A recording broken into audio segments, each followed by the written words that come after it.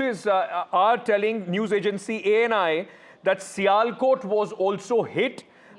Terror camps with special, precision munitions were targeted in these hits. Out of the 9 places targeted, 4 are in mainland Pakistan, 5 in Pakistan-Occupied Kashmir. So, Shiv, like we have been talking about, the terror headquarters of Bahawalpur, Muridke, and apart from that, Sialkot in Pakistan mainland has also been targeted in these precision strikes. That's correct, Ankit. 5 targets in PoK, 4 in Pakistan, in Pakistan mainland have been hit. The main targets on the mainland, like you just pointed out, Muridke, Sialkot and Bahawalpur. It bears constant repeating right now because many of our viewers may not be fully abreast of the importance of these cities. These are the headquarters of organizations like the Lashkar-e-Taiba, which has indirectly taken responsibility for what happened in Pahalgam, and the Jaish-e-Mohammed, which was responsible for the Pulwama attack in 2019, in response to which India bombed Balakot. Now, Ankit, if you're looking at social media right now, if you're looking at the interwebs right now, they are flooded with videos, of the missile strikes in all parts of these 9 cities and these 9 targets. There are some unverified videos also floating around, so we are obviously filtering those out. But the damage is very, very clear, and I want to make this point emphatically, Ankit, that unlike Balakot, unlike Uri, let's take Balakot for the moment, where the damage was not visible because India had used penetration devices to hit the basement of that seminary in Balakot of the Jaish-e-Mohammed. This time, those lessons have been learned. The damage is visual, it's dramatic, it's spectacular, it is indisputable. It is not bogged down by claims and counterclaims as to whether the missiles, hit buildings at all. The damage is very clear to see, and this is not information coming out from the Indian Air Force or the Indian Army or the Navy, but Pakistani civilians and Kashmiri civilians in PoK who are filming the damage using their mobile phones and putting it onto social media.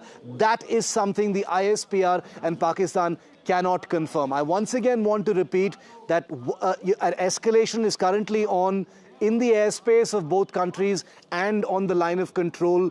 Please mentally prepare yourself for damage. This is how militaries work. Losses are accounted for whenever there is an escalation. When India decided to conduct these missile strikes, it would have accounted for the possibility of damage on the Indian side. Make no mistake about that, and therefore keep that in mind when you consume all the news breaks that we're bringing to you this morning.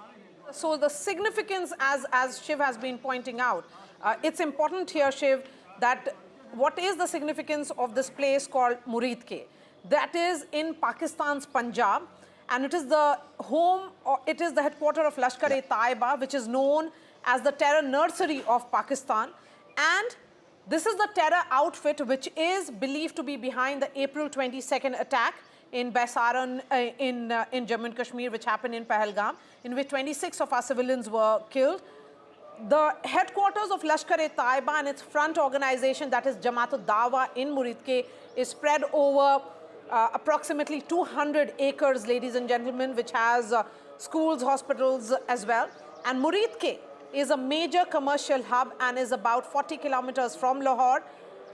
India's strikes have been with immense precision, and it has been carried out in Bahawalpur in Pakistan's Punjab, Kotli and Muzaffarabad in Pakistan-occupied Kashmir. So 5 points in Pakistan-occupied Kashmir and 4 points four targets in Pakistan is what we can tell our viewers at this point. And Ankit is right there at the map where all these details will be shared. Over to you, Ankit. Our viewers, ladies and gentlemen, very good morning. If you are waking up at this moment, you are waking up with the biggest story of the day. India hits back. Operation Sindoor has been conducted in Pakistan for the first time. All 3 forces, and if I may add, possibly after 1971, all 3 forces in action to take some sort of a lesson as far as Pakistan Pakistan is concerned, very quickly, let me tell you the areas which have been targeted in this precision strike that took place at around 1:44 a.m. is what we know. These are the places, and I will start from Pakistan-Occupied Kashmir. That's right at the top. Muzaffarabad, Kotli, Gulpur, Bimbar are all in Pakistan-Occupied Kashmir. Then there have been three important places in mainland Pakistan: Sialkot, Muridke and Bahawalpur. All these are terror nurseries, the headquarters of Jaish-e-Mohammed and Lashkar-e-Toiba. This is where the people, those who are known as the monsters in India, the butchers of 26/11 Mumbai attack, Hafiz Saeed and Masood Azhar, all of them, this is where their headquarters are, in Bahawalpur and Muridke. From these places they operate, brainwash young minds, send them after training across to India. This is also the places where the Pakistani military ISI supports this terror export of theirs, not only against India but across the globe.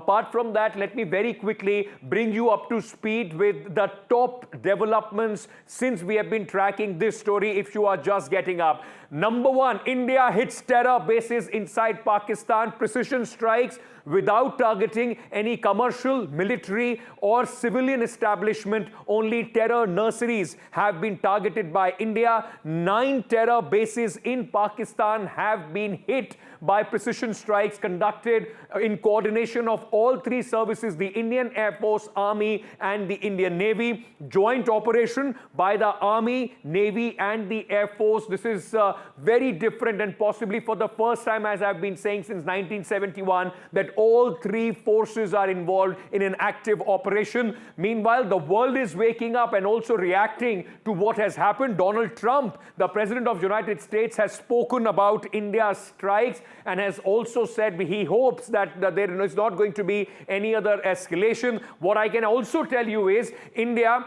has in fact spoken to its allies. National Security Advisor Ajit Doval has spoken to United States Secretary of State, and our Ministry of External Affairs has also in fact sent out precision briefs for United States, United Kingdom, UAE and Russia, important allies as far as India is concerned.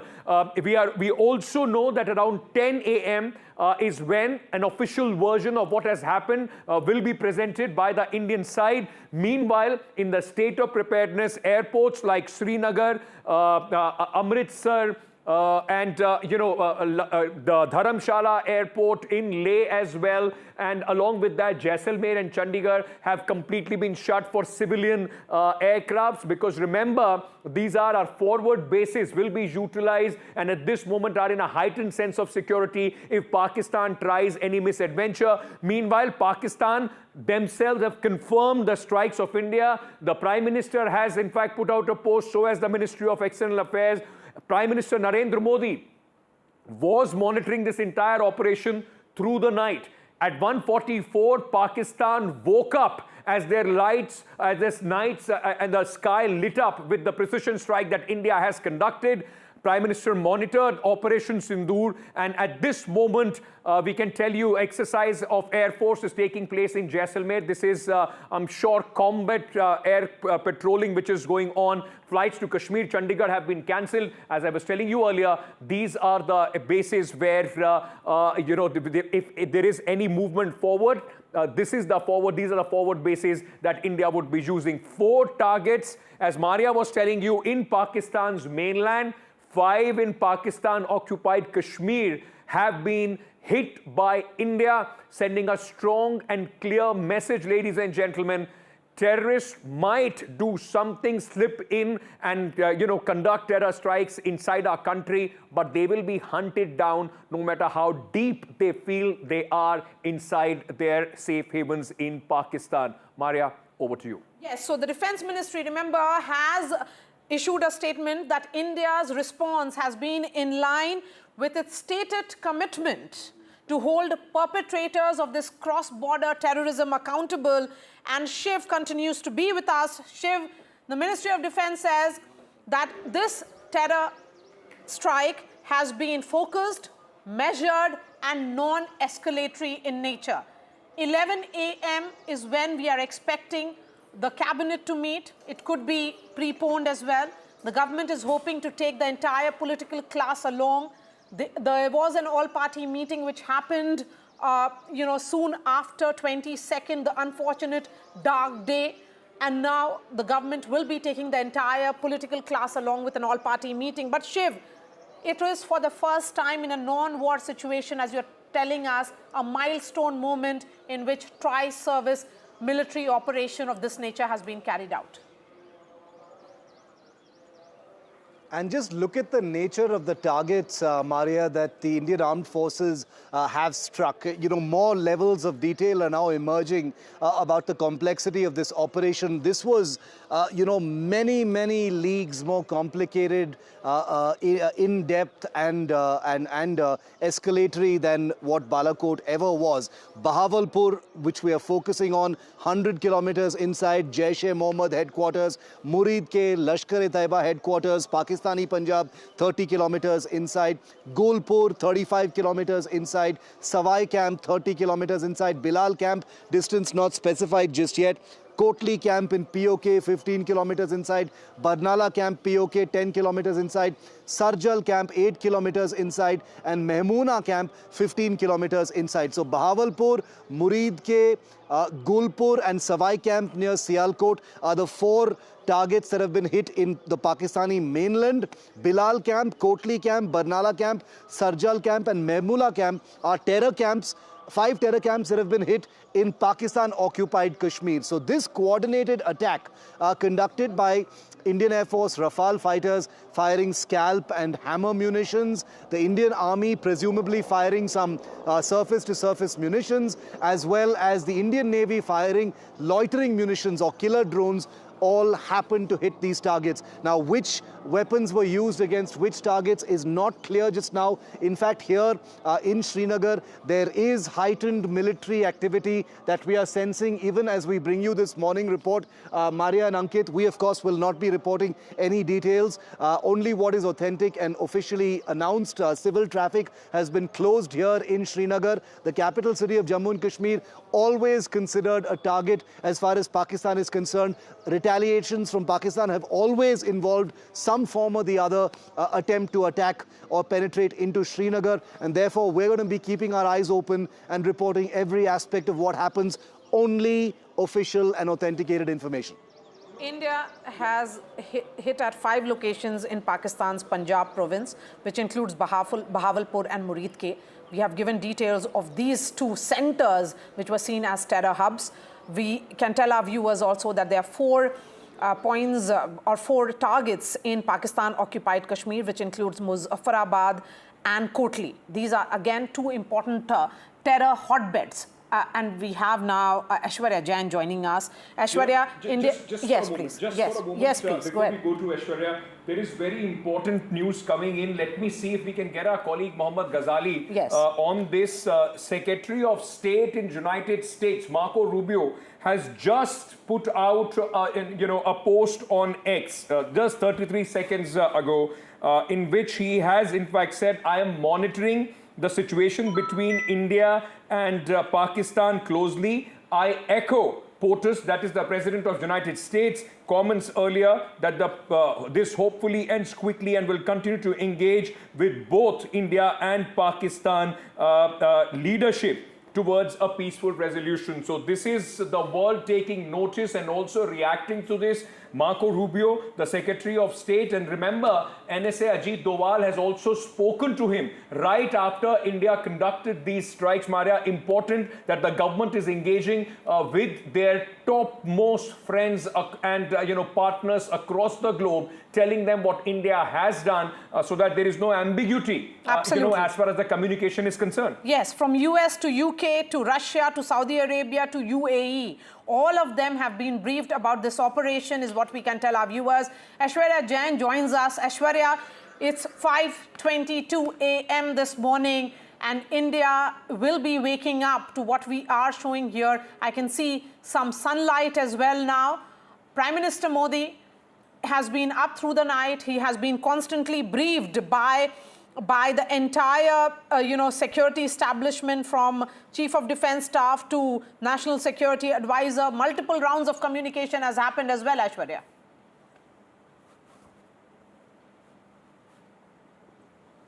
Well, certainly Indian flags are rising high at the Rationale Hills this morning after India striked Pakistan. And what Prime Minister stated in the past at several occasions that India will find those terrorists till the end of the earth, and India will give a befitting reply to the Pak-sponsored terror or the perpetrators who are sitting across and conducting these terror strikes on the Indian soil. And that's a coordinated effort by the three armed forces, and certainly one of its kind that we have never seen in the history.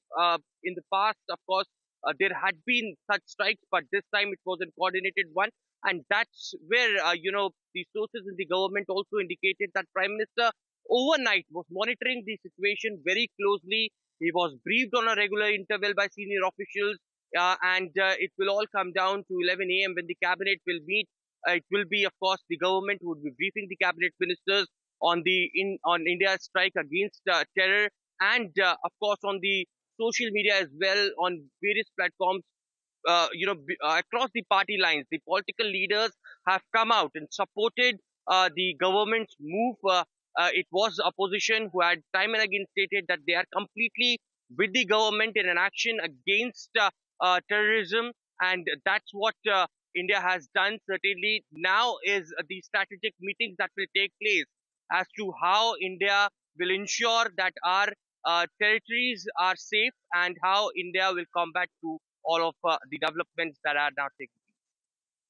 The Ministry of Defence has confirmed 9 specific terror targets were hit during this entire operation, including headquarters of Jaish-e-Mohammed, which is in Bahawalpur, Lashkar-e-Taiba in Muridke. Remember, it is Lashkar-e-Taiba which is believed to be behind the terror strike which happened, attack which happened on our civilians in Pahalgam on 22nd. So on... Mara, I just want to yes.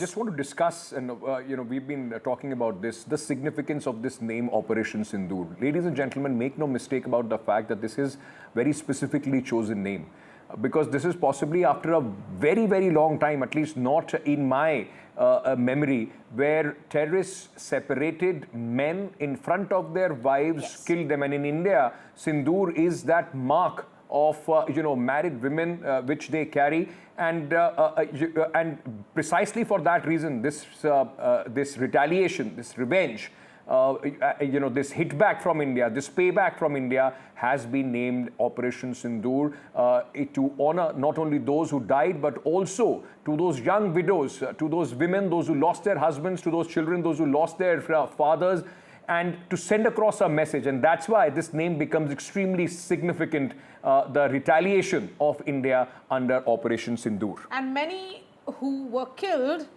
were actually, and there have been young brides, Absolutely. grieving brides as well. I mean, they were on honeymoon. So the significance of that sindoor, the symbolism which is associated with married women, the chuda, the sindoor, cannot be missed. And remember, the moment this was carried out and Indian, our fighter planes were back on soil, the message came in from the Defense Minister, Rajnath Singh, who said, Jai Hind Ki Sena.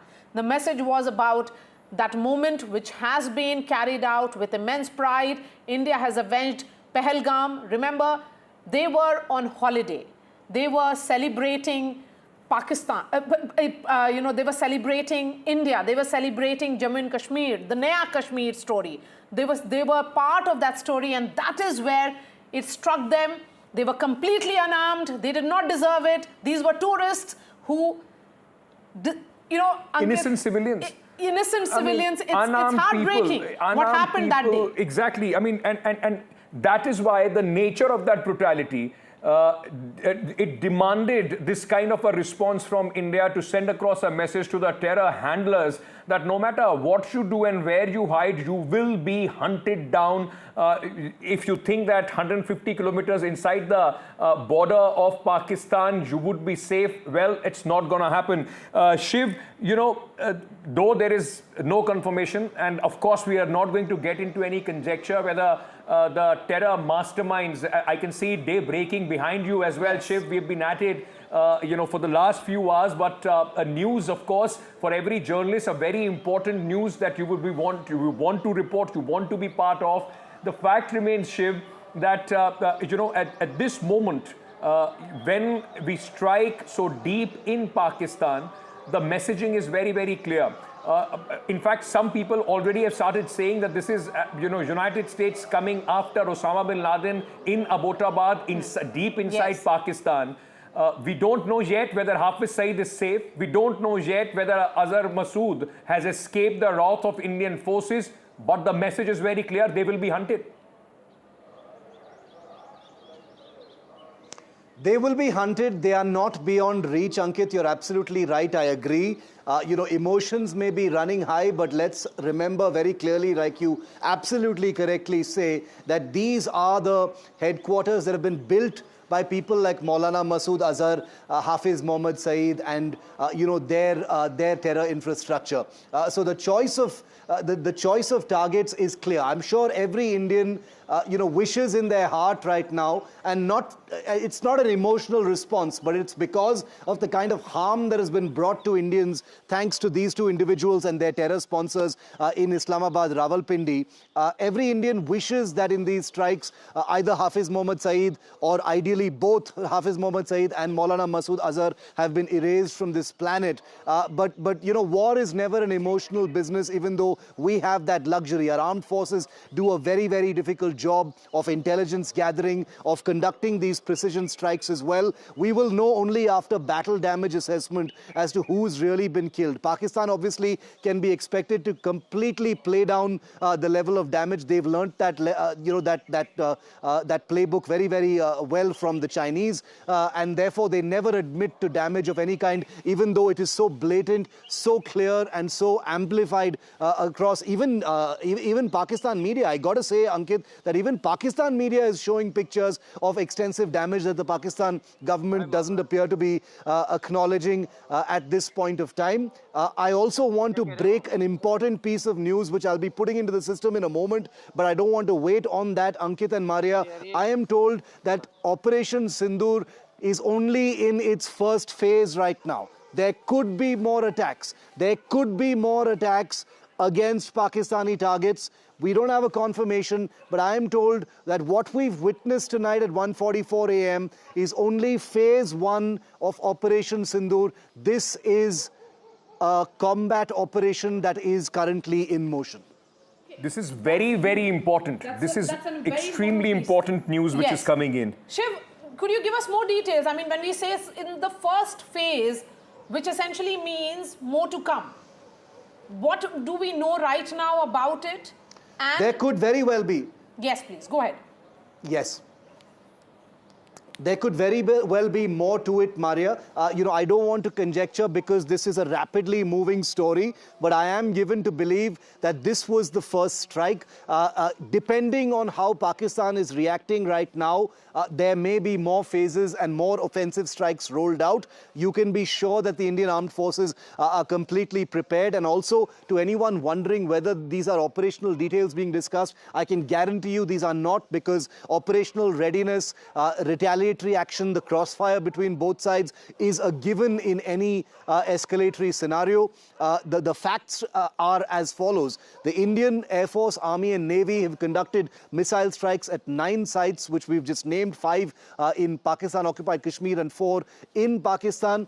The Pakistan side has retaliated at the line of control. There's a huge crossfire taking place on the line of control. There are aircraft in the air. There are claims about fighters being, shot down on either side.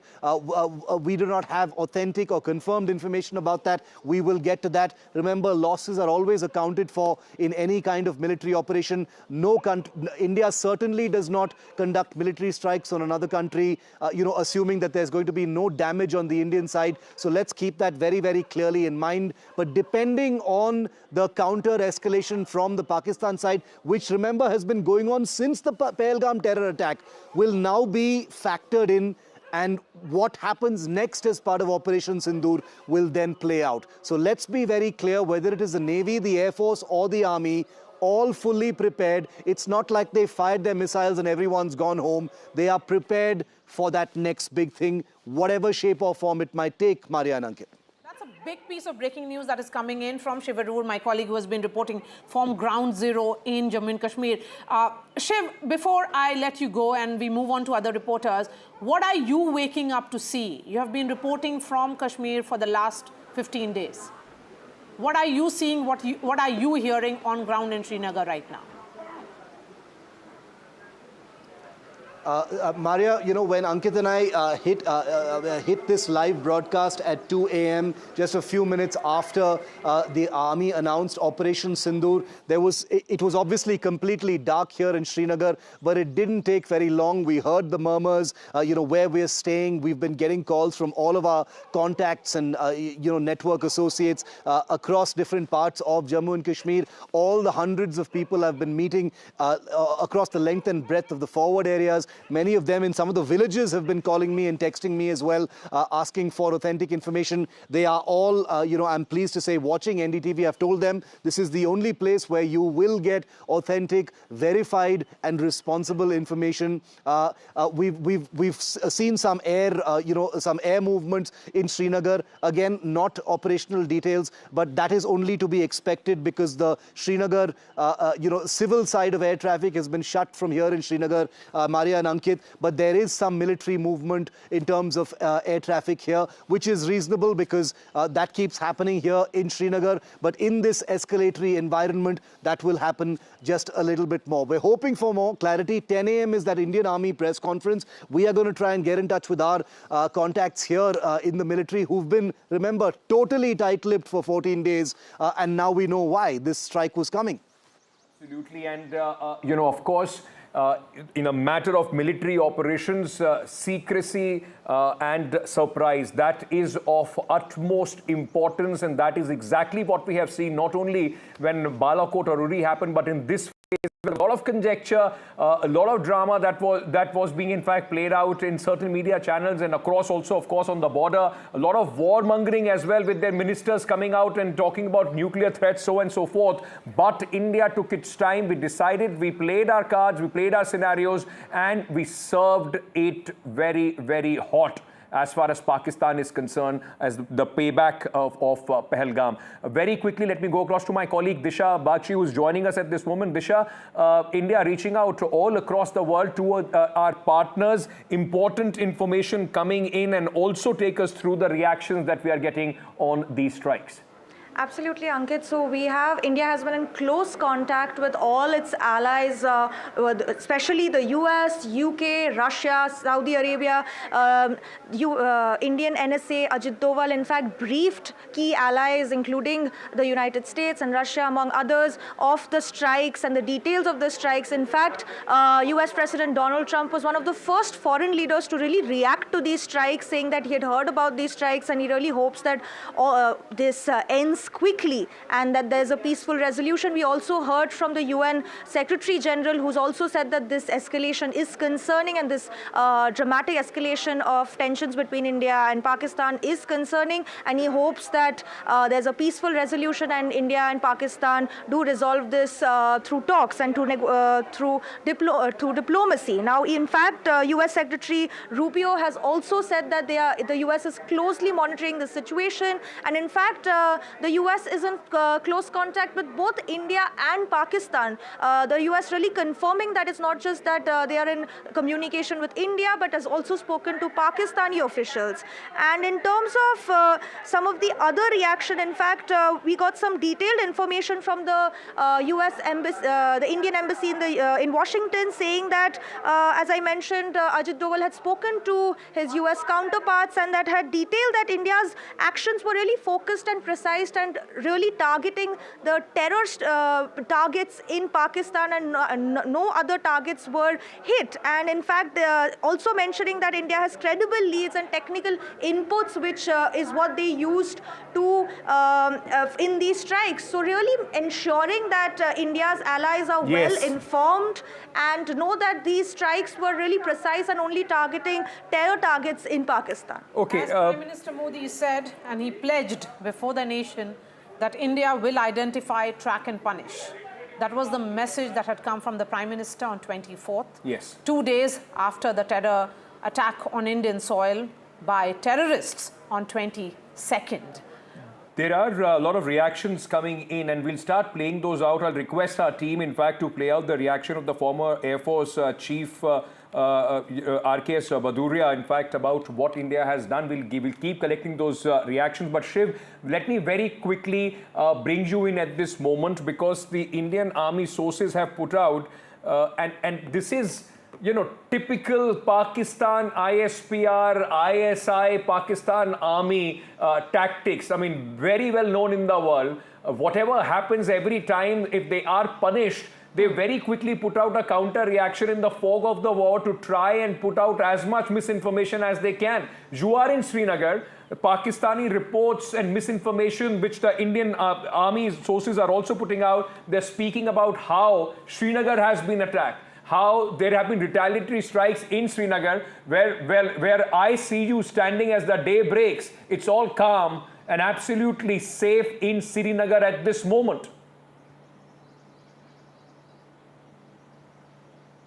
Ankit, you know, you couldn't be more correct about this. Pakistan's playbook is to keep, many different kinds of fake news absolutely ready. And whenever an Indian attack happens, quickly, flood the internet and the interwebs and social media with misinformation. That's the reason why we're hearing from the Indian Army that a series of claims being made by Pakistan about some brigade headquarters being destroyed, some garrisons being bombed, Indian personnel being taken prisoner, etc., are patently fake news at this point of time. But I want to separate that from the fog of war, which you very, very correctly mentioned, Ankit and Maria, which is that in this absence of authentic information coming in, apart from a confirmation officially that the attack has happened, we are dependent on source-based information, which on NDTV we do not take at face value. We always corroborate it and put it out. But it must be said, Srinagar is calm right now. There are movements taking place,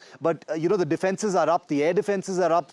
There is a nearby air station as well, where civil traffic has been completely shut at this point of time. We have to acknowledge that places like Srinagar are always, targets for any kind of retaliatory attack in case things escalate beyond where things are at right now. But let's remember very clearly that amidst this entire fog of war, Ankit and Maria, the line of control is seeing very, very heavy escalatory artillery fire. Small arms fire for 2 weeks, and on day 15 after India attacks, the big guns have opened up. We're talking about, 130 mm and 155 mm artillery guns which have started firing. India has started responding. If you remember, a few days ago when I was reporting from LOC in Kupwara, I had said that the Pakistan Army had rolled in its Chinese SH-15 howitzer guns, intending to escalate it, and that is precisely what has happened now. They were waiting for India to strike before escalating, and that's taking place. I want to be very realistic about one thing.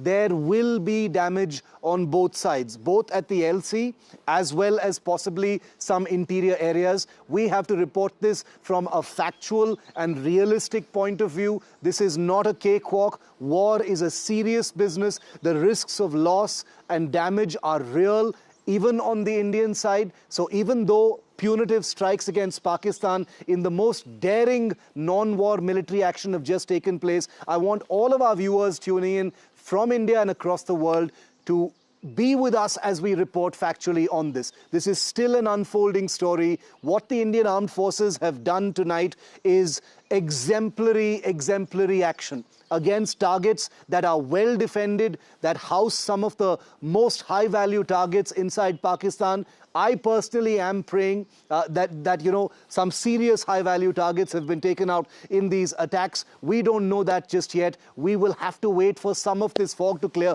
I have personally asked the Indian Air Force and the Indian Army to, you know, to give us more authentic information about what's coming out, so that we can report in a much more authentic manner in terms of some of the claims and counterclaims that are being made at this time. Ankit and Maria.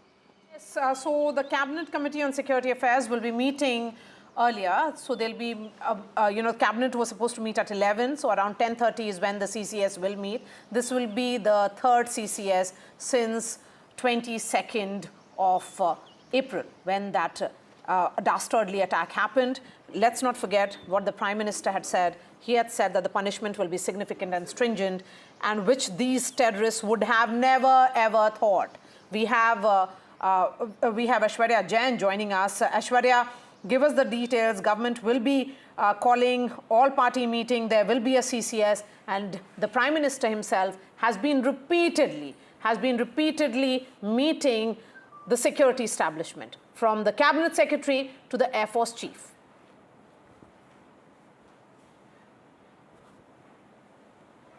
Well, certainly, and there will be an unimaginable action. These were the words of Prime Minister Narendra Modi as far as the revenge of Pahalgam terror attack is concerned.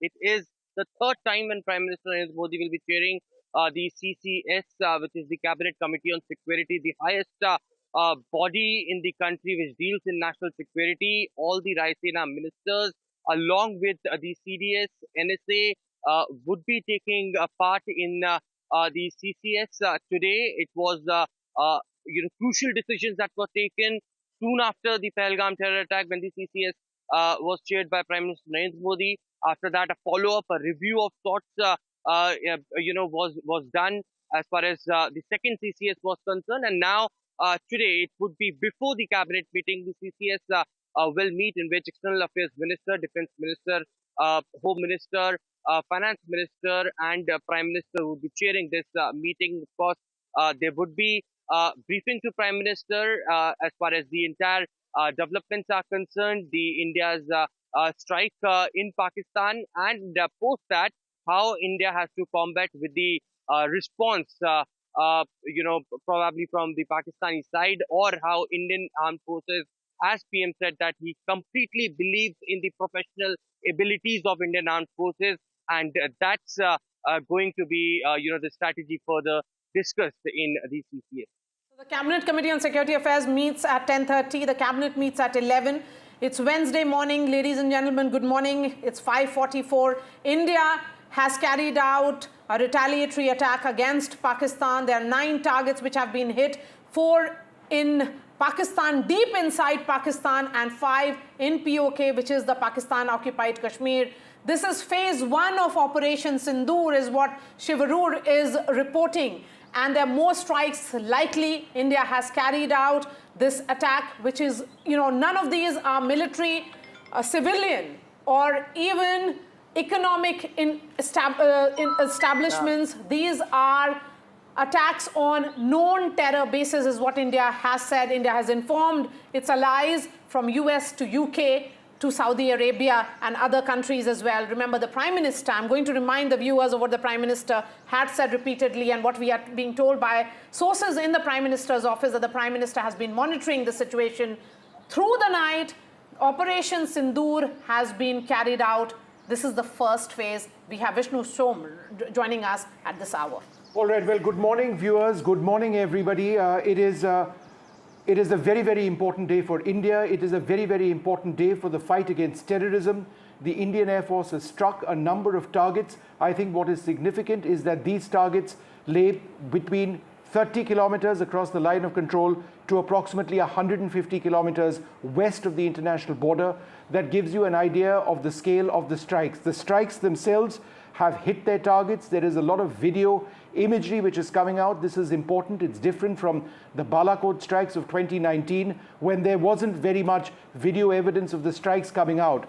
The Indian Armed Forces have released, or the government has released, a statement talking about these strikes. Importantly, the Pakistanis have responded. There is a flood of information, as we've been reporting on social media. We are trying to decipher a lot of that. A lot of that is not true. It's purely speculative, and it's purely garbage coming from their side. So we are not reporting all of that. I think at this juncture, and Shiv come in on this, is that there has been an important clarification which has come in from our government sources, highlighting quite categorically what is fake news. So in as much as we report the news, it's important to also report what is confirmed to be fake. Now, Pakistani ISPR, their inter-services PR mechanism, has said that 15 locations have been hit inside India by missiles as retaliatory strikes by Pakistan. This is fake news. They've said that Srinagar Air Base has been struck by the Pakistan Air Force. This is fake news. They've said that brigade headquarters of the Indian Army, a brigade headquarters of the Indian Army, has been destroyed. This is fake news.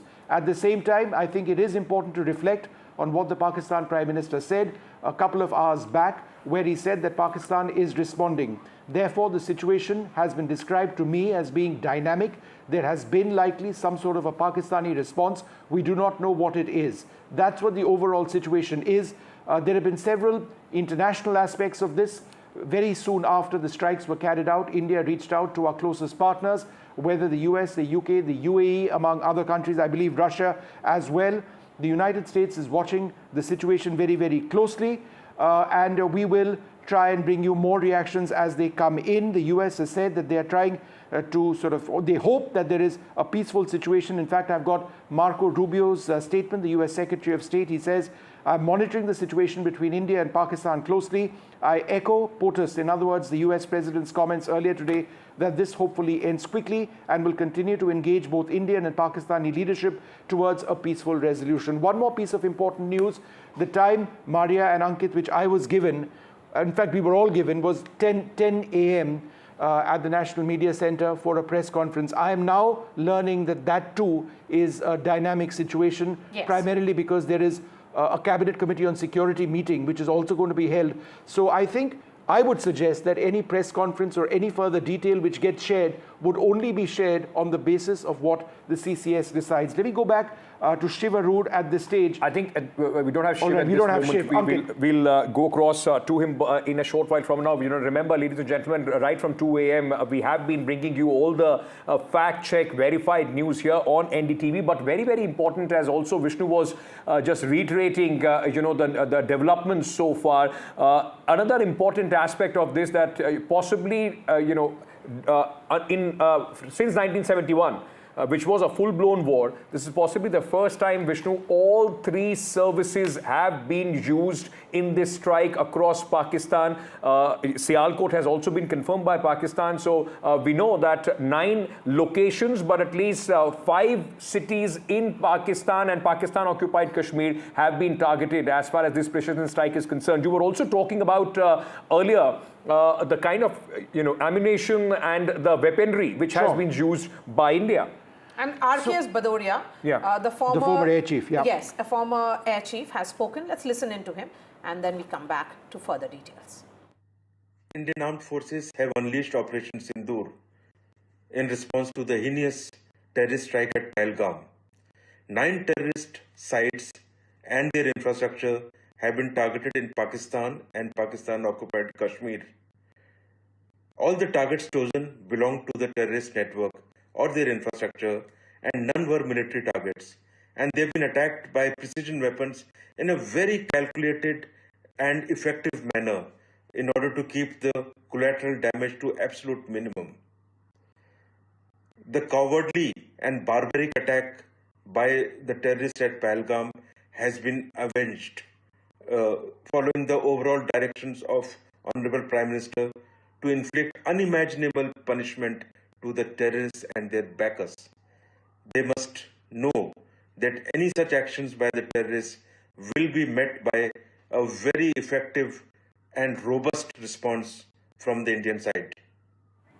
So 9 targets that we are looking at, viewers, is Bahawalpur, which is 100 kilometers inside Pakistan, Murid-Ke, which is 30 kilometers inside Pakistan. And in minutes from now, we'll be putting that detailed map for our viewers as well. So 9 camps, terror camps, which have been hit. And this is a military attack which was carried out, military strike which was carried out. And the significance of Vishnu, which has happened in a non-war situation for the first time, that all 3 services were used. How should this be seen, particularly on a day that India will be carrying out its preparations of sorts. Today is 7th we are waking up to, and that's when we were told that there will be some kind of preparations that we'll be seeing. I think that's a very important point, simply Yes. because we are waking up. We've been up now for the last several hours, but a lot of people would be waking up to news of these strikes having taken place. This becomes extremely important. The civil defense, announcements which were made, because this is the dynamic situation. In speaking to senior officials just a little while back, this is what they've described. This may not be done as yet. Whether India carries on further strikes is something that we need to actually look at. To answer your question and to inform our viewers of the weapons which were likely used, there were the Scalp long-range cruise missiles, which have a range of approximately beyond 200 kilometers. Remember, the target in Bahawalpur was 200 kilometers west of the international boundary. That is very, very significant. India has never struck a target that far out inside Pakistan proper since the 1971 war. So I want to make it very clear, since the 1971 war, India has never struck a target more than 200 kilometers west of the international border. Balakot was far more shallow. It was approximately 90 to 100 kilometers across the line of control. Why Bahawalpur? Because it's the headquarters of the Jaish-e-Mohammed. Murid-Ke, that's 30 kilometers from the border, that's opposite the Samba sector. It is an important Lashkar-e-Toiba camp. It is believed that terrorist handlers in operations, terrorist acts on our soil have been trained over there, have worked over there. There have been bases which have been struck far shallower, terrorist points, whether it's a Lashkar-e-Toiba camp in the Tangdar sector, in Gulpur opposite the Poonch Rajouri sector. There is in Kotli as well, that's approximately 15 kilometers from the line of control opposite the Rajouri area.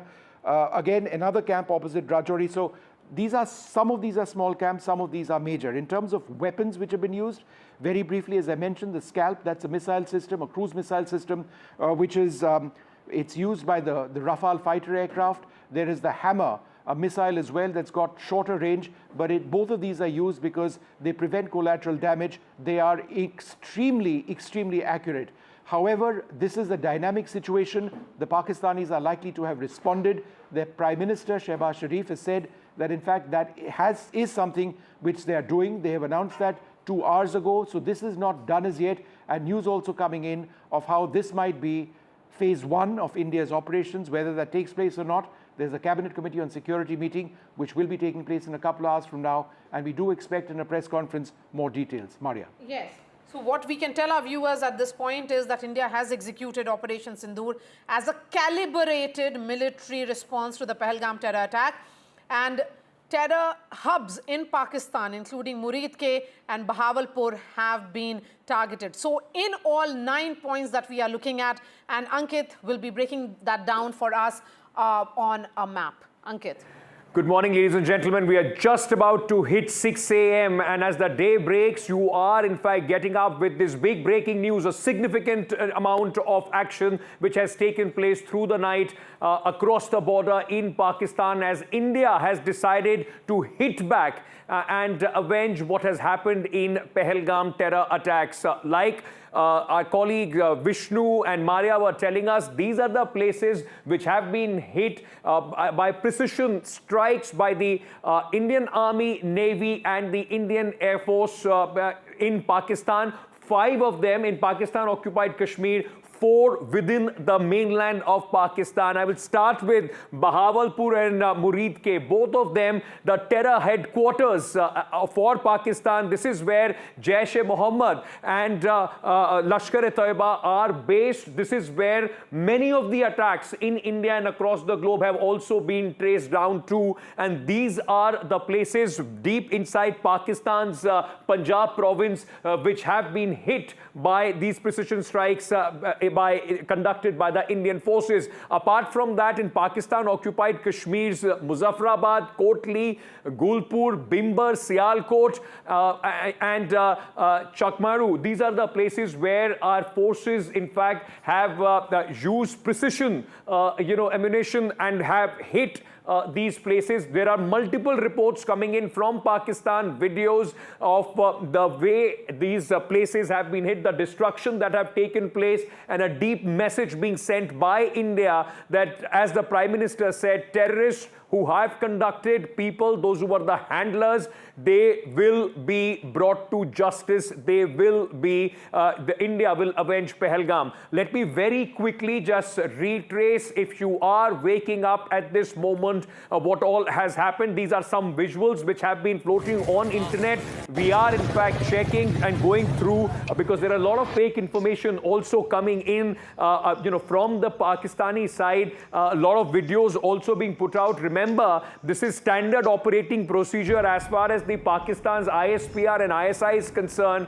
Throw in a lot of, fake news and in this fog of war and try and diffuse the situation, play it down whenever they are, in fact, punished. The operation which has been launched by India in the dead of the night on Wednesday night is called Operation Sindoor. This is India, in fact, hitting back and targeting 9 sites in the aftermath of the Pahalgam attack. Remember, in the last couple of weeks, there have been very, very important meetings, including Prime Minister meeting all the service chiefs, armed forces chiefs individually, and the Prime Minister, in fact, meeting all the other important members of our security establishment before this terror strike has taken place. We have also been told Prime Minister Narendra Modi was monitoring this situation from, throughout the night as the operation unfolded, and there are going to be important meetings, the Cabinet Committee on Security, which will be meeting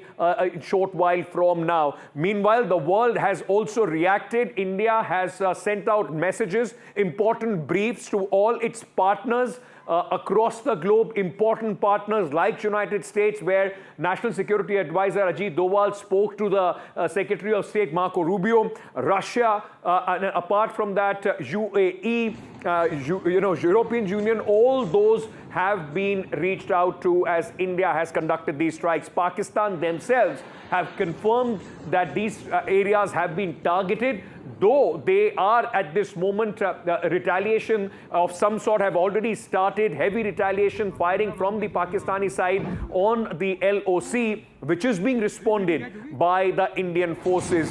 Very quickly, let's go across to our colleague Aishwarya, who is with us this morning. Aishwarya, what are you hearing? Because one after another, there are going to be meetings.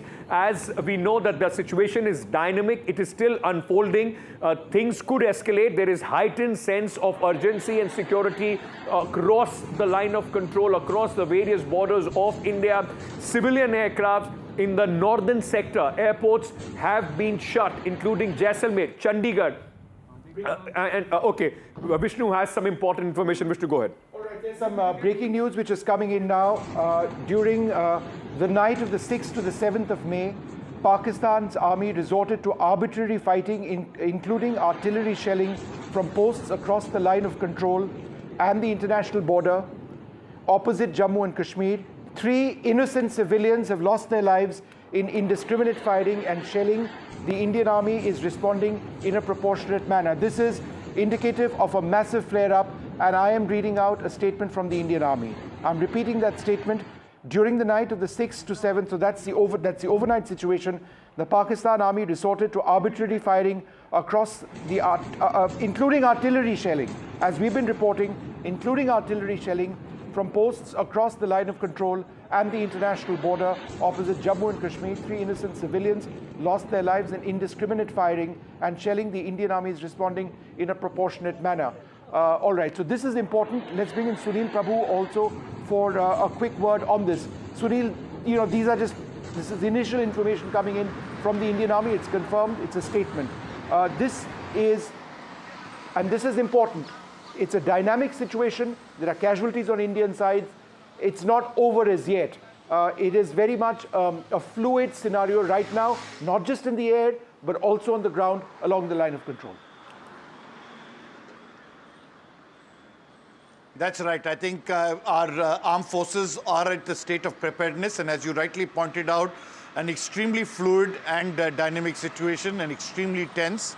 Right through the night, the armed forces chief, as well as the entire security establishment, have been closely monitoring the situation, including the Prime Minister. And as they've said in a statement too, and briefed their various counterparts and allies, they have very specifically said that they have, targeted non-military targets, and with, extremely careful precision, but also with great restraint, maximum restraint, but wanted to strike at the root of terror, where India has been affected for decades. And that's the reason why no less than the Indian counterparts have been telling everybody concerned that what we have done is where terror has been emanating, be it the Jaish-e-Mohammed, be it the LET. These are camps which our security as well as intelligence agencies have been monitoring for months, if not years. And that's the reason why they wanted to ensure that this will be seen as a deterrent, to ensure that in future, that whenever you attempt to do any kind of horrific killings, as we saw in Pahalgam, there will be an equal response. And I think from cutting across party lines, Vishnu, there's a bipartisan support, a political unity. Let me just quickly go across to Aishwarya Jain as well. Aishwarya, a couple of important developments this morning expected to take place. There's an all-important press conference we expect, but also a meeting of the Cabinet Committee on Security. What's happening in Delhi in the hours ahead?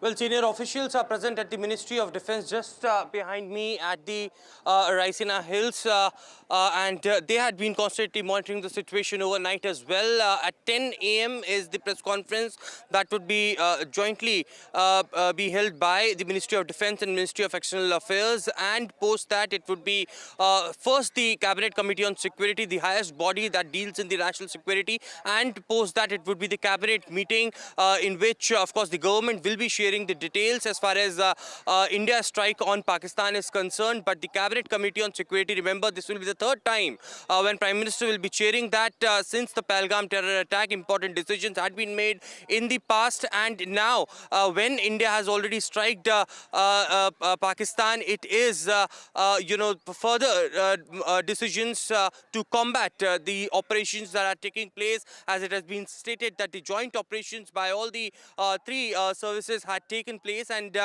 in regards to that, of course, important decisions can be taken for the near future. So important meetings will be likely be chaired. Prime Minister Narendra Modi is at 7 Lok Kalyan mark currently. He had overnight closely monitored the entire situation, and in the upcoming few hours we can see more movement in 7 LKM. Army artillery firing has begun at LOC in Kupwara, in addition to Poonch, Rajouri and KG sectors as well. This means that entire LOC, Jammu and Kashmir sectors now have been lit up fully by artillery crossfire, is what Shivarood is reporting. Shivarood, what else can you tell us? We are looking at 6 a.m. We have been on this story reporting every aspect of it since 2 on NDTV.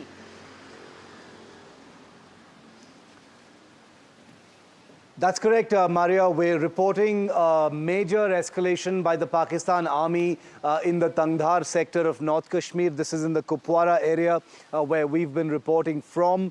There are images coming in of damage on the Indian side. There is extensive damage also on the Pakistan side. I am sure that there will be casualties of some kind on both sides, because this is not small arms fire of the kind we've seen in the ceasefire violations over the last 2 weeks. These are heavy guns being used, possibly 155 and 130 millimeter artillery, medium guns and heavy guns being used for this huge escalation from the Pakistani side. And the images that we've got from Tangdhar suggest that civilian areas are also being targeted by Pakistan. That's playbook stuff as far as Pakistan is concerned. They've never respected the terms of the ceasefire agreement at any point of time. Of course, that ceasefire is meaningless right now, given the escalations that have taken place for the last 2 weeks, in addition to what India has done last night as part of Operation Sindoor.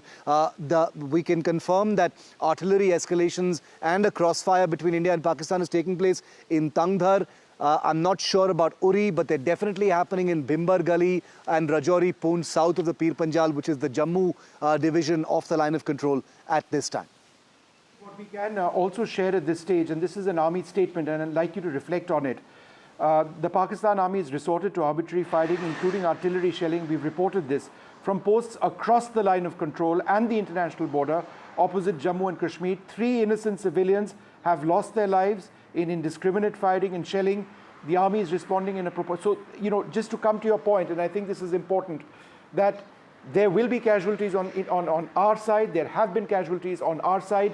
The situation remains fluid, not only on the air, even now, but certainly along the line of control and the international border.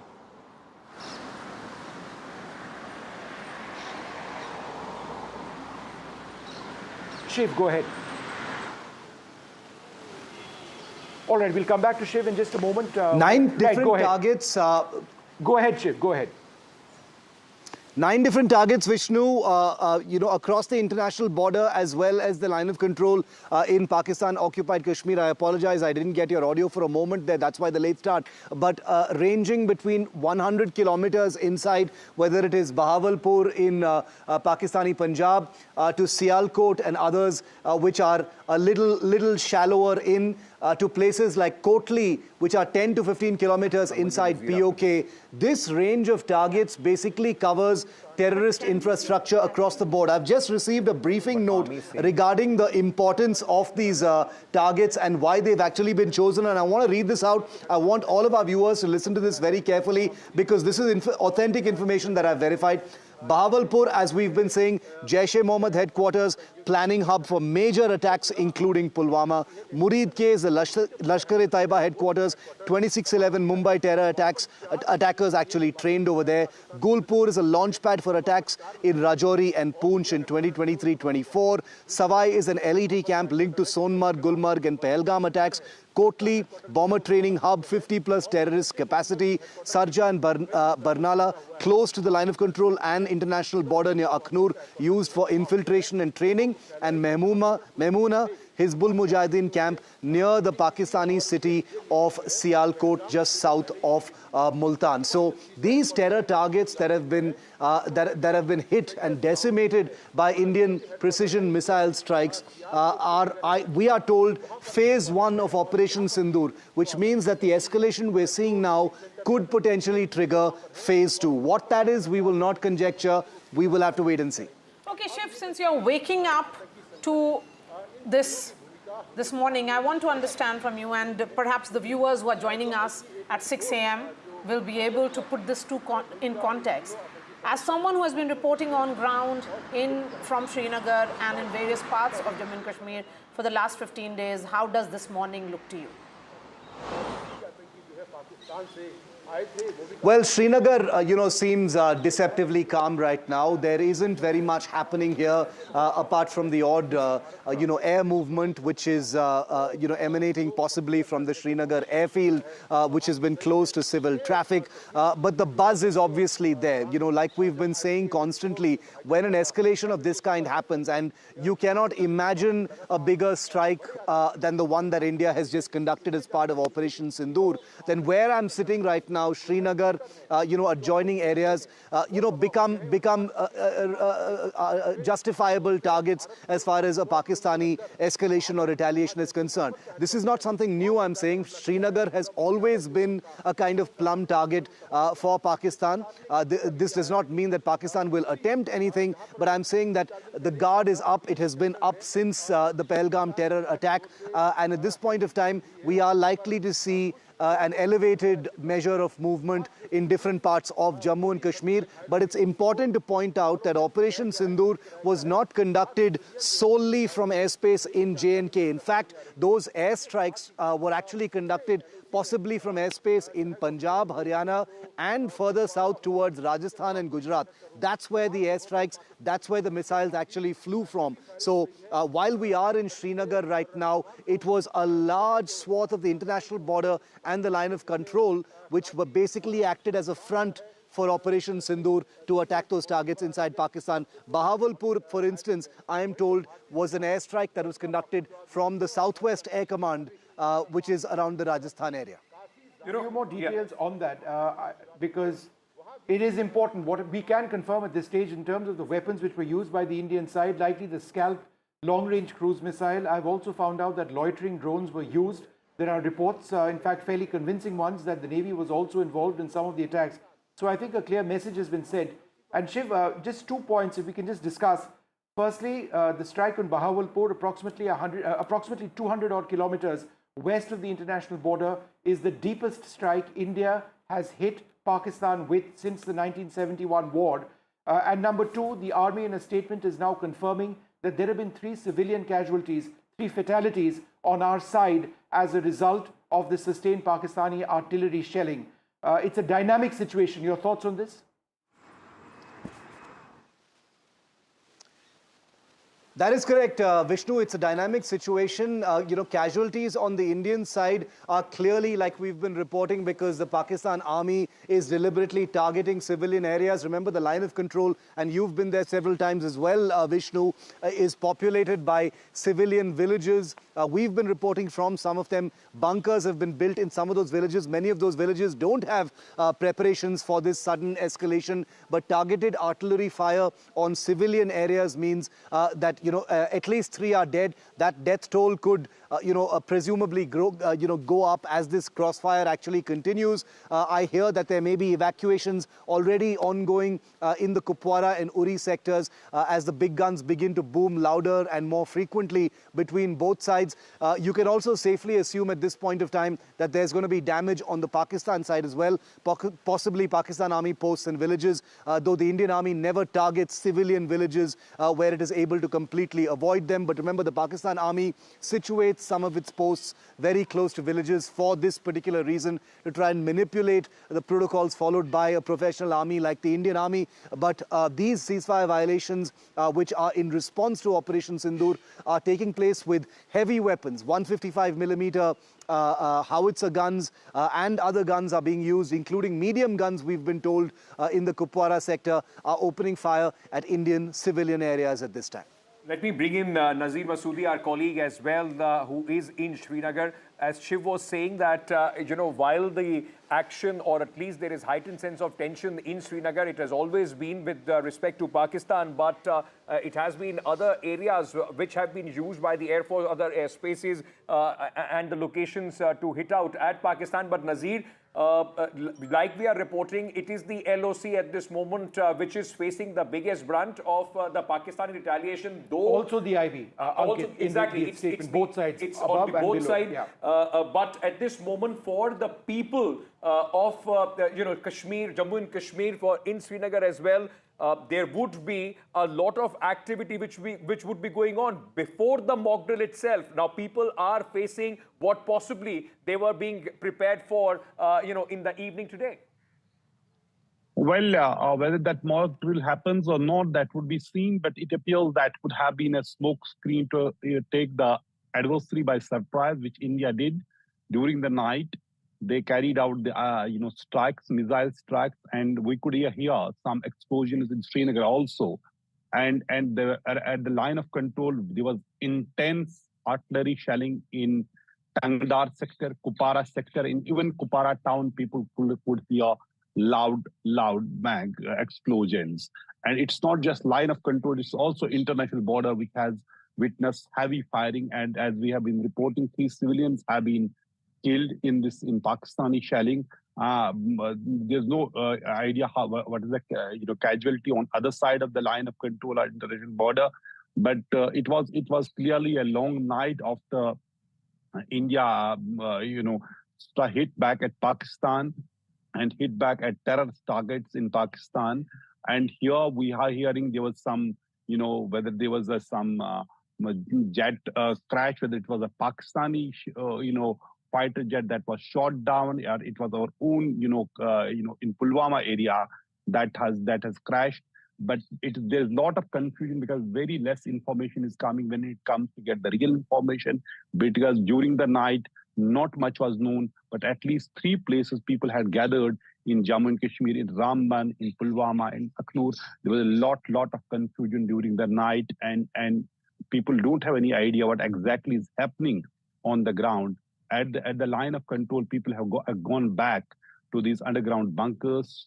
There have been several people who have been injured. This is what health authorities are telling us. They have, cancelled all the leaves of the doctors, particularly in border areas.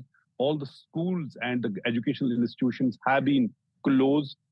In particular, in Jammu's 5 districts of Jammu, which include Jammu district, Samba, Kutwa, Poonch, and Rajouri. In all 5 districts of Jammu, schools have been closed. That is the official order. I have not heard any order from in this Kashmir division so far, but clearly there is a lot of fear and tension on the ground. People are fearful what would happen next because there was a huge, massive air activity during the night, even in Srinagar and in border areas.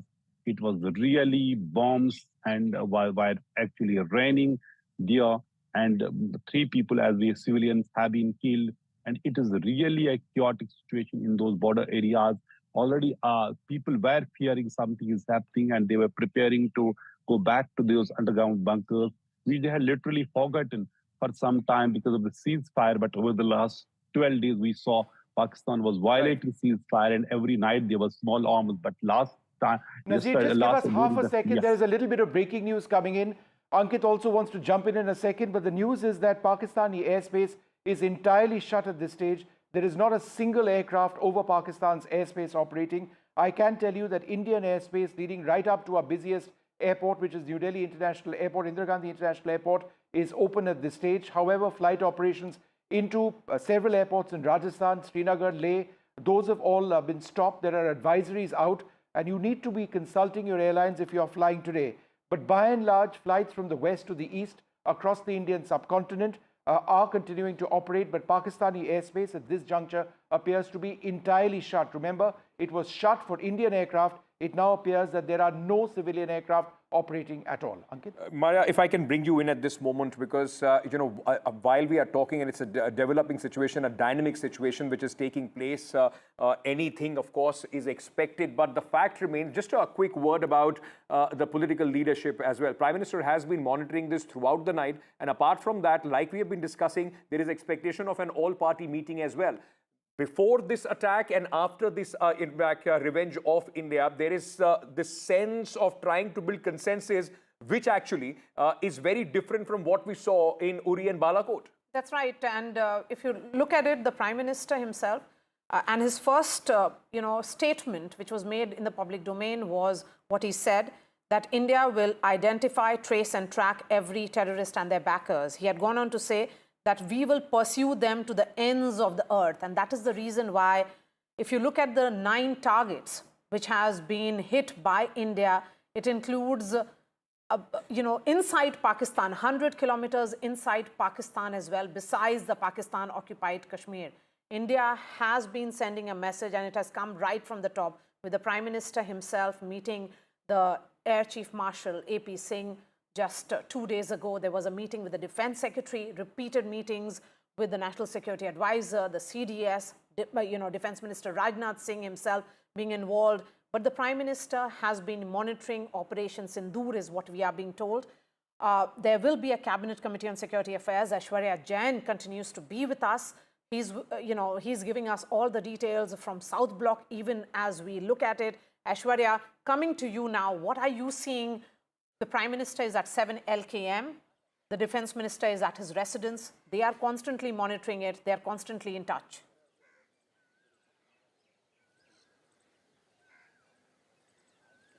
Well, after the diplomatic actions being taken by India to corner and isolate Pakistan, it is a kinetic action that has also been taken. The military action on on the hotspots of terror belts in Pakistan or in Pakistan-occupied Jammu and Kashmir, but certainly it is within the country. These officials from the Ministry of Defence has been constantly monitoring the situation overnight at the Raisina Hills, where Ministry of Defence just behind me. There are senior officials who are already present and they haven't moved out. It is Prime Minister Narendra Modi who is at 7 Lok Kalyan Marg, and he, according to the sources in the Prime Minister's office, was constantly monitoring the situation overnight and is expected to be briefed by This the is, senior a press release and a media invite which has come in from the army. In fact, the press brief on Operation Sindoor will be conducted on 7th May 2025 at the Media Center, Press Information Bureau, Shastri Bhavan, at the 10 a.m. time is 10 a.m. So first official confirmation, a media invite has been sent by the Indian Army, and there will be a press conference on Operation Sindoor at 10 a.m. Vishnu, as we were talking about this earlier, though the situation was dynamic, but now it has been confirmed that the Army would be doing a full briefing of what we have done, the strikes that we have conducted inside the terror camps of Pakistan. I think in a situation like this, and we've seen this during Balakot as well, there has been a complete glaring lack of information which comes in. Social media at this juncture on the Pakistani side is inundated with information. A lot of that is fake news. This press conference, which is going to take place in less than 4 hours from now, approximately 3 hours, 30 minutes from now, is going to be critical in outlining what India has achieved in these operations, what the goals in these operations were, the involvement of the forces, and anything else. And the news is not necessarily all one way. We have already reported that there have been 3 Indian nationals who have been killed in strikes by Pakistan, artillery shelling, which has been taking place very, very extensively along the international border and also along the line of control.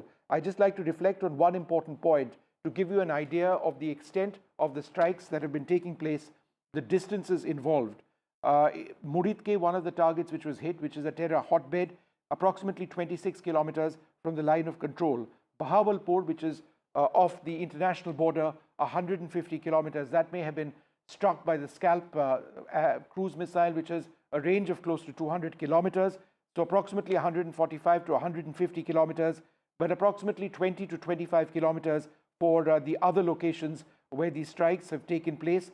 The broad areas, and the camps have specific names, but the broad areas are Muzaffarabad, Kotli, Gulpur, Bhimber, and Sialkot.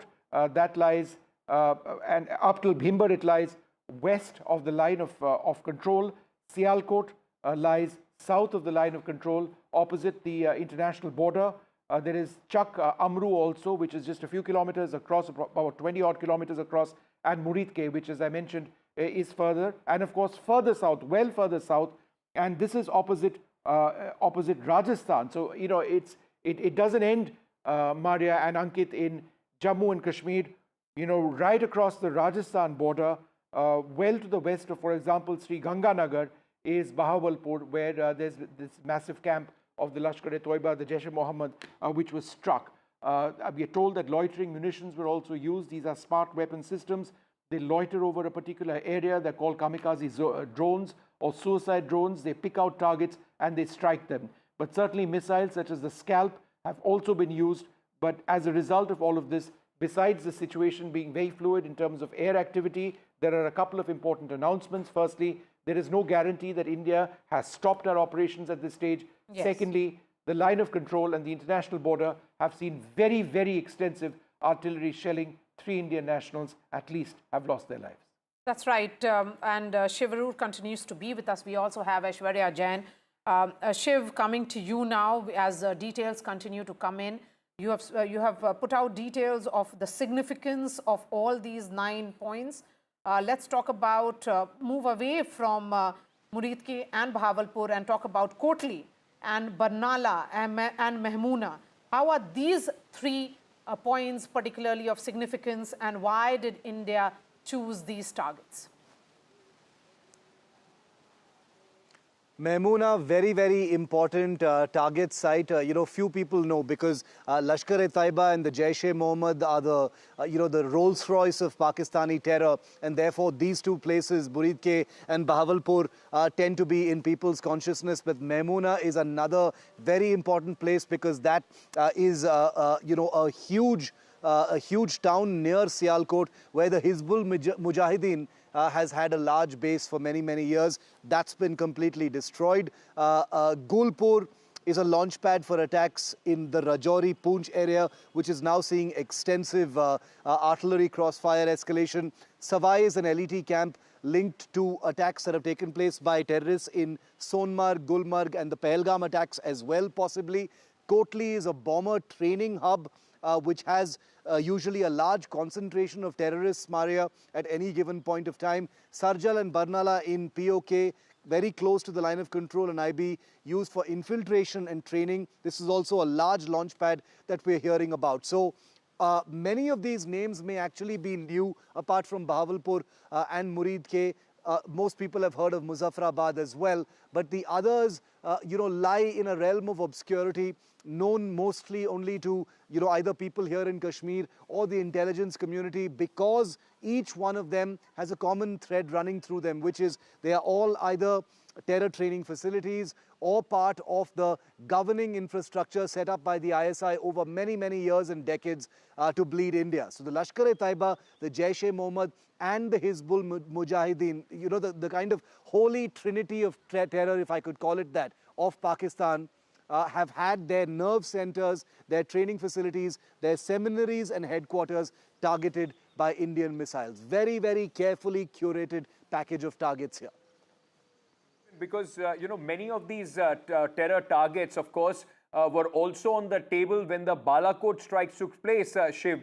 So this time it is significantly different, isn't it? Not only because of the distance that and the areas that have been targeted, but they were left at that point of time, but have been chosen to be hit in this precision strike.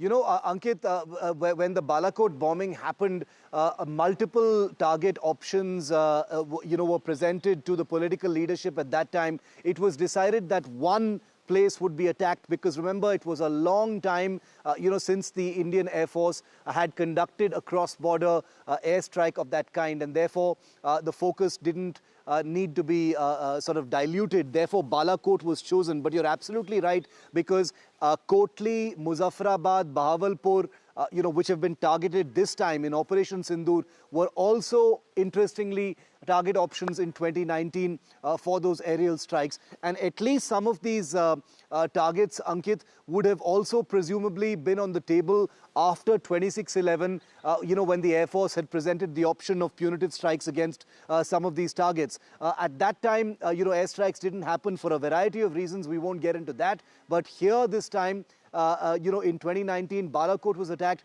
This time, Kotli, Kotli, Barnala, Sarjan, Muzaffarabad, these are places which have been on the table before. This time, it looks like the Indian Air Force, the Indian military, and like we're saying, it wasn't just the Air Force, it was a tri-service effort under Operation Sindoor, where better technology, greater reach of Indian weapons, including the scalp hammer and those loitering munitions launched by the Indian Navy, allowed Indian military planners and war commanders to actually execute a variety of different targets. It's very important to acknowledge and factor in that between Balakot and today, the number of targets has gone up by a factor of 9, which is huge. It's a milestone in offensive action history. Let's go across quickly to Nazir Masoodi. Nazir, from where you are, what is the situation on the ground? Is there a great deal of tension? Are shops open? Are shops closed? We've spoken about civil drills, etc. What's happening around you? Well, Vishnu, it's too early to say whether shops would be open or not, but it appears in Srinagar they should. But largely we have seen over the last 2 weeks, there was a great amount of tension and traffic was less than half moving on the roads, and business was really down. The terror attack in Pahalgam had changed things drastically on the ground. But last night when there were these attacks and people were really awake through the night, particularly in the border areas in Srinagar, also we heard at least 2 explosions. and people have been really fearful what is going to happen next. Along the line of control in the border areas, there were loud explosions. Artillery shelling was used after several years. After February 2021, we had ceasefire along the line of control. People were living without any fear, but that has been shattered almost 12 days back. But this night was really hell for the people because at least 3 civilians have been killed in Pakistani shelling. Many others have been injured. Education institutions in Jammu division, in 5 districts, Jammu, Doda, Jammu, Kutwa, Samba, Poonch and Rajouri have been closed today. All the education institutions. Similarly, in the Kashmir Valley, Kupara, Baramulla, and Bandipur districts, these are bordering districts. Their education institutions have been, closed for today. This is the official order, and there will be no flight from Srinagar airport as well. Things appear to be very, grim. People don't know what exactly is happening. So far, there has not been any update whether this mock drill, which was supposed to happen this evening, is going to happen as per the schedule. But the way things are playing out, particularly in the border areas, it is really tough. During the night, there was some fighter jet which may have crashed or shot down. We don't know whether it's a Pakistani jet or it's our own fighter plane which had crashed in nearby in Srinagar. So there was lots of people. There was one school was completely damaged in that fire, and people were really fearful what exactly is happening. There are also similar reports, happening in Aknoor. People have seen that there was whether there was some Pakistani strike or India shot some Pakistani fighter. Nothing is actually known what exactly happened. But it is one thing is very clear what we know so far here in Kashmir, that all those areas which were known for having terror bases or the militant leadership like the Jaish commanders, Masood Azhar was in Bahawalpur, and then the Hizbul leadership, Lashkars in Muzaffarabad, Murdiki, and they have been targeted where they were there. That all right, Nazir, just hold that thought for a moment. What I'd like to tell our viewers right now who are just tuning in, a couple of important points. Overnight, starting at approximately 1:44 a.m. in the morning, India has struck 9 targets. It's called Operation Sindoor. These are the broad areas where they've struck. In each of these areas, there are small terror camps which have been located, some big terror camps as well. So let's just focus in across. Now, the key part of the operations, which gives you an idea of the magnitude of the operations, is that one of the biggest strikes has taken place over here in Bahawalpur. Bahawalpur lying west of Punjab and Rajasthan, approximately 150 kilometers from the international border. There are shallower strikes which have taken place off the international border in the Jammu area, Muridke, in the Sialkot area, opposite the international border, and further up Bhimbar, Gulpur, Kotli and Muzaffarabad. These are shallower strikes up to a range of approximately 25 kilometers to the west of the line of control. The line that you see over here, the black line that you see, is India's belief. I mean, that is our boundary, that is our stated position. The line of control lies a little bit to the east of that. But those are the areas which have been struck inside Pakistan-occupied Kashmir and Pakistan proper over here. Several weapon systems have been used. The situation remains difficult at this stage. It's not quite over. There is an important press conference which will be taking place at 10 a.m. in the morning. It's being conducted by the Indian Army. As I understand it, this has been a tri-services operation with the Army, Air Force, Navy all involved. A host of different weapon systems which have been struck. Now, each of these areas, and there's a lot of footage which is now available, indicates that the attacks themselves which have gone through have been successful. Several terror training camps have been taken out. The Jaish-e-Mohammed's headquarters has been taken out over there. There is video evidence of that. The strikes, the targets which were hit, that's absolutely clear. Now, what has taken place also is as a result of the firing across the international border and the line of control going right up, there have been 3 Indian civilian casualties which have taken place as a result of artillery shelling. And now this is as important a part of these ongoing developments as we've seen, and I think we need to reflect on them as well. After the Indian strikes went in at 1:44 a.m., by which I mean missiles which were fired not necessarily on the Pakistani side, but they could have been lobbed across from India as well. We are unclear at this stage if Indian jets actually went across. But simultaneously, or perhaps a short while thereafter, Pakistan opened up with 155 millimeter and other artillery, and that is now taking place. The line of control extremely active right now. The Pakistani shelling has been described to us as being entirely indiscriminate. Therefore, there have been 3 civilian casualties. This is a fact that the Indian Army has now stated. There has also been a great deal of misinformation that has taken place. For example, a brigade headquarters of the Indian Army being struck, that is false information. More than a dozen strikes by Pakistan inside India, that is false information. Srinagar airport being made non-operational, that's again false information, which has been told to us by government sources over here. Now, in terms of flight operations taking place right now, is this live? I think this is a live image. That is one rare aircraft, and I think it's interesting to reflect on this. This is an Ethiopian flight on its way to Seoul. This is, surprisingly, the only flight in Pakistani airspace taking place right now, a flight from Addis Ababa to Seoul. But Pakistani airspace otherwise is absolutely blank. Indian airspace, as you can see, is completely open right now.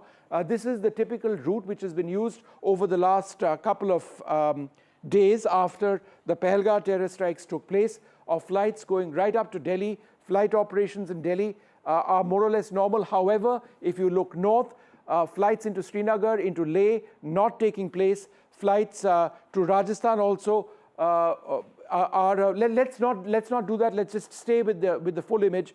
Flights to Rajasthan also, whether it's Jodhpur, Jaisalmer and other areas, these are also at the moment perhaps non-operational. If you are flying to these areas, look out for your airline, because Indigo, Air India, the others have all had alerts as well. But primary air services are taking place right now across the Indian subcontinent into Delhi. But Pakistan, just one lone flight which appears to be veering towards Afghanistan, which is an Ethiopian flight on its way to Seoul, which is taking place. Also, because, Vishnu, like the places that you're mentioning on this map as on the Indian side, these are also important Air Force forward bases. I mean, they would be in complete operational, preparedness at this moment. When you talk about Jaisalmer, when you talk about Srinagar, all these are important, in fact, Air Force areas as well. There is some piece of information which is also coming in from Jammu and Kashmir in view of the prevailing situation at all schools, colleges, educational institutions in Baramulla, Kupwara and Gurez will remain closed. This has been done because of the prevailing situation and, of course, the heating up of the line of control after the precision strikes that India has conducted in Pakistan. So information, people, if you are in Jammu and Kashmir, in Baramulla, Kupwara and Gurez sectors, all school, colleges, educational institutions have been shut for security purposes. Let me very quickly go back to our colleagues, those who are tracking this situation continuously right from the time when this news was reported. Shivarur it continues to be with us, so is Nazir Masoodi, and in the national capital, Aishwarya, our colleague, continues to be with us. Shiv, very quickly at this moment, as we are going through a lot of misinformation coming in from the Pakistani side, in fact, some video game shots being put out by senior members of the Pakistani political community to suggest that they have done some damage on the Indian side as well. But the fact remains that this is a very known tactic as far as the Pakistanis are concerned. Use propaganda in the fog of war to try and at least keep the morale high as far as their people are concerned. You know, Pakistan is a terrorist state, Ankit, and their playbook very much dictates that they need to, instantly trigger a great deal of misinformation, making use of the fog of war, making use of the lack of authentic information, to put out dramatic suggestions of damage, etc. There most certainly is damage on the Indian side. We're reporting authentic images from the Tangdhar sectors and elsewhere. The army has confirmed deaths of at least 3 civilians in the Akhnur sector of the southern part of the line of control. We do know that there is artillery being fired into civilian areas by Pakistan on our side of the line of control. We cannot confirm just yet, but there are almost definitely going to be Air Force losses, on both sides as well. There are claims being made at this time, but no authentic information coming out. 10 a.m. is that press conference when hopefully there will be some clarity on some of these ambiguous questions at this point of time. This is a shape-shifting story and is very much in the nature of the first few hours after the outbreak of an offensive strike at this point. I just hope and pray that the Army and the Air Force take questions and don't just come and read out a statement, because already for 6 to 8 hours this information vacuum has intensified. It's been manipulated and utilized by Pakistan to completely dominate information warfare, making claims of all kinds of things. They're using old footage to claim, damage to towns, cities. They talked about Srinagar here coming under attack, but as you can see, it's pretty calm here in Srinagar. The airfield is certainly operational. Nothing has been targeted there.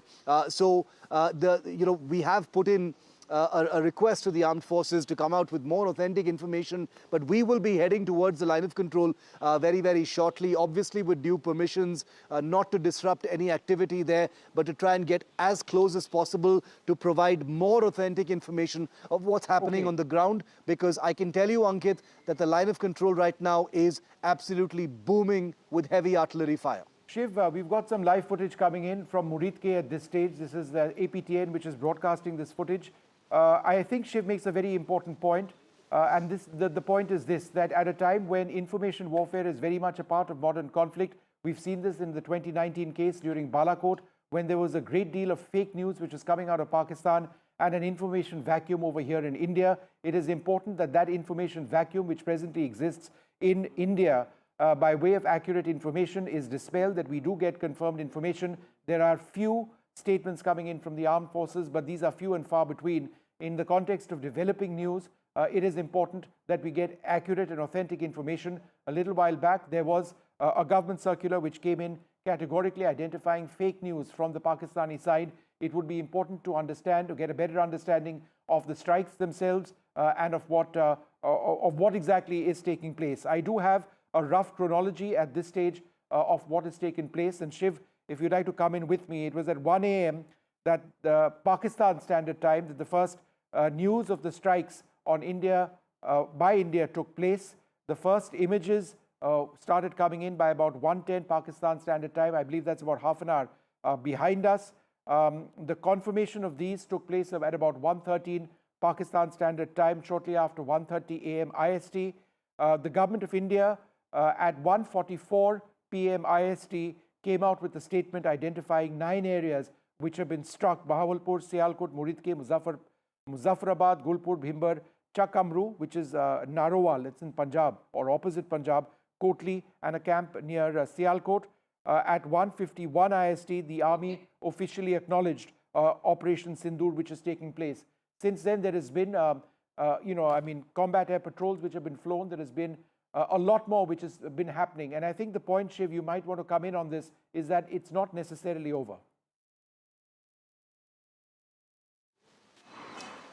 That's correct. This is still an unfolding story. It's definitely far from over, because remember that Pakistan has begun a retaliation. India is, of course, hitting back. Let's never for a moment make it seem like India has fired all these missiles at those Pakistani targets and now it is Pakistan retaliating. There is a very heavy engagement of fire, like I just explained, on the line of control. Vishnu, as you and I are both hearing, there are possibly Air Force losses as well, which we will report only once we get authentic information, both from Pakistan side and India's side. At this time, no information coming from Pakistan can be treated as authentic at all. There's a great degree of propaganda and misinformation being put out. On the Indian side, it's just the opposite. There's no information at all, apart from the statements that came out earlier today announcing Operation Sindoor. We're still at least 3 hours away from that Indian Army press conference, and in that time, you can bet, Vishnu, that there are going to be a lot more pieces of misinformation, fake news, claims and counterclaims, very much utilizing this fog of war to set some kind of an information warfare narrative. Pakistan has been a past master at that. Hopefully some of those lessons from Balakot in 2019 will have been learned, but we do know now that that press conference will hopefully provide some clarity and answer some of the questions that we don't have hard answers to at this point of time. But the images coming in from those 9 locations where Indian missiles struck, Vishnu, very clearly damage has been done. And this is a stark contrast from 2019 Balakot, where damage done was not, not undisputed. There was a mess and a chaos of claims and counterclaims. This time that will follow. But as far as damage on the ground is concerned, that seems to be pretty clear. It's been captured by civilians on their phones, and it's flooding social media at this time. And let me bring in Sunil Prabhu now, who's reporting from outside Defence Minister Rajnath Singh's residence. Remember, it was Defence Minister also who had put out a tweet where he said, Jai Hind Ki Sena. The message was about celebrating the Indian Armed Forces. Sunil, where you are, let's discuss the phrase, this name of this operation, Operation Sindoor. Ankit and I has been talking about the word Sindoor, which is so symbolic of what Indian brides and Indian, Indian culture and Indian tradition, the word Sindoor. And if you can elaborate on that, the fact is that everybody has been taken by surprise, including Pakistan. That's right. The important thing, as you rightly pointed out, everybody has been taken by surprise. Everybody knew that there was going to be a retaliation. The question was the timing. The Prime Minister, the Defence Minister whom you were talking about, as well as the National Security Advisor, had left it completely to the armed forces, the 3 service chiefs as well as the Chief of Defence Staff, to decide the timing, the locations and when to strike. They of course have been on the need-to-know basis, and the Prime Minister has been monitoring the situation. And as you rightly pointed out, the symbolism of Sindoor, Operation Sindoor, this is really to strike and make it clear to the Pakistan army and the Pakistan establishment. Mind you, the Indian statement very categorically says we have, with great precision, and targeted non-military. When you say non-military, you mean civilian, but we, in our understanding, are the places which have been the root or the source of terror in Pakistan-Occupied Kashmir, in the Pakistan state, and that's the reason why we have done it. So very, very important for Operation Sindoor. The name itself, as you rightly said, the significance. We saw a lieutenant in the Navy losing his life, and it's in that backdrop that, things have played out in the way it is. So definitely the way India has avenged it was expected. It was retaliatory. The big coming in, I'll just interrupt you for half a second. The Defence Minister Rajnath Singh has spoken to all the 3 service chiefs after Operation Sindoor was conducted late at night. The situation was discussed according to sources. Remember, India has put out a statement on Operation Sindoor where we have said that these were non-military targets which were targeted, which were hit by the Indian Army, and these were non-escalatory targets. That was our reading of it. But there has been an escalation along the line of control on the international border, perhaps expected.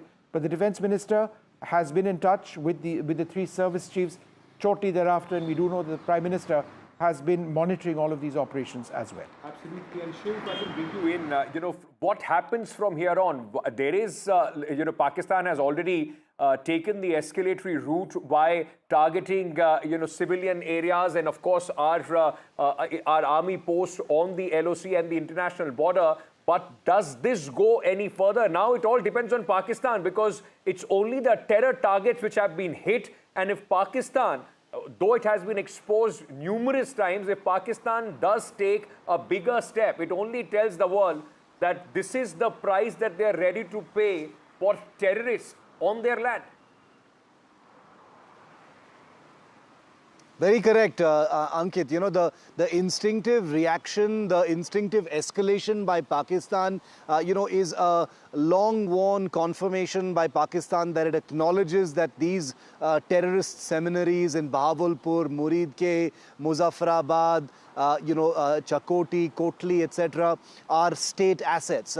Pakistan has long tried to distance itself from Hafiz Mohammad Saeed and Maulana Masood Azhar, but the very fact that an entire military has reacted in this escalatory manner to restrained strikes on non-military targets, non-economic targets, but terrorist targets, very clearly establishes an open, dirty secret that's been known by every country of the world and not acknowledged only by countries like Turkey and China, which are also sponsors of terror with their association with Pakistan.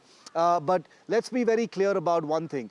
This is Pakistan. This is Pakistan taking ownership of terrorist infrastructure. Huge billions of dollars given to Pakistan in aid from countries like the United States and others have gone into building up the very terror headquarters that we see now smashed to smithereens on our screens, whether it is in Bahawalpur or in Muridke.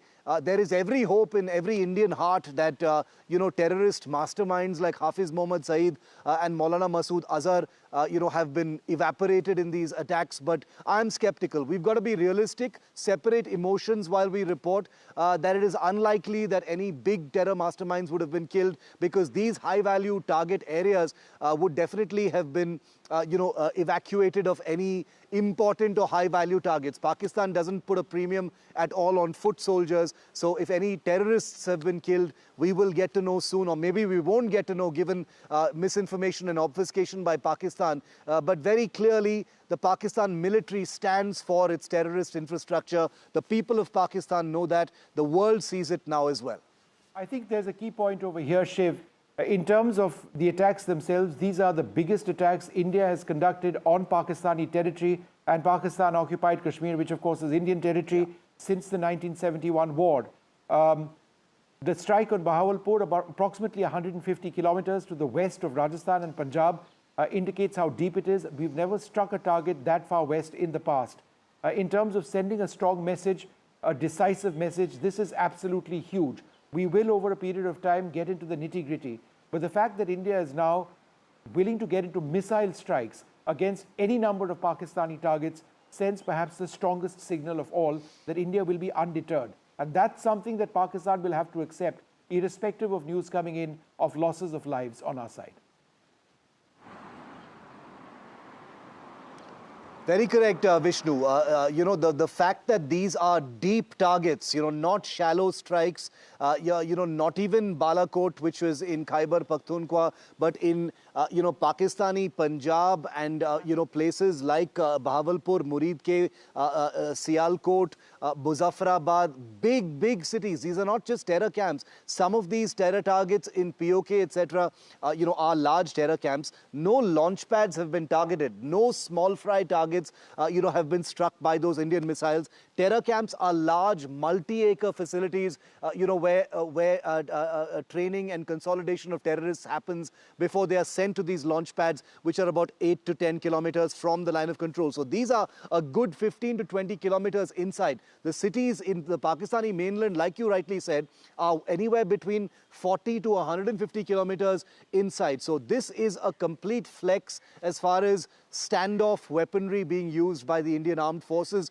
You've reported this in depth as well, Vishnu, whether it is the Scalp cruise missiles, whether the Hammer precision strike weapons on the Rafales, loitering munitions of some unspecified kind used by the Indian Navy, probably deployed from drones.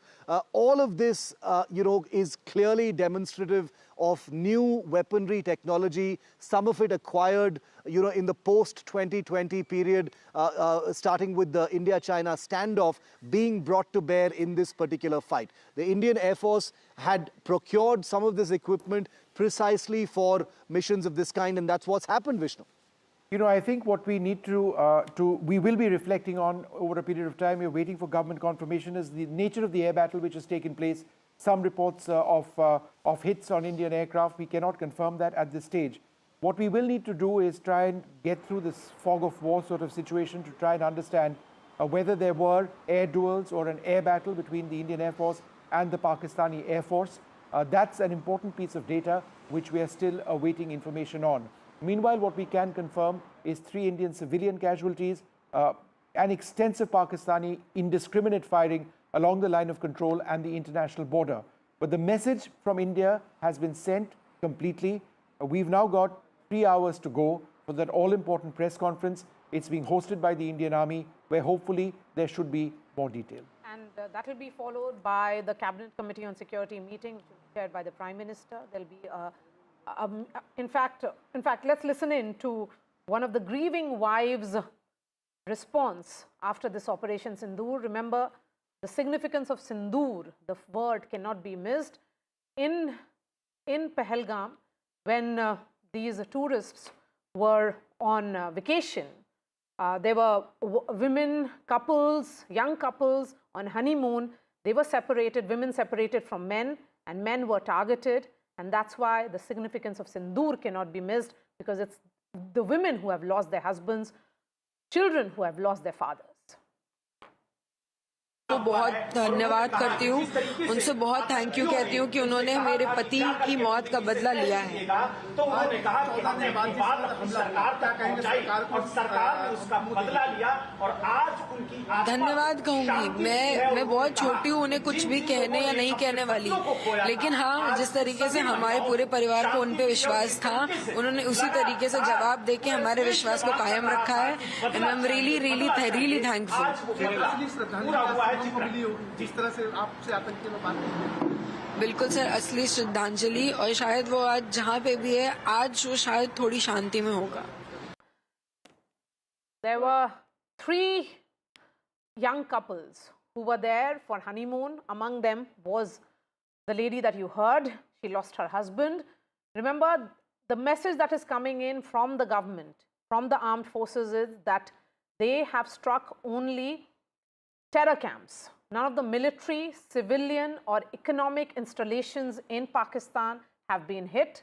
These are known terror camps, known terror hotbeds of Pakistan which have been hit. Hey, some breaking news. Yes, some breaking news. Sorry, Marty, I'm interrupting. I don't mean to be rude. The Indian Army has responded very effectively to ceasefire violations by the Pakistani armed forces where artillery guns were used. The Pakistan Army has suffered casualties in the strong retaliation by Indian Defence Forces, is what our sources are telling us at this stage. And this is exactly what we have been reporting since morning of how India has very effectively retaliated to this escalation Pakistan on Army the has LOC suffered casualties. and the international border as well. That's so the key point over here is that our sources are indicating right now, defense sources, that the Pakistan Army has suffered casualties as well. So again, let me just go back to Shiv on this. Let's reflect, Shiv, on this particular point. There was an official statement of the Indian Army indicating that we've had casualties among Indian civilians on our side. Defense sources now saying that the Pakistan Army has been hit in areas where artillery fire came across from Pakistan to India. We have responded and there have been Pakistani casualties. This is an important piece of news which gives us, our viewers, an idea of the extent of what's happening. Shiv, go ahead. And Vishnu, I just want to add a bit of detail to that. We've just got a confirmation from our contacts, information that we're allowed to use right now, that the artillery firing that's taking place in Kupwara sector, we won't name the posts obviously, but Kupwara sector and Rajouri Poonch sector are 2 places where the Indian Army is reporting extensive damage on the Pakistani side. There are expected to be heavy casualties at these Pakistan Army posts as well. No official information has come out yet. I'm only relaying what the Indian Army contacts are telling us here in Srinagar. So Rajouri, Poonch in one, we'll get a map to highlight that right now to talk about that escalation, and Kupwara sector, and there are images of that artillery fire where there have been some casualties on the Indian side as well. But I can confirm that significant casualties and damage have been inflicted on the Pakistan Army posts opposite Kupwara and Rajouri Poonch at this time. I also wanted to, very quickly point out to all of our viewers, Vishnu, since we were talking about it just a short while ago, that Pakistan's Defence Minister Khwaja Asif has retracted his earlier comment where he talked about how prisoners of war have been taken from the Indian side. He had made that comment on Twitter. He had said it in media. He has rolled back that comment now.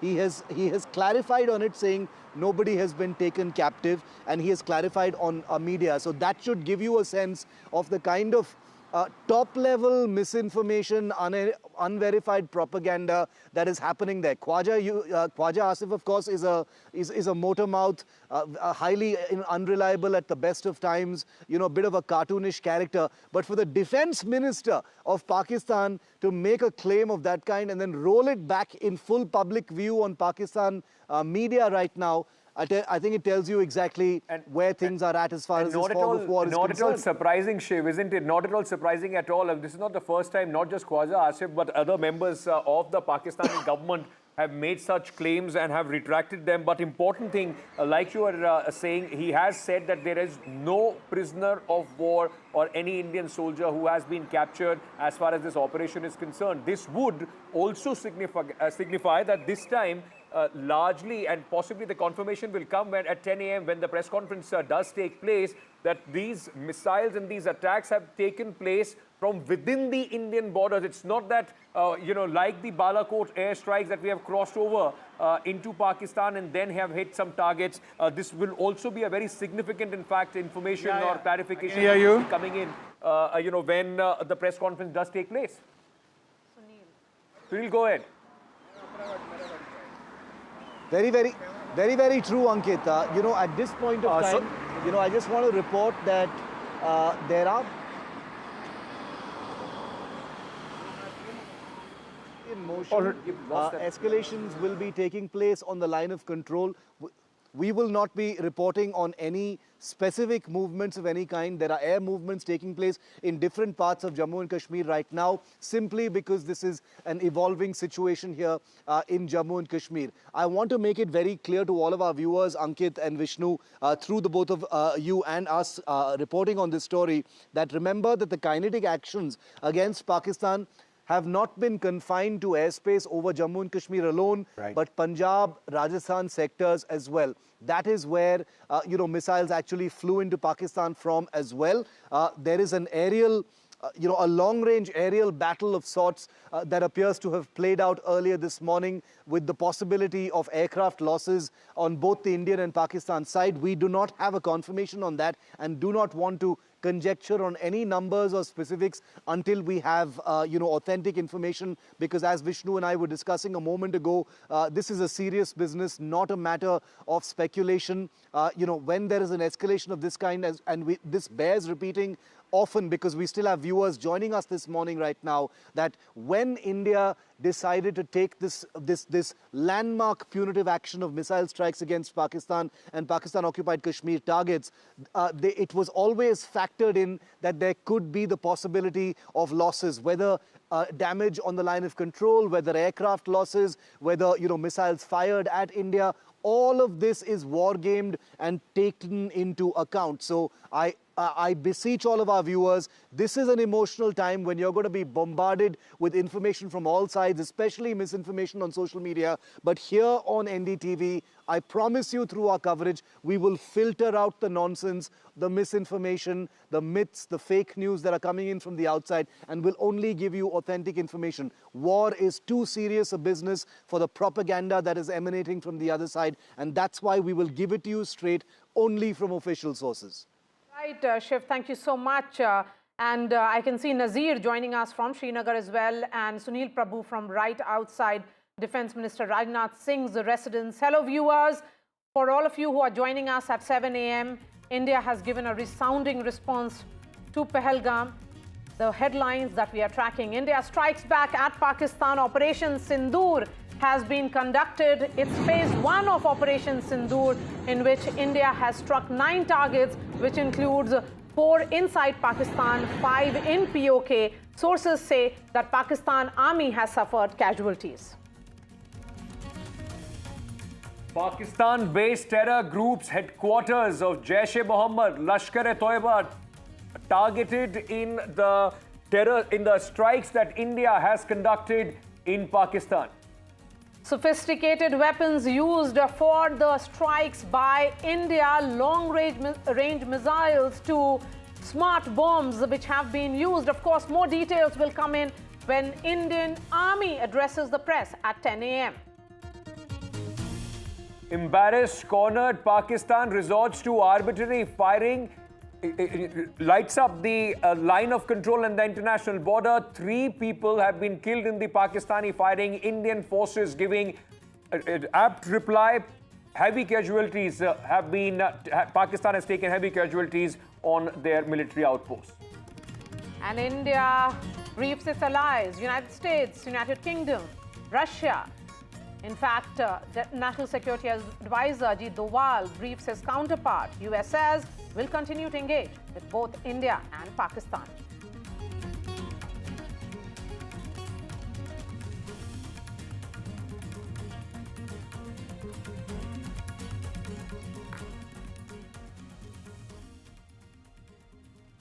Good morning, viewers. If you're joining us at this moment, those were the top headlines, but the big story that not only India, Pakistan, the entire world is talking about, India's retaliation to the Pahalgam terror attack.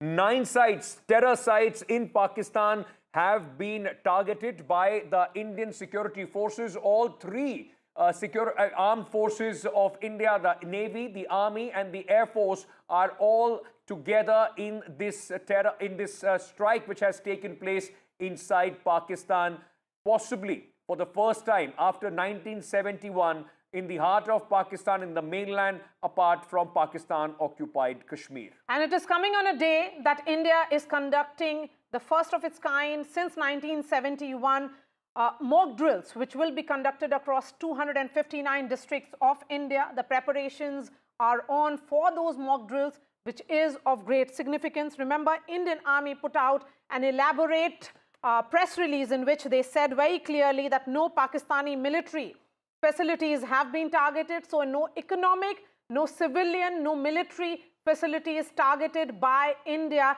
in this terror strike, which was right inside Pakistan, 100 kilometers inside Pakistan. And India has demonstrated considerable restraint in the selection of targets and method of execution.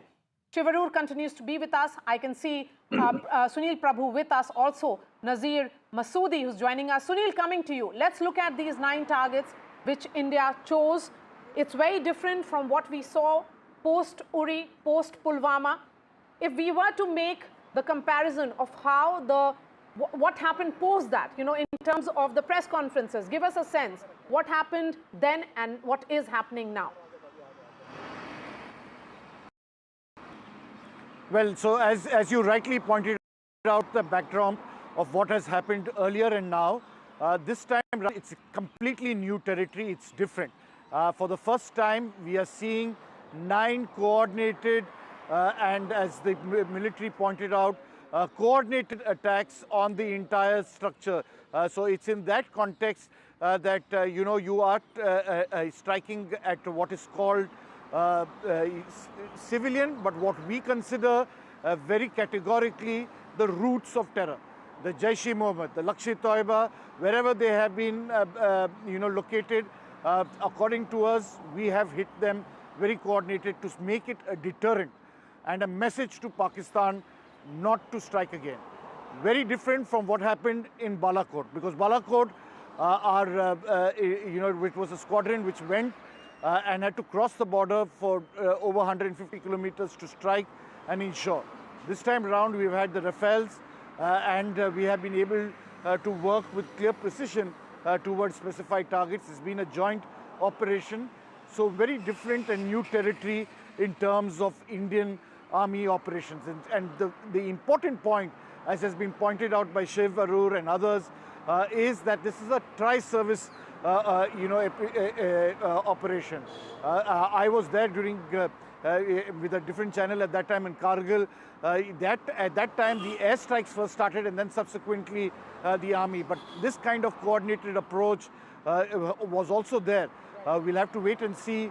And this is just the beginning. This is something that we'll have to wait and watch. Every move will be very critical. Which India has struck. Let's just reflect on a couple of the targets that Sunil was referring to. This is really important because it gives you an idea of the expanse of the areas. Never has India struck targets 150 kilometers inside, as has been the case in Bahawalpur since the 1971 war. Bahawalpur is opposite Punjab and Rajasthan. It's one of the major terrorist centers of the Jaish-e-Mohammed. There's been a precision strike which has taken place over there.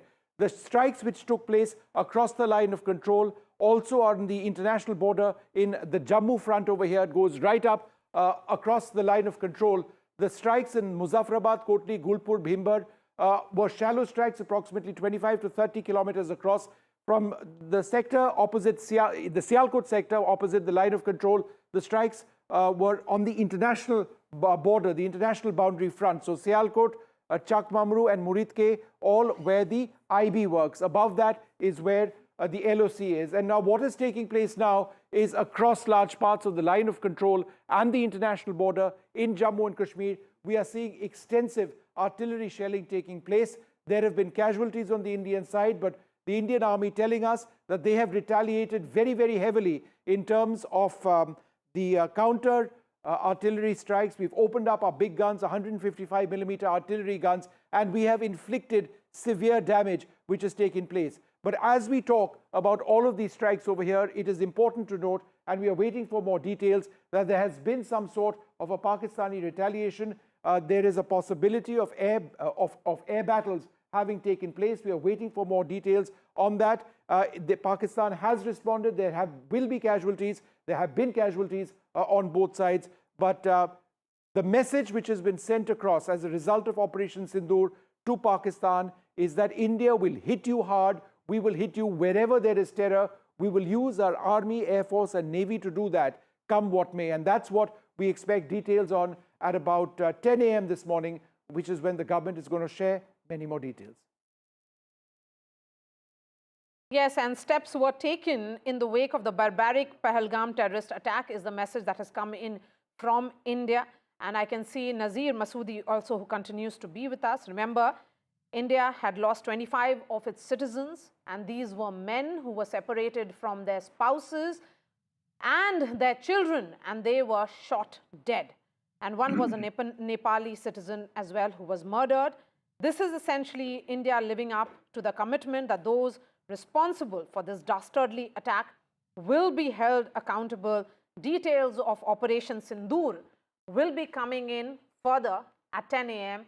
when the Indian Army addresses the press conference. But Nazir, as a reporter who has been on ground zero, reporting all the aspects since 22nd, when you first visited Pahalgam to now, what are you seeing, Nazir?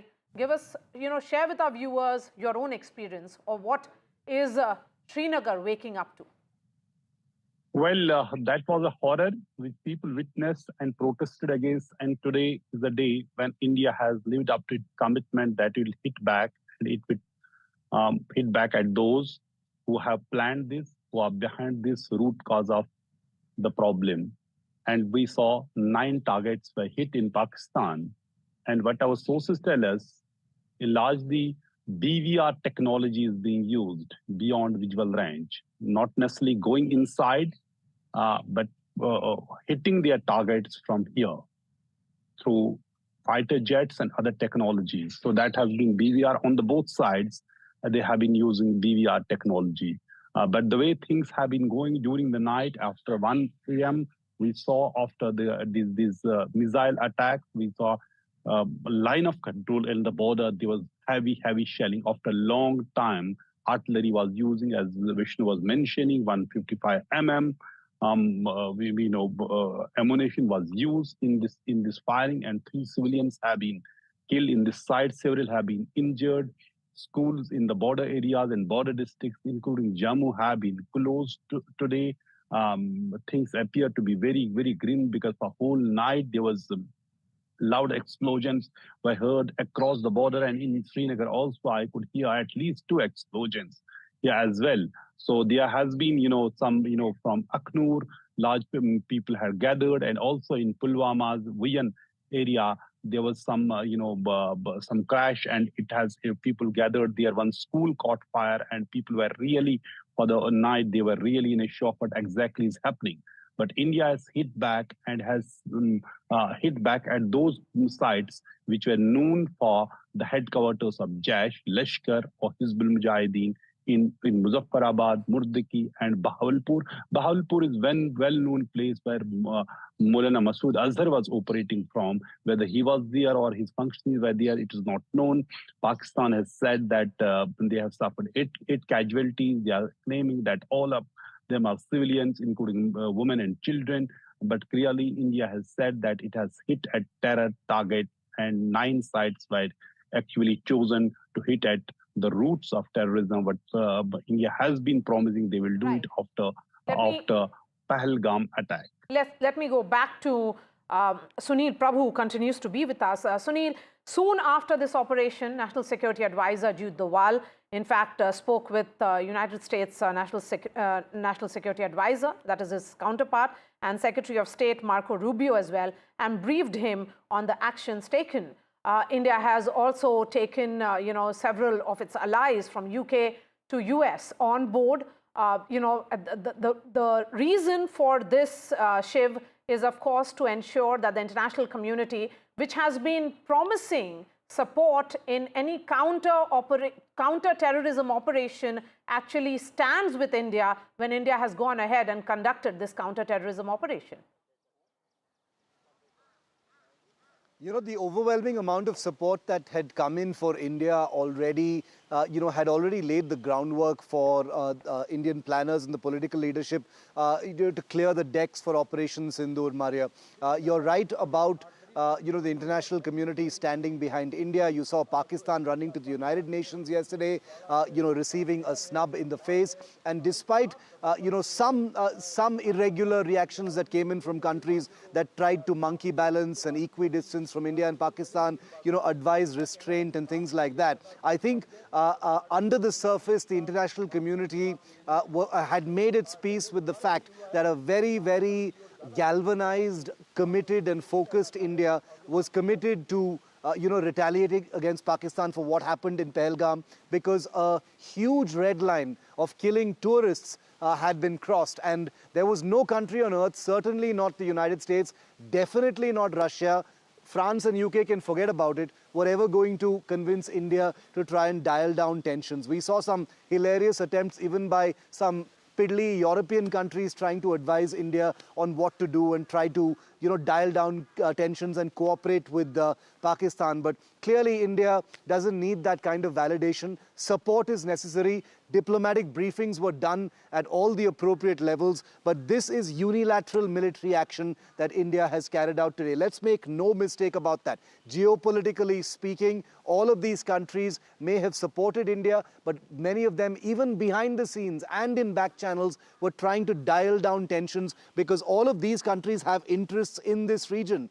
So let's never, mistake that fact. So even if we read between the lines of what Trump has said, what Vance has said, what Marco Rubio has said, despite being a very, very pro-India voice, this is a landmark action by India because it was unilateral. It was telling the world either you're with us or against us when it comes to our innocents being butchered. And if push comes to shove, we will take action. And sometimes we will take that action 150 kilometers deep inside Pakistan. That's what this is. Yes, unilateral and also tri-service, first of its kind, as you pointed out, Shiv. Let me bring in Sunil Prabhu, who continues to be with us. Aishwarya Jain is also joining us from Vijay Chowk, and soon we'll be seeing some movement happen perhaps at the Prime Minister's office. Sunil Prabhu, it's a tri-service operation, a milestone of sorts. Never before it has happened in a non-war-like situation. But because it has happened, a press briefing will be happening only by the Indian Army. What about other forces? Are you sensing that when the briefing happens, others may also be in presence? There will definitely be, whatever they do, because this is just a statement, they're not going to take questions. It will definitely encompass all aspects of all the three services that they have to say, as well as the Ministry of External Affairs to a great extent, because India always responds very categorically and in a, in a unison manner, and there needs to be only one person speaking, because there are multiple voices. It creates problems, and this is not only for information for us but for the entire world which is watching, because the critical question, Maria, as you were pointing out, not only is it a tri-service, not only is it the fact that we have hit multiple targets and non-military, which are we consider, and which is very categorically the headquarters of the Lashkar-e-Taiba, the Jaish-e-Mohammed and others. The issue critical is the after, what is going to be the response from Pakistan, what is going to be our response to that.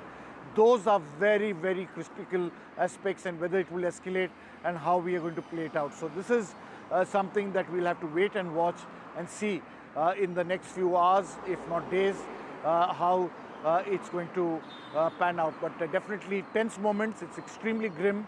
It's a difficult situation, and the Prime Minister as well as the Defence Minister have been keenly watching this, because the tri-services is the theatre commands is something that they have been insisting on right from day one, ever since they took office. This will probably be one of the first of its kinds of how they have tried to ensure that all of them are together in ensuring they take justice for those who lost their lives in Pahalgam. Those horrific killings needed to be avenged. Okay, And as the Prime Minister and the Defence Minister, a bit of a change in plans by the, by those who will be briefing India and the world of what really has happened, details of Operation Sindoor. It will now be happening at National Media Center. So there is a possibility at this point that will not be only by the Indian Army. The other forces may also join in, Vishnu. That's an indication. Yeah, so no, so let me just explain that. I've seen these press conferences time and time again. This is being hosted by the Indian Army. That's just a formality. They work together. They are largely integrated, or much more integrated than before. And therefore, we can expect to see the presence of other officers. Now, the key question is whether they'll be taking questions or whether they'll be making a statement. Any statement that comes now needs to be significantly more than the press release which we saw earlier on, which was a limited press release, but one which was sort of announced right after the strikes went in.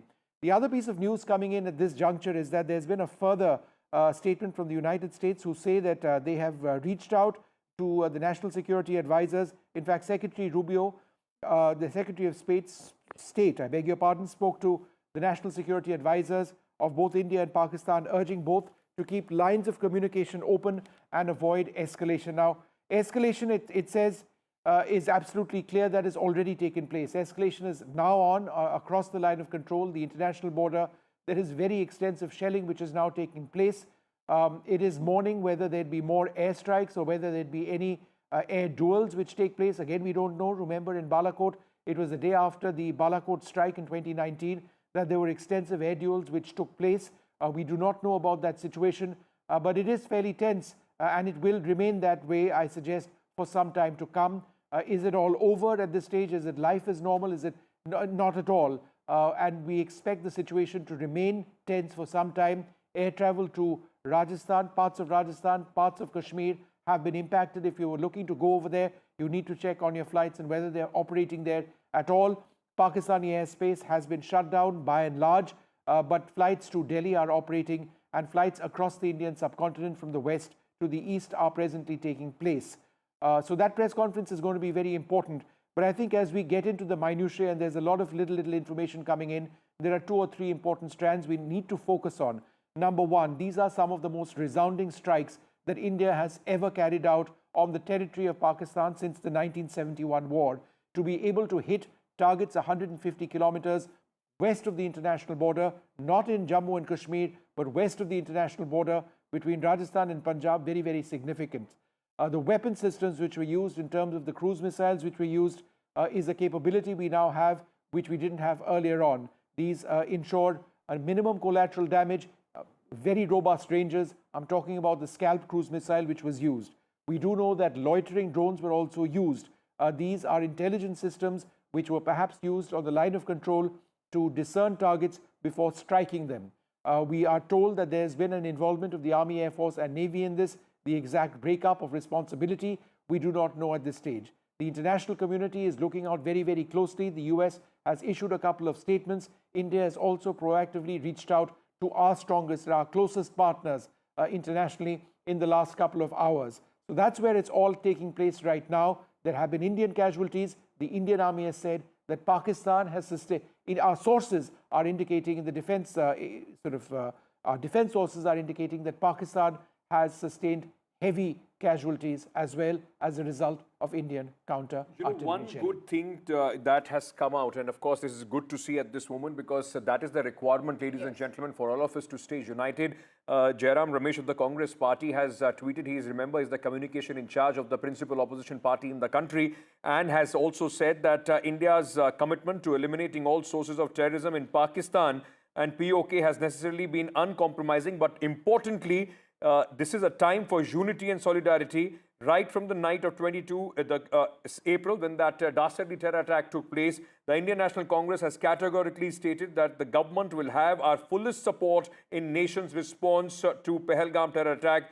The Congress is firmly standing with our armed forces. This is a significant statement at this moment, because a message, and while there were 26 people, those who were killed in the most brutal fashion in Pahalgam, but the designs were much more sinister to try and divide the country. At this moment, this message of unity also very, very important when we are actually looking at any sort of escalation, as the situation remains dynamic after these precision terror strikes. That's right. And there will be an all-party meeting, which will be chaired by the government, where they will be briefing various political parties, all political parties, as to what really has happened, some details which will be shared with regards to Operation Sindoor.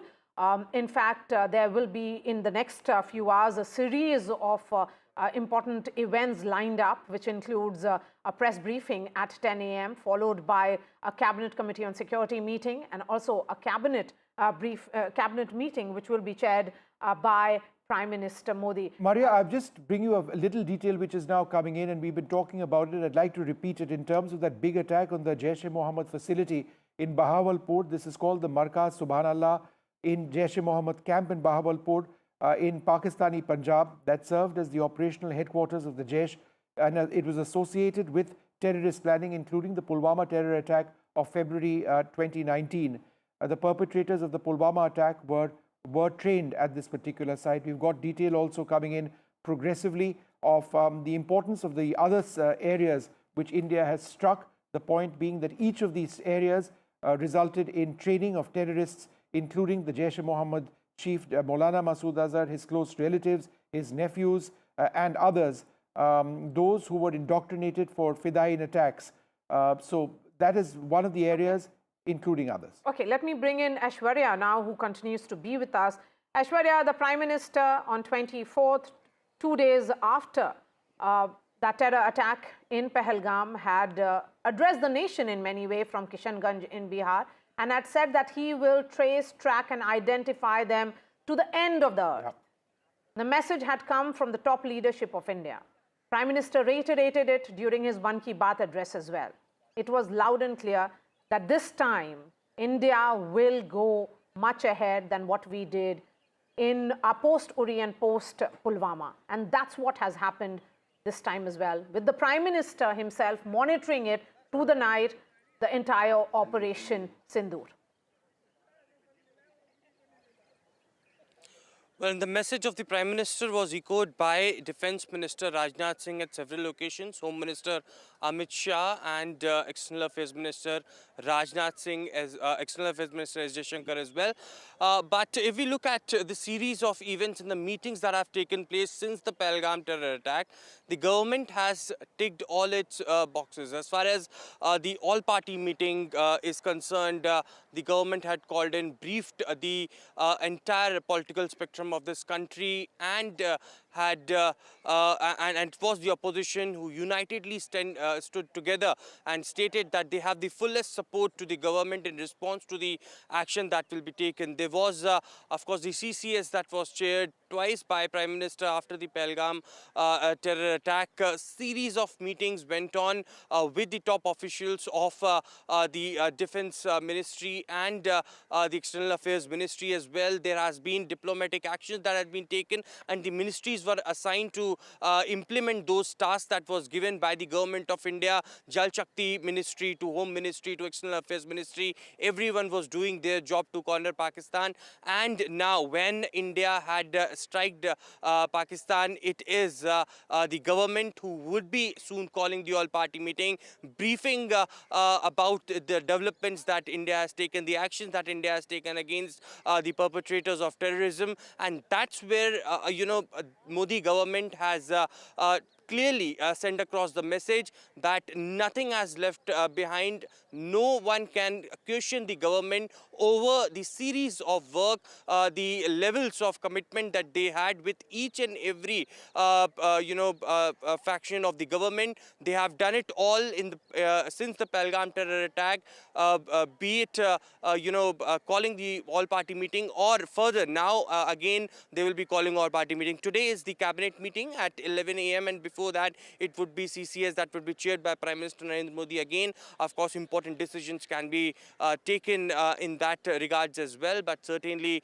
very important to see that how this press conference at 10 a.m. at the National Media Center will pan out.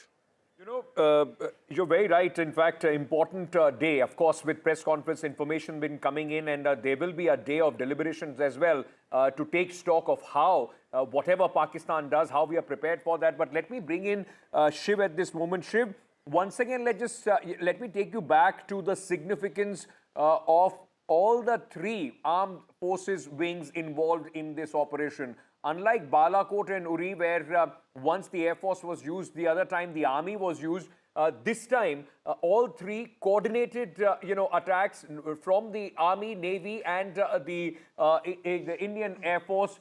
This also tells you about the capacity, capability of our forces working together in such precise, important operations. Undoubtedly, both those aspects have been validated and executed to precision impact in Operation Sindoor, Ankit. You're very right. This is the largest and deepest non-war military action India has ever taken against Pakistan. Very, very vastly different from both the Uri strikes as well as what happened in Balakot. You're right when you say that, unlike the Special Forces action of 2016 and the Air Force action of 2019, this was a tri-service strike. I am given to understand that the political leadership was keen on this being a tri-service operation to send out a message of jointness.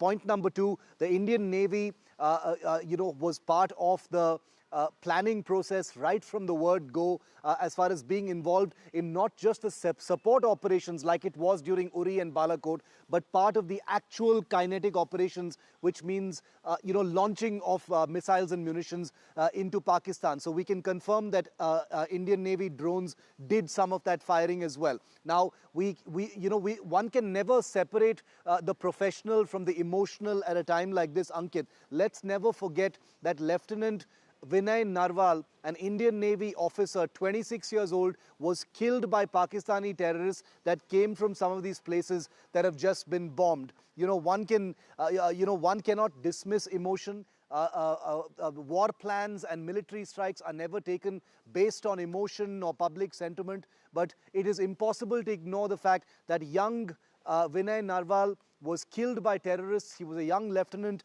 in the Indian Navy, and this is a first offensive operation, a non-war operation where the Indian Navy has targeted Pakistani targets and terror targets. I just feel like that's something that needs to be acknowledged here by the country, especially since both Lieutenant Vinay Narwal and his wife Himanshi in many ways captured the imagination of this country. A young couple, 4 days after their wedding, honeymooning in Pahalgam, Lieutenant Narwal shot dead, his wife there kneeling beside him. That's an image that nobody's ever going to forget.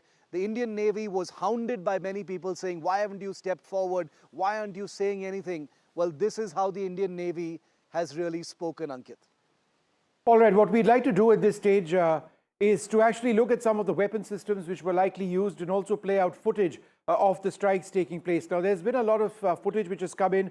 The footage which we are now showing on our screens is credible footage. You can see some of the explosions which have been taking place. This footage actually changes to other areas. You can see in the distance an explosion taking place. These are all Indian strikes going in, various weapon systems which have been used. The explosions over here, very, very significant. Remember, during 2019, there was no footage which emerged of India's strikes on Balakot. This time around, there is multiple footage which has taken place. Among the weapon systems believed to have been used, the Scalp, which is a long-range air-launched cruise missile. It's got a range of upwards of 200 kilometers. The target in Bahawalpur, chances are, may have been hit by a weapon such as the Scalp, since it lies approximately 150 kilometers west of Rajasthan, Punjab. And that's right, and this is a point that we need to keep mentioning. India has struck targets 100 to 150 kilometers deep inside Pakistan, not just in Jammu and Kashmir, but in the case of Bahawalpur, opposite the Rajasthan-Punjab frontier, as it were. Let's move to some of the other weapon systems which India had likely used. Let's move away from the Scalp, which is capable of low-altitude stealthy flight. It's been used, a variant of that, extensively in the Ukraine war as well. Very successfully, I should add. This is the Hammer, which is a smart bomb. It's got a very sophisticated guidance package. There can be a man in the loop. In other words, there can be an operator to actually fly the missile in shortly there before it strikes its target to take control and hit the target that you want. It hits targets by day and night, any weather conditions. Again, both the Scalp and the Hammer are important because these are weapon systems that ensure that collateral damage is minimized. You want accurate strikes, and all the strikes that went in over there, as we understand it, have been successful and they have been accurate. India also used loitering munitions. This would be the first time, as I understand it, that loitering munitions were used by India in a military strike that went across. These likely have far shorter ranges, approximately 20 to 30 odd kilometers, perhaps a little bit more, may well have been used in the targets across the line of control in the north of Kashmir. These are semi-intelligent systems. They move around an area, they pick a target, either they're guided to the target or they are able to discern the significance of a target based on their onboard processing systems and their own library of targets to pick from, and then they go and they hit a target. These are suicide drones. We've seen variants of this being used also extensively, as I mentioned, in the war in Russia and Ukraine. Now, as a result of all of this, what has taken place is massive Pakistani strikes, indiscriminate, across the international border and the line of control in Jammu and Kashmir. India has responded. India has hit targets in Pakistan very, very hard. That's something that's been confirmed. But it has also been confirmed to us that there have been at least 3 civilians who've been killed in Jammu and Kashmir. But let's just reflect on the footage that you see on your screen so far is footage of the Indian strikes. Some of the footage is of the Indian strikes going in. These are strikes in Pakistan or in Pakistan-Occupied Kashmir, which of course is India. But these are the strikes which have gone in over there very accurately. Various weapon systems, massive explosions which have been taking place. So that gives you an idea of what's been happening in terms of some of the weapon systems which have been used and video of the explosions over the last several hours. And Shivadur is continuing to be with us. Shiv, I'm coming to you in terms of the fact that you have been putting out of a joint operation of the 3 services, all working in complete coordination. And, there was regular briefing that they had with the Prime Minister, regular discussion with Air Chief Marshal AP Singh meeting the Prime Minister only 2 days ago. There was that meeting which also was held between the Prime Minister and Defence Secretary. Of course, there was an indication, and the Prime Minister himself giving a complete charge to the Defence Forces to decide the operation and how it will be executed. Prime Minister Modi himself has been monitoring it. That's what sources in the Prime Minister's office are telling us. When we talk about the 3 services working in coordination, what does it actually mean? Because that's different from what we saw play out post-Uri and post-Pulwama? You know, Maria, you track the Prime Minister's office, so you know this better than most people, that, the Prime Minister may have given the armed forces the operational freedom to decide on these targets and go after them in the way that it has panned out today as part of Operation Sindoor. But like you also rightly reported, not only does the Prime Minister monitor every single aspect of it, it's not like he just gave an instruction to the armed forces saying, go ahead and do whatever you want, and you have the freedom to do it. Obviously, the Cabinet Committee on Security, the meetings with the chiefs, with Air Chief Marshal A.P. Singh, Admiral D.K. Tripathi of the Navy, the three service chiefs together before that, all meant that these plans were very, very focused, very, very specific, signed off on at the highest levels of the government and the executive. And it was then that the armed forces, got the latitude and the political alignment to pursue the execution of what has now become what we know as Operation Sindoor. Let's be very clear about that. The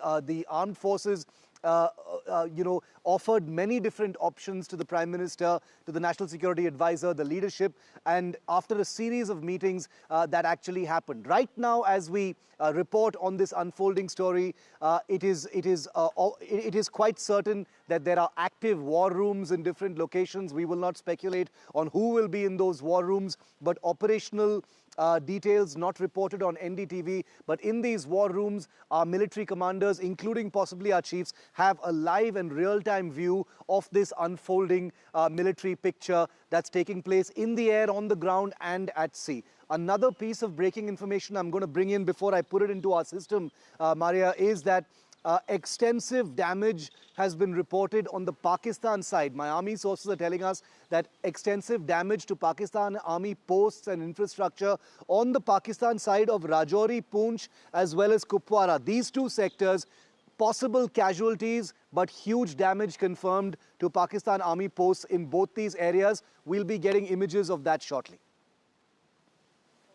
Yes, now Tara Karta, who's been tracking these developments very closely. Thanks very much, ma'am, for being with us. Shiv, we'll come back to you in just a moment from now. I think the bigger message over here that India's willingness to strike targets deep inside Pakistan in the most substantive strikes that we have ever done, and to my understanding, the deepest strikes that we have ever done since the 1971 war is what this is all about. Your thoughts at the larger picture at this stage. See, the larger picture is what is your objective? Your immediate objective, as Shiv Arur said, while freedom is given to the armed forces, a definite, a directive would have been punish Pakistan. Punish Pakistan to what extent? That would have been the important parameter. In this, what we've done is you've hit terror camps. Now, I'm assuming Pakistan has already hit. I'm not going to confirm any of those hits, but if they did, what do they hit? There are no terror camps here. So if they hit us, that is an act. It's totally an act of war. For us, it's an act of self-defense. But let's come to objectives. Once you've done this, the PM has said we will extract a terrible price from them. And in this extent, we've done that. The public, which has been demanding action, that has been delivered. We had no choice but to deliver that. Now, I think it's time to boil this down rather than let it escalate. That is where the extent of diplomacy and your own political, positioning comes in. And that is for somebody at the top to say, we have punished the terrorist. Since Pakistan is continuously under terrorism, as it says, it has the option of cooperating with us. You say your FOCOM in Pakistan says this ad nauseum, that we are the biggest victims of terrorism. Well, we've destroyed the terror strikes for terror camps for you. How about joining in? And that we will now stand on, we've sent a message, we are done. So that there is no other escalation beyond this. I think that would be the direction to go. But so let's actually see what happens, Dr. Karta. The reason I say so is because in our press statement earlier on in the morning, that was mentioned that the targets which were picked were non-escalatory. So that was meant to send a message out to Pakistan. Will they accept that message? Are they going to do more? Is India going to strike back more? It's all open. Yes. But I think it is important to mention that, and there's a little bit more detail, and I think Shiv also has some more on this, on the areas where India in artillery shelling has struck back at Pakistan with our sources, and we broke this news on NDTV some time back, that there were major hits on Pakistan. They have sustained casualties. So Shiv, by way of information, what are some of the areas where we've seen extensive artillery shelling? The areas where the heaviest shelling is taking place right now, and this is out from the army, is basically Rajouri, Poonch, Bhimbar Gali sector, the Krishna Ghati sector, which is near Poonch, as well as Kupwara. So basically north and south of the Pir Panjal mountains, which separate the Kashmir Valley from Jammu, is where this firing is taking place. You know, when I had traveled to both the line of control in Uri as well as Kupwara, it was very clear that the army had expected an artillery escalation of this kind at a moment's notice, and that's precisely what has happened.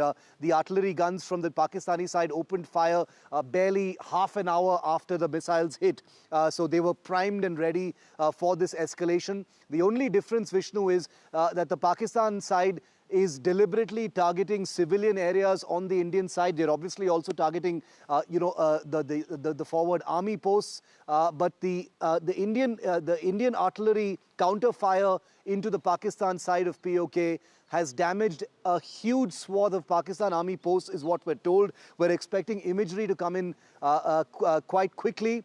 And this includes multiple Pakistan army casualties reportedly in both the Rajouri Poonch sectors as well as Kupwara. So the bloodletting has begun on the line of control as well. The Indian Army has already confirmed civilian casualties in Rajouri Poonch sector. I'm hearing of civilian damage in the Tangdhar sector of North Kashmir, where I was 4 days ago. And now on the Pakistan side, we can confirm that there are multiple casualties. We don't have a number, but we will have images and data very soon. Tara Karta continues to be with us. I'm looking at the statement which came in from the Indian Army early morning around 2 a.m., where they were talking about this strike which has been carried out by India at 1:44. Tara Karta, it says very clearly that India has demonstrated considerable restraint in the selection of targets and method of execution. And then when India informed its allies, it went on to say that none of these are military, economic or civilian installations. They are known terror hotbeds. They are known terror, terror targets. So India is trying to create, certainly that send that message to the world community that when it is about this precision with which it has been carried out, it is only the terror backbone inside Pakistan and also operating in PoK. See, there's no harm in sort of saying now that these exercises have all been planned and pre-planned and exercised and gone through several times in the past. Like you've looked at exactly what you can do, targets were identified. So we had all that. One, this fact that it's non-escalatory and you have a right of defense against terrorism. That is a UN mandated right in terms of attacks. So that is one. We have not attacked any civilian targets, though I'm not sure what happened. The Pakistanis, I think, have confirmed the attack in against the JEM headquarters in Bahawalpur. That is there. What has happened there, we don't know. But what I'm trying to say is that if a high enough official says, we are now standing down, we are done. Now it's up to Pakistan whether they want to escalate or not. That message has to be from the highest levels. And because your objective, unlike in Ukraine elsewhere, is to say objective done, we are stopped. I mean, it's far more difficult, 100 times more difficult to stop a war rather than to start it. And that is where I think we need to focus now in getting our diplomacy, everything together. And like I said, other actions which we could consider in coercing them to stop right now and say, look, we are ready now to cooperate with you in ending terrorism in the subcontinent. Yes, Shiv Arur continues to be with us. Shiv, while we're looking at almost like a flood of misinformation which is playing out online, on social media, you know, there is that reaction which was expected. It's the fog of war, the times that we are living in. But at the same time, we are seeing a very, very aggressive Indian, establishment trying to counter it, that there has been, while there is escalation around the LOC and the international border, but as far as where you are in Srinagar, there's no strike as is being, propagated by some of the sites and handles online? That's for me? That's for Shiv. I want to say this, very, very straight, Maria, which is that India is bound by many protocols, even when it comes to the grey areas of information warfare and psychological operations. And India appears to be doing, or at least thinking it's doing the right thing by not putting out any further information at this point of time and only darkening the fog of war that already exists. What this has meant is this huge vacuum of information that has been flooded by Pakistan, with fake news, claims, misinformation, manipulations, doctored images, old images, and that kind of thing. They talked about bombing the Srinagar airbase. I'm very close to the Srinagar airbase. It's definitely not on fire. They talked about artillery rockets hitting, places close to Srinagar. That definitely has not happened. They've talked about aircraft reaching Srinagar. I can confirm that has not just happened. Without making light of what is definitely an escalatory and serious affair, the levels of misinformation coming in from Pakistan are to be seen to be believed. I, of course, personally believe that the Indian Army press conference coming in at 10 a.m. has given the Pakistanis a good 8 hours, to indulge in extensive propaganda and information management to try and own the narrative when they've been struck in a very, very brutal manner. And that is non-ideal from any perspective. But the Indian military should be trusted. They've got their own reasons. Pakistan is already tying itself up in knots. Khwaja Asif, the defense minister of Pakistan, made the extravagant and dubious claim of Indian prisoners of war being taken in the Akhnur sector. And he shamefacedly had to admit on Pakistan media a couple of hours ago that he was wrong, and he's retracted that statement, and he tried to cover it up by saying that no, what he meant was that the army posts on the Indian side have been abandoned. Not true at all, like we've been reporting. It's just the opposite. So in fact, we will be looking at that very carefully. In fact, very interestingly, right now, Dr. S. Jaishankar, External Affairs Minister, has put out a tweet where he has said, of course, putting out an image of Operation Sindoor, saying that the world must show zero tolerance for terrorism. So essentially, walk the talk. You have spoken about zero tolerance on terrorism. Time for you to show and stand with India when it has carried out this anti-terror operation here. First reaction, and an important one after what was put out by Rajnath Singh. No, it is very important, and he's posted that image of Operation Sindoor as well. Yes. I think it is important to reflect on what Tara Karta had to say a little while back. And the point that she was mentioning is that, look, do we necessarily need to escalate from here onwards? If you look at the original press statement which India released in the early hours of the morning, the message was that, these targets have been picked very specifically, are non-escalatory, these are not military targets, etc., etc. This is very important because it was meant to send a message to Pakistan that, look, we've done this with a very deliberate purpose, and that do we necessarily want to expand the scope of this conflict? Now, what has taken place since then is that Pakistan has opened up with artillery. We have responded. We have inflicted a lot of pain on Pakistan in taking out their targets. There have been Indian civilians who've also been sadly killed in the exchanges which have taken place. There are reports, unconfirmed at this stage, of intense Air Force activity as well. Whether fighter jets were downed or not, these are details which we don't entirely have at this juncture. We'll find out later on. But the broader message over here, as we've been saying for how many hours now? 7 hours or so, right? 7 hours non-stop on NDTV, is that this is a huge message to Pakistan. You hit us with terror, we hit you with missiles. That's what has taken place. And as Prime Minister said, we'll identify, track and punish every terrorist and their backers. These are backers, the perpetrators of this heinous attack, which happened on Indian soil on 22nd. Now Jaishankar, External Affairs Minister, putting out a tweet and saying, must show zero tolerance to terror is what his message to the international community is. Remember, within hours, within minutes, I would say, of India striking at 9 terror camps in Pakistan, there was a talk that happened between National Security Advisor Ajit Doval and his counterpart in US. He also briefed, in fact, India went on to brief its allies in US, UK, Saudi Arabia and other countries, telling them clearly, and Russia, as to what has happened, what are the details of Operation Sindoor. Lots of reactions coming in, but at this moment, let's not forget, it's about those 26 families, 25 grieving widows, and 3 of them, in fact, were honeymooning with their husbands in those beautiful valley, in that beautiful valley of Pahalgam. Let's listen into their reactions. Our heart still goes out with them. हम सब इस पल की प्रतीक्षा कर रहे थे और जो भी सरकार ने निर्णय लिया है वो योग्य लिया है और हमारी बस यही इच्छा है कि अभी जो भी ये संगठन है या ये जो ग्रुप्स है जो आतंकवादी हमले कर रहे हैं इनको पूरी तरीके से निकाल के मतलब ढूंढ के मार देना चाहिए और ख़त्म कर देना चाहिए. जे हे नाव दिले त्याच्यासाठी मी त्यांचे आभार मानेल कारण त्यांच्या सगळ्या लेकींचं सिंदूर त्या दहशतवाद्यांनी मिटवून टाकलं ना आणि आज त्यांनी तेच नाव दिलं. मला ते नाव वाचल्यानंतर अतिशय डोळ्यात पाणी आलं की त्यांना जाणीव आहे आमची.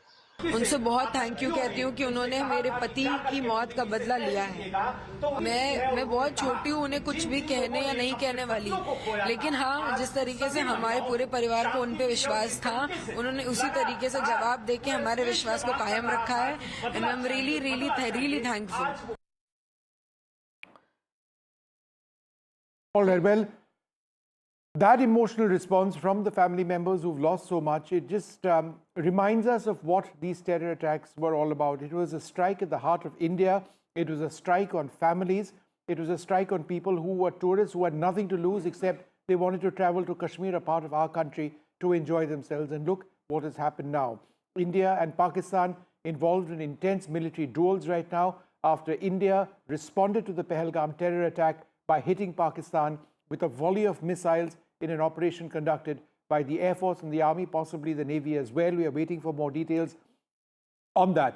The deepest strikes from India to Pakistan, 150 kilometers in one place since the 1971 war. We've not seen this during Balakot. We've not seen this since the 1971 war. Multiple areas, 9 targets, all taken out. Yes, and it's coming on a day that India was carrying out drills, will be carrying out drills as well, the first since 1971. It becomes important because particularly in the wake of what has happened around 140 is what we are being told. Of course, details will emerge when the Indian Army will hold that press conference at 10 a.m. at the National Media Center here in the national capital. Shiv Arur continues to be with us. Countries are backing India. A lot of reactions coming in. And we are also seeing now Turkey come out in support after India, in fact, back Pakistan now, as expected. That's not much of a surprise here. But Shiv, let's look at the fact here of what should we expect at 10 a.m. Are we expecting a press conference only by the Indian Army? Because now it's happening at the National Media Center and we have seen the significance of this place, should we expect other services and their representation as well? I sincerely hope so, Maria. At this point of time, the military is being very tight-lipped as to what the composition of that press conference is likely to be. Remember, after the after the surgical strikes happened in 2016, it was the Director General then of Military Operations, Lieutenant General Ranbir Singh, who had held the press conference at that time. He went on to become the Northern Commander of the Indian Army. After Balakot, there was no press conference, though Air Chief Marshal B.S. Dhanoa, who was the Air Chief at that time, did talk to the press, and then it was left to the Indian Air Force, to hold a press conference. It became a big mess. This time, I'm wondering what it's likely to be. Is it going to be the Indian Army once again that conducts a press conference? Is it going to be tri-service? It is not clear just yet. But apart from who's going to address the press conference, the more important aspect is what the format is going to be. Exactly. Our colleague Rajiv Ranjan has reported that it is likely to be just a statement being read out with some scant details of this operation, with no Q&A and no follow-up questions from the media. I hope that is not the case, because right now, as we've been discussing since 2 a.m., There are a multiplicity of questions. There's a great deal of misinformation that's being put out that is growing roots because there are no factual rebuttals taking place. We're holding on to a lot of unverified information regarding of fighter aircrafts being shot down, etc. Because we've decided to only go with authentic information from our forces, not because we're timid about reporting military aircraft losses which are factored into escalations of this kind in any military confrontation. So it's nothing to be embarrassed about in that sense. But given the number of loose ends, missing pieces, fog of war, disinformation, fake news, social media narrative and propaganda, I am hoping this is going to be a substantive press conference because that is the order of the day, and that will also signal that real lessons have been learned after 2019, when it must be admitted that India just allowed Pakistan to walk away with information warfare narrative and psychological operations. No, that's very important. There's also another strand of information coming in, something which we perhaps would have expected. The Turkish foreign minister reacting in solidarity with Pakistan. Now, Turkey has been arming Pakistan as well. Relations between India and Turkey have been fairly troubled in recent times. But the fact that you've got Turkey, their foreign minister, saying that Turkey stands in solidarity with Pakistan against India's unprovoked aggression, violating Pakistan's sovereignty and killing innocent civilians is an indicator of how this relationship between India and Turkey needs to be looked at very, very closely indeed. Why does Turkey, a major nation, a major European nation, find it so difficult to accept that terror resides in Pakistan? That has always been the case. There is overwhelming evidence which has always been there. They continue to back Pakistan, which is a state sponsor of terrorism, as we have seen time and time again. But on the other hand, and near Turkey, Israel, which has come out in firm support for India, with their foreign minister saying that Israel supports India's right for self-defense. Terrorists should know that there is no place to hide from their heinous crimes against the innocent. So several other reactions will also be coming in. But for the moment, let's quickly move on to the headlines at this hour. India's resounding response to Pahalgam. India strikes back with Operation Sindoor. Sources say this is just the phase 1 of Operation Sindoor. More strikes likely at the nerve center of Pakistan terror factory. India's message is loud and clear. In fact, details are coming in that the 9 targets which have been chosen by India, 4 are inside Pakistan, 5 in Pakistan-Occupied Kashmir. Sources say casualties are there in Pakistani army. External Affairs Minister Jai Shankar tweets, must show zero tolerance to terror. Operation Sindoor, what we know of this strike, it is right inside Pakistan, 150 kilometers inside Pakistan. Prime Minister Modi monitored the operation through the night.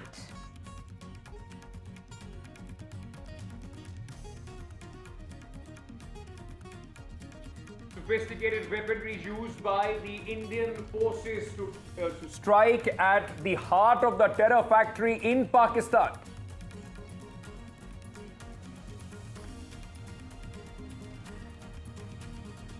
It's cornered. Pakistan resorts to arbitrary firing along the line of actual control and along the LOC and international border.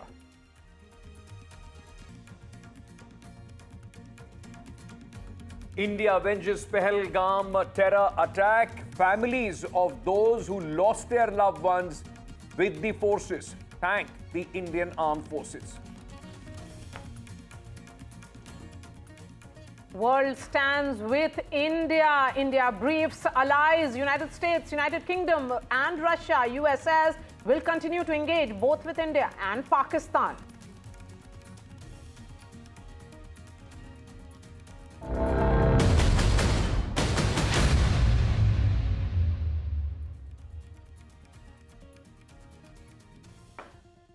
Good morning, viewers. For all of you who are joining us at this moment, India has avenged Pahalgam.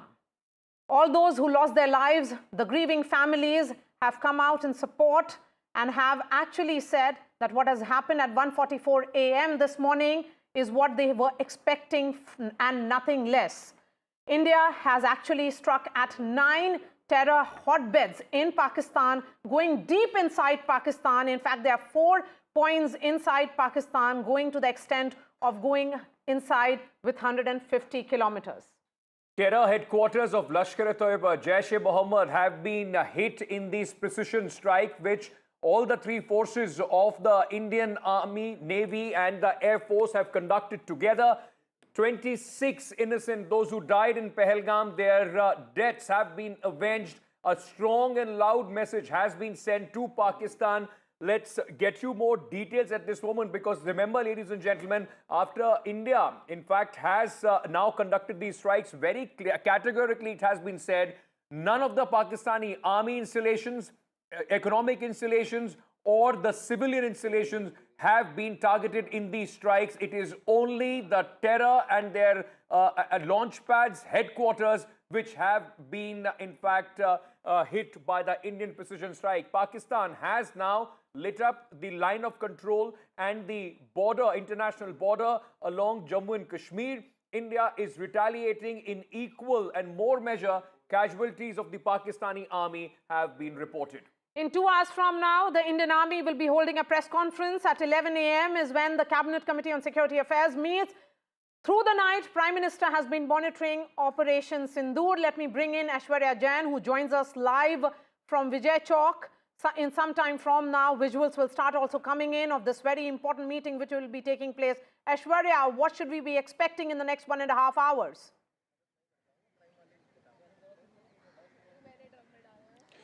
Well, first the press conference, a joint press conference by the Ministry of Defence and Ministry of External Affairs at the National Media Centre. What we have been told is that a statement will be read by the representatives from the Ministry of Defence regarding Operation Sindoor. It is, of course, post that what we will see is the CCS that will be chaired by Prime Minister Narendra Modi at 7 Lok Kalyan Marg, and post that a full-fledged cabinet meeting in which, of course, there would be the government who would be briefing about the entire operation to the cabinet colleagues as well, and what decisions perhaps the government of India takes now to combat the reaction of the Pakistani side, and how the India's response would be. But very important to note over here is government of India, ticking each and every box possible, and all of those smaller meetings that led to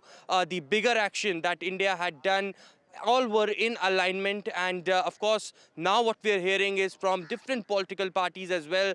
The statements have coming in. All are unitedly supporting the government and certainly backing our Indian armed forces. And that's where we have been also told that the government might call the all-party meeting later today or tomorrow to brief the political parties as well. So certainly it is a joint plan of action that we can see perhaps in next 2 or 3 days in terms of what government's internal action would be. But certainly all eyes would be at 10 a.m. when the Ministry of Defence and Ministry of External Affairs would be conducting that press conference. Yes, so India has executed Operation Sindoor, which is a calibrated military response to the Pahalgam terror attack, in which terror hubs in Pakistan, including Mudrike and Bahawalpur, have been targeted. I can see Sunil Prabhu, who continues to be with us. Sunil has been reporting since 2 a.m. from right outside Rajnath Singh's residence. Rajnath Singh, the defense minister, Sunil, in fact, within minutes of the detailed press release which was put out by the Ministry of Defence, said, Jai Hind ki Sena. That was a message that how India has achieved what Rajnath Singh also, the defense minister, had spoken about just 24 hours back, that whatever Indians are expecting, that sentiment is going to be reflected in India's action. That's right, Maria. In fact, Jai Hind has a very, very important significance, because if you speak to any army officer or anybody from the armed forces, they always say Jai Hind first. And that's important. And when you say Operation Sindoor, you know, the mark it signifies a lot with the red, vermilion. It makes that very, very important distinction that India is avenging what has happened to innocent people who lost their lives. They had no relation to terror or to the incidents that had happened, and Pakistan-sponsored terrorism has and made them a victim. It's been a horrific few days and weeks for them, and many of those families will be happy that there has been some kind of avenging for what has been a very, very unfortunate incident in Pahalgam. So it's in that backdrop that India has struck at 9 places in a calibrated manner, non-military as it says, at the root of terror. People who have been responsible for Pak-sponsored terrorism on our borders, be it the Jaish-e-Mohammed, be it the Lashkar-e-Toiba. And we are told at 10 o'clock there will be the Ministry of External Affairs, there will be the Ministry of Defense, the Ministry of the Armed Forces, in the sense the Army Chief as well as the Indian Air Force will be present at the briefing. There will be a statement. We'll wait and see how things play out, but definitely these are very, very tense moments, because we'll now have to see what does our neighbor on the other side decide to do, whether they will respond or not. And those are, extremely important steps. And what is the response that we do in this backdrop? So it's a critical state of a thing, but at this, it's tense moments, but we'll wait and see, Maria. Absolutely, because where it goes from here, it all depends on Pakistan, because India has demonstrated its capacity. We have only hit the terror targets, nothing else, but there is a lot of significance in what and the areas which have been targeted. Let me go across to Vishnu Shom, our colleague, just to give you a sense of how important and significant are these strikes. All right, well, let's just bring you a map, give you a full idea of where it's taken place. What makes it particularly significant is that none of these were shallow strikes, which is what took place in 2016 during the surgical strikes. 2019 was somewhat deeper, but Bahawalpur doesn't lie west of Jammu and Kashmir. It lies west of Rajasthan and Punjab, approximately 150 kilometers from the international border. 150 kilometers from the international border means that the strike which took place over here in Bahawalpur is the deepest strike that has taken place by India on a target in Pakistan since the 1971 war. If we move further north, there have been strikes which have taken place along the line of control and the international border as well. These are some of the major areas. There have been others as well where strikes have taken place. In the Muridke area, there's been another major terror camp which has been targeted. That lies 30 kilometers, or lay 30 kilometers inside Pakistan. In the Sawai camp, again 30 kilometers inside Pakistan. Gulpur, another area which is struck. There have been other areas as well, but these are some of the main ones where India has gone in. The point being that from approximately 25 to 35 kilometers in the line of control and the international border area of Jammu and Kashmir to 150 kilometers opposite Rajasthan and Punjab, these strikes have gone in using long-range weaponry. As a result of this, this entire area, all across, going all the way north along the line of control and the international border, that has been active.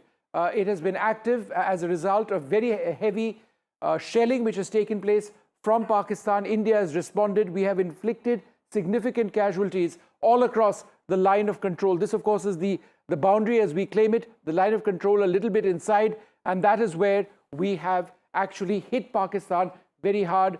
Our sources confirming that there have been casualties on the Pakistani side as well. Let's move on now to the next page, give you a few more details of what exactly the situation is. So do we have any more graphics that we can bring up for our viewers?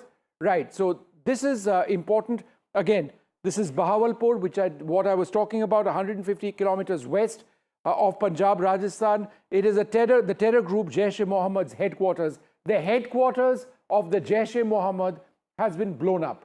That's the significance of this particular target. It is absolutely critical. After so many decades of terrorism, India has destroyed the headquarters of the Jaish-e-Mohammed. Bahawalpur was a planning hub for several major terrorist attacks which took place. There are other important points which are also there. Let's focus a little bit now on Muridke. I was talking about Bahawalpur earlier on. Let's talk about Muridke. This is the major base of the Lashkar-e-Toiba that has been taken out and destroyed. These were very precision-guided weaponry. We use scalp missiles, long-range cruise missiles, hammer missiles as well. Murid Ke, why is that important? Because the 2611 Mumbai attackers had trained over here, right over here, 30 kilometers inside Pakistan. That camp has gone. Let's focus on Gulpur. Gulpur is over here, a little bit to the north, along what appears to be the line of control, right? The LOC, Gulpur is a launch pad for attacks in the Rajouri and Poonch area in 2023, 2024. Sawai is over here, or opposite or near Gujranwala in Pakistan. That was an important terrorist area as well. And Kotli, another area, we haven't marked all of them. Sarjal, Barnala, these are all close to the line of control areas where terrorists were trained. We often use the words terror training camp. These weren't just terror training camps or launch pads. This is what the hub of Pakistan's terror network. Many of those, including the main camp of the headquarters of the Jaish-e-Mohammed, has been blown up. Yes, let's now look at this video which has been put out by MyGov, which is the official handle of the Government of India, and then I'll go to the reporters.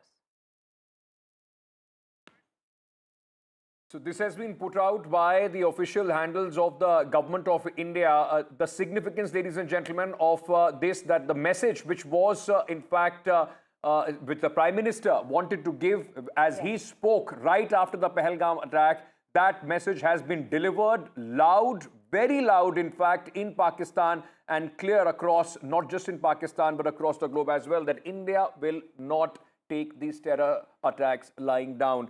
Now, remember, these are very, very significant action that has been taken place. Like Vishnu was also explaining just a moment back, inside Pakistani territory in mainland Pakistan, possibly for the first time since the 1971 war, that an operation of this nature has taken place in PoK, Pakistan-Occupied Kashmir as well. But right at the head where you see the big bad boys of terror, the Pakistan's main export to the world, where they sit in their headquarters, even the message has been sent that they are not safe even if they sit deep in Pakistani territory. Nazir, Masoodi, Aishwarya, my colleagues are with us. Nazir, very quickly coming to you at this moment, heightened sense of security in Srinagar.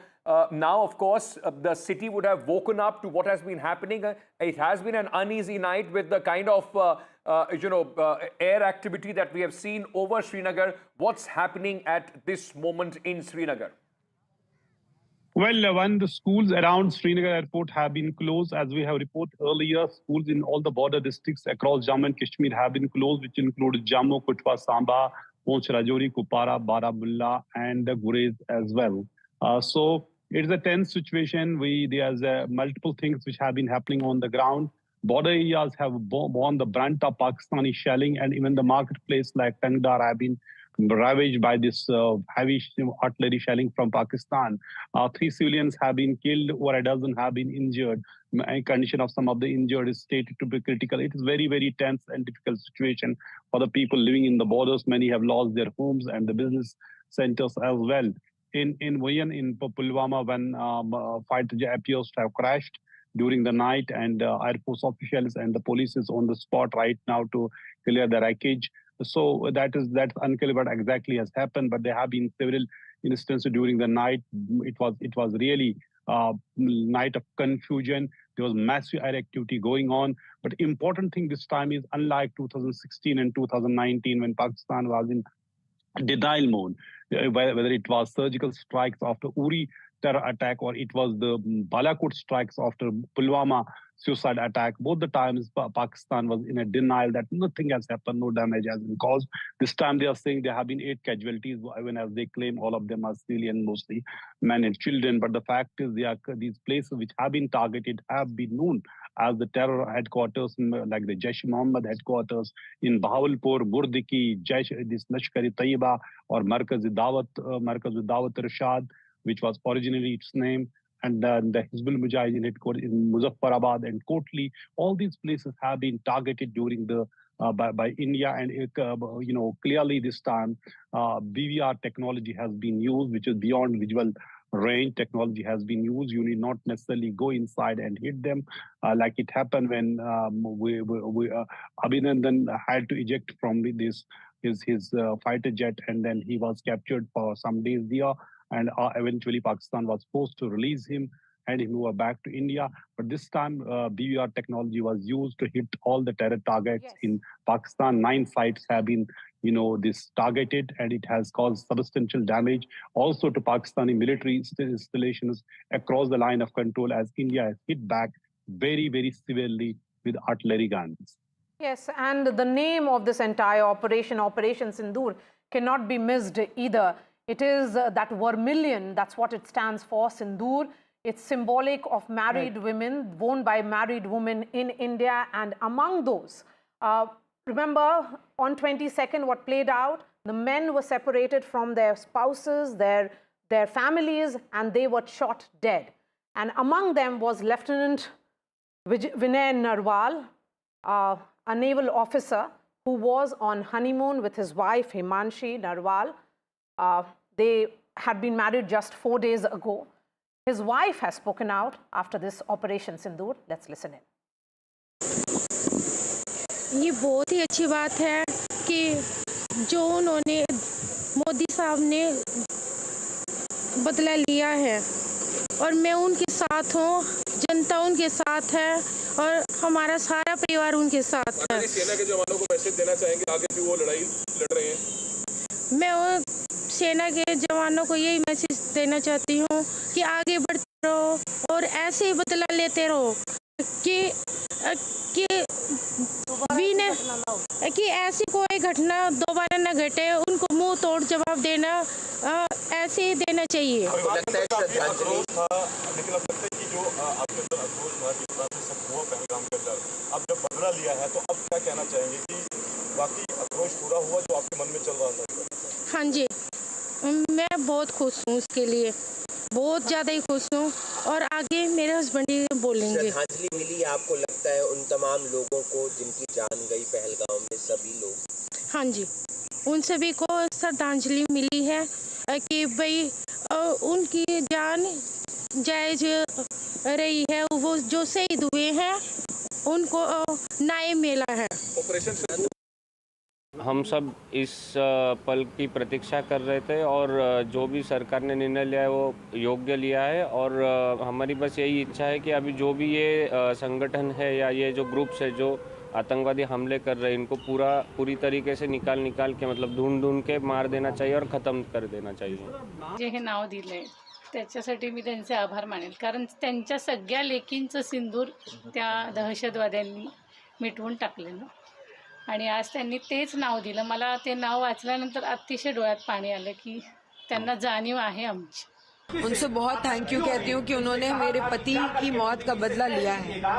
मैं बहुत छोटी हूँ, उन्हें कुछ भी कहने या नहीं कहने वाली, लेकिन हाँ, जिस तरीके से हमारे पूरे परिवार को उन पे विश्वास था, उन्होंने उसी तरीके से जवाब देके हमारे विश्वास को कायम रखा है। And I am really thankful. हमें ऑपरेशन सिंदूर के बारे में न्यूज़ चैनल से, मतलब हमारे परिवार वालों के कॉल आए हमें, और तब पता चला कि भारत ने जो पहलगाम में हमला हुआ था उसके ऊपर आज उन्होंने रिएक्शन, मतलब उनको उत्तर दिया है इसके बदले में एयर स्ट्राइक करके। पहले तो मिशन का नाम सुन के हम लोगों को बहुत, मतलब मैं तो बहुत रो रही थी सुन के। सिर्फ इतना बताना चाहूँगा कि मेरे पिताजी को और मेरे दोनों मामा को और जितने भी 28 लोग हैं उनको शांति मिली होगी ये देख के। और मेरा सिर्फ इतना कहना है कि ये सिर्फ एक अटैक नहीं होना चाहिए, जितने भी है सबको नेस्तनाबूद कर देना चाहिए। All right, so just in a couple of hours from now, an hour and a half is when that important press conference will take place. I think just to contextualize what has taken place, we've shared the details with you. We will continue to do that. There have been about 9 terror camps in Pakistan, some very deep inside Pakistani territory, which have been struck. The Army and the Air Force struck, possible involvement of the Navy as well. But where does this now go? The situation is very fluid, it's unclear, it's very, very tense. The line of control in the international border have entirely opened up. Very intense artillery duels taking place. India has inflicted damage significant, including casualties on the Pakistani side along the international border and the line of control in Jammu and Kashmir, and counter artillery shelling.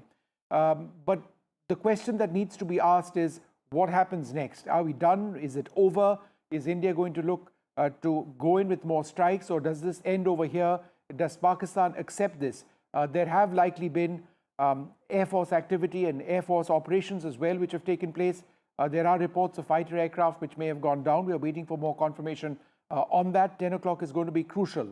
What happens next? Is Pakistan, has this conflict, have the military strikes been right-sized to this level, or is there a potential of expansion? I think this is the key question, because if there is a potential of expansion, it means that we are one big step closer to war between India and Pakistan, two nuclear armed neighbors. That is something which we clearly don't want at this time. Two very quick details which are coming in at this moment. Leader of opposition Rahul Gandhi has also reacted to this operation and has put out an X, proud of our armed forces. Jai Hind is what Rahul Gandhi has said. One very quick thing, Vishnu, and if you can come in quickly on that as well. We have been speaking about what has been happening and how this has taken place, but also the fact of how Pakistan has used, and this is not the first time, misinformation, propaganda, to try and push some sort of a narrative as far as these strikes are concerned. One example, their defense minister first saying that they have captured some Indian soldiers, then denying it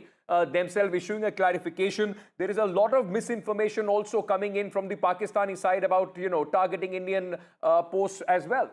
There's a huge amount of misinformation which has come out. And let me spell out what those are, because this is confirmed that this is misinformation. Number one, 15 locations hit inside India by missiles as a retaliatory strike by Pakistan. Fake news. Srinagar Air Force Base struck by the Pakistan Air Force. Fake news. A brigade headquarters of the Indian Army destroyed. Again, fake news. That said, it is very important for this chasm which has been created by way of lack of information on our side to be filled. Yes, it's 1.5 hours since the situation or left for the press conference to take place. But in the meantime, it is important for more information to come our way as well. But just in terms of a little bit more confirmed information, just one or two small press releases did come. Pakistan resorted to arbitrary firing, including artillery shelling from posts across the line of control and the international border. 3 innocent civilians have lost their lives. In subsequent information, which was shared to us by defense sources, India has retaliated heavily to that, and my sense is that that may not have ended immediately. Okay, we have our reporters also joining us at this hour. Vasudha Venugopal is joining us from outside the Prime Minister's residence, which is 7 LKM. Aishwarya continues to report from Vijay Chowk, very close to South Block, where some meetings will be happening any moment now. Vasudha, coming to you. Prime Minister Narendra Modi has been monitoring the entire Operation Sindoor through the night. He continues to monitor even as we speak. 11 a.m. is when he will be chairing the CCS, the crucial meeting. But the message has been, and it has been happening since 22nd, when he was in Saudi Arabia. He flew down, cut short that trip in Saudi and came to India. And then the message came from him on 24th in Kishanganj, where he said that India will respond and it'll be tracking, tracing, and punishing them till the end of the earth. Absolutely, Maria. You know that when we've been talking to government sources in the last few days, they've been very clear that India is looking at being ruthless diplomatically but restrained militarily, and that's exactly what has happened. The Prime Minister has displayed a lot of political will in showing that he is capable of taking this message through. 14 days after that brutal attack in Pahalgam, these precision strikes have taken place, and all of these are either in Pakistan-occupied J&K, or they are in, of course, Punjab. Bahawalpur is a key epicenter, and that's one place where we have seen a lot of terrorists coming from 26/11 to even all the terror incidents that have taken place even in the past terrorists have come from there. So military bases have not been attacked, but it's the terrorist bases which have been attacked. And India has also said in its official statement that these strikes have been non-escalatory in nature. They've been restrained. There's been a lot of thought that has been put into it. And like you rightly said, the first CCS after this precision strike will take place today. The cabinet meeting is also expected to take place in a few hours from now, and we will get to know how India is monitoring this whole situation. Remember that Pakistan is also likely to retaliate. India is prepared for this. That's what our sources have been telling us, that India is prepared for more targets in case of a counter-attack from Pakistan. This is a counter-terrorism operation that's launched by India. It's a precision strike, so clearly very different from an all-out war. India doesn't clearly want to scale up this operation to an extent that it goes beyond its strategic intent. It wants to send out a message and wants to say that it has the political will to take care of its citizens. The mock drills or the civil defense exercises are about to begin in this country in a few hours from now. So clearly there are two operations happening here. One, of course, sending out the right kind of message to Pakistan, holding it accountable for the kind of cross-border terrorism, and also ensuring that our own citizens are safe in this country and prepared for whatever threats or attacks that's likely to come. Yes, we have Aishwarya Jain, who continues to be with us as well. Aishwarya, two messaging put out by two ministers. Defense Minister Rajnath Singh tweets at 2 a.m. and he says, Jai Hind. And the second message has come from Dr. S. Jaishankar, External Affairs Minister, just a few minutes ago, where he says that the world must show zero tolerance for terrorism. The messaging from India is that all those nations who have been briefed, because within hours of 22nd, when that dastardly attack, India did brief envoys of 30 nations. So they have constantly been kept in loop as far as what has happened on 22nd and what India did just a few hours ago.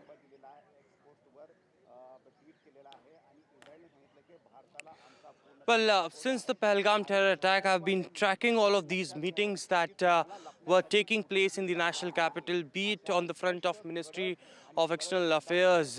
We saw those envoys and counterparts of the Indian government been called in at the Ministry of External Affairs here at the Rationale Hills. They were briefed about the situation by the senior officials of the MEA.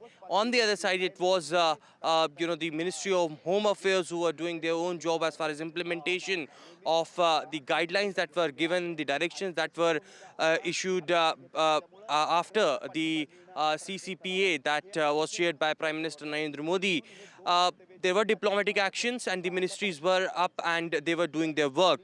But Ministry of Defense, that was one ministry who was constantly, briefing the Prime Minister. Remember that important meeting that Prime Minister chaired along with Defense Minister Rajnath Singh, NSA, Ajit Doval, alongside with the CDS and 3 service chiefs, in which the message from Prime Minister came out that he believes in full professional capabilities of Indian Armed Forces and he have given free hand to Indian Armed Forces. They can choose their time, place and action, and that's what happened after 14 days. Let me quickly show you these visuals from the Ministry of Defense South Block over here as far as the developments are concerned, because since morning we've been told that the senior officials are here at the Ministry of Defense and they are closely monitoring the situation, what's happening at the international border or along with the line of control.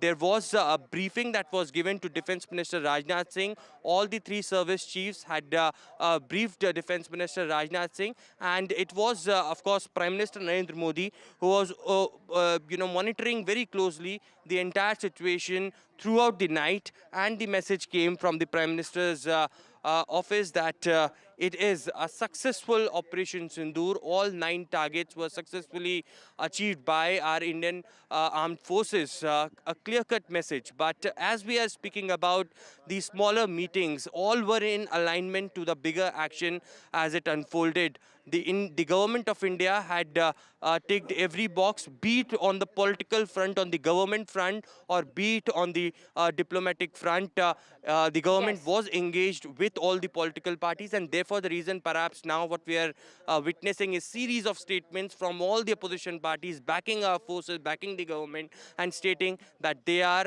fully supporting the government in an action that they have taken against the perpetrators of terrorism. In 1.5 hours from now is when the press conference will be held, and that's where Sunil Prabhu is, inside the National Media Center, where the army will be briefing the press as to what really happened.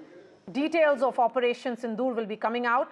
Sunil, my question is, because this was a tri-service operation, Are we expecting just one press conference, or will others, what will be the nature of this, in terms of composition? Are you expecting an army representation also from the Air Force and the Indian Navy? Well, you're very right, a very important question. And I'll just show you those visuals, of the seating 1, 2, 3, 4, 5, 6, 7. And, you can see the army personnel have already come here to, put the names of the boards of the people who are going to be taking part in this briefing. They will be led by a Major General, a Brigadier. There will be a Colonel also. And as you rightly pointed out, there will be somebody from the Indian Air Force who will be present. We are also told the MEA spokesperson will be there to be part of this entire, so that India speaks in one voice to the world and sends a very correct message about what exactly is happening, Maria.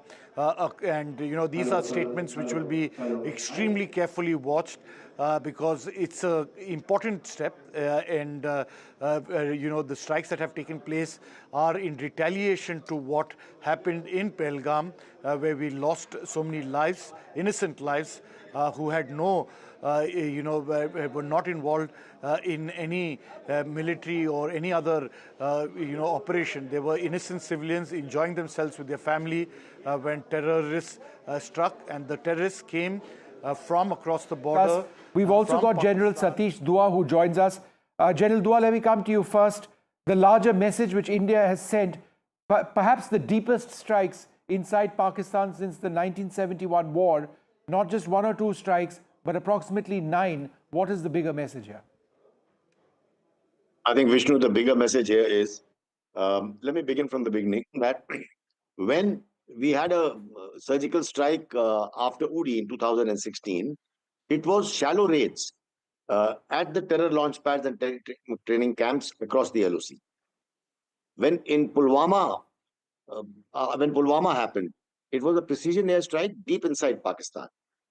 But this time round, since they have raised the ante and they have actually killed civilian tourists with a very different aim.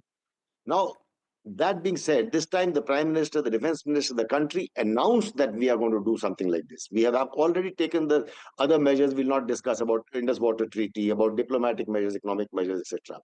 So with this strike, early hours of this morning, we have struck at 9 locations. As the Prime Minister said, we will not only hit the terrorists, but also the terror ecosystem across the border. And that is precisely what we've done. There are 2 things in this. Before I come to the message, I think striking at the headquarters of LET, the Jaish-e-Mohammed, this is the kind of strike at the ecosystem. And for the first time, it is not only deep inside Pakistan, 4 locations in Punjab have been struck. Now, Punjab, everyone knows, is the heartland of Pakistan. And this time round, Murid Ke is 30 kilometers from Lahore. So these are the kind of, this message that goes across now is very clear. I'm sorry I'm interrupting you here. Just give us a moment, because my colleague Radhika is in Mumbai at this moment, and she's joined by one of the victims of the Pahalgam terror attacks. Their family is with Radhika. This is a significant moment, Radhika, for the people, those who lost their loved ones in that dastardly terror attack. Absolutely. This was a significant moment as far as families of the victims are concerned. 64-year-old Dilip Desley lost his life when he was on a holiday with his wife, and he was shot dead in front of his wife. This is what happened. He was from Panvel, and I am with his relatives, Dilip Desley's relative, Prajakta, as well as Sanjay. Of course, a retaliatory step has taken place. India has attacked Pakistan in several of the terror infrastructure. Do you see this as a sense of justice for families of those who lost their loved ones? Honestly, sense of justice, that would be a right answer. A person has already been lost. So only thing is what Honorable Prime Minister has done, a huge respect to him for what he has done today. But I can't say it's injustice for our family. All right. What do you want to say, sir? Is there some sort of closure for a family member? I have a strong belief in in my government, and I am very happy and proud. But the only thing is that ensure that this is not repeated, because even a small single loss is a big loss for a family. And it is not the one person who is get affected, it is a hell lot of people get affected. And, how has the family been coping, over the last couple of weeks? The family is still in trauma because we are still getting a lot of relatives, we are visiting our village hometowns, the rituals and all. So it will take some time to cope up. It is not going to be 100% for sure. And this morning when you heard the news, what went through your minds? Especially of the wives. I'm sure you're in touch with the wife who saw what had happened. Yes, but honestly, I have not been in contact with her since morning. But whatever we saw in the morning, as I told, it was a big relief that some action has been taken by government. But as I told you that whatever is lost, we are not going to get it back. Absolutely. And how has the family coping, sir, over the last 2 weeks? Because, you've... It will take time. It will take time. We can't expect her to cope up because it is a huge loss, and I don't think it is going to be 10-15 days.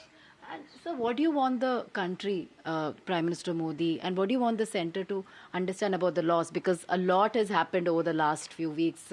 Multiple retaliatory action has taken place diplomatically. Now, of course, an attack has taken place. So what would you like the centre to understand coming from the victims' families? No, I think they have understood what we wanted, and they have done exactly what was expected.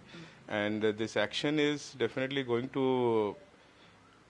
what I can say, give them the response that, okay, this country is into retaliatory mode. And apart from that, the other steps that has been taken, which is going to affect them in a big way. So all in all, I think that why the Pakistan is existing here. Is it just for the terrorism or is it something for else? So that is what I believe. Any other message that you'd like to give? Somebody who suffered this loss? Somebody has suffered, but the only thing is that it should not be repeated again. It should not absolutely zero tolerance on this. And Jammu Kashmir is our own country, and we should not have a fear to reach out to go over there. So right now the situation is not like that. We are having a fear to go there.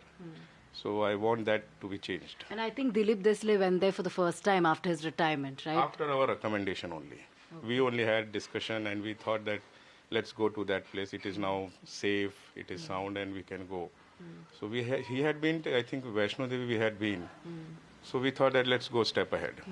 So, and we paid the price for that. Right, I'm really sorry about that.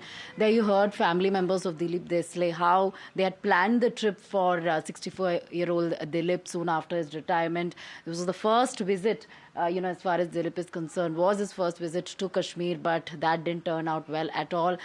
Tragic, certainly, but of course, obviously the family members here are relieved that some sort of action has taken place, but they feel more must be done and this cannot be repeated, and that J&K should be a place where every citizen can visit without any fear and with confidence. All right, Radhika, thanks very much for joining us. So just about 1 hour, 20 minutes from now for that important press conference. What we don't know at this juncture is whether there'll be questions and answers or just a statement. But there are more than 5 people who will be on the dais from the armed forces. So we do believe that there is a good chance of that taking place. In case you've just joined us now, India has conducted the biggest ever attack on Pakistan since the 1971 war, hitting terror camps all across opposite the line of control, the international border, some more than 150 kilometers deep into Pakistan, opposite Rajasthan and Punjab. So that's how far we went. The attacks took place at approximately 1:30 a.m., 1:40 a.m. this morning. There are reports of certain air battles which may have taken place. We are waiting for details of that. But let's just go back to General Yash Moore at this stage. Thanks, General Moore, very much for being with us. The Pakistani response to this has been massive artillery shelling across the line of control and the international border. And this is something we need to talk about as much, that you've got 155mm guns which have opened up on both sides. Our sources telling us that India has inflicted very serious damage on that side. So the LOC is live now. What does that mean? Yeah, Vishnu, firstly, we must compliment the government of India and the armed forces, the calm, cool, and collected manner in which we have hit Pakistan. I think this is absolutely different. It was shock and awe in the best way possible. We have never seen this. Earlier strikes were shallow. Earlier strikes were different. We used to mobilize in Oprakram. We stayed there, came back. But this time, I think it was, more better calculated, better synergy between the forces and, of course, the nation at large. So, compliments to the forces to have done this. Now, coming to the strike proper and what is going to happen on the LC. See, the philosophy of proactive stance is very clear. We have hit them hard.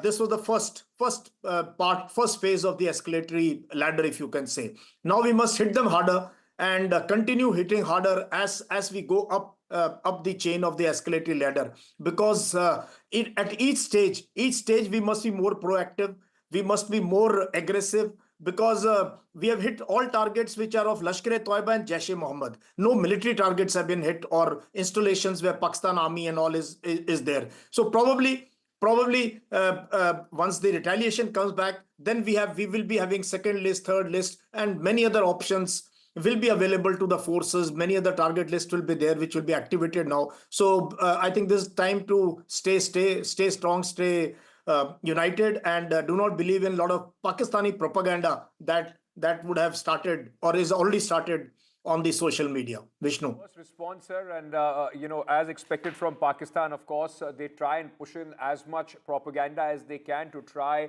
and build some sort of a narrative for them, but very quickly, because we are talking about specifically, in the border areas, heightened sense of alertness of, anticipating any misadventure from Pakistan.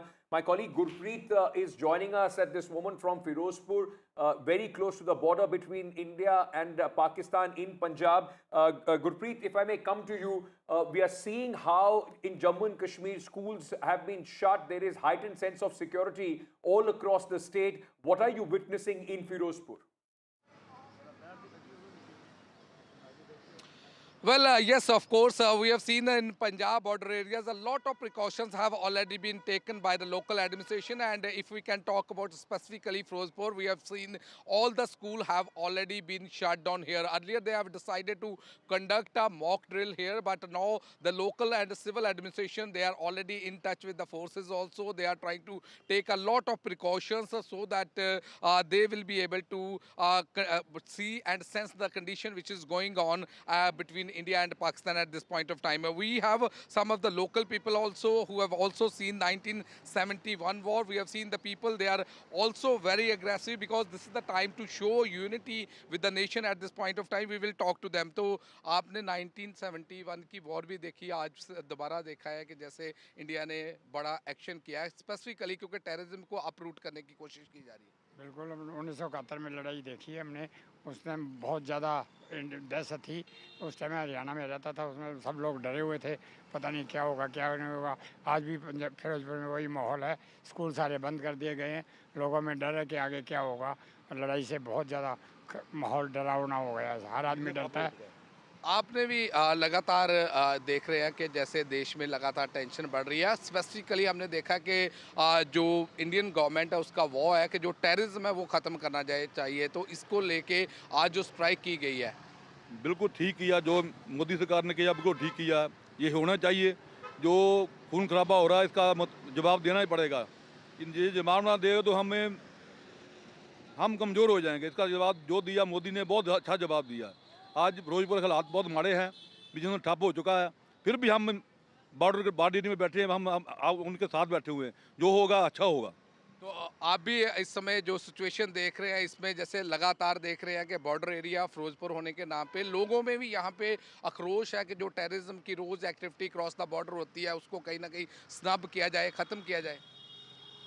जो Firozpur border पे बैठे हैं ना, हमने तो 65 की लड़ाई पहले देखी, 1965 की, फिर 1971 की लड़ाई देखी.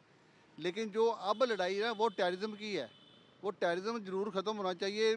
बॉर्डर वालों में बहुत उत्साह है कि ये जो मोदी साहब कर रहे हैं ये बहुत अच्छा कर रहे हैं और ये ख़त्म होना चाहिए. इसका ख़त्म होने जो कारण है वो सिर्फ यही है और कोई एक्शन नहीं ले यही एक्शन जो ले रहे हैं बिल्कुल ठीक है, इसी से वो थोड़ा सा टल पड़ेगी, वरना तो ये बंद नहीं होगा। Well, clear word from the people of this border area from Firozpur. They say the way the Indian government has already taken this initiative to uproot terrorism from across the border, they have already appreciated, and they have also shown the solidarity with the nation at this point of time. Though we have seen multiple precautions have already been taken by the local administration, and all the schools have already been shut down here in Firozpur area, and specifically in district Firozpur. Back to studio. All right. Well, we're just going to come back, and again, a reminder: 1 hour, 10 minutes or so is when that press conference will happen, and there will be word, I'm sure, hopefully clarity on the extent of the air battles which have reportedly been taking place as well. But in as much as we talk about the strikes in Pakistan, and it is so important to reflect that Bahawalpur, Gulpur, Muridke, these are some of the areas where India has really hit Pakistan. The Hizbul Mujahideen camp near Sialkot has been blown up. The Jaish-e-Mohammed's headquarters in Bahawalpur has been destroyed. That our government and our forces would have known that if you hit Pakistan, they will retaliate. There has been retaliation. India has retaliated to that as well. And by that I mean artillery shelling across the line of control in the international border. The details on an air battle having taken place, that's still sketchy at this stage. There is unconfirmed information coming in. We are waiting for that clarity. But until such time as that press conference happens, and we've been asking for several hours now, that clarity has so far not emerged. But these are tense times. There are casualties on both sides. In fact, the government of India has confirmed that at least 3 civilians have been killed on our side. Our defense sources have confirmed that we've hit the Pakistanis very hard on their side of the line of control in artillery shelling. What happens next is the question. Is this going to go up the escalation matrix or not? General Satish Dua with us as well. General Dua, do you believe that there is a real possibility of this becoming more or going up the escalation matrix? We will talk to them. So, all right. We don't have General Dua, but General Moore, would you like to take? Yes. Would you like to take that question, General Moore?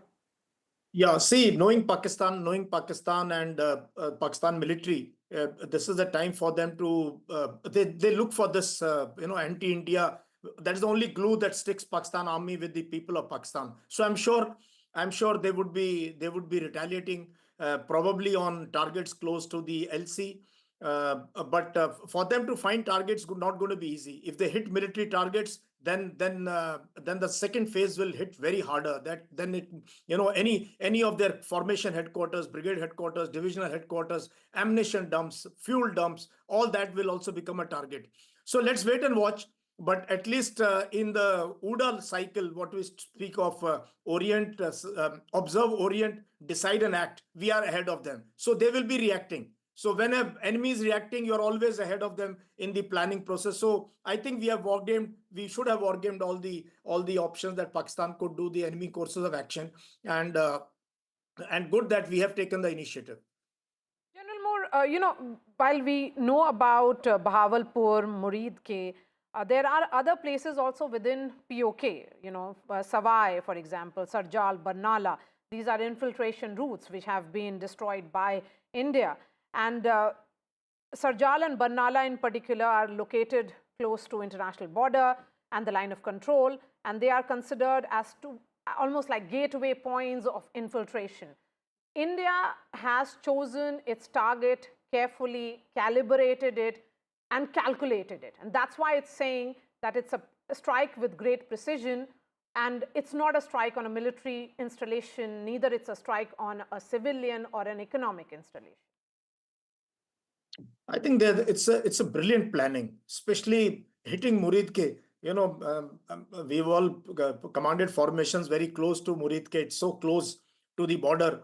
And Muridke was always the headquarters of Lashkar-e-Toiba. So hitting Muridke, hitting Bahawalpur, deep into Pakistan's Punjab province. So it sends really a message. also to the local people also, because wherever these, you can say this terror factories or madrasas where they really, nobody likes them around. So I think sooner or later, if these are really destroyed and they don't come up, then it's the best thing possible. In the targets that we have hit in POK are exactly the routes where the Pakistan army gets these people together, trains them for some days, and then depending on the time and this thing, they launch them across the LC into in any parts of Jammu and Kashmir. So I think very well calibrated targets, very well hit. And as per reports are concerned, there has been absolutely, we caught them napping. The time, the date. Imagine we planned the mock drills today, and the news that was going around was that probably the strikes will take place after the victory parade in Moscow. So there is amazing amount of, in spite of, there is so much transparency in the battlefield today. But I think we were able to surprise them really well. So hats off to all the planners who've done this brilliant action. While, in the dead of the night, Pakistan woke up with these strikes from India, the message and the bang of these strikes is now being heard all across the world. There are countries, those who are reacting to what India has done. Most countries, and I must underline this, have supported India's retaliation as India's right after the Pahalgam terror attack. Let me go across to our colleague Arjun, who's joining us at this moment from the news pit to give us a sense of how the world has reacted to Operation Sindoor. Arjun, That's absolutely right, Ankit. You put things into perspective very clearly and properly. The latest, in fact, statement coming in from the Israeli envoy to India, Reuven Azar, and I'm quoting him here, where he mentions Israel supports India's right for self-defense. Terrorists should know there's no place to hide from the heinous crimes against the innocent. For our viewers joining us right now, in fact, I'll repeat the Israeli envoy's statement where he says Israel supports India's right to self-defense. Terrorists should know there's no place to hide, in fact, from their heinous crimes against the innocent. We've got one more recent statement being released, and this is being released by Japan's Chief Cabinet Secretary, where he says, in regard to the terrorist attack that occurred in Kashmir on the 22nd of April, our country firmly condemns such acts of terrorism. Now, these were two of the latest statements which have in fact come out right now. Meanwhile, the United Nations, America, all other countries are also very carefully following the developments. Not only all of these statements in fact come at the back of Pakistan being slammed at the UNSC, at the emergency closed-door meeting it had in fact called, prior to which our External Affairs Minister had spoken to all the non-permanent members, and also Prime Minister Modi, with his unparalleled outreach to other world leaders, had already briefed them. Back to you, Ankit. Arjun, the significance of the fact that India was constantly keeping its allies informed. Soon after the terror strike, which happened on our soil on 22nd, there was a briefing which was held in the Ministry of External Affairs of 30 envoys. Thereafter, we had seen India carry out its diplomatic offensive, and now the military offensive, and National Security Advisor making that call. But before that, there are some sound bites which have come in. Arjun, just stay with us. Let's listen in to all the reactions coming in. No, it's a shame. We just heard about it just as we were walking in the doors of the Oval. Just heard about it. I guess people knew something was going to happen based on a little bit of the past. They've been fighting for a long time. They've been fighting for many, many decades and centuries, actually, if you really think about it. No, I just hope it ends very quickly. Okay, Arjun, a word on that the need and the diplomatic finesse displayed by India through and through, that it kept its allies informed. Well, all these latest statements coming in actually underline the prowess of not only the Indian military, but also the External Affairs Ministry, and in fact, Prime Minister Modi, as you mentioned, Maria, we've been seeing repeated outreaches to international leaders and foreign ambassadors, as you mentioned. Right after the attack, the External Affairs Minister, in fact, convened a meeting and briefed all of these ambassadors, which is really important. This was in the build-up to what happened at the UNSC, where Pakistan was in fact cornered and questioned on its ties with terrorist outfits, including the Lashkar-e-Toiba, among others. And this was, of course, followed by Operation Sindoor, the strikes, and the international community again coming to India's fold and slamming Pakistan-sponsored terrorism. All right, Arjun, thank you so much. And the viewers who are joining us at 9 a.m., the headlines that we are tracking this hour: India has avenged the terror strike which happened on our soil on 22nd of April. India's resounding response to Pahalgam. India strikes back at Pakistan. Operation Sindoor is carried out. 9 targets struck, 4 inside Pakistan, 5 in PoK. Sources say that Pakistan Army has suffered casualties.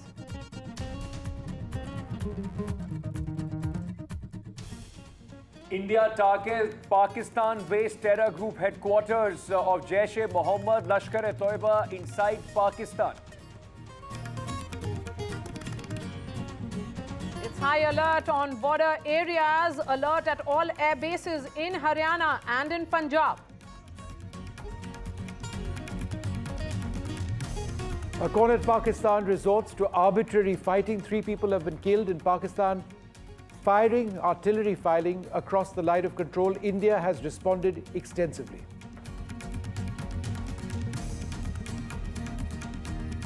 As India avenges Pahalgam terror attack, victims' families thank the forces, say they are proud of Indian armed forces.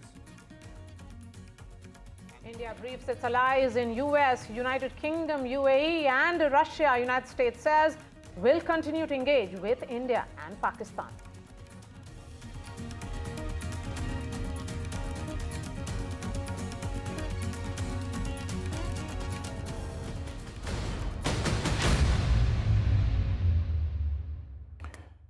Good morning and welcome. In case you're just tuning in, this has been a remarkable several hours now. Shortly after 1:40 a.m., Pakistan hit out as a result of the terror attack in Pahalgam. India has retaliated. We have blown up several Pakistani terror camps all across on the Pakistani side of the line of control in the international border. Some strikes going up to 150 kilometers deep on west of the Rajasthan-Punjab front.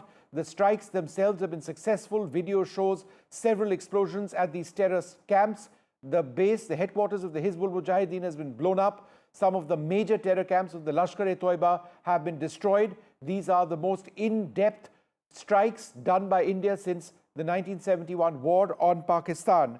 We're going to get reactions very soon. We hope to be joined by the former Army Chief General Bikram Singh in a little while from now. But in the last little while, Pakistan has responded through artillery shelling, 155mm gun shelling across the international border and the line of control. India has retaliated, but there have been casualties there on both sides. Very significantly, in less than an hour from now, a press conference by the Defense Ministry where we will get clarity on just what has taken place. Yes, and the Prime Minister's office has communicated that the Prime Minister was monitoring the entire Operation Sindoor through the night. It was the Defense Minister, Rajnath Singh, who put out a tweet lauding the Indian forces. And then came the reaction from External Affairs Minister, who says that the world must actually believe and walk the talk on zero tolerance to terrorism. There will be an all-party meeting, which will be chaired by the government as well, where the government will be briefing all the political parties. In the last few hours, all the reactions which have come in from the Congress to other parties, the regional players, have been of standing with the Indian forces. The entire political class of India is speaking in total solidarity and in unison as India has avenged 26 innocent lives lost in Pahalgam. We have Shivarur joining us live from Srinagar. We also have Vasudha Venugopal joining us from 7 LKM.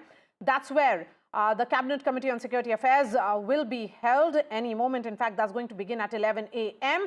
I can see Nazir joining us as well from Srinagar. Beginning with Shiv.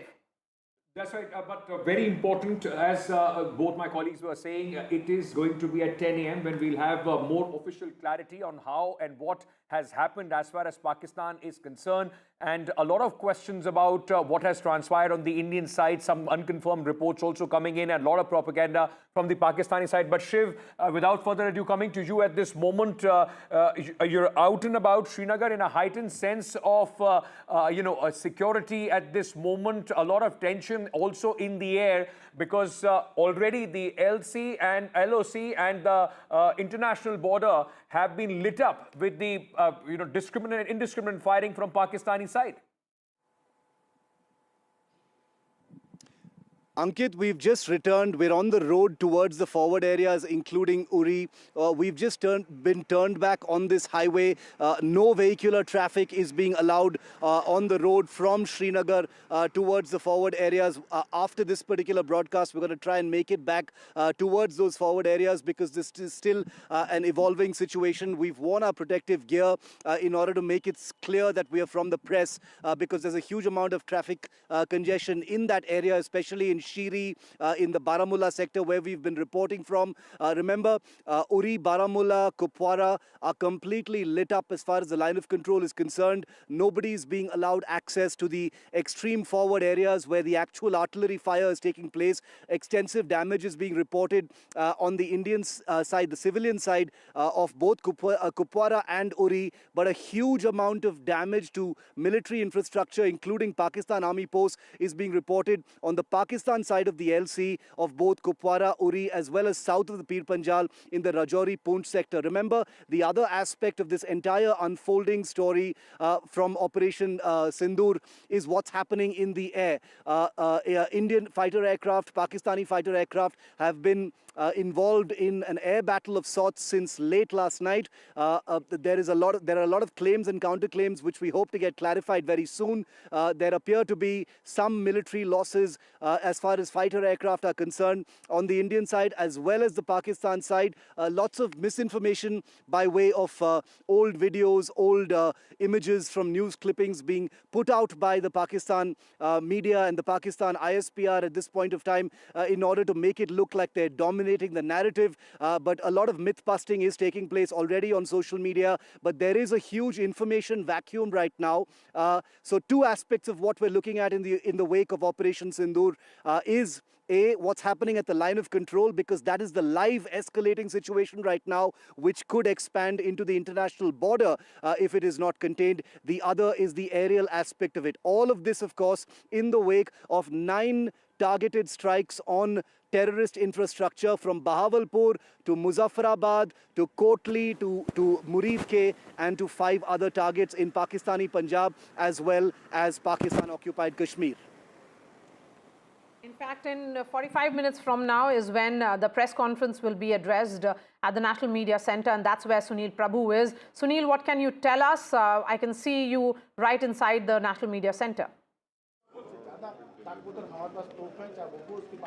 That's right, Maria. And in fact, just I want to show you the army officials. There's going to be a PowerPoint presentation, so the entire world and everybody can watch that. There's, the armed forces are already here. The army, Indian Army personnel. There will be also from the Indian Air Force, and we'll wait and see who else is part of these deliberations. But this is clearly a sign the entire tri-services, the Navy, the Air Force, as well as the Army and the Chief of Defence Staff's, colors are here. Their flags have been put there specifically for this presentation, which is going to be done by a Major General rank in a short while from now, as you said, at 10 o'clock. And hopefully that PowerPoint presentation will be able to answer what exactly happened and what are the steps that India is taking. There will also be a statement from the Ministry of Civil Aviation because there are a lot of concerns for people like you and me who are civilians, who are worried about flights that they have booked.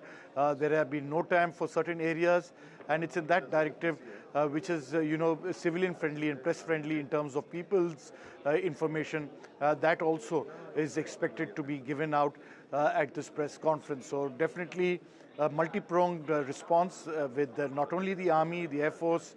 As I said, we are not sure whether the MEA will be here, but there will definitely be a government spokesperson, and from the Ministry of Civil Aviation also a statement is expected in the course of the next few minutes. Once that press conference gets underway at 10 o'clock, there will be a PowerPoint presentation by our armed forces to deliberate and inform the entire country and the world at large about what exactly has happened during the course of this night, where you and me have been awake, keeping people informed about these airstrikes, the 9 specific points, the roots of terror, where the Jaish-e-Mohammed and LET have been attacked. These are places which have been emanating terror for a very, very long time, and the real touching point was when 26 innocent civilians were killed joining us in from Pahalgam. Srinagar. Nazir, 9 sites selected for the operation, which has a history of association with major terror plots and also infiltration attempts directed in India. We have spoken about Bahawalpur, we have spoken about Mudrike. What about others? Well, if you just see the visuals coming from Pakistan, it clearly shows that the strikes have hit very, very hard. What are the number of casualties or the terrorist leadership who all have been targeted in this, it's still not known. But as we know, Bahawalpur has been the headquarters of Jaish-e-Mohammed, where Masood Azhar was operating. Murdaki, whether it was initially Jamaat-ud-Dawat Irshad, then it was transferred into Lashkar-e-Tayyiba, and then where Hafiz Saeed and his whole ideology was flourishing. Then we know in Muzaffarabad, then we know totally 5 sites in PoK, which have been targeted, which according to army have been the terror sites, whether these are launch pads or whether they are terror training camps or which are the ideological basis of those groups. Pakistan has admitted 8 casualties. However, they are saying they are all civilians, most of them children and women. Having said that, this is first time they are admitting casualties. They are admitting it has hit them very hard, unlike 2016 or 2019, when they were in a denial mode despite the fact there was a surgical strike and there was also Balakot strikes as well, airstrikes as well. But this time India has hit very deep and very hard, deep inside Pakistan in Bahawalpur. But here also there has been apparently some losses of air forces. Some fighter jets apparently have been lost in this fight with Pakistan here. We will be waiting for the official word on that. What is the amount of loss and how it has happened. But during the night, it was a chaotic night. One update is important that the artillery shelling on the border has stopped right now. This halt.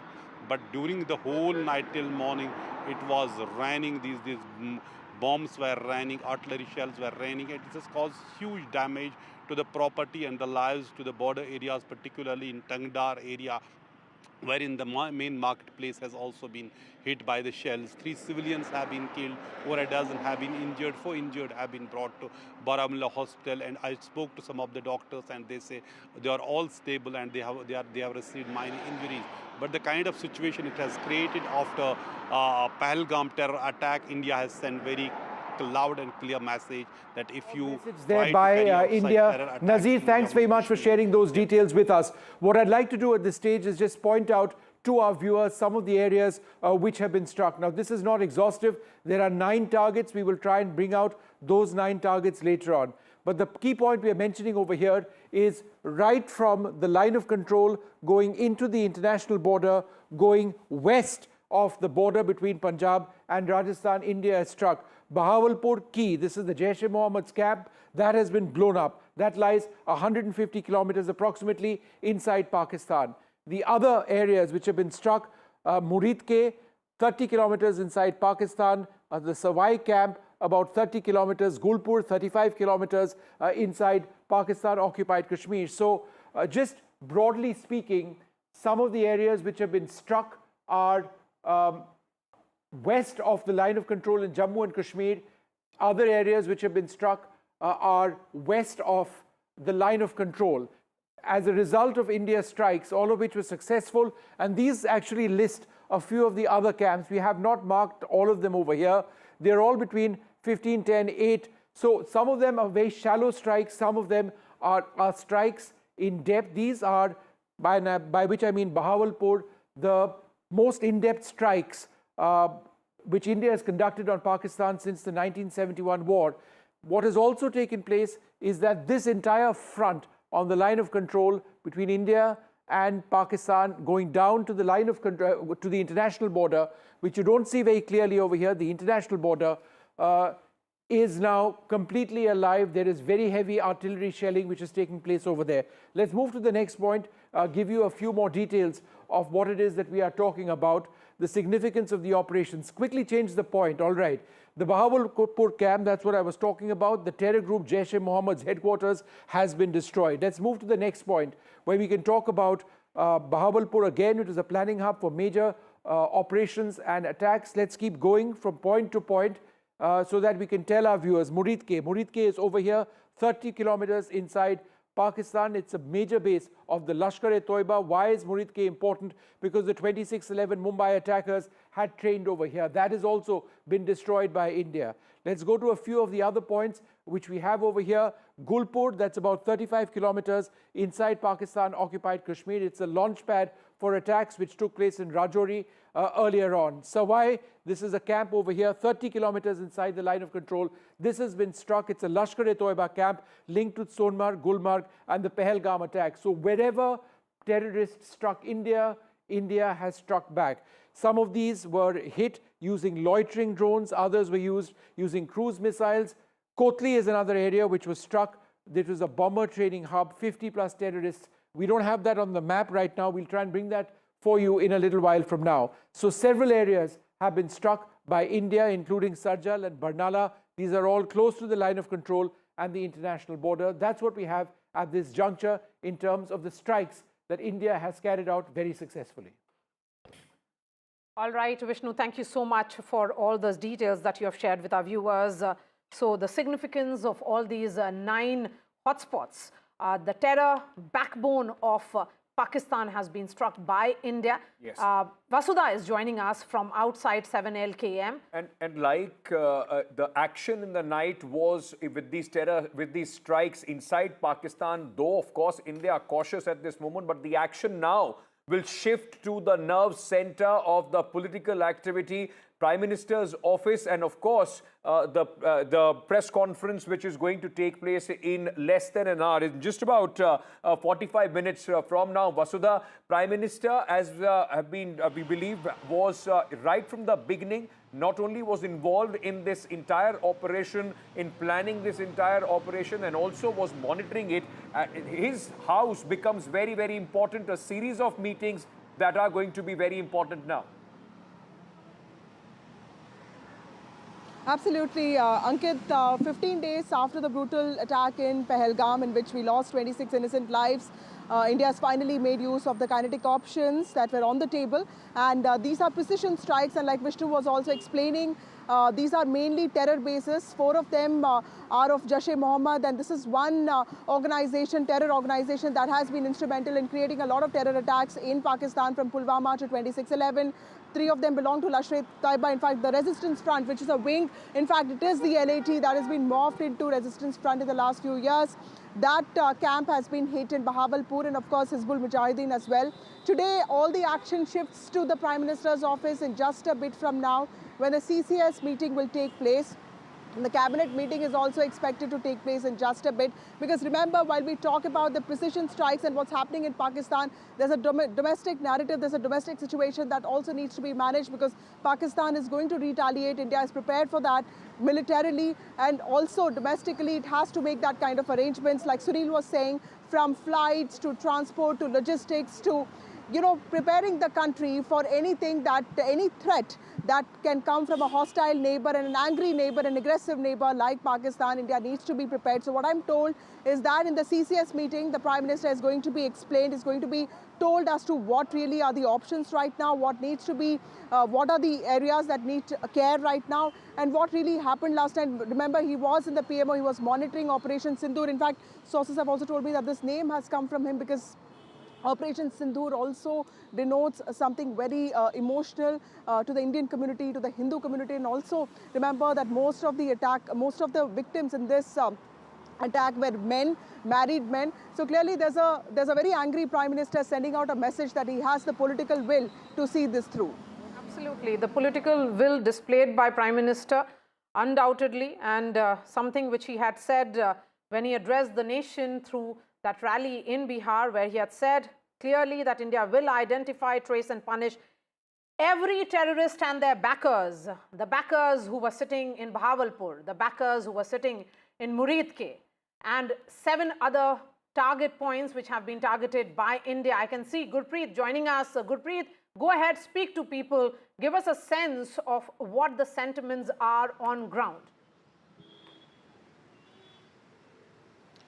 Well, we are reporting from district of Firozpur, and this is the border area of international border area of Firozpur. So we will have some people with us. We will talk to them. So you have seen the way Indian government has already initiated action against terrorism. So how do you see? कैसे देख रहे हैं आप? I am live in Firozpur. ये आपने जो हमारी सरकार ने, इंडिया गवर्नमेंट ने, प्राइम मिनिस्टर ने जो किया स्टेप, ये बिल्कुल ठीक किया है। पब्लिक के हिसाब से ये स्टेप बहुत ज़रूरी था और ये उन्होंने बिल्कुल ठीक किया है और होना चाहिए था। लोग डरते जरूर हैं, लेकिन साथ साथ लोगों में उत्साह भी है, हौसला भी है कि ये स्टेप करना बहुत ज़रूरी था, जिससे दुश्मन कमज़ोर हो और दुश्मन का हमारे पे हावी ना हो। आपने बॉर्डर एरिया में रहते हैं, पहले भी वॉर्स देखी हैं, लेकिन अभी भी देख रहे हैं। सुबह का हम यहाँ से रिपोर्ट कर रहे हैं, लगातार लोगों में उत्साह भी है। लोगों का ये भी कहना है कि इस वक्त जो स्टेप लिया गया है अगेंस्ट टेररिज्म, वो नीड ऑफ द आवर था, वो लेना चाहिए था। बिल्कुल बहुत ज़रूरी था। जो उन्होंने हमारे साथ इंडिया अपने पहलगाम में जो हरकत की है, उसका जवाब, मुंह तोड़ जवाब देना बहुत ज़रूरी था और ये बिल्कुल सही स्टेप है। लोगों में इस चीज़ की बहुत खुशी है और मैंने 1965 की लड़ाई भी देखी है, 1971 की भी लड़ाई देखी है। उसके हिसाब से इस टाइम ये अपने पास ताकत बहुत है। इस टाइम उनको सबक सिखाना बहुत ज़रूरी था, हो गया था इस टाइम। देख रहे हैं कुछ दिनों में यहाँ ब्लैकआउट भी हुआ, लोकल कई मीटिंग हुई, आज पूरे स्कूल भी बंद किए गए हैं। लोकल एडमिनिस्ट्रेशन है जो लगातार फोर्सेस से टच में है, क्योंकि यहाँ पे काफ़ी बड़े मात्रा में फोर्सेस भी यहाँ पे उनका पूरा एरिया है। तो क्या लगता है कि जो ये स्टेप्स ले रहे हैं, जो चीज़ें कर रहे हैं, कहीं ना कहीं लोगों में एक मैसेज भी जा रहा है कि लगातार जो सरकार है वो टेररिज्म के खिलाफ लड़ रही है और लोगों में भी उत्साह पाया जा रहा है? बिल्कुल ठीक। ये लोगों में बड़ी खुशी है इस बात की कि इस टाइम ये बहुत ज़रूरी था टेररिज्म के खिलाफ होना में और उनको मुंह तोड़ जवाब देना। तो लोगों में डर है, लेकिन खुशी भी है साथ साथ कि जो कुछ सरकार कर रही है पब्लिक के लिए बहुत अच्छा कर रही है। चाहे ब्लैकआउट हो या चाहे जो भी स्कूल बंद हो, ये सब पब्लिक की प्रिकॉशंस के लिए है और पब्लिक की सेफ्टी के लिए हमारी सरकार और which is coming now. Prime Minister Modi is constantly monitoring the situation, as we have been reporting. Operation Sindoor being constantly monitored by Prime Minister Modi. National Security Advisor Ajit Doval has been briefing Prime Minister on a regular basis, is what we can tell our viewers. In some time from now will be the cabinet meeting, which will be chaired by the Prime Minister. Press conference delayed. Yes, press conference delayed. But before that, let me bring in Aishwarya, who's getting us this piece of breaking news of National Security Advisor constantly briefing the Prime Minister. Ash. Well, Prime Minister Narendra Modi has been briefed by NSA Ajit Doval, and Prime Minister is monitoring very closely about the developments and the current situation along with the line of control, and also about Operation Sindoor, as there has been multiple strikes that India had conducted on the Pakistan mainland as well as Pakistan-Occupied Jammu and Kashmir. Prime Minister is right there at 7 Lok Kalyan Marg just before the cabinet meeting. Has been briefed on regular intervals by the National Security Advisor. Of course, there are several rounds of meetings that have taken place in the last few days, and all in alignment with this very attack of India, giving a befitting response to the terrorist attack on the Indian soil. Yesterday as well, it was NSA Ajit Doval who reached 7 Lok Kalyan Marg. I was right there at PM residence. He briefed Prime Minister for almost 40 minutes yesterday as well, and that's how a series of meetings have taken place. Prime Minister was engaged with the developments. He was briefed by from Defence Minister to the senior officials from the Defence Ministry, and all were the part of the action that India is going to take. Just the information that is pouring in is as well that Prime Minister is still at 7 Lok Kalyan Marg. He has been briefed by NSA Ajit Doval just before the CCS that he will be chairing, and also soon after that there would be a full-fledged cabinet briefing. Of course, the all-important briefing by joint press conference by the Ministry of External Affairs and Ministry of Defence had been postponed by 30 minutes. So now it will start at 10:30 because of the developments that are taking place along with the line of control.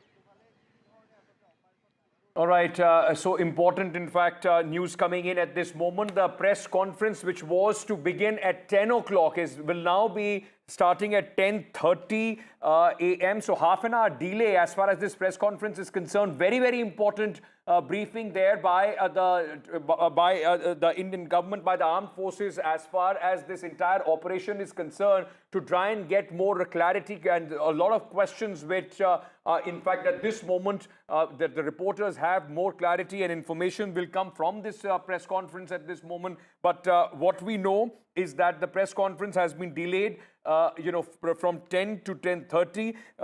Vishnu, Maria, any particular reason that we know about why this has been moved forward? I think it's just in terms of getting a little bit more information. The situation is fairly dynamic. There would be new developments. There would be new information which they're looking to clear at this stage. There is a lot of information now which needs to come in. We should be getting more details on that. What we can say is that what took place from approximately 1:30 p.m. is far more than just the missile strikes and the other weapons which were used to strike Pakistani terror camps. There was an air battle which also likely took place. We don't know the extent of it. There are some reports of fighter jet losses. This would have been factored in by our armed forces. If we go kinetic, then Pakistan would retaliate. So this would be something that needs to be assessed. Perhaps time would be needed for that. Also, the situation along the line of control and the international border in terms of artillery shelling, very, very active. Several areas have been hit. 155mm gunfire taking place over there. Several Pakistani posts have been struck. What I have been told that there have been significant casualties inflicted on the Pakistani side as well on the line of control in the artillery shelling and on the international border. Pakistan's firing is indiscriminate. Just in the last little while, even United Nations posts in the Poonch sector have seen artillery shells from Pakistan landing in the vicinity. So it's all active now. Is this going to be kept at this level? Is there going to be more? All of these things we need to really keep a lookout on. But these are extremely tense times. And one final word, air travel. If you are traveling, please look out, speak to your airline, because lots of airports across India are shut down at this stage, primarily in Jammu and Kashmir and in Rajasthan. Okay. And the families of these 26 victims have spoken out and they have thanked the security forces, perhaps even saying that the action taken by India is a reflection of the sentiments of 140 crore Indians. Harshal Lele, who is the son of Sanjay Lele, who lost his life in the attacks, the cowardly attacks that took place on the 22nd of last month. India has finally retaliated, and let us try and understand from him on what are his initial reaction to this attack. Harshal, first of all, tell me, when did you get to know about the kind of reaction that India has given to Pakistan? Yesterday midnight. I was awakened till late. I don't know why I was not able to sleep. My friend actually messaged me that, are you awake? I said yes. So he told me to switch on the TV. So I got to know like that, around 2 to 2:30 at that time. Have you been awake for many nights in the last 15-16 days, or was it something special that made you keep awake last night? I was awake for last 15-16 days during late night. But yesterday, previously I was sleeping but wasn't able to sleep. Yesterday, on my own I was awake. I was, I don't know why, but I didn't go to the bed. I was just kept scrolling the mobile. So maybe that was a sign for me that something is going to happen. Harshal, everyone is talking about the sense of justice, right? That we have given justice to those who lost their lives. Do you think that this in any way completes the sense of justice?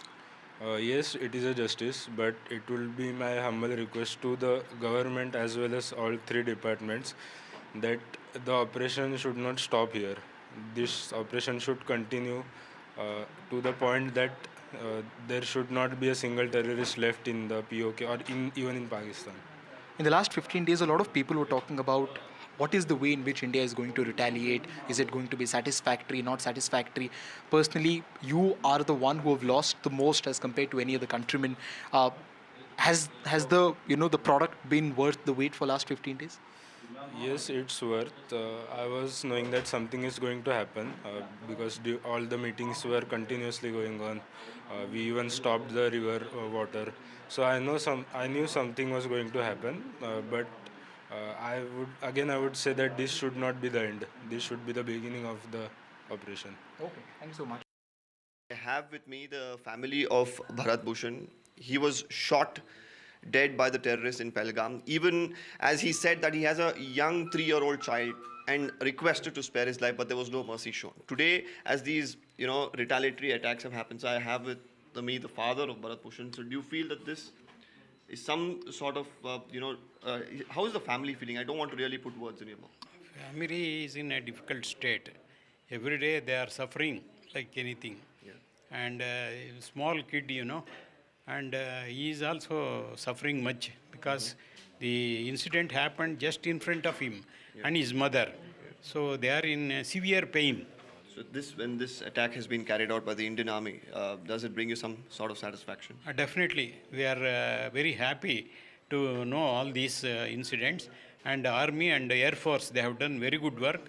And they are controlling the terrorists as well as they are attacking terrorist camps in Pakistan. And they are putting missiles so that everything will be demolished then and there itself. And even terrorists are killed there itself. Absolutely. And while many of them have in the past said that, including the families of several of the victims, that they are not looking for any sort of vengeance. They're looking for safety measures. They're looking to ensure that the government in the future ensures that such an incident does not occur. But right now, with such an attack that's being carried out, Operation Sindoor being carried out, somewhere for the family, is it relief that if those terrorists who are a part of Pahalgam or any other people who could carry out such an attack, them being eliminated, does that bring you some level of satisfaction? I don't know if I should say, it's a satisfaction, it's a relief, because Bharat is not going to be back. So there is a void, which he's left for us. Second is, I want to state that, we are with the government and their decisions. I'm very sure, this is a very well thought through decision after a complete study of, what has happened in Pahalgam and what is expected to happen in the future. They would have thought through all these things, and then they would have made a step, or they've taken the step of attacking these terror outfits. So I wouldn't want to call it saying, it gives us a bit of satisfaction, it's a good revenge. I don't know. I don't want to call it, I don't want to give any term to this, but we are with the government and we fully support their decisions, and whatever they have to do, they will do, we know that. So we'll just wait and watch. How's the family doing at this point in time, sir? It's been, of course, a hard couple of weeks, I'm sure. How is the wife doing? How is the kid doing? I mean, hats off to her and her courage. She lost the most important person of her life in front of her, and still, she had the courage to hold the kid, bring him down safe from Baisaran to Pahalgam. I don't think many could do that. She's going through a lot of pain. She's in a lot of pain at the moment. She's struggling. My family is struggling. All of us are struggling. We only realize when I look at the photograph of Bharat with the garland is when I realize saying he's not there. I mean, initial week was more the shock. Now it's the pain which all of us are going through at this point in time. ये बहुत ही अच्छी बात है कि जो उन्होंने मोदी साहब ने बदला लिया है और मैं उनके साथ हूँ, जनता उनके साथ है और हमारा सारा परिवार उनके साथ है। मैं सेना के जवानों को यही मैसेज देना चाहती हूँ कि आगे बढ़ते रहो और ऐसे ही बदला लेते रहो कि ऐसी कोई घटना दोबारा न घटे, उनको मुंह तोड़ जवाब देना ऐसे ही देना चाहिए। हम सब इस पल की प्रतीक्षा कर रहे थे और जो भी सरकार ने निर्णय लिया है वो योग्य लिया है और हमारी बस यही इच्छा है कि अभी जो भी ये संगठन है या ये जो ग्रुप्स है जो आतंकवादी हमले कर रहे हैं, इनको पूरी तरीके से निकाल के मतलब ढूंढ के मार देना चाहिए और ख़त्म कर देना चाहिए। उनसे बहुत थैंक यू कहती हूँ कि उन्होंने मेरे पति की मौत का बदला लिया है। मैं बहुत छोटी हूँ, उन्हें कुछ भी कहने या नहीं कहने वाली, लेकिन हाँ, जिस तरीके से हमारे पूरे परिवार को उन पे विश्वास था, उन्होंने उसी तरीके से जवाब देके हमारे विश्वास को कायम रखा है। And I am really thankful. हमें ऑपरेशन सिंदूर के बारे में न्यूज़ चैनल से मतलब हमारे परिवार वालों के कॉल आए हमें, और तब पता चला कि भारत ने जो पहलगाम में हमला हुआ था उसके ऊपर आज उन्होंने रिएक्शन मतलब उनको उत्तर दिया है इसके बदले में एयर स्ट्राइक करके। पहले तो मिशन का नाम सुन के हम लोगों को बहुत मतलब मैं तो बहुत रो रही थी सुन के। All right. So that press conference has been postponed by half an hour. So it's still less than 1 hour from now. 10:30 is when we'll get clarity on what exactly took place. Now, there are two aspects of this. There's a lot of news coming in. The first part of this is that India has very successfully struck terror camps in Pakistan. Hizbul Mujahideen terror camp, for example, near Sialkot has been taken out. Bahawalpur, the headquarters of the Jaish-e-Mohammed, has been taken out. There have been 9 such areas. But there has been retaliation from Pakistan. We're trying to understand the dynamics of that.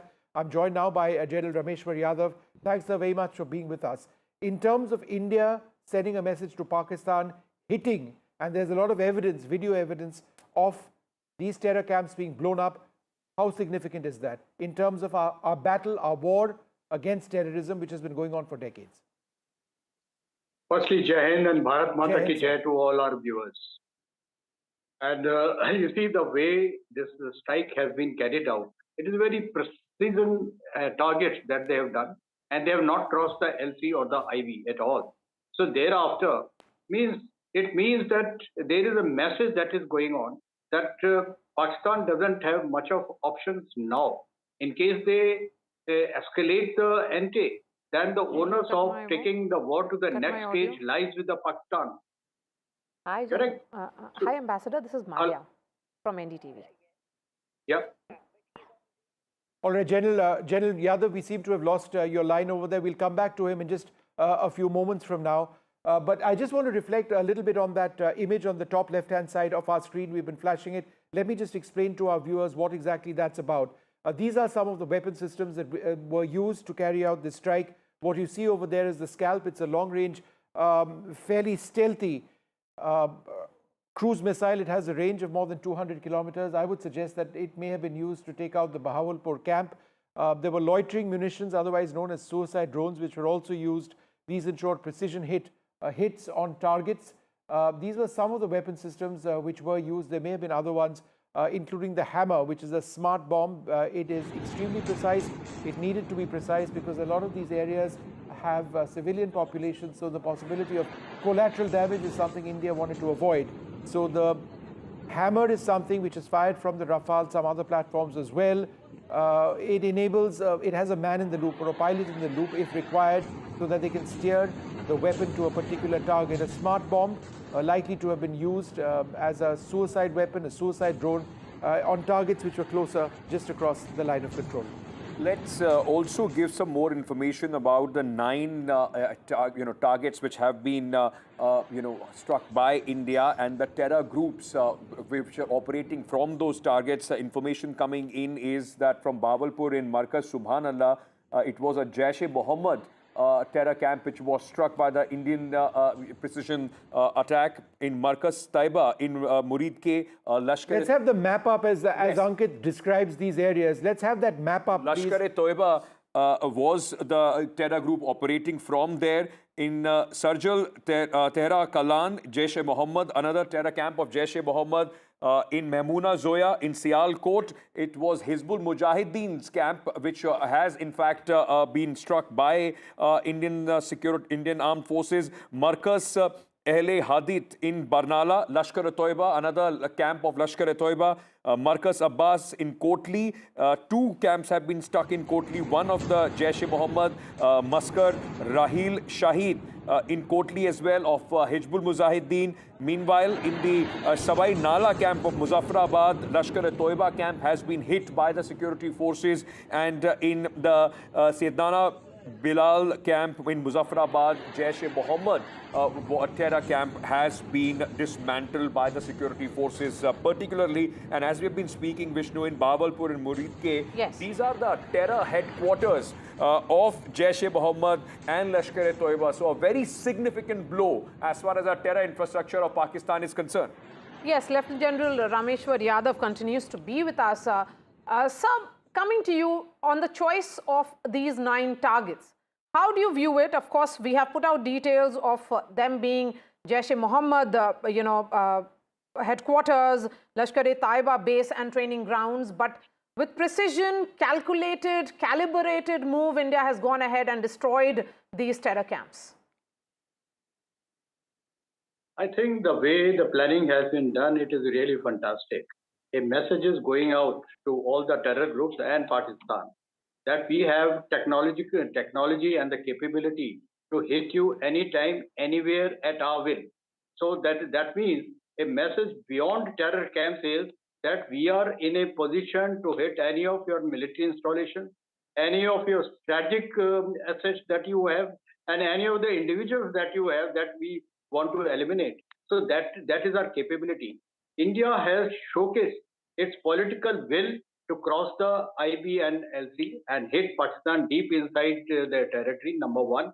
And second thing, we have demonstrated the technological edge that we have over Pakistan. And you see, if you look at the history, in all the wars, whichever side had better technology, they have been the winners. So a big message is going out to Pakistan as of now. And I would also say the way we have calibrated all our moves, it has been more than 14 days that we have taken to plan out the entire strategy that we have, and we have struck now. And prior to that, we have taken economic measures, we have taken diplomatic measures, thereby giving time to Pakistan to mend their ways. But since they did not, so now the military, which is the last option in a statecraft, so we have used military option, and that too on a very small sample that we have. Minister Amit Shah has just come in with a statement right now. Bring down his audio for a moment. I just want to read out this breaking news. Proud of our armed forces. Operation Sindoor is Bharat's response to the brutal killing of our innocent brothers in Pahalgam. The Modi government is resolved to give a befitting response to any attack on India and its people. Bharat remains firmly committed to eradicating terrorism from its roots. So a very, very strong response from Amit Shah. We haven't seen, Maria, correct me if I'm wrong, anything from the Prime Minister as yet, right? Not yet from the Prime Minister. We've seen the External Affairs Minister, Dr. S. Jaishankar, as well. And Rajnath Singh. And Rajnath Singh, the Defence Minister. Yes. So Home Minister Amit Shah putting out a tweet, rather an elaborate one, the first among all the Rationale Hills ministers. First came the reaction from Defence Minister around 2 a.m. Then it was around 7 a.m. that External Affairs Minister had put out a reaction, and now Home Minister Amit Shah saying that the Modi government is resolved to give a befitting response to any attack on India and its people. Bharat remains firmly committed to eradicating terrorism from its roots. Remember, Prime Minister Modi has been monitoring this entire Operation Sindoor through the night, and the National Security Advisor, the CDS, and all operational details have been shared with the Prime Minister on a minute-to-minute basis. Right. All right, joining us now, the former Air Chief Marshal R.K.S. Bhadoria. Ankit? Yeah, sir, thank you for speaking to us. I very quickly want to understand from you, this is, I was just seeing the reaction that you have also put out on X, a very significant action which has been taken by our security forces. We have been discussing here on NDTV, the importance of all the 3 services taking part in this action, which has gone deeper into Pakistan, possibly their targets which have been attacked ever since 1971, sir. Yeah, absolutely correct. Deeper, wider, the connotations of selecting the kind of targets that have been selected. Okay, the visuals coming in. Their entire... just a moment, Air Chief Marshal Rakesh Bhadoria. These are the visuals coming in of Rajnath Singh now leaving his residence. Where is he headed? We'll know about it in just a bit. Remember, Rajnath Singh was the first minister to put out details. In fact, he had just said Just 3 words, Jai Hind was his word when he put out that tweet at 2 a.m. He also spoke to all the service chiefs That's right. about this operation. So the Raksha Mantri at this moment, Vishnu, heading out. So now the big movement as far as the top the top political leadership is concerned is in fact now we are seeing on the streets of the national capital. Yes. That's right. So they're all headed back to their, not their residence. I would suggest they've been monitoring this throughout the night. Perhaps but he's to headed South Block. to South Block, or even 7 LKM. We'll know about it in just a bit. For the CCS meeting maybe. That's around 11. So, but Rajnath Singh will perhaps be discussing with the Prime Minister as to what should be shared by the Indian Army and other forces in that press conference, Tri-Services press conference, which is going to take place at 10:30 a.m. Air Chief Marshal Rakesh Bhadoria, please continue. Sorry. Yeah, so I was saying, the kind of targets selected, it's very clearly the 9 targets after a lot of, I'm sure, due diligence and deliberation. And the tri-service targeting, all services involved, whatever targets were selected, they've been hit. All the videos and visuals coming and photographs coming from across are indicating the kind of damage. Therefore, overall, a very strong message, a very robust response to the heinous attack at Pahalgam, I think. Honorable Prime Minister had very clearly said, unimaginable punishment for the terrorists and their backers and supporters. And here it is. It is exactly in line with that. The significance you have spoken about, it was a coordinated joint operation. India has sent a strong message. But it's coming also that, today is a sense of preparation which is going on. India is the pan-India 259 district, which is witnessing that mock drill which is happening. What happens now in terms of how, after 9 terror bases struck by India, what happens now in terms of our preparation? So firstly, the pan-India drill, it becomes, apart from a drill, actual, implementation of this kind of actions that need to take place when you prepare for any kind of conflict or when you expect any kind of attack. As I see, as most of the people I think expect, Pakistan would respond in some manner or the other. If they are rational, they would want to de-escalate, but I don't think they are thinking rationally. And there would be some kind of response and some kind of attack.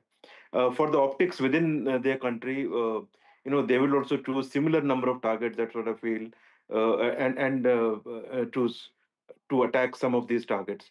So the level of that attack is to be seen. I think on our part, we need to defend very effectively, minimize the kind of damage that is possible, and thereafter calibrate the next move. So it is something that would pan out today and tomorrow, and we'll see how the things go. But as far as I think, our defense forces have taken a very strong action, and they would be prepared for any kind of escalation that in the interim may take place.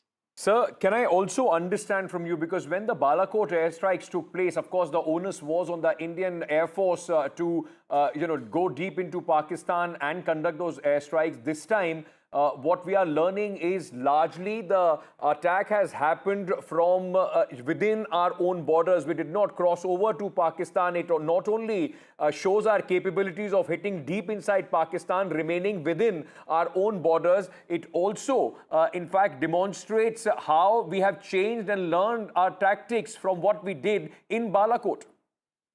Yeah, a lot of changes have taken place after that. We have a lot of weapons that are now much more capable.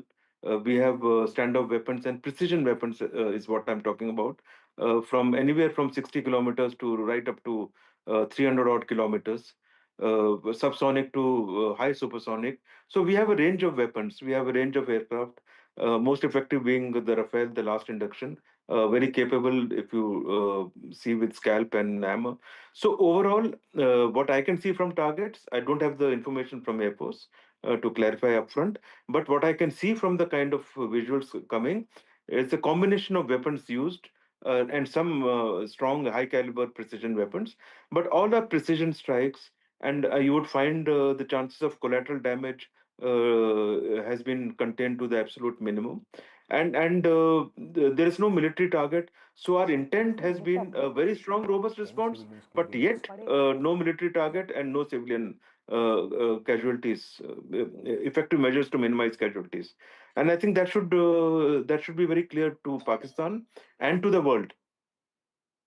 So, in terms of what should we be expecting, the reason why I'm asking that is because in the last few hours, there has been shelling which has happened along the LOC and also at the international border. When you say escalation that Indian forces are prepared for, what can happen? So shelling would certainly continue, and I'm sure that is being adequately responded to. In terms of other concrete actions, I think it's my view that Pakistan would take, because of the kind of statements that Pakistan Army Chief has made in the recent past, and some of their ministers, and for the optics within, they would certainly take some action, and that is what we need to be prepared for, and that's what we need to counteract effectively. Uh, After that, depending on the nature of damage that is done, you see, we have terrorist targets across. They don't have terrorist targets. They will end up hitting some kind of military targets. There is no other target here. And when they hit some military targets, if they were to achieve some damage, it will have obviously an escalatory effect. Air Marshal, And let we me cannot ask keep- you, Air Marshal Vishnu here, just a quick word. Whenever India plans a military operation of this sort, it is in a sense war. We factor in casualties on our sides as well. I mean, I think it's important for our viewers to understand that this doesn't come without us also potentially being hit. So therefore, it is important for us to realize that when we go kinetic, they respond. There are casualties often on both sides. Nothing is seamless, nothing is perfect, nothing is like the movies. Is that correct? Absolutely, absolutely. In fact, in the initial kinetic action itself, casualties are to be expected. That is the nature of task, and especially if your mission is more complex, and especially if the adversary is expecting it and fully deployed. You see, Pakistani Defense Forces have been deployed. They know what the terrorists had done and the kind of heinous attack and absolutely barbaric attack that was done in Pahalgam. So obviously they knew there would be something major, and Honorable Prime Minister clearly said what is to be done. With this kind of activation, obviously the level of damage can be expected in the actions that are taken, any kinetic action. Now, when Pakistan takes some action, we should expect some kind of targets that may get hit. We need to take precautions for that, and also we need to have a strategy, which I'm sure they already have. All the forces are deployed, and we would be thinking rationally and de-escalating where it is possible. Yes. But should Pakistan want to continue to escalate, I'm sure our forces are ready for that too. No, and that's where India comes into our strength, because we can outlast them. Of that, there is no doubt. We are a larger air force, we are a larger army. But what I can share with our viewers at this stage is that the artillery shelling is absolutely intense. It is continuing now across the line of control, all across the international boundary, and we are inflicting serious damage on the Pakistanis. 3 civilians on our side have sadly lost their lives. But Air Chief Marshal, thanks very much for being with us. The message, however, in all of this is absolutely clear. If Pakistan hits us with terrorists, we will hit them with cruise missiles. That's something that's been done. Unlike Balakot, the video evidence this time is absolutely clear. There has been extensive Air Force activity which has been there. There has been Army activity as well. So that's the situation on the ground right now. There has been a piece of breaking news which is coming in now is that the schools and colleges and other educational institutions have been closed. Where? In Jammu, Samba, Kathua, Rajouri and Poonch. They will remain closed today. So the border districts in Jammu, schools have been shut. This is a precautionary measure, as we have been saying, the civil defense a drill which is being carried out, but then more so because of artillery shelling which is continuing along. In fact, as we were fearing, and we've been talking about this, that these kind of action, no matter how successful they are, they don't come without a cause. 10 civilians have lost their lives on the Indian side because of the shelling that Pakistan is continuously, in fact, indulging in at the moment on the LOC. India has also responded, and there is significant damage that our forces have, in fact, done to the Pakistani forces, in response to these artillery shellings. But unfortunately, 10 people have lost their lives. This is, at this moment, ladies and gentlemen, as we have been saying since 2 a.m., it's a developing situation. It's a dynamic situation. A lot can happen. A lot is, at this moment, happening on the line of control and the international border, as well as here in the national capital, where the Prime Minister and the political leadership of the country is taking stock not only of the operation which has been conducted, but at this moment, the repercussions which we are seeing both at the line of control and if there is any other provocation from the Pakistani side. Let's very quickly, ladies and gentlemen, once again remind you that the press conference which we were waiting for, the Tri-Services press conference, is going to take place now at 10:30 a.m. So just about 37 minutes from now, that Tri-Services press conference is going to take place. And very, very importantly, just before that, we saw those visuals of the Raksha Mantri getting out of his house. We yet don't know where Mr. Rajnath Singh has gone, but he will have a very, very important role to play. Of course, briefing the Prime Minister, taking stock of the situation and the preparedness as the country now is after hitting back at Pakistan, making Pakistan pay a price for its terrorist activities. We are now waiting at this moment of how and where it goes from here. Maria, very quickly, just a word about Operation Usually, there is a cabinet meeting as well. After the CCS, there is a cabinet meeting as well. And usually we have seen a cabinet briefing after the cabinet meetings. Is there going to be that briefing which usually the INB minister does after the cabinet meeting? That may not happen at the moment. What we are getting a sense is that any kind of briefing will be coming in only from the Army and Indian Armed Forces, because at 10:30 is when the Tri-Services briefing happens. Which will be followed by more details, perhaps, which will continue to come from the government, because it's a developing situation, it's a dynamic situation, as we have been saying, Ankit. The Pahalgam killers, which widowed 25 women, have got a befitting reply. The perpetrators of the terror attack have got a befitting reply. Justice is served is the message that is coming in from the government of India, certainly, but what exactly are these locations? Let's look at those locations, and Vishnu is standing by to give us details of these 9 terror hotbeds and terror launch pads. All right, well, in case you've just joined us, this has been the big story. India has hit Pakistan very, very hard. There have been 9 places which have been struck across the international border and the line of control. These are all terrorist hotbeds. The headquarters of the Jaish-e-Mohammed in Bahawalpur has been blown up. In Murid-Ke, one of the headquarters of the Lashkar-e-Toiba has been blown up. There have been other strikes which have been taking place as well. So just in terms of the expanse from Pakistan-Occupied Kashmir, Muzaffarabad down to Kotli, Gulpur, Bhimbar, these are areas on the line of control, and these are areas where India has struck shallow, 25 to 30 kilometers across the line of control and hit them.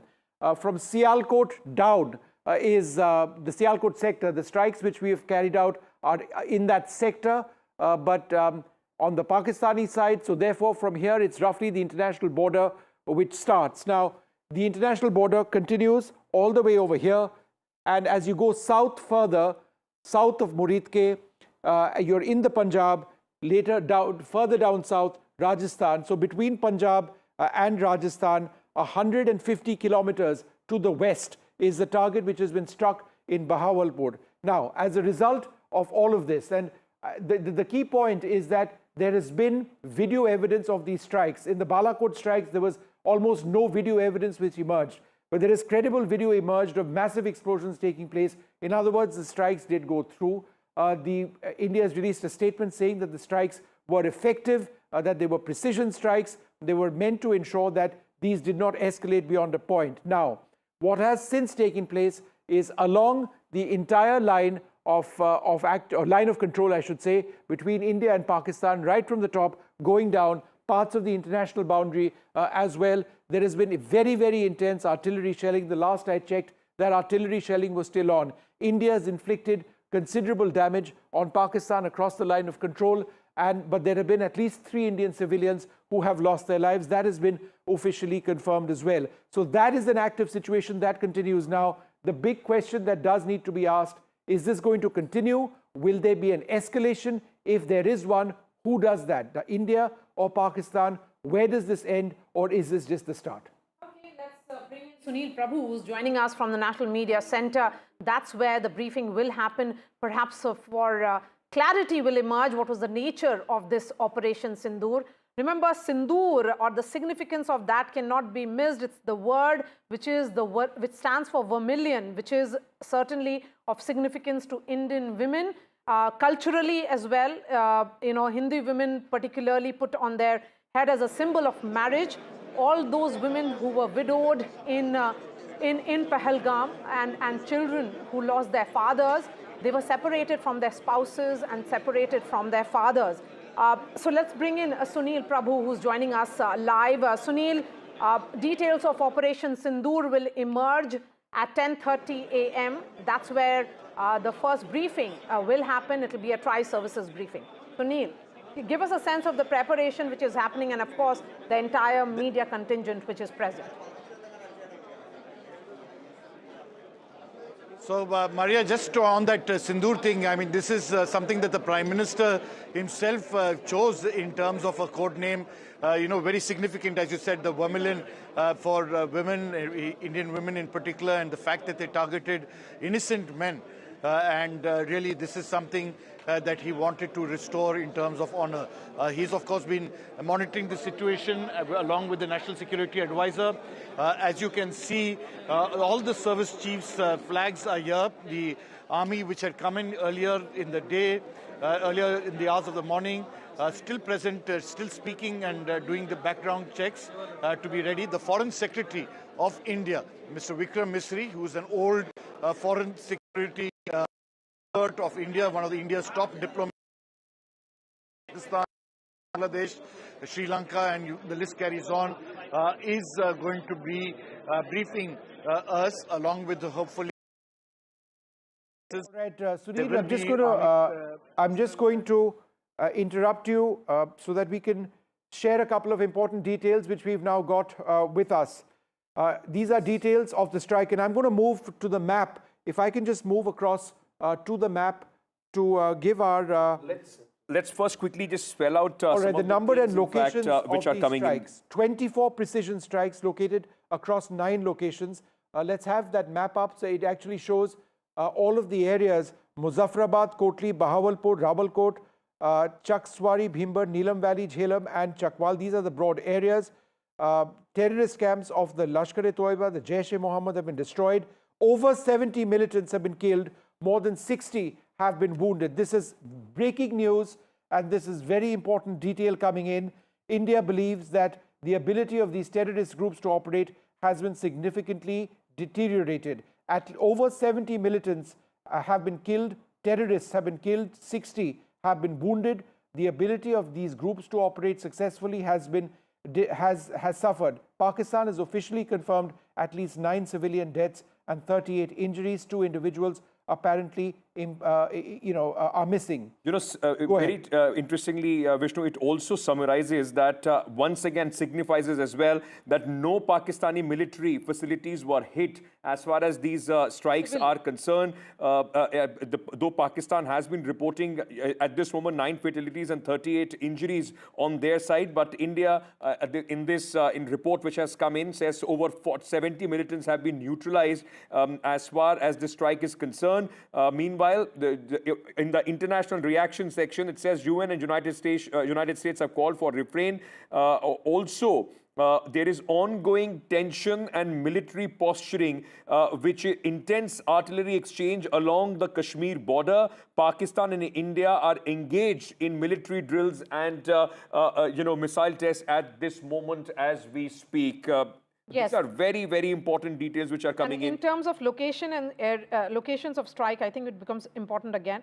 The 9 high-valued terrorist-linked locations are Muzaffarabad, as we have been reporting, Bahawalpur as well, Bimber, Neelam Valley, Jhelum, Chakwal, Rawalkot and Kotli. These are the locations, and each of these locations had long been monitored by the Indian intelligence for harboring extremist elements, functioning as an operational basis of facilitating terrorist movements is what the Indian Army says. And the selection of these targets reflected a sophisticated integration of satellite surveillance, human intelligence and intercepted communication that identified specific buildings and compounds associated with Lashkar-e-Taiba and Jaish-e-Mohammed. So it is with great precision that India has gone ahead. Yes. And the use of high accuracy standoff weapons ensured minimal collateral damage and surgical impact on intended targets. You know, very interestingly, and you know, Vishnu, you can also come in on this. I'm just reading the conclusion of this report because largely we have covered few parts, but importantly it says that this Operation Sindoor was more than a military response. It was a statement of strategic resolve. Through 24 precisely coordinated missile strike across 9 terrorist-linked locations, India demonstrated that it would no longer tolerate cross-border terrorism nor the complicity of state institutions that enable it. That's right. So it is a statement of purpose, and that's absolutely clear. But I think in terms of operational details, a few have been revealed in this government document, which says that Operation Sindoor was remarkable for its expansive footprint and precision. The use of high-accuracy standoff weapons ensured minimum collateral damage. This is exactly the way we've been reporting it, and surgical impact on intended targets. Despite the extent of the operation, Indian defense officials emphasized that no Pakistani military installation was directly targeted, underscoring our effort to distinguish between anti-terror operations and full-scale military aggression. The operational timing was significant as well, and it was carried out effectively. So all of these point to, precision strikes, with extremely advanced weapons, striking very, with accuracy, with minimal collateral damage. But there have been casualties both on the Indian and on the Pakistani side, not just as a result of the airstrikes itself, but also because of the artillery shelling that's been taking place. Let's go across to NDTV's Nazir Masoodi, who joins us at this stage. Nazir, what are some of the details that you're picking up?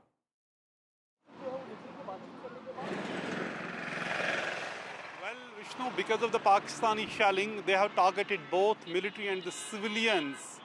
And the worst brunt has been borne by the Poonch town and the Poonch area, Poonch district, the border areas.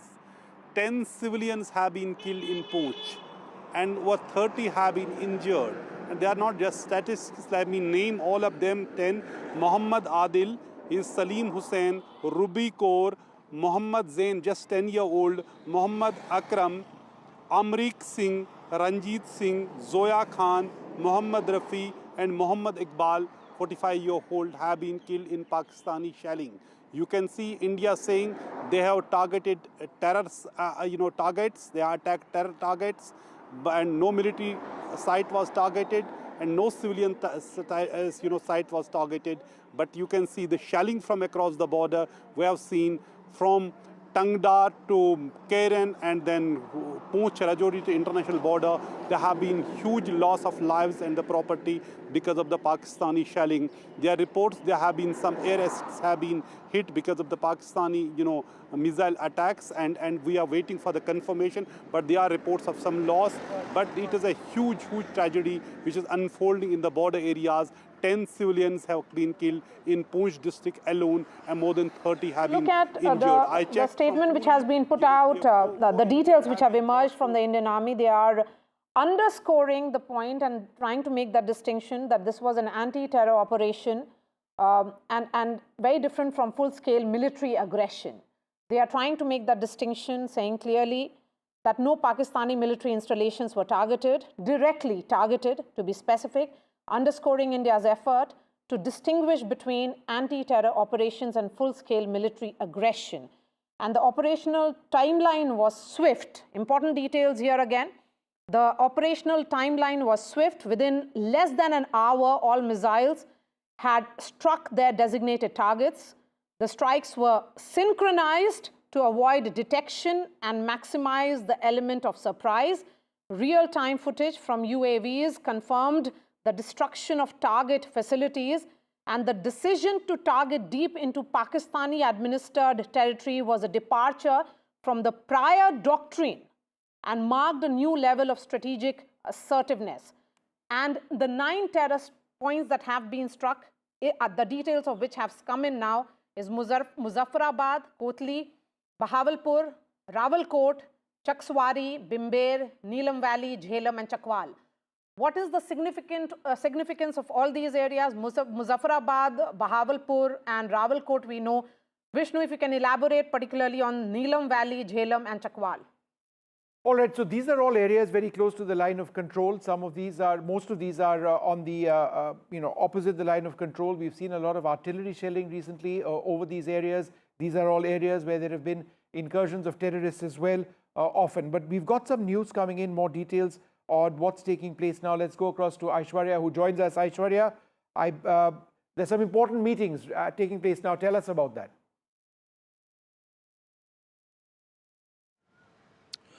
Well, let me first quickly show you these visuals from the Ministry of Defense. As we've been told that important meetings taking place over here. These are high-level meetings as far as the officials are concerned. They have reached Ministry of Defense. It was earlier, the Defense Minister Rajnath Singh was briefed by the CDS and Rajnath Singh, we've been told, has left his residence, will be soon reaching 7 Lok Kalyan Marg, where Prime Minister Narendra Modi would be chairing the high-level meeting as well. The CCS, of course, the body that take care of the national security and, of course, the full-fledged cabinet meeting that will be again chaired by Prime Minister. But certainly it is, of course, just before that, NSA Ajit Doval, who is at 7 Lok Kalyan Marg already, he's been constantly briefing Prime Minister about every update. The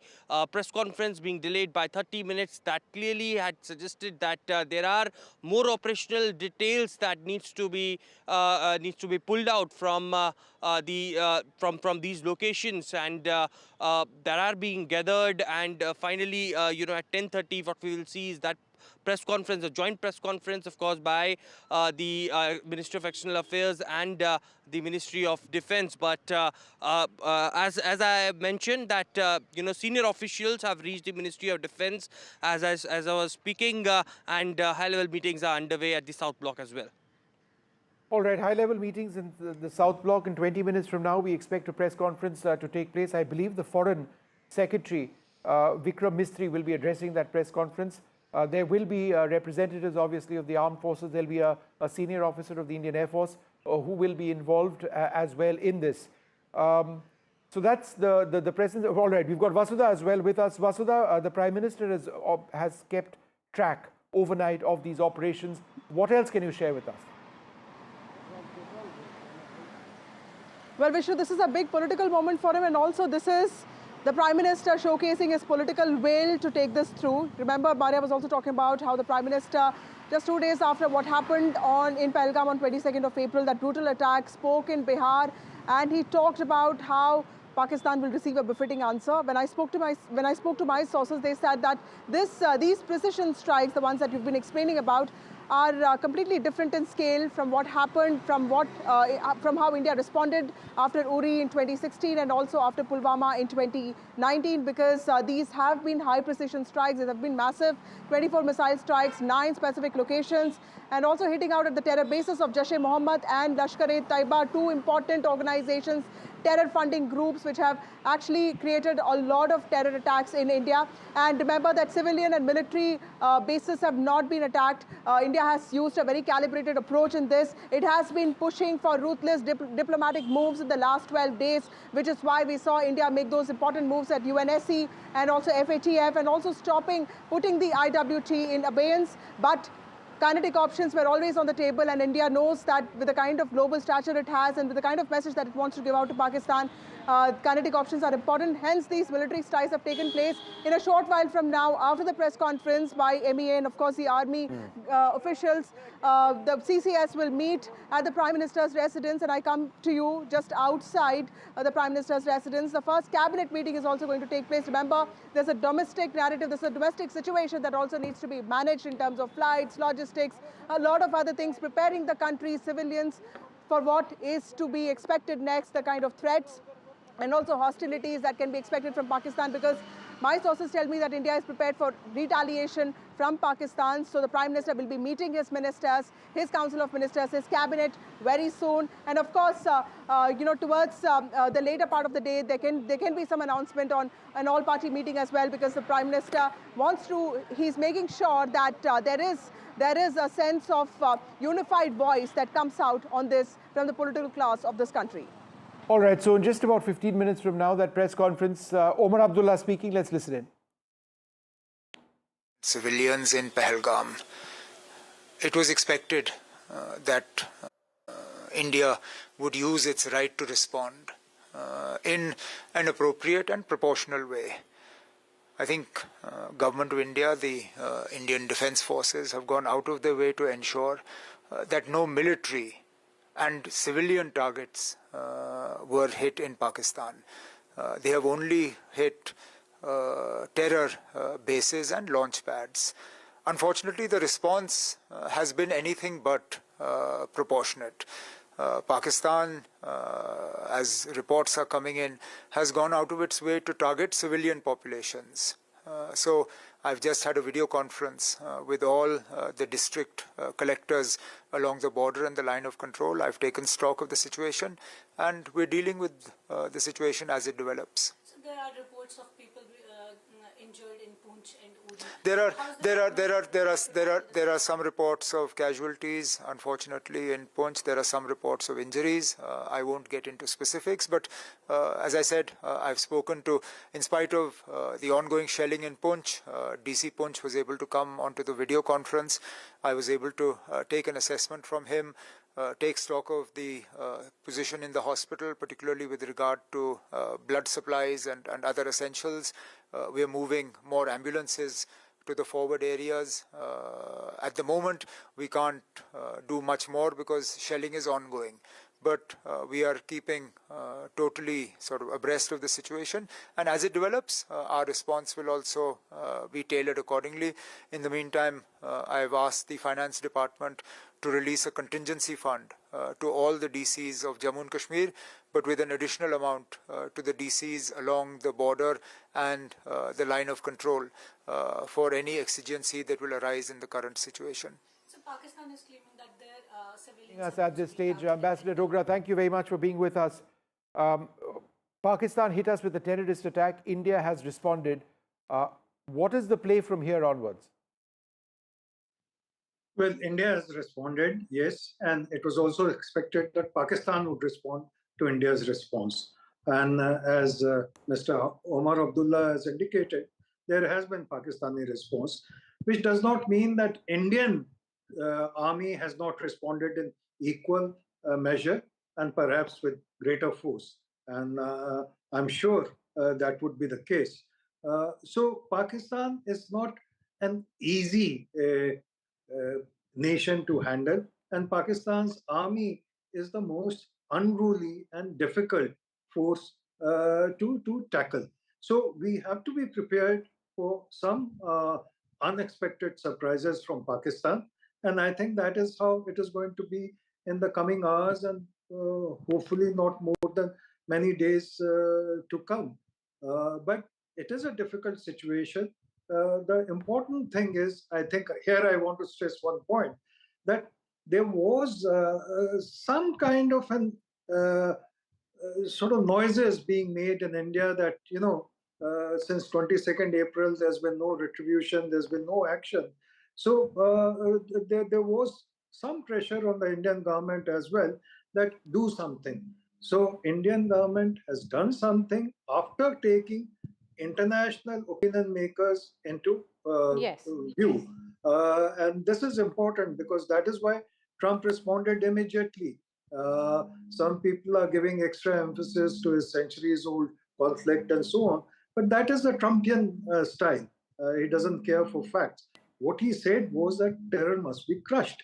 That is important. Second, Prime Minister had taken the Qatari Amir into confidence yesterday. And that again was important on a day when OIC was passing its usual resolution. because Qatar has been host to Hamas, Qatar has been host to Taliban, and Qatar has some links with some other elements in Pakistan. So Qatar came out with a very forthright and forceful statement against terror. So preparations were on for some days. Naturally, it was not possible for government to share everything with the public. Now, one thing we must bear in mind is that Pakistan, successfully or unsuccessfully, is an overdrive with the international media, be it the media in UK or USA. Its ministers have been busy burning the wires since late yesterday night. Yes. So we must also tackle that part of the show as we have tackled the preparations for the strike today night. I think, Ambassador, the fact that it will be Vikram Misri, who is the Foreign Secretary, who will be briefing the media, is an indication enough as to how India is looking at it, whether it will be indeed this Operation Sindoor will be a deterrent or will it be a spark for future confrontation is the big question that is before India at the moment. But the fact that National Security Advisor Ajit Doval spoke to his counterpart, India has also briefed UK, US, UAE, Russia is an indication of how it is willing to take its allies along in this counter terror fight. Yes, Maria, you're right. In fact, that is what I emphasize, that India has taken care to take along its friends, allies, sympathizers, and like-minded countries on the issue of terror and terrorism. The fact that Vikram Misri, who's a very capable officer, is addressing the press conference is itself a message to the world of what India had to do in order to confront terror, which has been bleeding India for the last 3 decades and more. So it's a good step by the government of India to ensure that it is a joint conference, as it happened during Kargil, and Vishnu should know very well. So Vikram Misri and supported by officers from MOD would be the right approach, and that is what government of India is taking. Yes, so Vikram Misri was the one, in fact, Foreign Secretary was the one who briefed the press soon after, the first set of diplomatic offensive were announced, which included the Indus Water Treaty being put on hold. And now it will be Foreign Secretary along with, the officers from Indian Army and Indian Air Force, Vishnu, who will be briefing the press. Yeah, there'll be an Army officer, an Air Force officer as well. Vikram Misri, the Foreign Secretary, very much the right person in a situation like this. Yes. Because in as much as we're talking about the military strikes, it needs to be contextualized in the overall dimension of India's international relations, the signals we are sending, our fight against terrorism, and perhaps he's best placed to make this statement. I just think it's important to tell our viewers that this may not be done yet. What do I mean by that? We just need to wait and see. There's an announcement. Let's listen. Yeah, let's go across. Let's cut across to it. The event would start at 10:25. I'm sure by now most of us would have read the media invite, and it clearly says, and I repeat for that thing, just for a matter of fact, I repeat it. It clearly states that this is a press brief. As of now, in this press brief, no questions will be taken. So I request you, please adhere to it. And 10:25 we start. Request to please settle down. Thank you. The breaking news before the breaking news comes in is that there will be no questions taken. And this is exactly what we were talking early in the morning. Hopefully, and this is disappointing. And I think that there are questions which are being asked, and these are valid questions. And these questions are being asked because exactly there is intense misinformation that has been taking place. Pakistan has owned this disinformation space. Therefore, the need for clarifications and questions is important. We did not do this after Balakot. We needed to have done this today. This statement hopefully will be extensive and answers all queries. We will know in a little while. Meanwhile, another important information coming in. Chief of Defence Staff has met the Raksha Mantri. Defence Minister has met the CDS, and of course remember that this would be specifically with respect to what is happening and at this moment the options and how India is preparing itself for any kind of escalation. You know, we are seeing one part of that escalation already at the line of control and the international border along Jammu and Kashmir, but for any other escalation that Pakistan could indulge in, of course these are very significant meetings which are taking place in the national capital. All right, Shiv Shiv has sent us this report because remember he is in Srinagar and he's been moving at this moment. While we are waiting for the couple of minutes before this briefing starts of Operation Sindoor, let's take a look at this report sent by Shiv. It's been hours since Operation Sindoor took place. It is the biggest Indian non-war military strike in depth into Pakistan. As NDTV has been reporting since 2 a.m., minutes after the Indian Army announced it, 9 separate targets, which include seminaries, madrasas, schools, etc., belonging to terrorist organizations, including the Lashkar-e-Taiba in Muridke, the Jaish-e-Mohammed in Bahawalpur, and the Hizbul Mujahideen in Mehmoon cantonment areas have all been targeted. These are all terrorist infrastructure. These are all headquarters and governing bodies of these terrorist groups targeting India, and is seen as the biggest retaliatory response by the Indian military so far. Now remember that Operation Sindoor has only completed phase 1. There is a huge escalation that's currently on the line of control.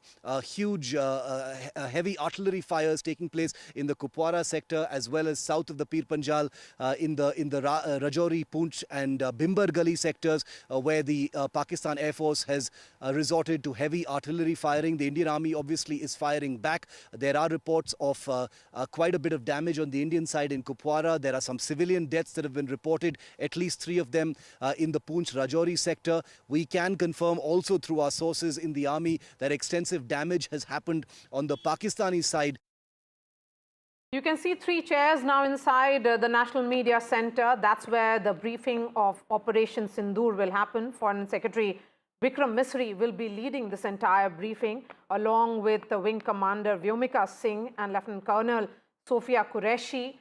The message will come in from the government. It will be a statement which will be read out, highlights of which is now available with the media, which talks about 24 missile strikes across 9 locations, which includes 4 in Pakistan and 5 in Pakistan-Occupied Kashmir. So targets which included, which were terror pads of Lashkar-e-Taiba and Jaish-e-Mohammed, and no Pakistani military facilities were hit, has been the briefing which has come in from the Indian Army. Indian Army going ahead and giving more details in terms of how it all played out and how it happened in a matter of less than an hour. A synchronized strike which happened within less than an hour. All missiles had struck their designated targets. The strikes were synchronized to avoid detection and management of surprise, and real-time foot from UAVs confirmed the destruction of target facilities. But the Prime Minister had been monitoring this entire Operation Sindoor through the night. He was up. He was giving all the details of it he was giving all the details, getting all the details from the National Security Advisor. The selection of intercepted communication that identified specific buildings and compounds associated with groups like Jaish-e-Mohammed and Lashkar-e-Taiba. The details from the Indian Army also suggest that it was the integrated functioning of satellite surveillance, human intelligence, and intercepted communication. And unlike past response that were often limited in scale and scope, Operation Sindoor was remarkable for its expansive footprint and precision, and the use of high accuracy standoff weapons ensured minimal collateral damage and surgical impact on intended targets. So that briefing by the government going to begin any moment now. This is going to be the first official briefing as far as the government of India is concerned. We have been continuously saying that there are going to be two officers from the Indian Air Force and the Army, along with the Foreign Secretary, who are going to... Let me just jump in here, if I can, Ankit, for a little bit. As we wait for this press conference to take place, I think the key point over here is that there is a lot that needs to be explained over here. We do know about the impact of the terror strikes which have taken place. There will be a lot of question marks about what's taking place along the line of control and the international border. There will be a lot which people want to know about the nature of the air battle which is reported to have taken place. There's a great deal of disinformation which Pakistan has been putting out. There have been some clarifications which have been issued. I think the larger issue at this juncture would be what happens next. Is this where India intends to end this? There is also the possibility of a further Pakistani response. Pakistan, to the best of our knowledge, and this is something again we'll be looking out for, hasn't attempted to strike or any targets within India. Is that something that they would want to do, or are they planning to do that? That's something that the Indian forces would be alert for. I would guess that at this juncture the Indian Air Force would be very heavily deployed. Remember, in 2019, a day after the Balakot strikes, when we saw some of the most intense air battles which had been fought between India and Pakistan since the 1971 war. Abhinandan went down. He was captured by Pakistani forces on that occasion, but Pakistani forces did try to hit a military target in Rajouri, but were unsuccessful. At this juncture, we do believe that there has been some sort of air exchange, the nature of which we do not know at this stage. What happens next, we're going to have to try and find out. What we can say is that there is video evidence, unequivocal proof of India having struck these terror targets. There are 9 of them. The deepest one is in Bahawalpur, 150 kilometers inside Pakistan, opposite Punjab and Rajasthan. Several other camps, approximately 20 to 25 kilometers across the line of control. So that press conference being addressed by Vikram Mistry, the Foreign Secretary of India, scheduled to begin anytime now. Along with Lieutenant Colonel Sophia Qureshi and Wing Commander Vyomika Singh, who will be joining the Foreign Secretary for this briefing. Very clearly, just any moment now it is going to start. You can see the logo and of the Government of India with Operation Sindoor. So this briefing is going to be the first time that we hear about this operation officially from the Government of India, apart from that, a brief press release which was put across by the Ministry of Defense right at 1:44 a.m. This morning, as the world woke up to India hitting back and avenging what had happened in Pahalgam. There is a lot which is happening at this moment. Situation is still very, very hot, ladies and gentlemen, as far as the line of control and the international border in Jammu and Kashmir is concerned. That is where Pakistan has chosen to retaliate. Civilian areas on the Indian side are being targeted by the Pakistani artillery and is being responded to by the Indian security forces. And what we have learned also is that heavy damage has been inflicted on the Pakistani army. All right. News just coming in that Defence Minister Rajnath Singh has now reached 7 LKM, Prime Minister Modi's residence, and that's where the Prime Minister has been monitoring this entire developing situation since late last night. He has been constantly briefed by the CDS, that is the Chief of Defence Staff, and also by the National Security Advisor. What we can tell our viewers is that this briefing, which is being held in the National Media Center, is going to begin any moment now. The presence of the Foreign Secretary becomes important. Remember, he was the one who briefed the press soon after India carried out its diplomatic offensive. And now it is important for India to ensure that its allies in the global sphere, allies are on board as India, tells the world what really happened with regards to Operation Sindoor, a powerful, a significant message which has been sent to Pakistan with all kind of, as it continued to sustain and support cross-border terrorism. All right, so that international dimension is critical. The fact that the Foreign Secretary is going to be addressing the press conference means that he will be referring to that in this, while by and large there have been voices of concern from several countries, including the United States. There have been 2 messages, one from Turkey and one from China, which I mean, India would have expected, but are unfortunate. Turkey has backed Pakistan entirely. Turkey is an ally now, or a friend of Pakistan's. They've been arming Pakistan as well. That's a cause of huge concern. Vishnu, let's just very quickly go across to our colleague Vasudha Venugopal as we are waiting for this press conference to begin. Vasudha is at the Prime Minister's residence at the 7 LKM. Let me very quickly, Vasudha, as we are learning, the Defence Minister has reached Prime Minister's residence. Very, very important with all that is happening at this moment. Absolutely, Ankit. And what I understand is that I can see his car right here. He just reached about 8 minutes ago, and then it's important that to know that Rationale, the Defence Minister, the Raksha Mantri, also met the chiefs of the armed forces before the strikes began. That's what sources are telling NDTV. And more importantly, this meeting comes just before the country is sort of briefed, country is told about what really happened. There's going to be that important press conference by MEA and also the officials from the armed forces. So this is an important thing, and it will have a lot of ramifications, geopolitical ramifications, and also, how is India preparing for the, for the retaliation that is likely to happen. So clearly, an important meeting with Rationale. All right, the Foreign Secretary Vikram Mistry over there. Let's just listen in.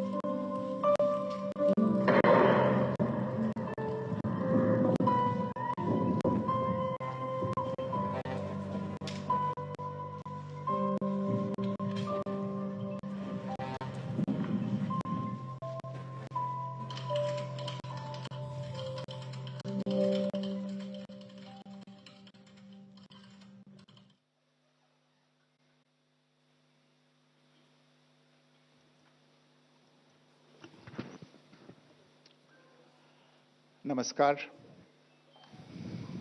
इस briefing में शामिल होने के लिए आप सभी का धन्यवाद। जैसा कि आप सभी जानते हैं, 22 अप्रैल 2025 को लश्कर तैयबा से संबंधित पाकिस्तानी और पाकिस्तान प्रशिक्षित आतंकवादियों ने भारत में जम्मू और कश्मीर के पहलगाम में भारतीय पर्यटकों पर बर्बरतापूर्ण हमला किया। 25 भारतीयों और एक नेपाली नागरिक को कायरतापूर्ण मौत के घाट उतार दिया गया। मुंबई के 26 नवंबर 2008 के हमलों के बाद ये भारत में हुई किसी आतंकवादी हमले में मारे गए आम नागरिकों की संख्या की दृष्टि से सबसे गंभीर घटना है। पहलगाम का हमला अत्यधिक बर्बरतापूर्ण था, जिसमें वहां मौजूद लोगों को करीब से और उनके परिवारों के सामने सिर पर गोली मारी गई। हत्या के इस तरीके से परिवार के सदस्यों को जानबूझकर आघात पहुंचाया गया। साथ ही उन्हें यह नसीहत भी दी गई कि वे वापस जाकर इस संदेश को पहुंचा दें। यह हमला स्पष्ट रूप से जम्मू और कश्मीर में बहाल हो रही सामान्य स्थिति को बाधित करने के उद्देश्य से किया गया था। चूंकि पर्यटन फिर से अर्थव्यवस्था का मुख्य आधार बन रहा था, इस हमले का मुख्य उद्देश्य इसे प्रतिकूल रूप से प्रभावित करना था। पिछले वर्ष आप सभी जानते हैं 2.25 करोड़ से अधिक पर्यटक कश्मीर आए थे। इस हमले का मुख्य उद्देश्य इसलिए संभवतः यह था कि इस संघ राज्य क्षेत्र में विकास और प्रगति को नुकसान पहुंचाकर इसे पिछड़ा बनाए रखा जाए और पाकिस्तान से लगातार होने वाले सीमा पार आतंकवाद के लिए उपजाऊ जमीन बनाने में सहायता की जाए। हमले का यह तरीका जम्मू और कश्मीर और शेष राष्ट्र दोनों में सांप्रदायिक दंगे भड़काने के उद्देश्य से भी प्रेरित था। इसका श्रेय सरकार और भारत के सभी नागरिकों को दिया जाना चाहिए कि इन प्रयासों को विफल कर दिया गया। एक समूह ने खुद को रेजिस्टेंस फ्रंट TRF कहते हुए इस हमले की जिम्मेदारी ली है। यह समूह संयुक्त राष्ट्र द्वारा प्रतिबंधित पाकिस्तानी आतंकवादी समूह लश्कर-ए-तैयबा से जुड़ा हुआ है। यह उल्लेखनीय है कि भारत ने मई और नवंबर 2024 में संयुक्त राष्ट्र की 1267 कमेटी की सैंक्शंस मॉनिटरिंग टीम को अर्धवार्षिक रिपोर्ट प्रस्तुत की थी, जिसमें TRF के बारे में साफ इनपुट दिए गए थे। इससे पाकिस्तान स्थित आतंकवादी समूहों के लिए कवर के रूप में TRF की भूमिका सामने आई थी। इससे पहले भी दिसंबर 2023 में भारत ने इस टीम को लश्कर-ए-तैयबा और जैश-ए-मोहम्मद के बारे में सूचित किया था, जो TRF जैसे छोटे आतंकवादी समूहों के माध्यम से अपनी गतिविधियों को संचालित कर रहे हैं। इस संबंध में 25 अप्रैल को UN सिक्योरिटी काउंसिल प्रेस वक्तव्य में TRF के संदर्भ को हटाने के लिए पाकिस्तान के दबाव पर भी ध्यान दिया जाना चाहिए। पहलगाम आतंकवादी हमले की जांच से पाकिस्तान के साथ आतंकवादियों के संपर्क उजागर हुए हैं। रेजिस्टेंस फ्रंट द्वारा किए गए दावे और लश्कर-ए-तैयबा से ज्ञात सोशल मीडिया हैंडल द्वारा इसको रीपोस्ट किया जाना इसकी पुष्टि करता है।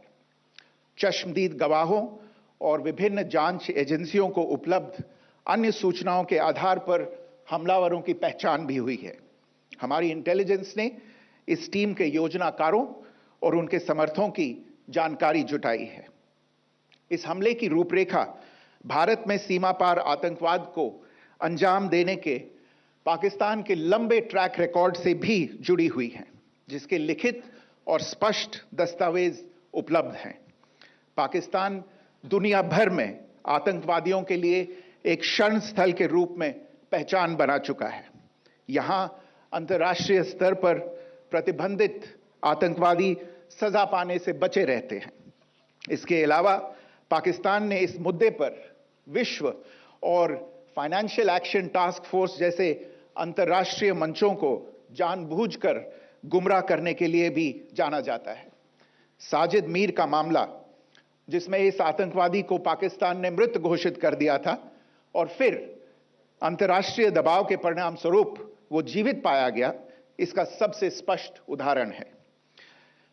यह स्वाभाविक है कि पहलगाम में हुए इस हमले से जम्मू और कश्मीर के साथ साथ भारत के अन्य भागों में भी आक्रोश देखा गया।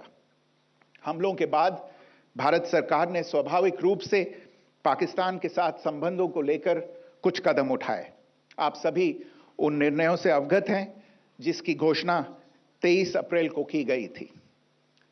तथापि यह आवश्यक समझा गया कि 22 अप्रैल के हमले के अपराधियों और उनके योजनाकारों को न्याय के कटघरे में लाया जाए।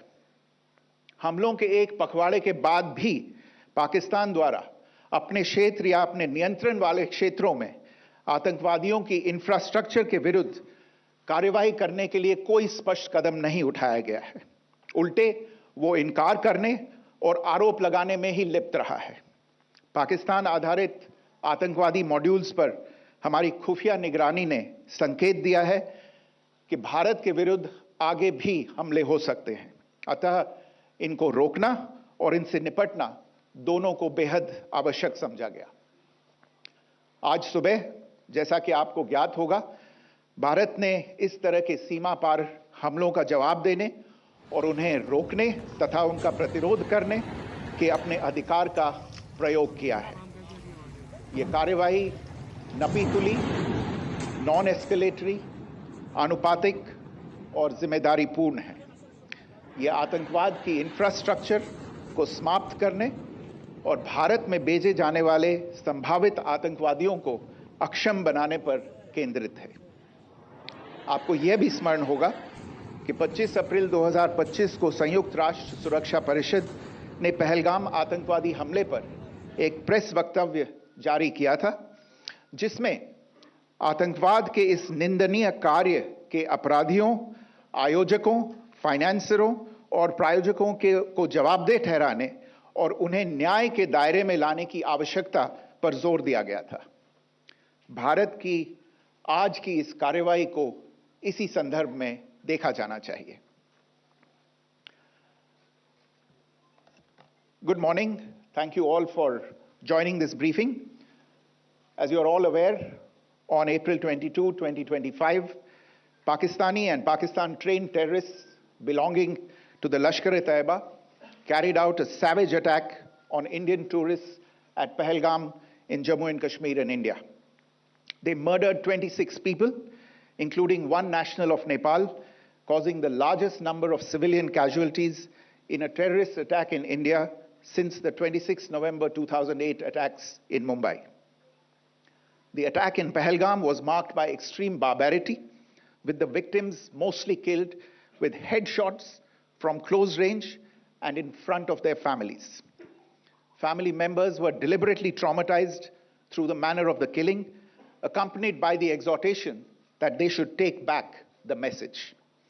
The attack was clearly driven by the objective of undermining the normalcy returning to Jammu and Kashmir. In particular, it was designed to impact the mainstay of the economy, tourism, with a record 23 million tourists visiting the valley last year.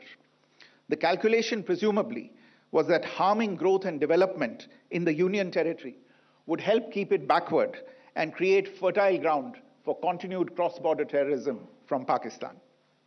The manner of the attack was also driven by an objective of provoking communal discord, both in Jammu and Kashmir and the rest of the nation. It is to the credit of the government and the people of India that these designs were foiled. A group calling itself the Resistance Front has claimed responsibility for the attack. This group is a front for the UN-proscribed Pakistani terrorist group Lashkar-e-Taiba.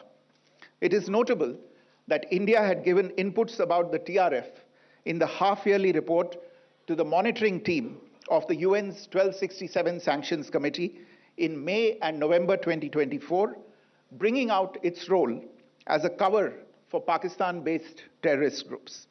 Earlier too, in December 2023, India had informed the monitoring team about Lashkar and Jaish-e-Mohammed operating through small terror groups such as the TRF. Pakistan's pressure to remove references to TRF in the April 25 UN Security Council press statement is notable in this regard. Investigations into the Pahalgam terror attack have brought out the communication notes of terrorists in and to Pakistan. The claims made by the Resistance Front and their reposting by known social media handles of the Lashkar-e-Taiba speak for themselves. Identification of the attackers based on eyewitness accounts as well as other information available to law enforcement agencies has also progressed. Our intelligence has developed an accurate picture of the planners and backers of this team. The features of this attack also tie in with Pakistan's long track record of perpetrating cross-border terrorism in India, which is well documented and beyond question.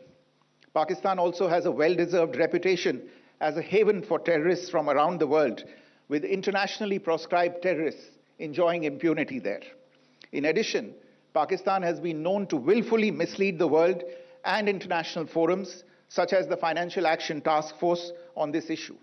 The Sajid Mir case, in which this terrorist was declared dead, and then, in response to international pressure, brought back to life, found alive and arrested, is the most glaring example. The latest attack in Pahalgam has understandably generated deep anger in Jammu and Kashmir and in other parts of India. Following the attacks, the government of India naturally responded with a set of initial measures relating to our engagement with Pakistan. You're all aware of the decisions that were announced on the 23rd of April. However, it was deemed essential that the perpetrators and planners of the 22nd April attack be brought to justice. Despite a fortnight having passed since the attacks, there has been no demonstrable step from Pakistan to take action against the terrorist infrastructure on its territory or on territory under its control. Instead, all it has indulged in are denials and allegations.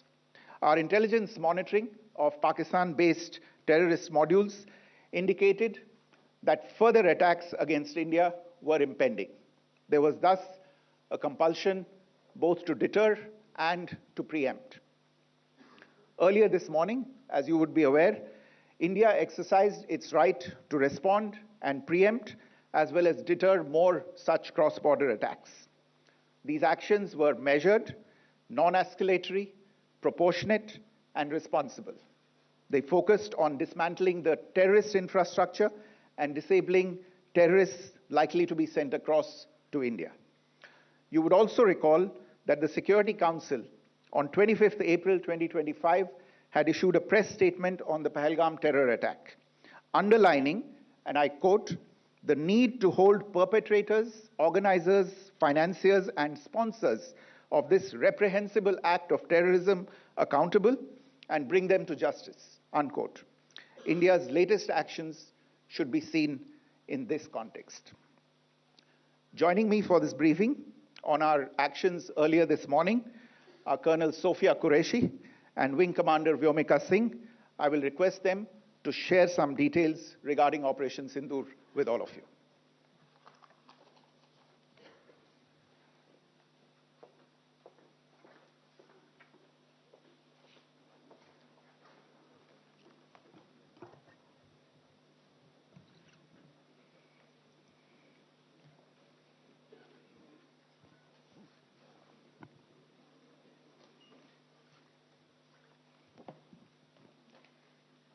सुप्रभात देवियों और सज्जनों, मैं colonel Sophia Qureshi और मेरे साथ wing commander Vyomika Singh आज आपको 6 से 7 मई 2025 की रात 1:05 से 1:30 बजे के बीच भारतीय सशस्त्र बलों द्वारा अंजाम दिए गए ऑपरेशन सिंदूर के बारे में जानकारी देंगे।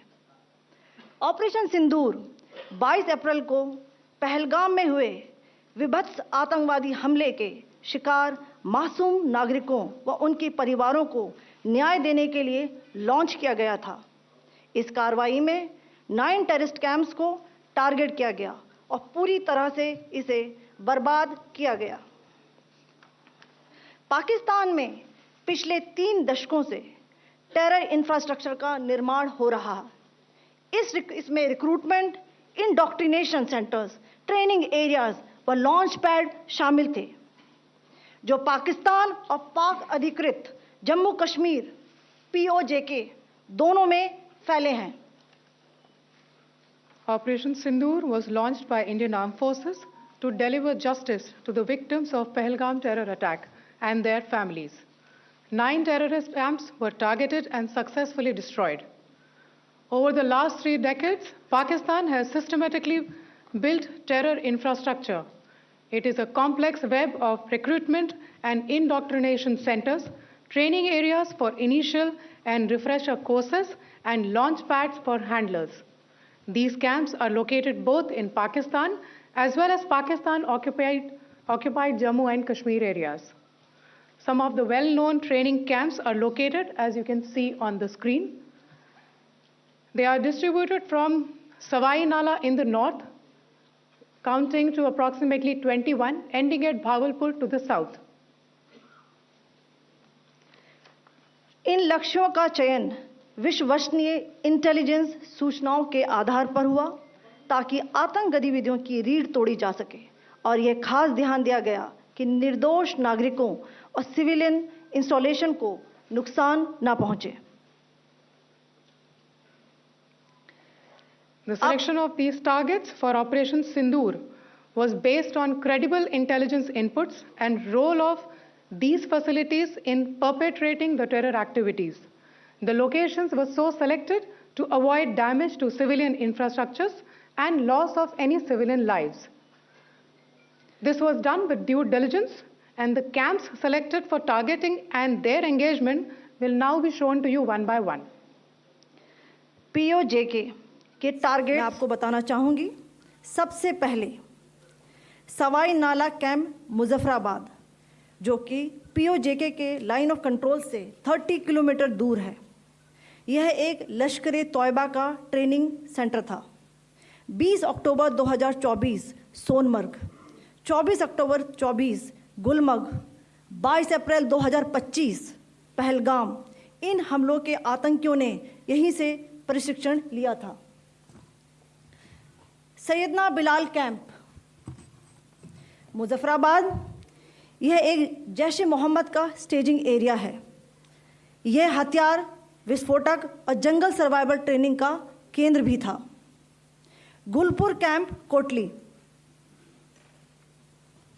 यह LOC से 30 किलोमीटर दूर था. लश्कर तोयबा का बेस था जो रजौरी पुंछ में सक्रिय था. 20 अप्रैल 2023 को पुंछ में और 9 जून 2024 को तीर्थ यात्रियों के बस हमले में यहीं से आतंकी को ट्रेन किया गया था.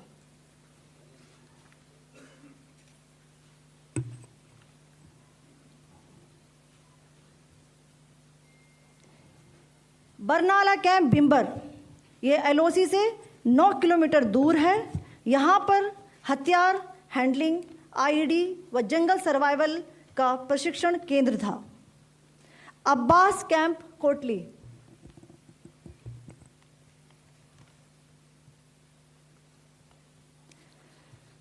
यह LOC से 13 किलोमीटर दूर है.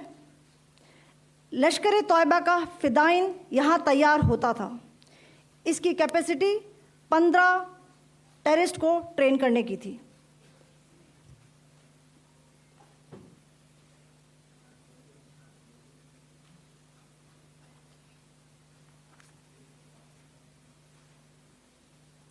अब मैं पाकिस्तान के अंदर के टारगेट से अवगत कराना चाहूँगी. पहला, सर्जल कैंप सियालकोट, यह अंतर्राष्ट्रीय सीमा से 6 किलोमीटर की दूरी पर है, सांबा कठुआ के सामने.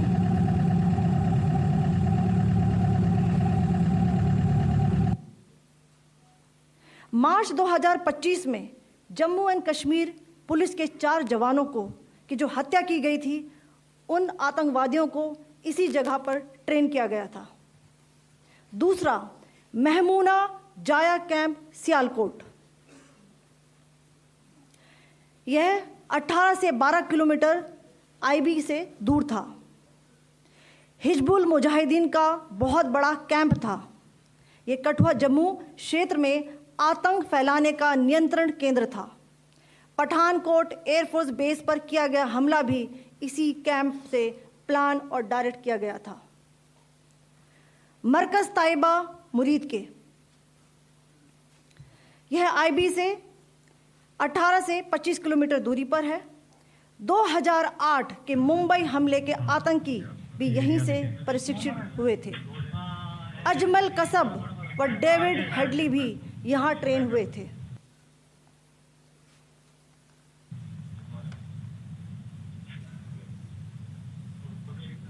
आगे दूसरा आया.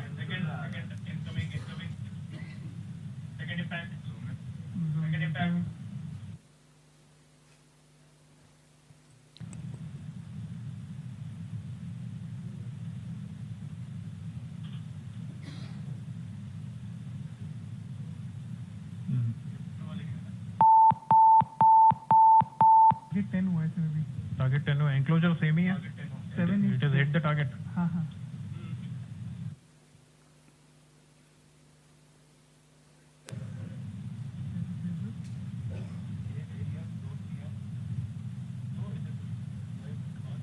आ गया sir impact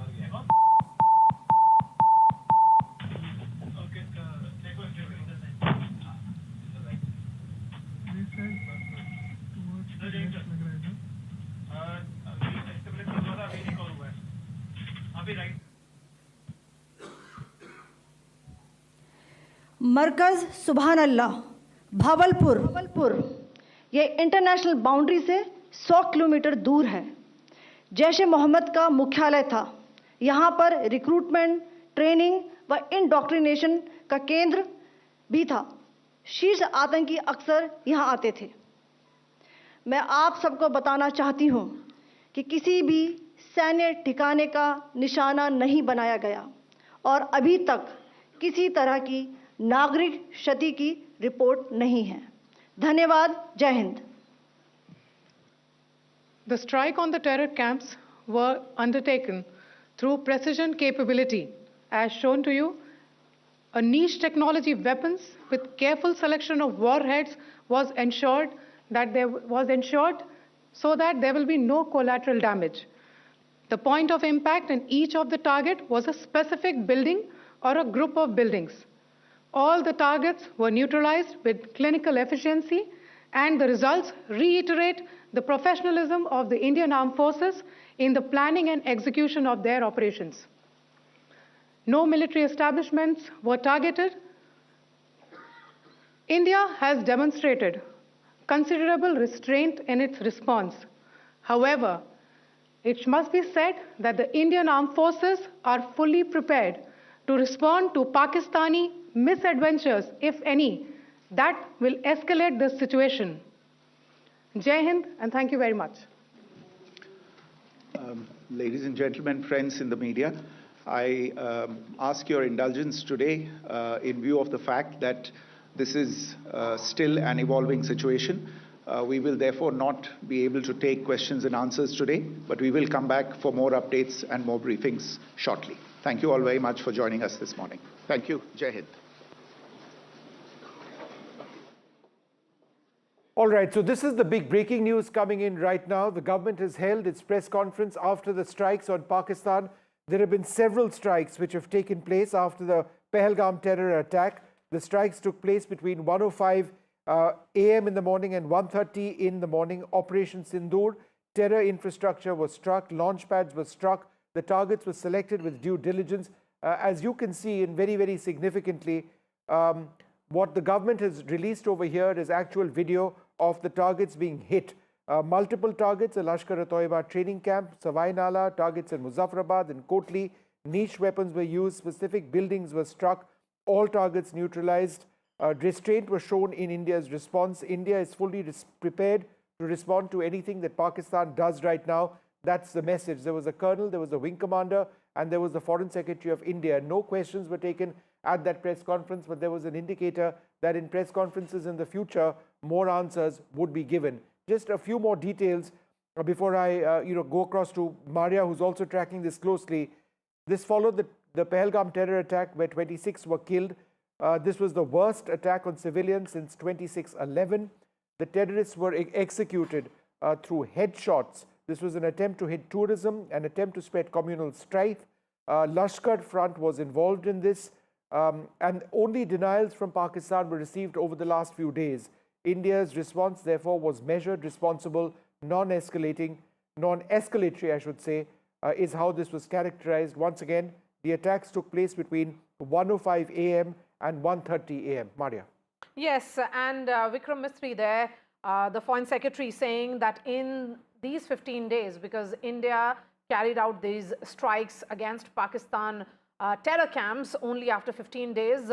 So he said clearly that there was no demonstrable action by Pakistan, only denials had come in, and these strikes were non-escalatory in nature, and Indian armed forces are also prepared to respond in case of any kind of retaliation which may come in from from Pakistan. But these visual proofs, the video proofs which have come in, become particularly important, and we will be joined by our reporters in just a bit.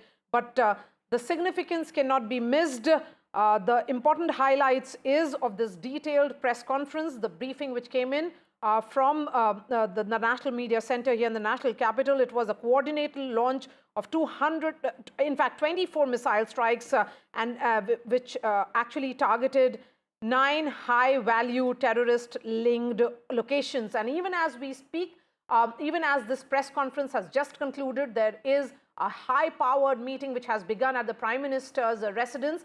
Home Minister Amit Shah, Defence Minister Rajnath Singh and other senior party leaders are meeting the Prime Minister even as we speak. Aishwarya is joining us live.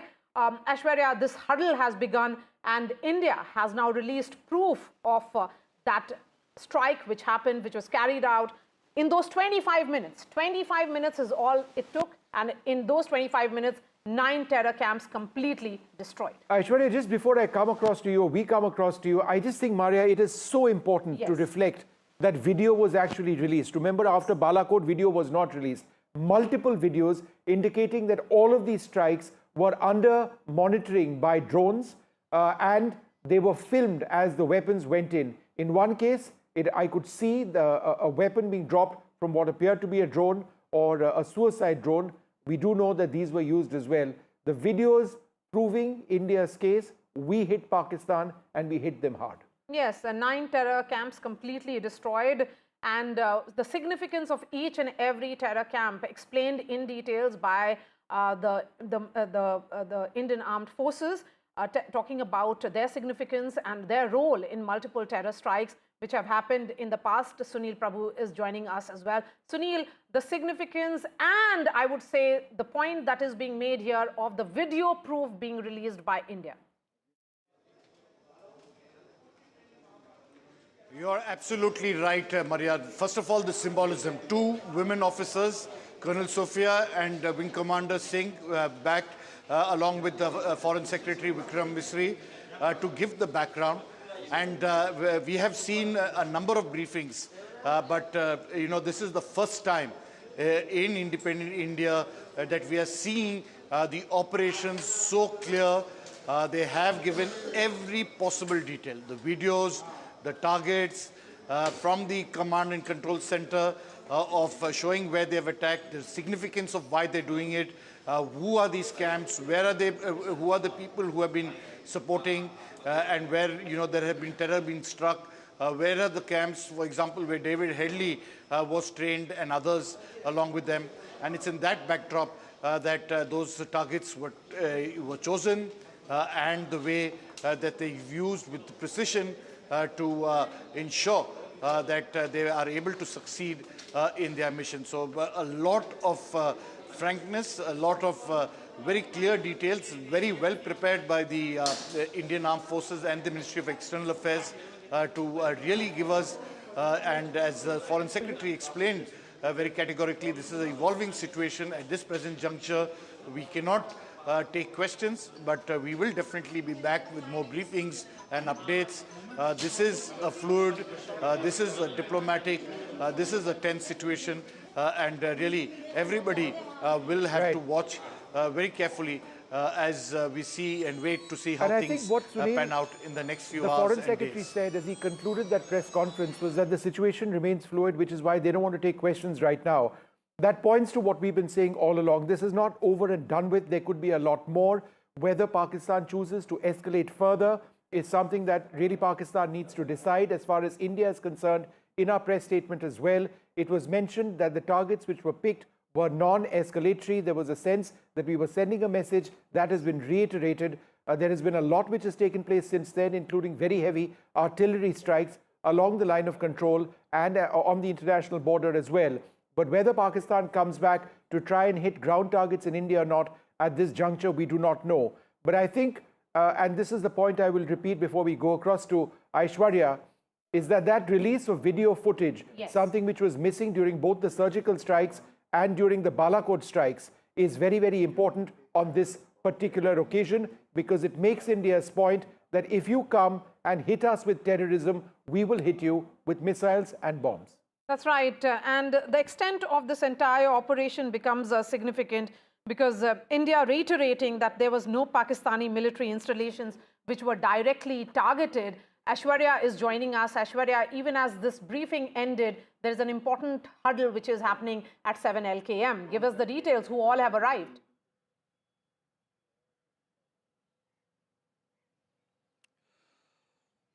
Well, Ash, if you heard me. Briefing giving each and every minute detail of well, yes, after that important press conference and putting out each and every minute detail of how the Operation Sindoor was operationalized, it is all-important meeting, the CCS that has started at Prime Minister's residence at 7 Lok Kalyan Marg, chaired by Prime Minister Narendra Modi. We've been told Home Minister Amit Shah, Defence Minister Rajnath Singh, External Affairs Minister S. Jaishankar, Finance Minister Nirmala Sitharaman, the part of the CCS have all arrived, and CCS has begun at the 7 Lok Kalyan Marg. That will be followed by the full-fledged cabinet meeting. But of course, it would be the cabinet ministers also who would be briefed by the government about the operation that India had staged along with the line of control in the PoK or in Pakistan. But remember what Wing Commander stated while concluding the statement that she gave. She stated that if any misadventure by Pakistan, that will be dealt accordingly. And certainly that was a point that India clearly made, that if retaliation happen, India is well prepared for it, and also clarifying from that press conference that there was no civilian that were injured or even had been neutralized by this attack. So clearly, you know, a press conference which had given proofs to the entire world that has shown the intention of those terror outfits, the hub of the terror outfits being destroyed by India, and that's the kind of response that India had given. All right, we're going to be playing out that entire video in just a couple of minutes from now, that entire briefing. We'll play it out for the benefit of our viewers who haven't had a chance to see that. Shiv Arur joins us as well, as does my colleague Nikunj Garg. Nikunj, let me come to you first. The broader sort of statement message over here, to me, seems to be quite clear. If you hit us with terrorism, this is how far we can go. These were not shallow strikes. These were deep strikes. Absolutely. And I think Foreign Secretary summed it up when he said that the perpetrators of terror are in Pakistan. Pakistan is a state sponsor of terror. And we retain the capability to strike deep within Pakistan. And these strikes are non-escalatory in nature. That's a point he's trying to emphasize upon. Yeah. So my whole sense in this out of this entire exercise is that Government of India has displayed to Pakistan that any act of terror on Indian soil will have increasing costs. The costs will increase. Yeah. In the past, what we have done, this time a lot more has been exacted from Pakistan. Pakistan can continue to shell certain positions that they have been trying to. We will come to those positions, that conversation later. However, the damage to the Pakistan's capability of carrying out terror operations and sheltering terror masterminds like Hafiz Saeed and Maulana Masood Azhar will be dented, will be hit, and a message will be delivered to the population of Pakistan that harboring terrorists has a cost, and that cost will be exacted every time Pakistan tries to cross a red line. And Nikunj, that is the cost. You know, I mean, there has been all sorts of bizarre social media commentary coming out of Pakistan, all sorts of claims. But this is the Government of India official release to the entire world in black and white footage, because it's night, infrared vision, you know, backing up what we saw coming out of Pakistan earlier on. India giving the message, this is what we have done to you, right? That sends an extremely strong message. Yes. Absolutely. It was missing during the surgical strikes and 2019. Balapur. Absolutely. And also the whole thrust of that briefing by the military officers and the Foreign Secretary was that, look, we are not going to pull any punches in exposing to the world that you harbor a terror infrastructure that is deep inside the Pakistani territory. And that's where these strikes have been carried out. Till now, we were limiting ourselves to the areas near LOC, the launch pads, etc. This time we have gone deep, and this is, Vishnu, according to me, and probably you can dwell more on that, is a very, very deep message to Pakistani army too. Yeah. The Pakistani army has been told, look, when the heart of Pakistan, that is Punjab, is hit, and when that message is delivered loud and clear to the Pakistani army that any misadventure will have cost and will have tremendous cost that will be exacted out of you. You can think that you can carry out certain attacks on civilians and probably try to show to your population that you remain a fighting force, but for a fighting force to defend its honor will become increasingly difficult as India continues to exact a heavier and heavier cost, which probably will one day become unbearable for Pakistan. Yes, in fact, let's listen in to this entire press briefing, the first which happened just a few minutes ago, where Foreign Secretary Vikram Misri briefed the press, briefed India and the world.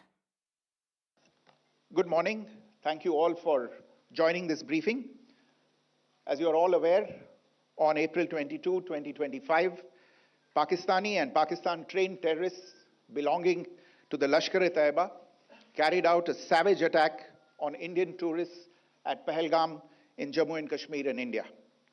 They murdered 26 people, including one national of Nepal, causing the largest number of civilian casualties in a terrorist attack in India since the 26 November 2008 attacks in Mumbai. The attack in Pahalgam was marked by extreme barbarity, with the victims mostly killed with headshots from close range and in front of their families.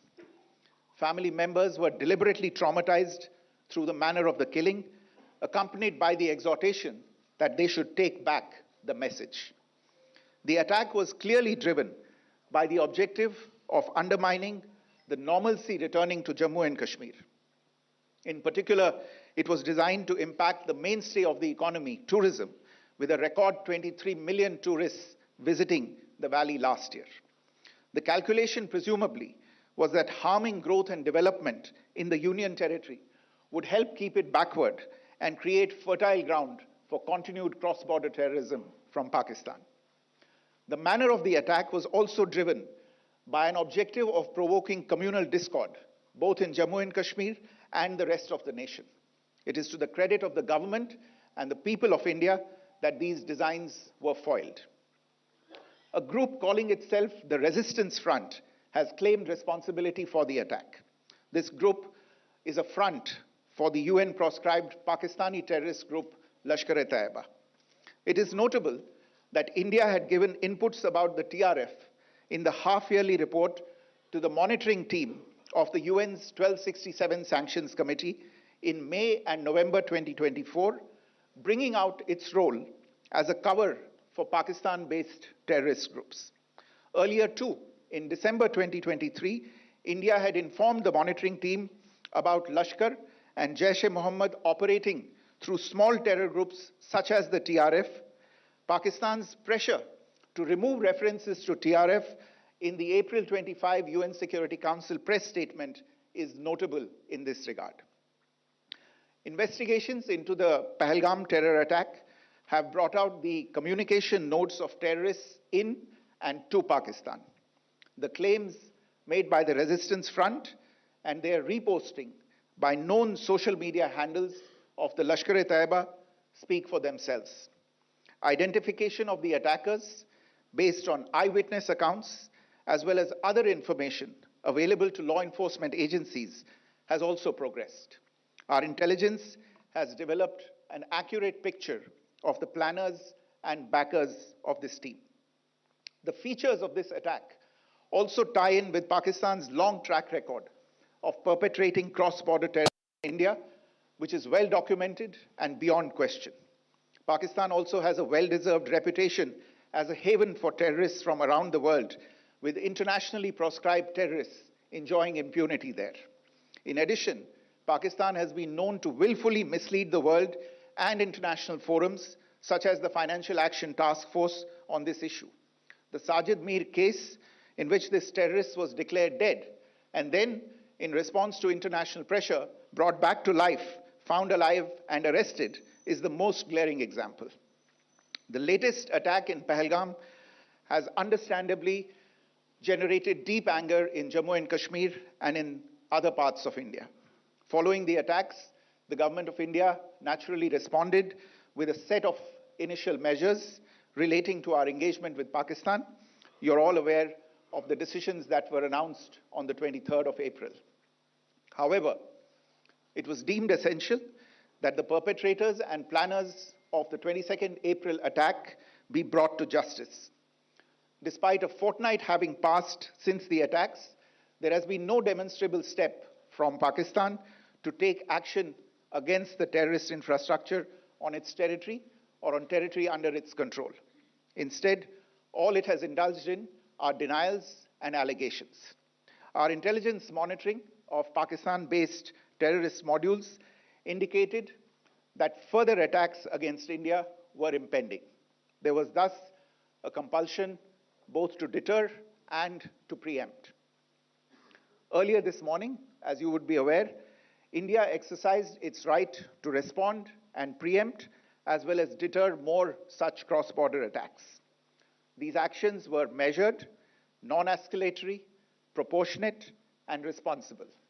They focused on dismantling the terrorist infrastructure and disabling terrorists likely to be sent across to India.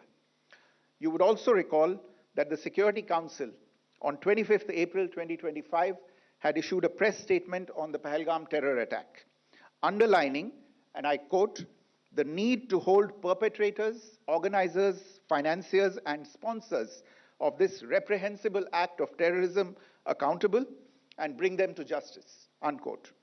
India's latest actions should be seen in this context. Joining me for this briefing on our actions earlier this morning are Colonel Sophia Qureshi and Wing Commander Vyomika Singh.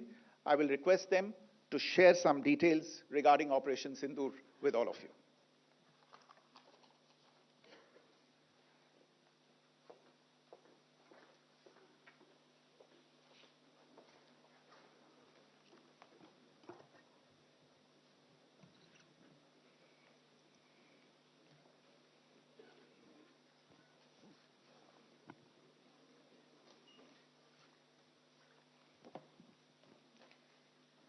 सुप्रभात देवियों और सज्जनों, मैं colonel Sophia Qureshi और मेरे साथ wing commander Vyomika Singh आज आपको 6 से 7 मई 2025 की रात 1:05 से 1:30 बजे के बीच भारतीय सशस्त्र बलों द्वारा अंजाम दिए गए ऑपरेशन सिंदूर के बारे में जानकारी देंगे। ऑपरेशन सिंदूर 22 अप्रैल को पहलगाम में हुए विभत्स आतंकवादी हमले के शिकार मासूम नागरिकों व उनके परिवारों को न्याय देने के लिए लॉन्च किया गया था।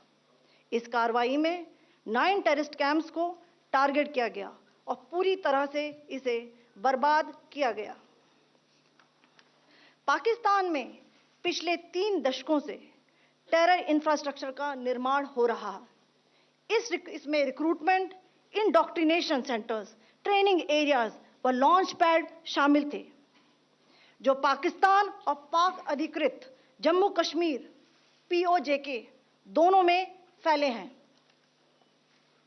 Operation Sindoor was launched by Indian Armed Forces to deliver justice to the victims of Pahalgam terror attack and their families.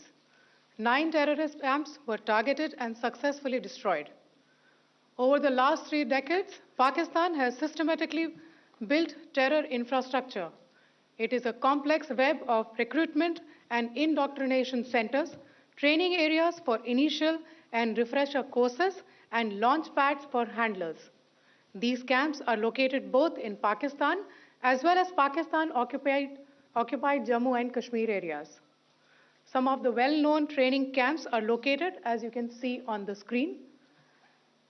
They are distributed from Savai Nala in the north, counting to approximately 21, ending at Bhavalpur to the south. इन लक्ष्यों का चयन विश्वसनीय intelligence सूचनाओं के आधार पर हुआ ताकि आतंक गतिविधियों की रीढ़ तोड़ी जा सके, और यह खास ध्यान दिया गया कि निर्दोष नागरिकों और सिविलियन इंस्टॉलेशन को नुकसान न पहुंचे।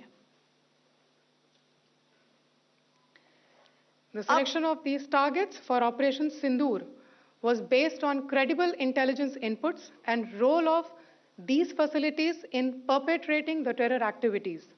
The locations were so selected to avoid damage to civilian infrastructures and loss of any civilian lives. This was done with due diligence, and the camps selected for targeting and their engagement will now be shown to you one by one. POJK के target मैं आपको बताना चाहूंगी। सबसे पहले सवाई नाला camp Muzaffarabad, जो कि POJK के लाइन ऑफ कंट्रोल से 30 किलोमीटर दूर है। यह एक लश्कर तौयबा का ट्रेनिंग सेंटर था।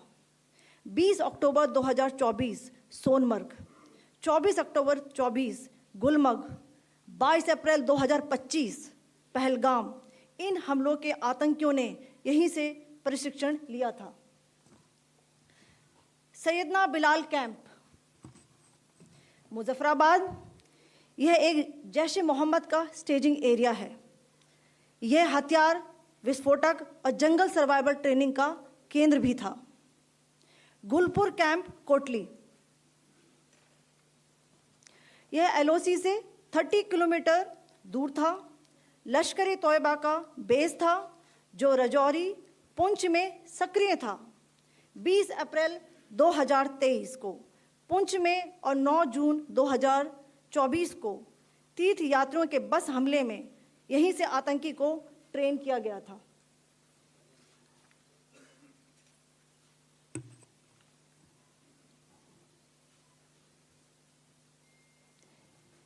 बरनाला कैंप बिम्बर, ये LOC से 9 किलोमीटर दूर है।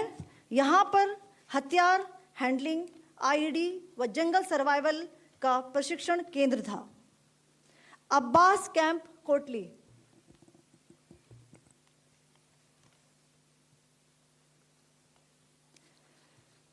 यह LOC से 13 किलोमीटर दूर है। लश्कर तौयबा का फिदाइन यहाँ तैयार होता था। इसकी कैपेसिटी 15 टेररिस्ट को ट्रेन करने की थी।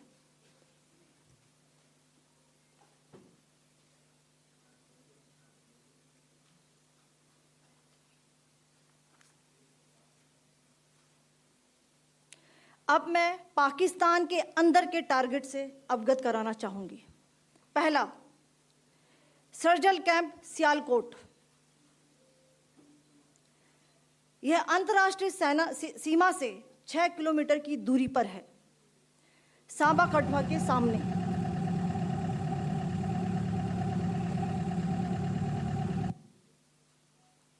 मार्च 2025 में जम्मू एंड कश्मीर पुलिस के 4 जवानों को की जो हत्या की गई थी, उन आतंकवादियों को इसी जगह पर ट्रेन किया गया था। दूसरा, महमूना जाया कैंप सियालकोट, यह 18 से 12 किलोमीटर IB से दूर था। हिजबुल मुजाहिदीन का बहुत बड़ा कैंप था।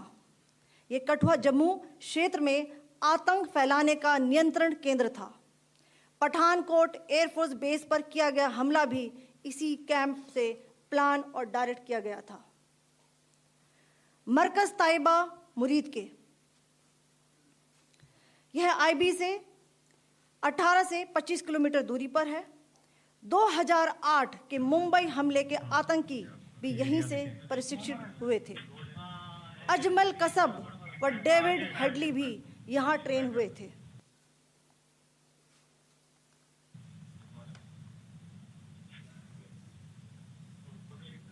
आगे दूसरा आया।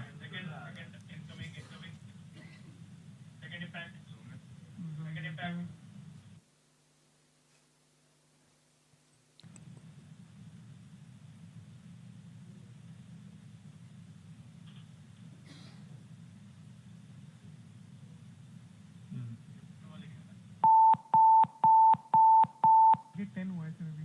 टारगेट 10 हुआ, एंक्लोजर सेम ही है। 7 it is hit the target. हाँ हाँ।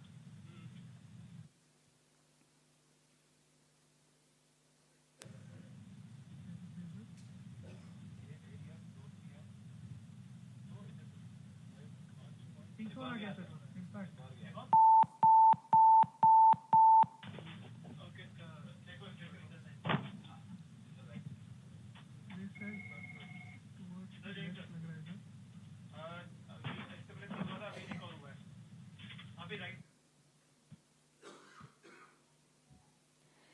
मरकज सुभान अल्लाह भावलपुर ये इंटरनेशनल बाउंड्री से 100 किलोमीटर दूर है। जैश ए मोहम्मद का मुख्यालय था। यहाँ पर रिक्रूटमेंट, ट्रेनिंग व इंडॉक्ट्रिनेशन का केंद्र भी था। शीर्ष आतंकी अक्सर यहाँ आते थे। मैं आप सबको बताना चाहती हूँ कि किसी भी सैन्य ठिकाने का निशाना नहीं बनाया गया और अभी तक किसी तरह की नागरिक क्षति की रिपोर्ट नहीं है। धन्यवाद। जय Hind. The strike on the terror camps were undertaken through precision capability, as shown to you. A niche technology weapons with careful selection of warheads was ensured so that there will be no collateral damage. The point of impact in each of the target was a specific building or a group of buildings. All the targets were neutralized with clinical efficiency, and the results reiterate the professionalism of the Indian Armed Forces in the planning and execution of their operations. No military establishments were targeted. India has demonstrated considerable restraint in its response. However, it must be said that the Indian Armed Forces are fully prepared to respond to Pakistani misadventures, if any, that will escalate this situation. Jai Hind, and thank you very much. Colonel Sophia Qureshi and Wing Commander Vyomika Singh briefing the media with regards to Operation Sindoor. A briefing of this nature, which is certainly high on symbolism as well. Two women in uniform leading a mission named after Sindoor, which is vermilion, a mark of strength, sacrifice and Shakti. So the entire preparation of this briefing, again, very, very high, sending a message besides the operational details of what this Operation Sindoor was all about. All right, well, though that's important in so many senses. We heard the Foreign Secretary Vikram Misri speak. We then heard these two officers of the Army and the Air Force respectively speak. What was most significant is that this is for the first time since the Kargil war. And I know this, Nikunj and Maria, because I had actually broken, the shots of the Indian Air Force hitting Tiger Hill was an NDTV story back then. It's the first time since then that you've got video footage of strikes going in. This is very important, infrared footage, including from drones. Joining us now. That's an answer to the skeptics also in so many ways. People who they doubted Balakot. Needless questions, on some sensitive operations. Absolutely. General Bikram Singh, former Army Chief, joins us. Thanks so very much for being with us.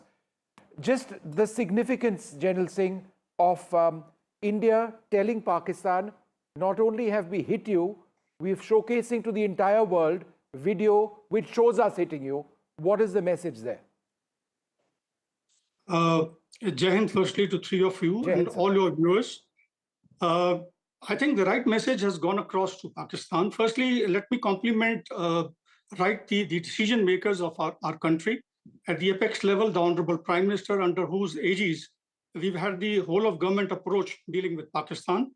And post the Pahalgam killings, I think the country has gone about in a very, very, I would say, well thought out strategy, national strategy, in which we have taken on Pakistan on all the fronts: economic, informational, political, diplomatic, and now, of course, last night we started off with the military operations. And I think the message that has gone across is loud and clear that we shall not accept. There is zero tolerance, firstly, to terrorism, and we shall not accept any terrorist activity being carried out or sponsored by Pakistan on our territory. I think that's a very loud and clear message that has gone across. And but along with this, I would like to also highlight that while we have, I heard the Foreign Secretary, he's called in terms of non-escalatory, action that we have taken. While it meets the connotation of jus ad bellum. Now, jus ad bellum is a concept that is followed while using force, using kinetic means. It is, last resort, chances of success, proportionality. So proportionality has been ensured. But the only point I would like to give out now is to everybody that let's not be complacent with regard to calling it non-escalatory. It will get escalated given the conditions, the dynamics in Pakistan, given the conditions under which the pressure that at the moment would be on the chief of the Pakistani army, on the terrorists, and they're going to leverage the potential of terrorists to take us on. Therefore, the risk management has got to be ensured at the strategic level, at the operational level, and at the tactical level. And I'm certain that our decision makers, the military, all elements of national power are totally geared up to deal with this. But the message has gone out loud and clear. The message that is coming in from the Indian establishment certainly is also that there is no civilian infrastructure which has been targeted, no Pakistani military installation which were directly targeted. India has ensured minimal collateral damage, and it was known terror bases or known terror hotbeds which have been subject of Indian target. That's a message that is going to the world, that this is not against Pakistan, but the terror state that Pakistan has become. Absolutely, Maria. I mean, this is another message that has gone across. And let me tell you, I didn't talk about it because the Indian military is a very responsive, accountable element of national power. It will go exactly as per the diktats of the Honorable Prime Minister and what the government has told it to do. Therefore, the operations have been calibrated, and we've used precision ammunitions. The strikes have been precision. The camps have been targeted while ensuring that there's no collateral damage. And that has been the hallmark of our operations throughout. That we have scrupulously stayed away from ensuring any collateral damage in our operations. I want to ask you one specific question, which probably would be at the top of the mind of most of the population on both sides. And you are talking about an escalation. It is not as if Indian defenses would not be prepared for any kind of escalation, but do you think that Pakistani military planners would escalate this situation necessarily, knowing that the world is watching, that the world has put them on notice, that the United Nations Security Council, the top security body of the International Committee of Nations, has squarely blamed Pakistan and castigated them? Do you think they will still go ahead and plan for an escalation? What does your military experience tell you, sir? Right. You see, Nikunj, besides the military experience, firstly, I brought it out in my initial, my speech, my wording that, look, we are geared up. I'm certain that, when such operations are launched, there is risk management is ensured not only at the tactical level, but at the operational and also at the strategic level. And if you ask me, I can later on clarify to you what I mean by these, what all facets are going to come in these. But yes, with regard to your question, specific question, that will Pakistan do something? Yes, it will. I'll tell you why. The reason is that firstly, the statement that was made by the Pakistani chief, where virtually willy-nilly, indirectly, he threatened India, and he brought it out that how he was viewing India as an enemy, despite the various efforts that have gone in the past 10, 12 years to actually assuage the concerns and to ensure that, the situation is stabilized on the line of control and with Pakistan. But the statement that he gave, now he has to live up to it, number one.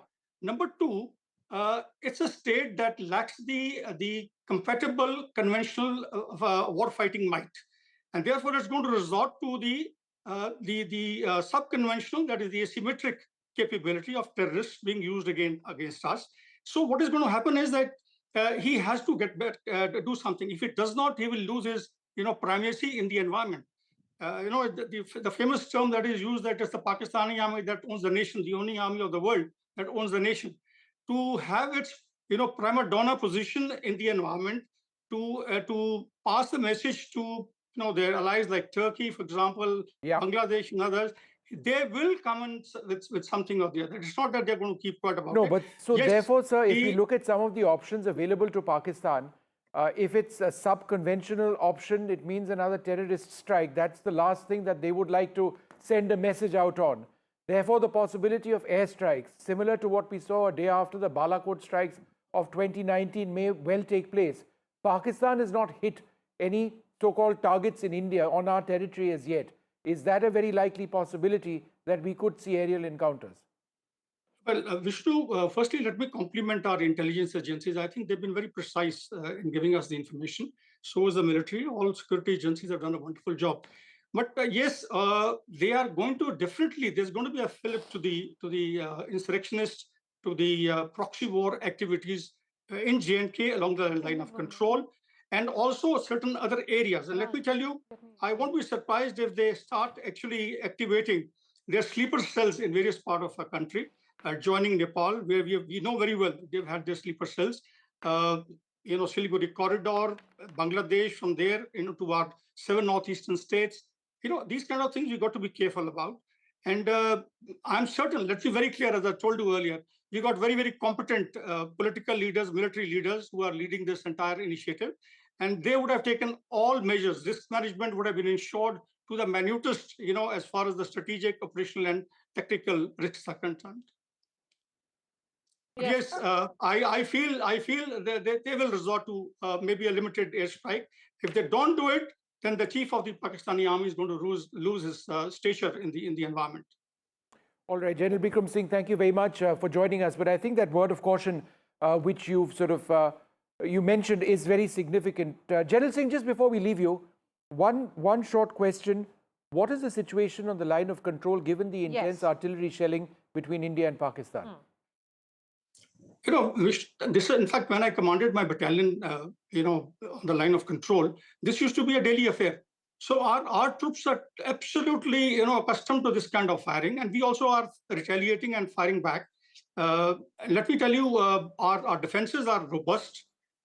We have weapon systems with us which can neutralize the enemy, guns or missile sites from where they are firing.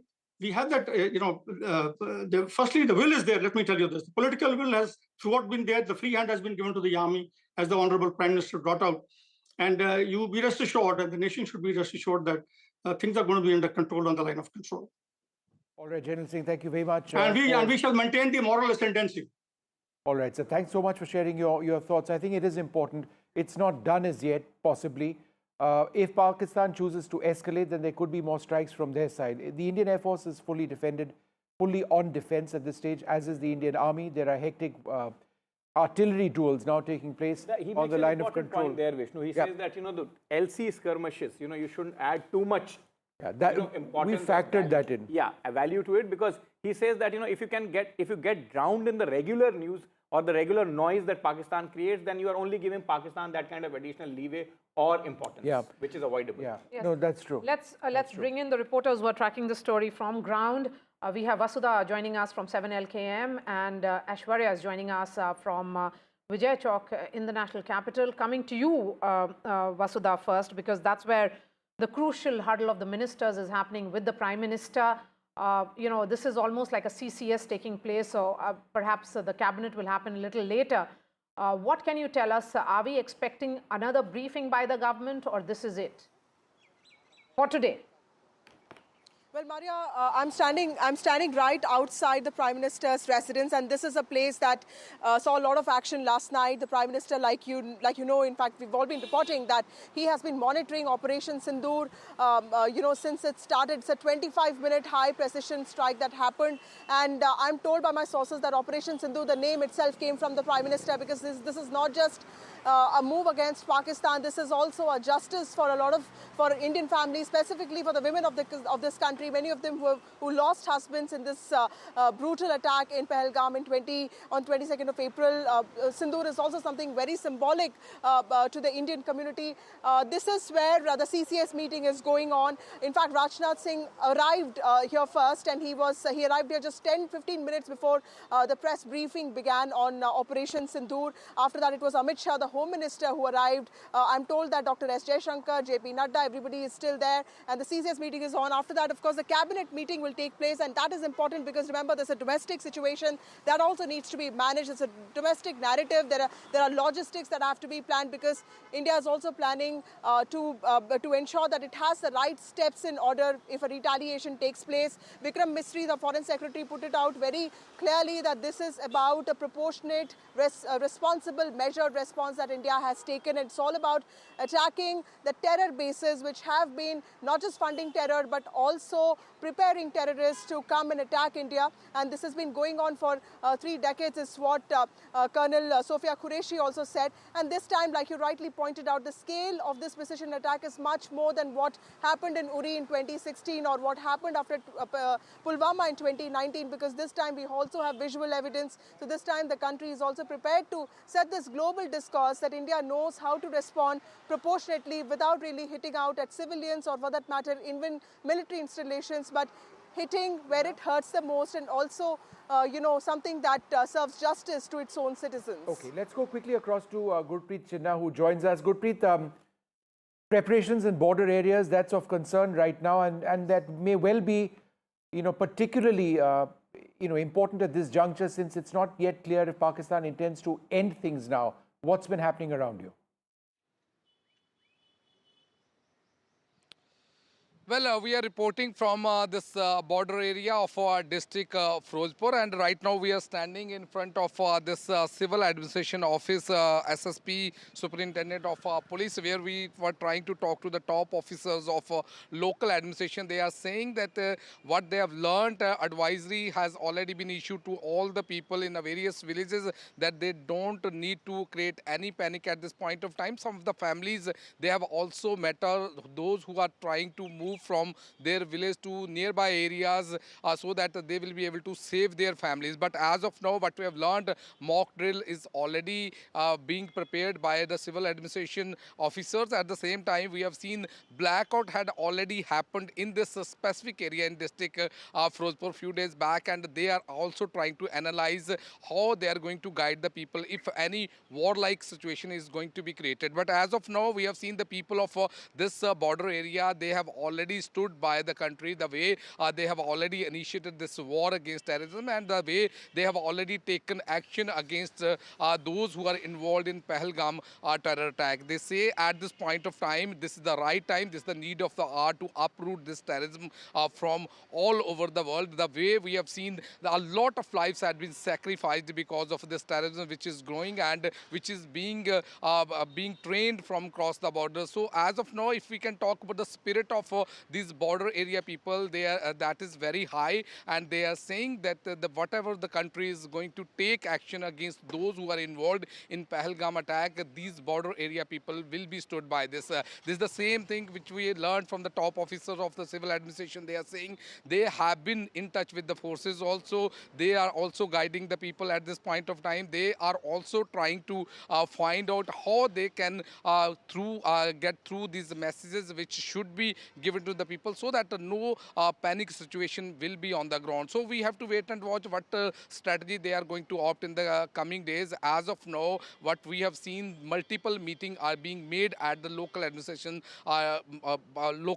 so that they will be able to totally in touch and support the country in this cause which they have already initiated action against this terrorism and this drive which has already been initiated by the Indian government, and we have seen the multiple action had already been taken across the border. Back to studio. Let me now go to Aishwarya. Aishwarya, young man, another day of very hard work for you. Now getting hot outside. You keeping track of all the meetings there on the north and south block side of the New Delhi? Are the meetings in south block still continuing? Are the defense brass still inside the south block? Is Raksha Mantri at Prime Minister's residence, or is he back in the south block? What are the status of the meetings on both on the Raisina Hill, both on the north and the south side? Do give us a detailed briefing. Well, there has been a continuous movement of senior officials from both the Ministry of Defence as well as Ministry of Home Affairs. We are witnessing heavy movement out here at the Raisina Hills since morning, and of course the Defence Minister and the CDS was here at the South Block just before the CCS started at 7 Lok Kalyan Marg. The CDS briefed Defence Minister about the Operation Sindoor, and later Rajnath Singh left from Ministry of Defence, but still the hurdle is on as far as the officials from the Defence Ministry are concerned. But as far as Ministry of Home Affairs is concerned, a very important point to note in the press conference that was delivered, Vikram Misri clearly stated that it was an attempt to end tourism in Jammu and Kashmir. I remember the document that was given by the Ministry of Home Affairs that it was a record high that was recorded as far as tourists going to Jammu and Kashmir is concerned. The infrastructural development that Jammu and Kashmir has seen in the last 1 or 2 years, and this attack on Indian tourists was a serious attempt to end tourism, to disrupt the infrastructure in Jammu and Kashmir, and the amount of money, the funding that was flowing from the government towards the Union territory of Jammu and Kashmir is something that needs to be impacted. The message was clear. According to the Foreign Secretary as well, the terrorists told the family members that go and send this message to the dispensation out in the national capital or your government. So clearly that was the trigger point that led to the smaller meetings after Pahalgam terror attack. We have been witnessing series of meetings happening in the national capital. Prime Minister was briefed on a daily basis, and finally, in alignment to that, a bigger action has unfolded. Currently, at both the ministries and North and South block, the hurdle is on. Top officials have reached over here, and we are expecting that after the CCS and the full-fledged cabinet concludes, there would be more movement of the senior officials, and of course the ministers in charge would also come in at the Home Affairs or the Defence Ministry over here. All right, a series of meetings are taking place in North and South Block and also at 7 LKM, which is the official residence of the Prime Minister. Through the night is what sources have been telling us, that Prime Minister has been monitoring this entire Operation Sindoor. Remember, the first tweet or official announcement came in from the Ministry of Defence, and then came the first announcement from Defence Minister Rajnath Singh himself. The second information came in from External Affairs Minister, who told the world that they should walk the talk when it comes to fighting against terrorism, and then it was Home Minister Amit Shah. There is a huddle of ministers which is happening presently. I can see Nazir Masoodi joining us. Nazir, we are told now, because of the heavy shelling which is happening along the LOC and international border, that several schools and other educational institutions have been shut. Could you give us the details, which sectors we are looking at? Well, schools across all the border districts in Jammu and Kashmir have been shut. For today, all the educational institutions rather, Kashmir University has also postponed exams, and it is Jammu district, Kutwa district, Samba, Poonch, Rajouri, Baramulla, Kupara district, and also Gurez subdivision. Whereas all the schools and educational institutions have been shut as a precautionary measure. There's a huge damage to the property and the life along the line of control as Pakistan targeted civilian areas. Normally, no professional army in times of war targets civilian areas. But what we see here, innocent people becoming the victim and the target again. So people have suffered a great deal. Jammu and Kashmir Chief Minister Umar Abdullah is holding an emergency meeting with the DCs of all the border districts to see what best possible help can be given to the people who have been affected by this Pakistani shelling. They resorted to artillery shelling. Army has responded in equal measure with artillery shelling. We all know, that there was a ceasefire violation over the last 12 days, but last night was really hell for the people living along the borders. For last 2 weeks, people in Jammu and Kashmir were waiting when India is going to take that military action to avenge the killing of Pahalgam massacre, and so that which can deter and preempt. In fact, what Army today said, that these strikes were aimed to preempt any militant attacks and deter Pakistan to carry out any such attacks in future. That's what people are hoping, because in 2016 and 19, whether it was surgical strikes or air strikes on Balakot in 2019, it has temporarily halted terror activities. But when we saw again, what was more important, but in the briefing, what was said, that it was not just avenge these attacks, the Pahalgam massacre. Army actually showed us how were these terrorists were involved in the, for example, in 2023 massacre of people, attacks on the army, attack on the pilgrim bus last year in Riyasi, or recent attack on the encounter in Kutwa in which 4 policemen were killed. So even those terrorists who were involved in 26/11 Mumbai attack, the camps where they had taken the training, they all were targeted in 9 coordinated military strikes by India in Pakistan, which includes Bahawalpur, well known for Maulana Masood Azhar's headquarters and his ideological base camp, Murdaki, which was earlier known as Jamiat Dawat Irshad, then transformed into the Lashkar-e-Taiba. Now it is operating in some other name. Then you see Muzaffarabad, Kotli and other places which are known for hosting and training terrorists and militant leaders there. What we can do at this stage, and Nazir, we will come back to you in just a little while from now, is just play out some of the important footage which we've had in the last little while. The footage on the top right-hand side of your screen is actually video footage from Pakistan, somebody's cell phone showing the attacks actually coming in. I believe this was from Bahawalpur. That's approximately 100, in fact more than that, across the international border between Rajasthan and Punjab. Let's also bring out some of the footage which the government has now released. That is very, very important footage, which clearly shows for the first time since the Kargil war with such clarity the strikes, the Indian strikes actually going through or going across. So let's have that video out, please, so that we can talk a little bit about that. That's on the left-hand side of your screen. Actual footage of the hits on the right-hand side of your screen. But focus for a little bit on what's happening on the left-hand side of your screen, because there you will see an Indian suicide drone actually making its way to a target. It could be a Hammer missile as well, and moments before striking over there, it goes off. That's when it has actually hit its target. We are going to move to some other locations which the government has released in this press belief. This is of the camp in Bhimber. Now, this is interesting because this appears to be a bomblet which has been dropped from a loitering drone.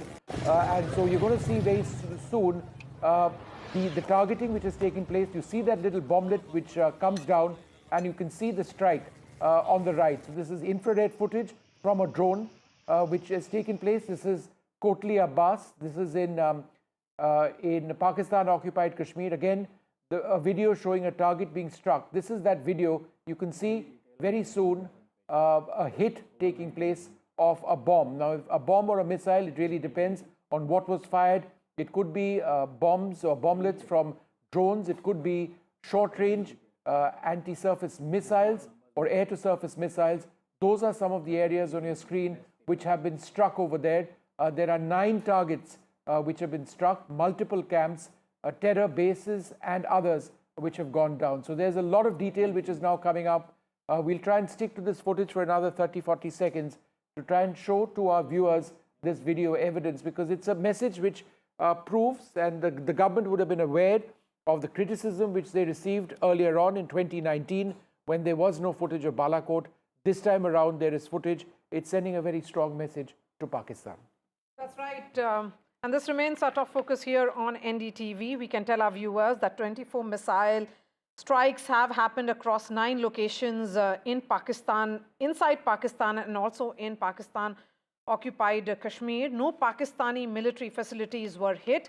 The message from the Indian establishment is that there has been no demonstrable action by Pakistan in the last 15 days. There were only denials and allegations.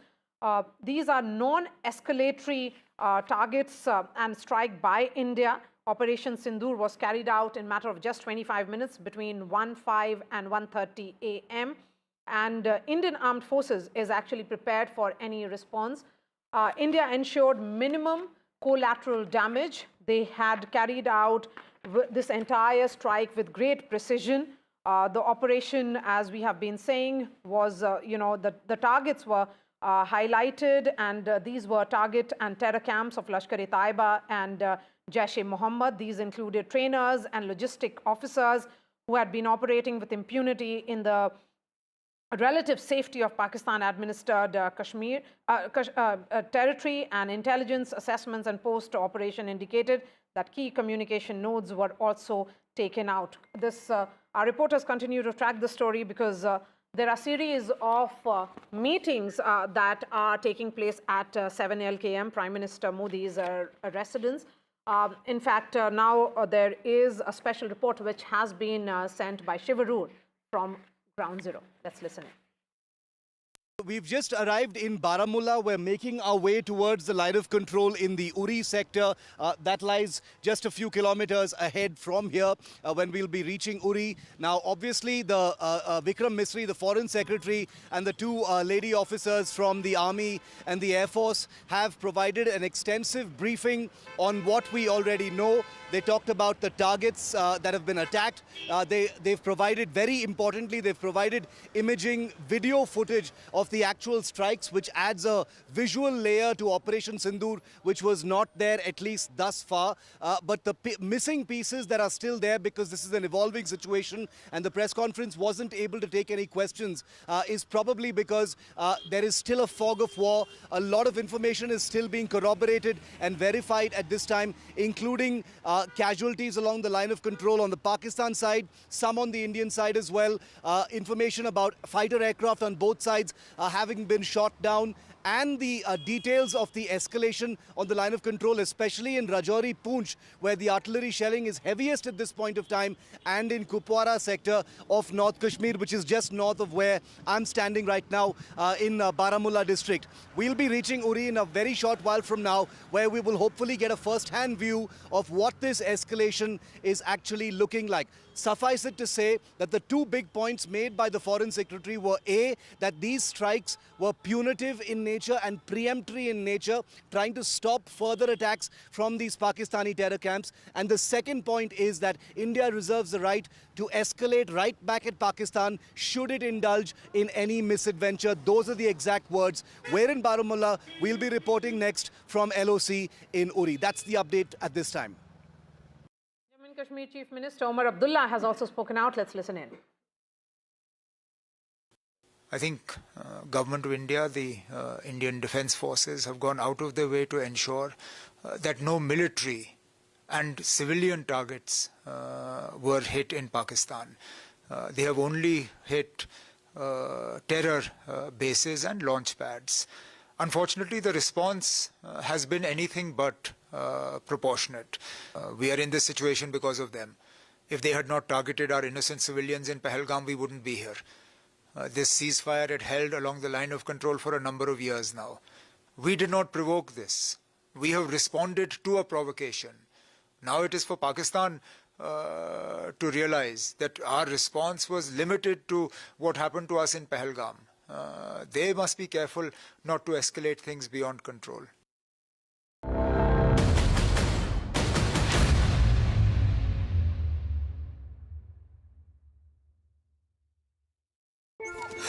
Mary auntie looks very happy today. Her 2.5 lakh rupees got saved. What good did she do? प्रधानमंत्री नरेंद्र मोदी के मार्गदर्शन और मुख्यमंत्री योगी आदित्यनाथ के कुशल नेतृत्व में UP में This is Operation Sindoor. It is India's big retaliation for the Pahalgam terror attack. The Army, the Air Force, the Indian Navy have struck together. The headquarters of Jaish-e-Mohammed in Bahawalpur and Lashkar-e-Taiba headquarters in Muridke have been hit.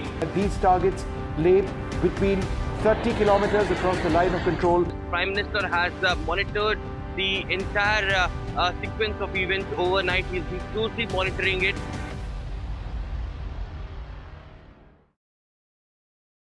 Caste enumeration should be included in the forthcoming census. पहली बार देश में आजादी के बाद ये फैसला किया गया है. For this decision we were waiting since long. This has been only possible with our Prime Minister's decision. Rahul ji जो सोचदार है मोदी जी ने अडॉप्ट कर लिया, अच्छा है. राहुल गांधी के सर्टिफिकेट के लिए राहुल गांधी को क्रेडिट देने के लिए कोई निर्णय नहीं किया. They have always used it as a political weapon, and now that weapon's gone.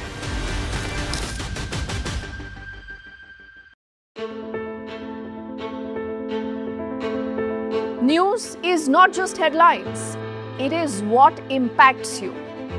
And news should never be mistaken for noise. What matters is the reality. Accurate, in-depth, and with the right perspective.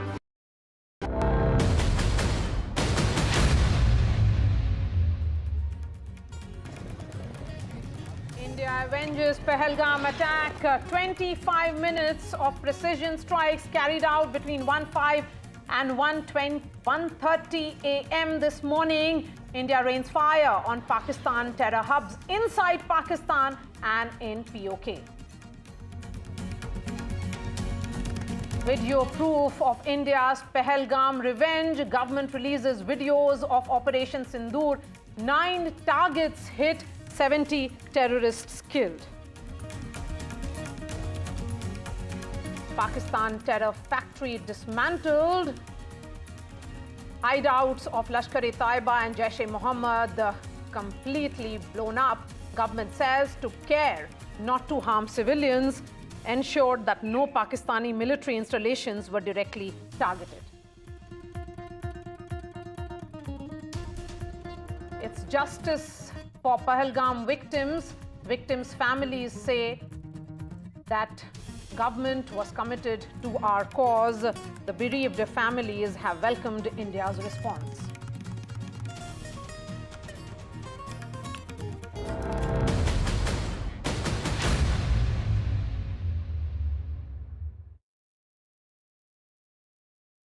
Details of Operation Sindoor has been shared by the defense forces. The strikes were carried out on camps in Pakistan-Occupied Kashmir and inside Pakistan, straight 150 kilometers plus. Forces have released proof, that's right there on your television screens, of strikes. Pakistan terror factory has been completely destroyed and dismantled. They have been reduced to rubble in just a matter of 25 minutes. We are going straight to Shiv Arur, who is joining us live from Uri. Shiv, give us a sense of what you're seeing on the ground.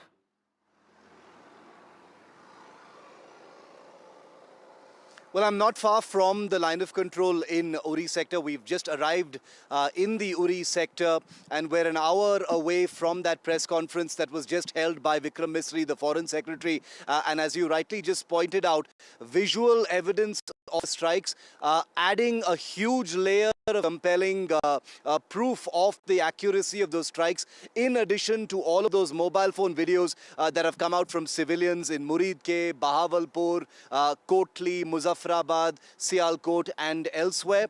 The details coming out from that press conference clearly showing that the Indian military, the Indian armed forces and the government are not going to let grass grow under their feet as far as putting forward specific information is concerned. This very likely is one of the lessons that they've learned from the 2019 information warfare whirlpool that India got sort of trapped in because many of the claims being made were not undisputed at that time. This time they definitely are. There are some unanswered questions. Behind me at the line of control in Uri sector, we are told that there is shelling going on. We will of course be going until a secured area. Uri town has been completely, people have fled from there. It's completely empty, we are told. We'll have a look for ourselves in a short while. From now, the forward villages, which no one has access to at this point, are being shelled.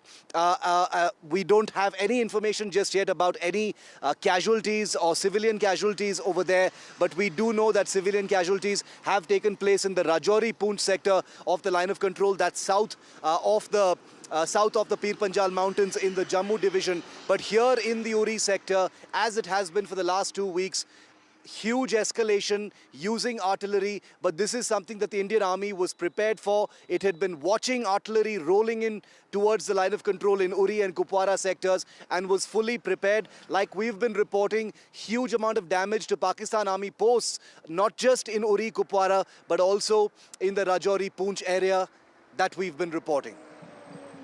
Yes, since you are reporting from Uri, Shiv Arur, Nikunj, you have a question for Shiv. Yes, I just wish to ask you one question, Shiv, that you now almost very close to ground zero, you know, I mean, the theater of action is almost, you're there in that zone, so to say. What is it that you are sensing? I mean, is there active gunfire still on? Has it ended? Are there preparation that is visible on the ground from each side, or at least from our side? And what is the overall reaction of the civilian population? Please dwell on that. You know, just 2 kilometers before we arrived at this spot where Uri actually begins, we saw, a convoy of vehicles actually fleeing, which contained some, civilians who appeared to be leaving from Uri. So we actually spoke to them. They weren't willing to speak on camera, but we asked them precisely the question that you're asking. Is there still gunfire happening there? They said that Uri town is a ghost town right now. Everyone has left. All shop shutters are down, and you can hear artillery booming, you can hear intermittent gunfire even during the morning hours. So way after Operation Sindoor happened between 1:05 and 1:30 a.m., apparently as recently as 11 a.m., there apparently has been gunfire in Uri. We're just about 15 to 16 kilometers from the LC itself. We'll be reaching there, and I'll be able to answer your question firsthand about the gunfire sounds and artillery. But we've been hearing from our contacts that that entire area, the villages there have completely been evacuated and abandoned, even though there are bunkers over there, and the gunfire is definitely audible. We should be able to hear it just a few kilometers from now. Shiv, first of all, be careful, take care of your personal safety, that is paramount. Very important points being made by Shiv Arur there, that just about half hour back, we are at 12:05, and till about 11:35, he has first-hand eyewitness accounts narrating to him that active gunfire was on the line of control, which means that Pakistanis are wanting to keep the LOC hot and India is retaliating in equal measure. So that's a very significant point coming directly from the ground zero, where Shiv Arur has very valiantly tried to reach almost the ground zero where this actual skirmish is taking place currently. But Shiv, be careful about your security, your personal safety. Now moving to Nazir Masoodi. Yes, Nazir, Shiv was giving us details of what's really happening, along the LOC. He's very close to that location. Tell us what's happening where you are. Well, I'm on way to Kupara, and the police have stopped the media. They are not allowing to go beyond, and rightly so. They're saying that it is a situation where we don't want that media should go to these areas which should not be shown right now. And we're very careful when it comes to even that particular check post to show. We are not showing, or any security force movement. That is already an advisory has been issued. And in these times, one has to be very, very careful to show what activity needs to be shown and what should not be shown. And that is something, this situation calls for that caution. Having said that, it is a tough situation for the people living near the border. The whole night was all about loud explosions. Large number of people have lost their homes. They have lost their shops, businesses, and then some people have lost their lives also. We don't know exact number, has not come from the officials yet, but there's a loss of life as Pakistan has targeted civilian areas, their properties, their shops, for example. Space is not just a destination. It is a declaration of curiosity, courage, and collective progress. India's space journey reflects this spirit. From launching a small rocket in 1963 to becoming the first nation to land near the south pole of moon, our journey has been remarkable. Our rockets carry more than payloads. They carry the dreams of 1.4 billion Indians. India's achievements are significant scientific milestones. Beyond that, they are proof that the human spirit can defy gravity.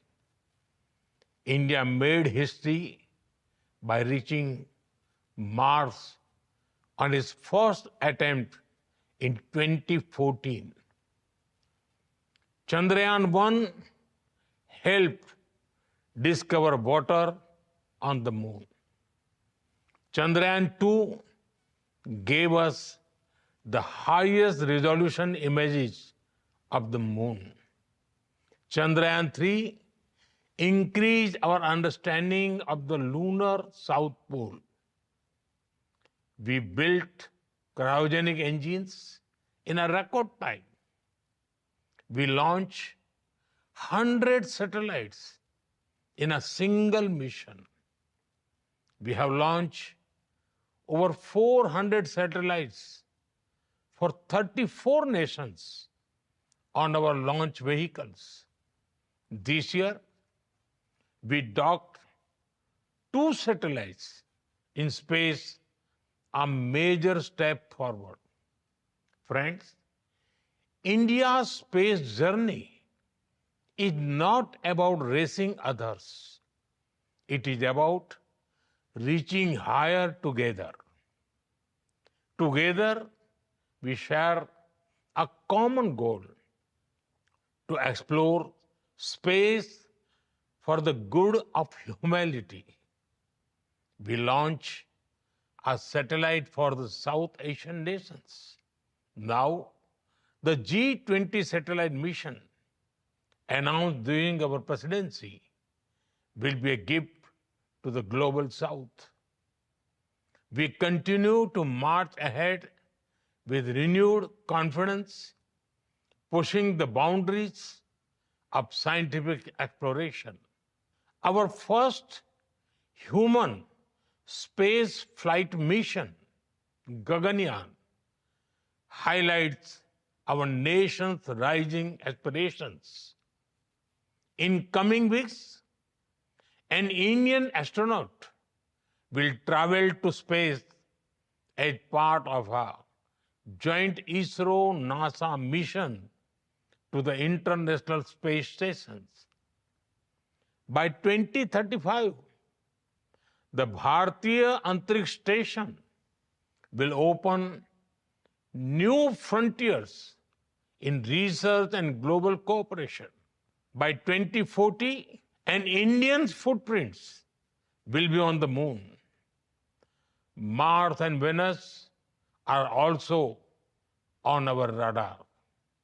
Friends, for India, space is about exploration as well as about empowerment. It empowers governance, enhances livelihoods, and inspires generations.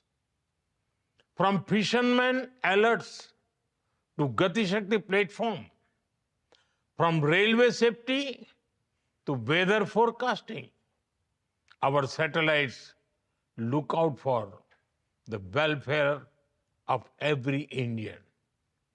We have opened our space sector to startups, entrepreneurs, and young minds.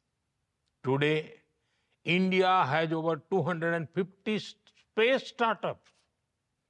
They are contributing to cutting-edge advancements in satellite technology, propulsion systems, imaging, and much more. And you know, it is even more inspiring that many of our missions are being led by women scientists. Friends, India's space vision is grounded in the ancient wisdom of Vasudhaiv Kutumbakam. That is, the world is one family. We strive not just for our own growth, but to enrich global knowledge, address common challenges, and inspire future generations. India stands for dreaming together, building together, and reaching for the stars together. Let us together write a new chapter in space exploration, guided by science and shared dreams for a better tomorrow. I wish you all a very pleasant and productive stay in India. Thank you. So the The Prime Minister addressing the nation on the subject of space, and he has spoken about exploration and empowerment. But shifting focus to our top story this hour, and Aishwarya is joining us. There's a piece of breaking news that is coming in now. Prime Minister Modi has postponed his three-nation tour. That tour was supposed to begin on 11th. He was expected to travel to Croatia, Netherlands and Norway. Aishwarya is joining us any moment now. That was a crucial meeting which was planned because remember, India has been looking at collaboration with European nations. There has been repeated messaging which has been coming in also from External Affairs Minister Dr. S. Jaishankar, who had said only recently that Europe cannot preach if they are not really practicing. The message was with regards to their dual speak on the issue of terror camps and cross-border terrorism. So India's... And this is that part of the Europe with which we wish to engage more, Maria.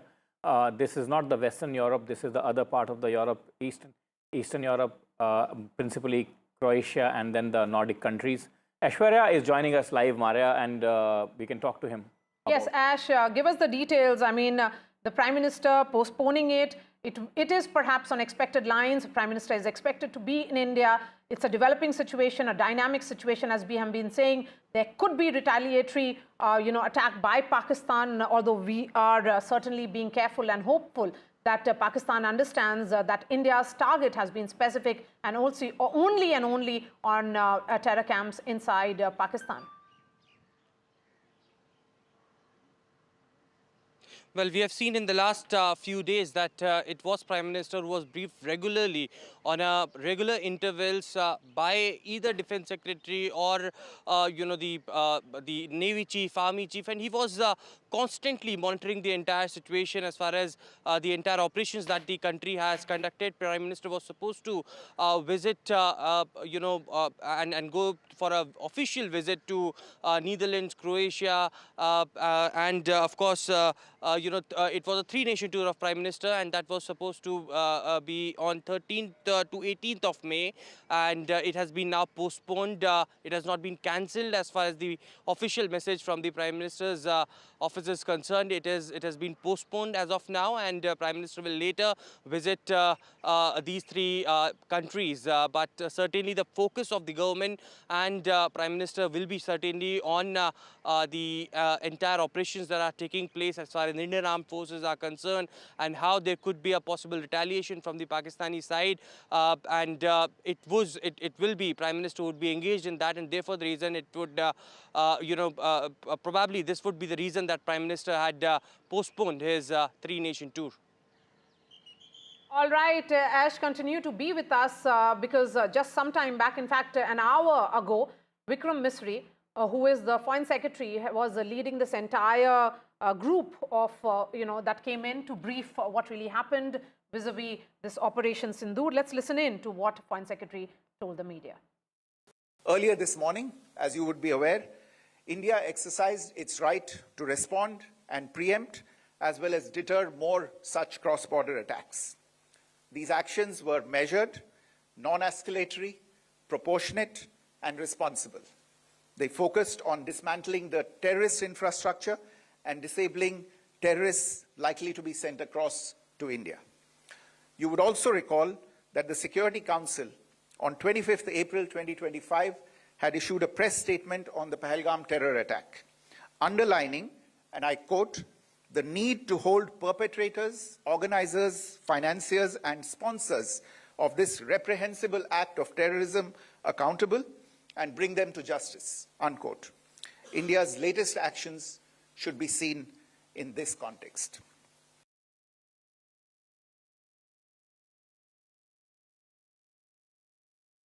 The features of this attack also tie in with Pakistan's long track record of perpetrating cross-border terrorism in India, which is well documented and beyond question.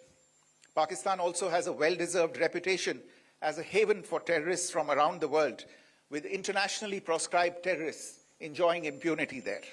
In addition, Pakistan has been known to willfully mislead the world and international forums, such as the Financial Action Task Force, on this issue. The latest attack in Pahalgam has understandably generated deep anger in Jammu and Kashmir and in other parts of India. Following the attacks, the Government of India naturally responded with a set of initial measures relating to our engagement with Pakistan. You're all aware of the decisions that were announced on the 23rd of April. However, it was deemed essential that the perpetrators and planners of the 22nd April attack be brought to justice. Despite a fortnight having passed since the attacks, there has been no demonstrable step from Pakistan to take action against the terrorist infrastructure on its territory or on territory under its control. Instead, all it has indulged in are denials and allegations. Our intelligence monitoring of Pakistan-based terrorist modules indicated that further attacks against India were impending. There was thus a compulsion both to deter and to preempt. Two women officers, in fact, accompanied the Foreign Secretary in this briefing, reflecting that very important messaging which has come in, and the name of this entire operation, which is Operation Sindoor, an anti-terror operation, in a way honoring those women who were widowed by the terrorists because their men were killed in Pahalgam attack. Let's listen in to what Wing Commander said in that press briefing, which happened an hour ago. Through precision capability, as shown to you, a niche technology weapons with careful selection of warheads was ensured so that there will be no collateral damage. The point of impact in each of the target was a specific building or a group of buildings. All the targets were neutralized with clinical efficiency, and the results reiterate the professionalism of the Indian Armed Forces in the planning and execution of their operations. No military establishments were targeted. India has demonstrated considerable restraint in its response. However, it must be said that the Indian Armed Forces are fully prepared to respond to Pakistani misadventures, if any. Syedna Bilal camp, Muzaffarabad, यह एक जैश मोहम्मद का staging area है। यह हथियार, विस्फोटक और जंगल survival training का केंद्र भी था। गुलपुर कैंप, कोटली,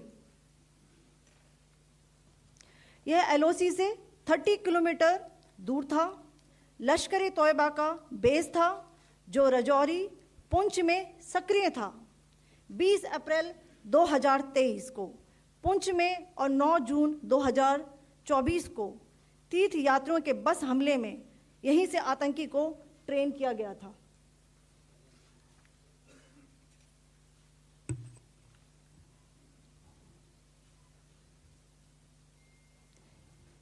बरनाला कैंप, बिंबर, यह एलओसी से 9 किलोमीटर दूर है।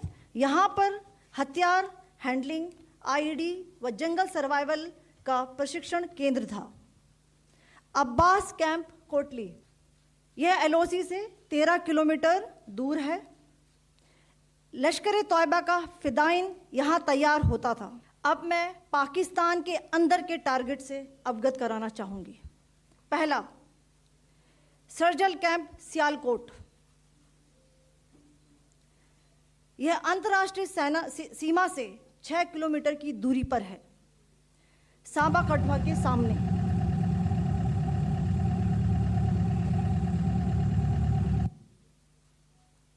मार्च 2025 में जम्मू एंड कश्मीर पुलिस के 4 जवानों की जो हत्या की गई थी, उन आतंकवादियों को इसी जगह पर ट्रेन किया गया था। दूसरा, महमूना जाया कैंप, सियालकोट, यह 18 से 12 किलोमीटर आईबी से दूर था। हिजबुल मुजाहिदीन का बहुत बड़ा कैंप था। यह कठुआ जम्मू क्षेत्र में आतंक फैलाने का नियंत्रण केंद्र था।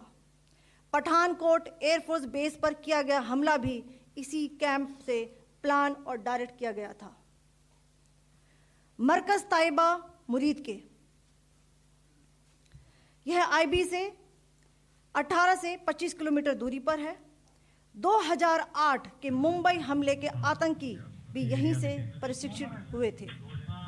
अजमल कसब व डेविड हेडली भी यहाँ ट्रेन हुए थे। मरकज़ सुभान अल्लाह भावलपुर ये इंटरनेशनल बाउंड्री से 100 किलोमीटर दूर है। जैश ए मोहम्मद का मुख्यालय था। यहाँ पर रिक्रूटमेंट, ट्रेनिंग व इंडॉक्ट्रिनेशन का केंद्र भी था। Let me now go across to our colleague Vasudha. Vasudha reporting from outside the Prime Minister's residence. Vasudha, Home Minister Amit Shah has just left Prime Minister's residence. It appears that the crucial series of meetings that were happening, that were taking place at Prime Minister's residence, have now finished. What is it, other than the Cabinet Committee on Security, that in your sense, it is too early for me to ask you that question, that, what are you gauging from your sources? But in your sense, what is it that is being discussed now? Is it about success of the Indian operation, or potential Pakistani response, or both?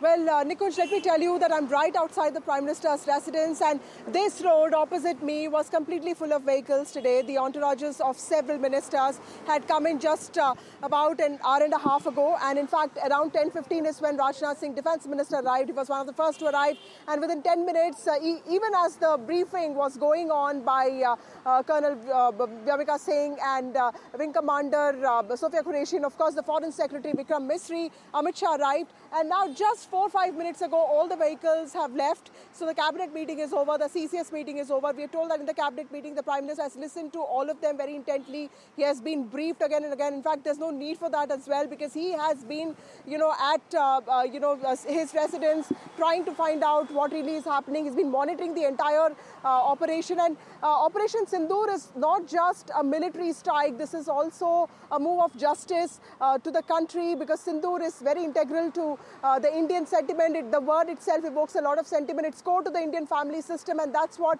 the Prime Minister, that's why the Prime Minister really came up with this name, because remember, of the 26 dead, all of them are males, and in fact, most of them, were married, and it was in front of the wives and children that they were attacked, they were killed, and the wives were often told to go and tell Prime Minister Modi that this happened. So clearly, this is a marker of how India seeks revenge and justice, but at the same time also is diplomatically ruthless with Pakistan, because we also saw with both UNSC and FATF, India worked very hard to create those diplomatic channels and isolation for Pakistan. But now I'm told that in the cabinet meeting, the Prime Minister has taken stock of the domestic narratives, ensuring that logistics are in place. There's a narrative, there's a situation that has to be managed within the country, and Pakistan is all set to retaliate, is what my sources are saying, which is why the country is also, India is also prepared for that. Now, the Prime Minister, I'm told, is in a wait-and-watch mode. At the same time, he is monitoring the entire situation, ensuring that India remains completely prepared, and civilians of India, the citizens of India, also know what is happening, which is why we also saw this extensive briefing by 3 senior officials with visual evidence, something that we didn't see in 2016 and also in 2019, which is why this time India is far more prepared to answer the world and also answer the people of this country, to basically defend its own point of view and say and prove this as something that was important for justice. Vasudha, before I let you go, let me ask you one more question, and that is that Prime Minister, we have just got the news. I'm quite sure that decision probably would have been taken earlier, but we have just got the news that Prime Minister has cancelled his multinational trip, multi-nation trip to Europe. Now, that clearly signifies that as the head of the state, he wants to be in the country, and he wants to monitor all the developments that are happening vis-a-vis Pakistan and vis-a-vis our neighborhood and larger security matrix personally. And that's quite quintessential Prime Minister Modi, isn't it? Absolutely, Nikunj, you're right, and this is what the Prime Minister did even with his Russia trip. He was supposed to travel to Moscow on the 8th of May for the parade day, and this was an important occasion for Russia, which has been a great friend of India, because this also is 80th year of Soviet Union's victory on Nazi Germany, and this was important for India as well to show its friendship towards Russia. But Prime Minister cancelled that trip. In fact, on the 22nd April, he rushed back to India as soon as he heard the news of this brutal attack in Pahalgam. He cut short not a Saudi Arabia official trip. In fact, he raised this, terror attack even with MBS in his official dinner. And then, of course, the latest is that he has cut short his trip to Croatia, Netherlands and Norway, which was very important. Remember, in this whole tariff war that's picking up, Europe has become very important for India also from the trade point of view. So this trip was considered important because this was also a move for India to strengthen its bilateral treaty. But nothing comes before national security, nothing comes before justice, and nothing comes before safety of the country, which is what which is what is being reflected by the Prime Minister yet again cancelling another important trip abroad, and this is a three-nation trip to Europe. That's right, Vasudha. Thank you so much for joining us. And remember, on 22nd, when that terror attack happened in Pahalgam, Prime Minister Modi was in Saudi Arabia. He cut short that visit as well and returned to India. So that sense of urgency, certainly ensuring that when it is about nation first, Prime Minister Modi is really in New Delhi. He is monitoring the situation by every minute. Javed Ashraf, former ambassador of India to France, is joining us. Ambassador Ashraf, how do you look at the situation? India, of course, briefing US, UK, UAE, but what is it that India should be prepared for in terms of reaction from other countries?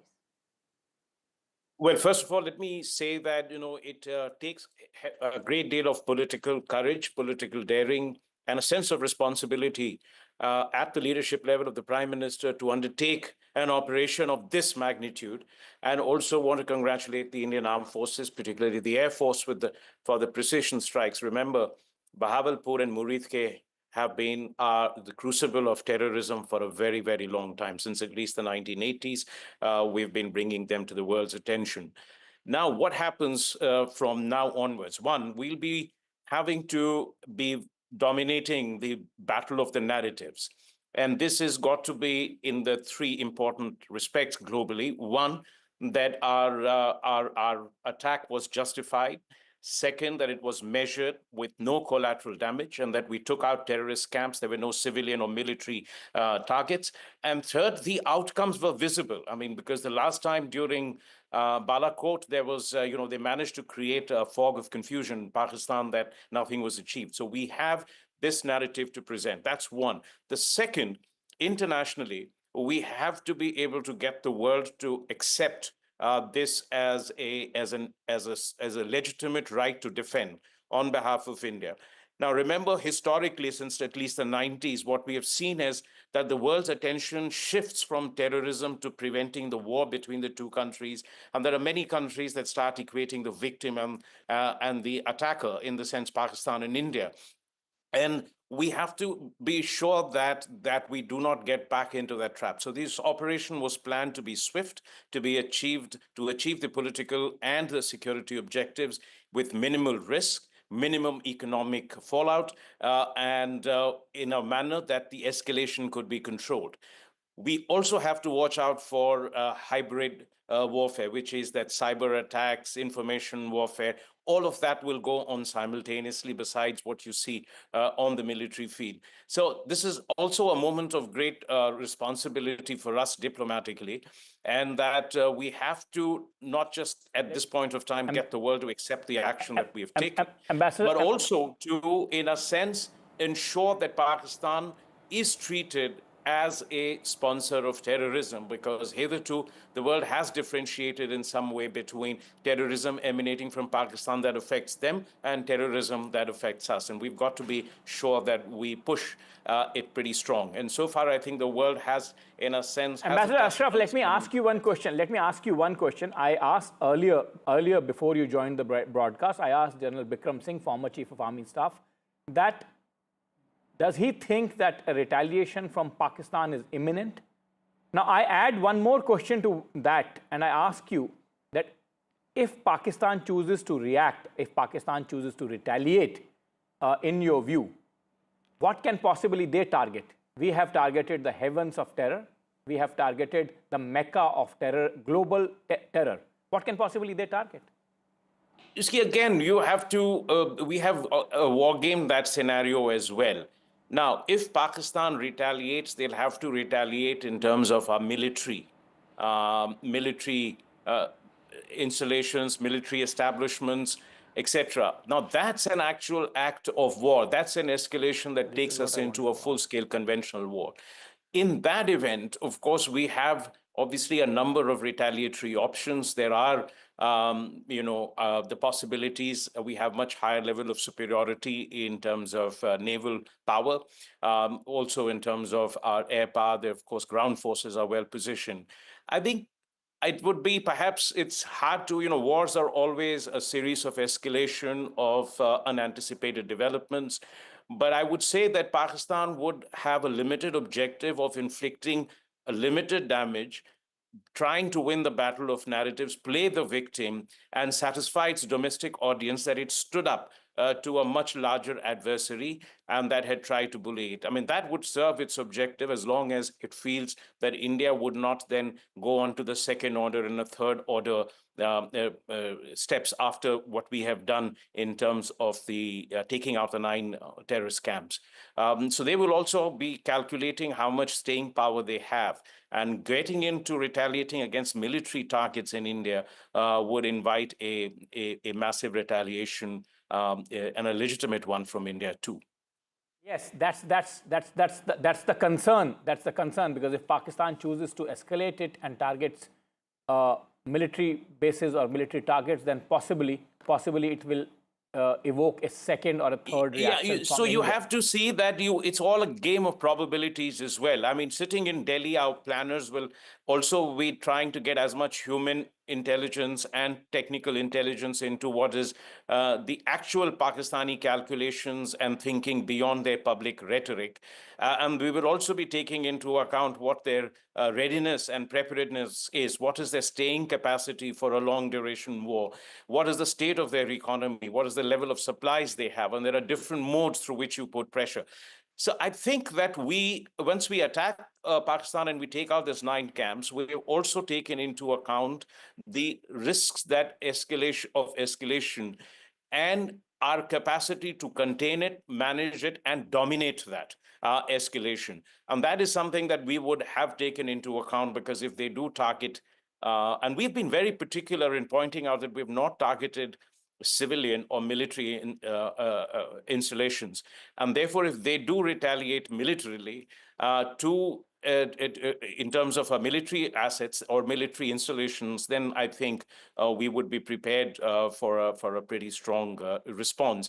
And remember that there is an economic asymmetry, a capability asymmetry. And I don't think we will fall into the trap of the nuclear rhetoric, which they keep sometimes bandying about.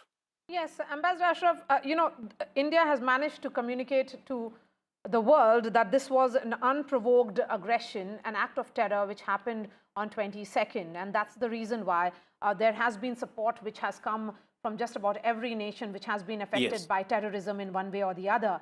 Now that we are looking at it, do you see that India, and if you look at the mix, or should I say the composition of the press conference, it was the Foreign Secretary and 2 Indian officers who addressed the press conference. So India is repeatedly communicating to the world. First it did after 22nd when the terror attack happened, and now after having carried out these strikes against terror camps, that there is a need for constant engagement with all these nations, not just the allies as we look at them, but also envoys of multiple nations as we did on 23rd. So, our diplomatic initiative is going to be intense and very comprehensive. One, we will reach out to all the countries in the world. It isn't just about the United States or our European allies or, Japan or Korea, or the countries in the Gulf, our partners in Africa. We will be reaching out to everyone to convey the correct picture. And it's important we do that, because we've done that at every time we have been hit by terrorism on this scale from Pakistan, and that we have retaliated. It's very important. One is that bilaterally we engage all the countries with evidence and with evidence of what we've done. That's number one. The number two is what we are already doing in the UN Security Council and the UN framework. And remember, despite being a non-permanent member at this stage, Pakistan was not able, at first it asked for a closed-door meeting, but obviously didn't want to be castigated in public. And therefore, it asked for a closed-door meeting knowing what it would going to face from other members, permanent and non-member. That's the second part. And the third is that we will now go back to putting them on FATF and also taking a number of other steps, including at the IMF, at the World Bank, at the Asian Development Bank, because it is very important for us to be able to convey to the countries that their assistance to Pakistan eventually ends up helping the military continue with its unremitting hostility towards India, practiced through this unconventional, asymmetric, politico-military instrument of terrorism. So it'll be a very comprehensive engagement. But remember, we should not, we have to keep this as an ongoing process, not something that subsides after our rage and revenge period is, in a sense, over, because despite taking out these camps, we can't be sure that new ones will not crop up or they will not find new recruits to the cause. So this is something that we'll have to continue pressing, and to ensure that, as Dr.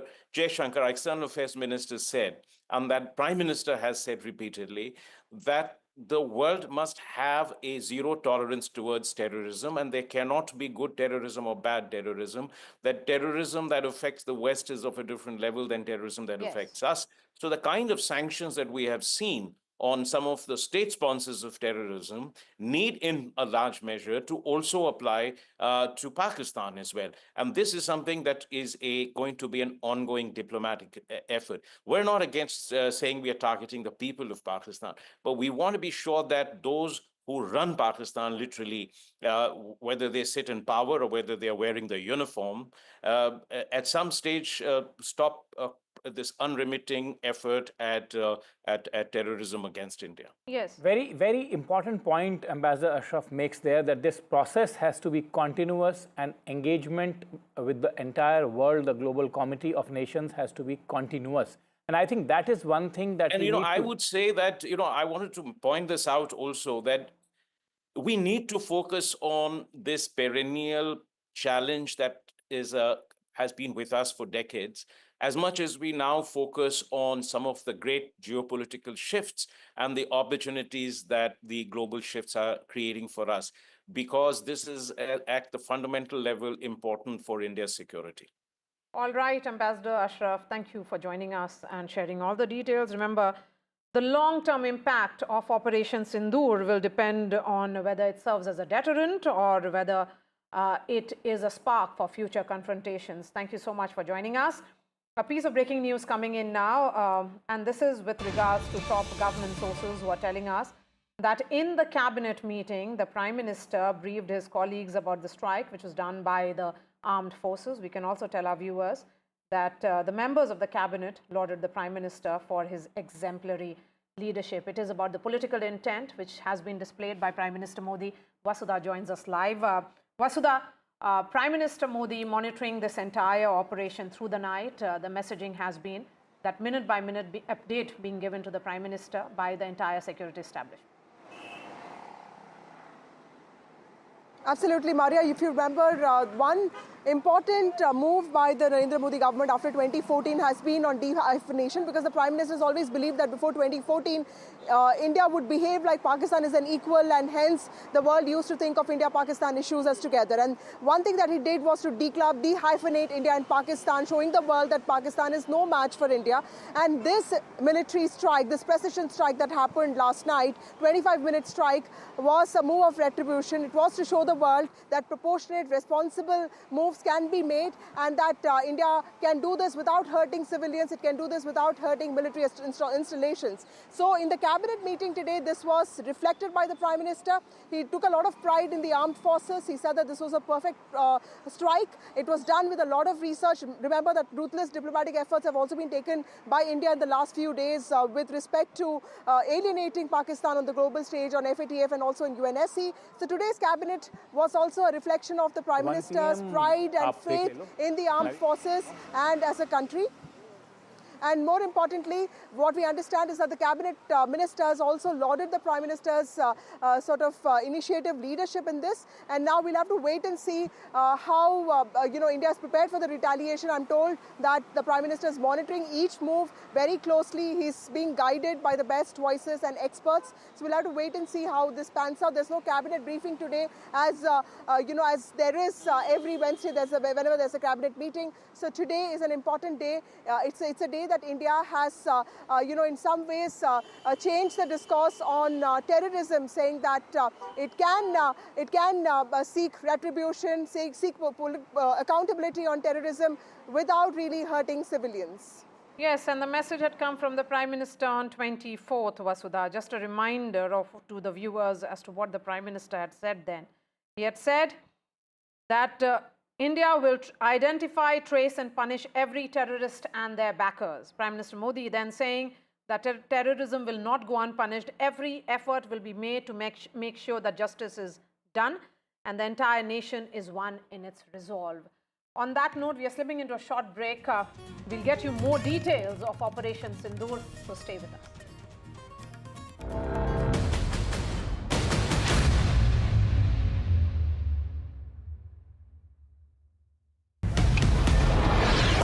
This is Operation Sindoor. It is India's big retaliation for the Pahalgam terror attack. The Army, the Air Force, the Indian Navy have struck together. The headquarters of Jaish-e-Mohammed in Bahawalpur and Lashkar-e-Taiba headquarters in Muridke have been hit.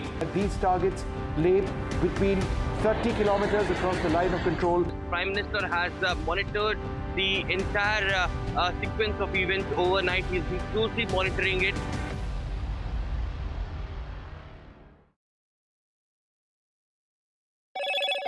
Hello, Moto. Motorola, India's leading AI smartphone brand.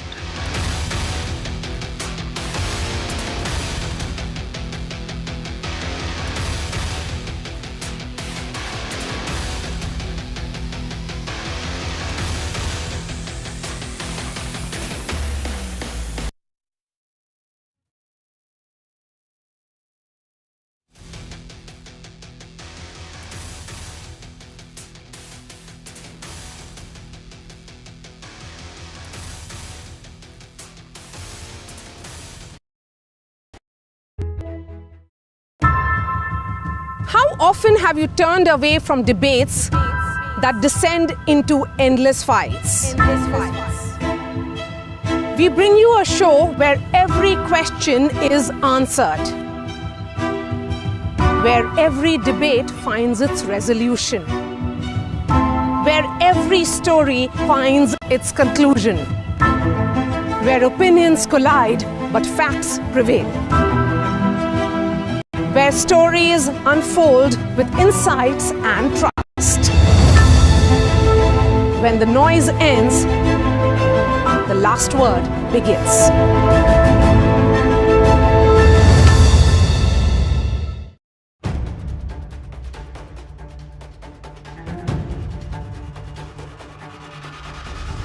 If it matters to you, if it matters to you, if it matters to you,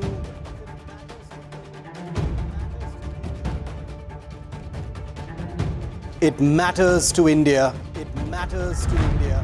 It matters to India. And it matters to me. And it matters to me.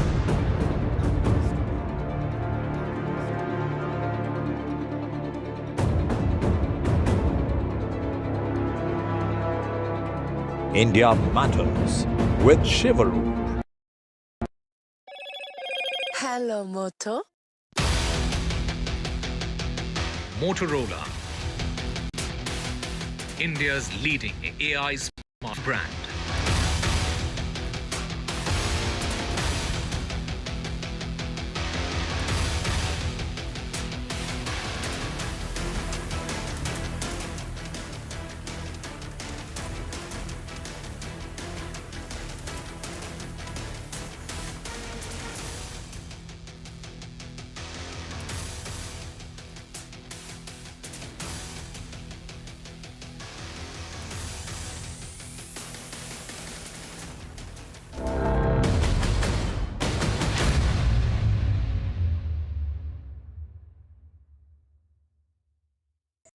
ये बहुत ही अच्छी बात है कि जो उन्होंने मोदी साहब ने बदला लिया है और मैं उनके साथ हूँ, जनता उनके साथ है और हमारा सारा परिवार उनके साथ है।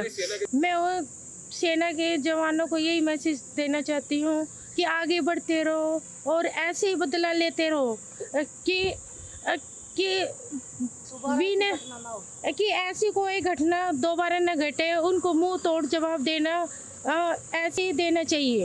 हम सब इस पल की प्रतीक्षा कर रहे थे और जो भी सरकार ने निर्णय लिया है वो योग्य लिया है और हमारी बस यही इच्छा है कि अभी जो भी ये संगठन है या ये जो ग्रुप्स है जो आतंकवादी हमले कर रहे हैं इनको पूरी तरीके से निकाल के मतलब ढूंढ के मार देना चाहिए और ख़त्म कर देना चाहिए। उनसे बहुत थैंक यू कहती हूँ कि उन्होंने मेरे पति की मौत का बदला लिया है। मैं बहुत छोटी हूँ, उन्हें कुछ भी कहने या नहीं कहने वाली, लेकिन हाँ जिस तरीके से हमारे पूरे परिवार को उन पे विश्वास था उन्होंने उसी तरीके से जवाब देके हमारे विश्वास को कायम रखा है and I am really thankful. हमें ऑपरेशन सिंदूर के बारे में न्यूज़ चैनल से मतलब हमारे परिवार वालों के कॉल आए हमें और तब पता चला कि भारत ने जो पहलगाम में हमला हुआ था उसके ऊपर आज उन्होंने रिएक्शन मतलब उनको उत्तर दिया है इसके बदले में एयर स्ट्राइक करके। पहले तो मिशन का नाम सुन के हम लोगों को बहुत मतलब मैं तो बहुत रो रही थी सुन के। इंडियन गवर्नमेंट को बहुत थैंक्सफुल देना चाहता हूँ उसको, ये जो पाकिस्तान ये आपका टेररिस्ट ये अड्डा को मुँह तोड़ ये जवाब दिया है, काफ़ी डैमेज किया है। और अभी इंडियन ये फौजी वालों से भी मैं दरख्वास्त करूँगा सतर्क है, क्योंकि पाकिस्तान वालों के भरोसा नहीं है कब वो फिर ये अंदर से फिर कब ये हमें नुकसान पहुंचाने के लिए उन लोग जो स्टेप लेंगे, तो सतर्क रहने के लिए उन लोग को भी मैं दरख्वास्त करूँगा। मोदी जी अभी ये जो स्टेप लिया है हमारे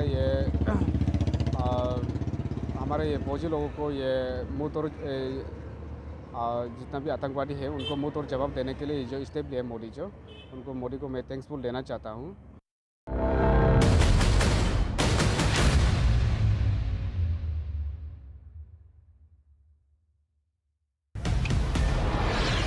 This is Operation Sindoor. It is India's big retaliation for the Pahalgam terror attack. The Army, the Air Force, the Indian Navy have struck together. The headquarters of Jaish-e-Mohammed in Bahawalpur and Lashkar-e-Taiba headquarters in Murid have been hit. These targets lay between 30 kilometers across the line of control. Prime Minister has monitored the entire sequence of events overnight. He's been closely monitoring it.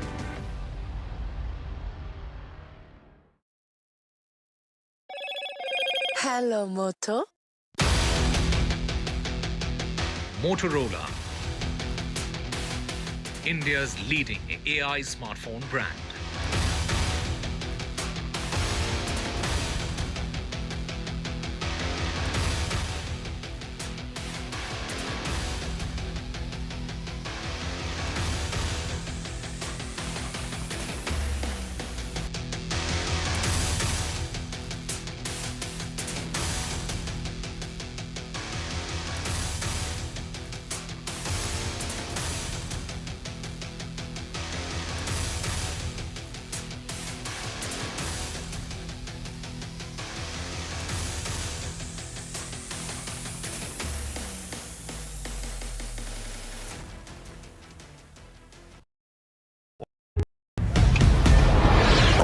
This is Operation Sindoor. It is India's big retaliation for the Pahalgam terror attack.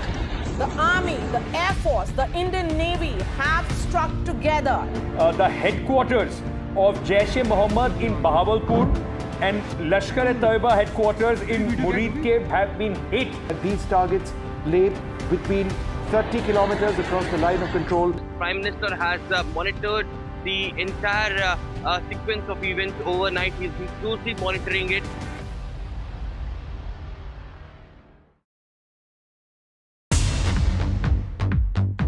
More news that matters. Big exclusive. Tulsi Gabbard gunned down by Pakistan-backed cowards. When you interact with people on ground, you're able to reflect their sentiments much better. More debates that shake the system. more exclusives you won't find anywhere else. Not just another prime time. It's a prime time that's unmissable. I've been reporting on all issues big and small from Andhra Pradesh, Telangana, rest of South India, bringing you all the action, all that you need to know, all that you want to know. The energy of Maximum City is infectious. I'm bringing that energy in our news coverage from financial capital Mumbai. Covering from the southernmost part of India over the last 23 years, I bring in-depth and 360-degree coverage from the Dravidian heartland. The land of Mishti, also known for its bitter politics. I have seen much water flow under the Howrah Bridge, covering Bengal in all its vivid colors. India's IT capital is always bustling, a city full of startups, stories and surprises. And I keep you ahead on all the Bengaluru buzz.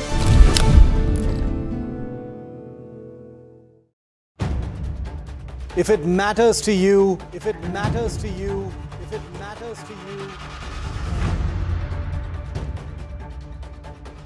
it matters to India. It matters to India. And it matters to me. And it matters to me. India Matters with Shivaru. Only on NDTV 24/7. In today's interconnected world, India's voice is more crucial than ever. When India speaks, the world listens.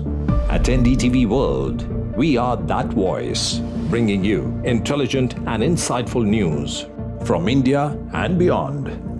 From geopolitics and diplomacy to economic shifts, migrations, tech disruptions, and the stories of our diaspora. We cover the news that shapes our global future. NDTV World, your new home for global news is here. Caste enumeration should be included in the forthcoming census.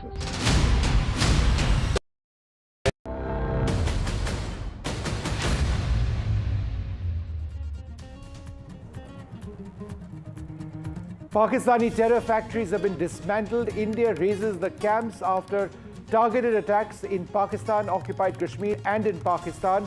The government says that in the military strikes in response to the Pahalgam terror attacks, India targeted civilians and military targets. They did take out terrorist hubs. Of India's Pahalgam revenge, the government has released videos of Operation Sindoor, as it is known. The government says that the targets were chosen on credible intelligence and video has been released. That's not the video, but we'll bring you the video of what exactly they showed as the strikes went in.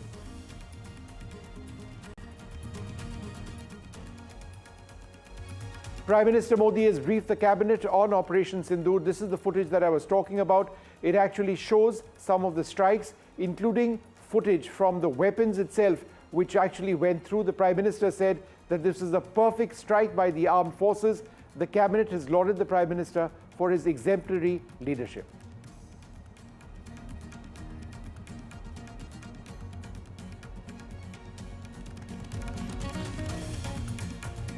Explosions can be seen elsewhere. We'll play that footage out. The world reacts. Israel strongly backs India. Israel says there's no place for terrorists to hide. The US Secretary of State has spoken to Foreign Minister Jaishankar.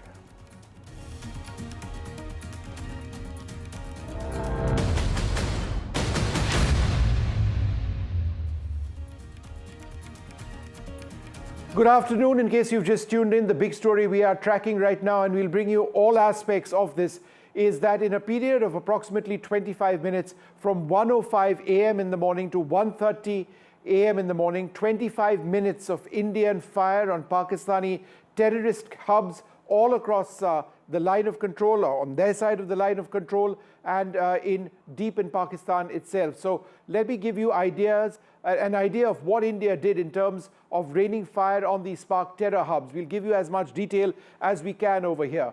Now let's look at the top. That is targets which are relatively shallow targets on the line of control, or just across the line of control, up to about 25 to 30 kilometers in Pakistan-occupied Kashmir. So Muzaffarabad, Kotli, Gulpur and Bhimber, all on west of the line of control in Pakistan-Occupied Kashmir.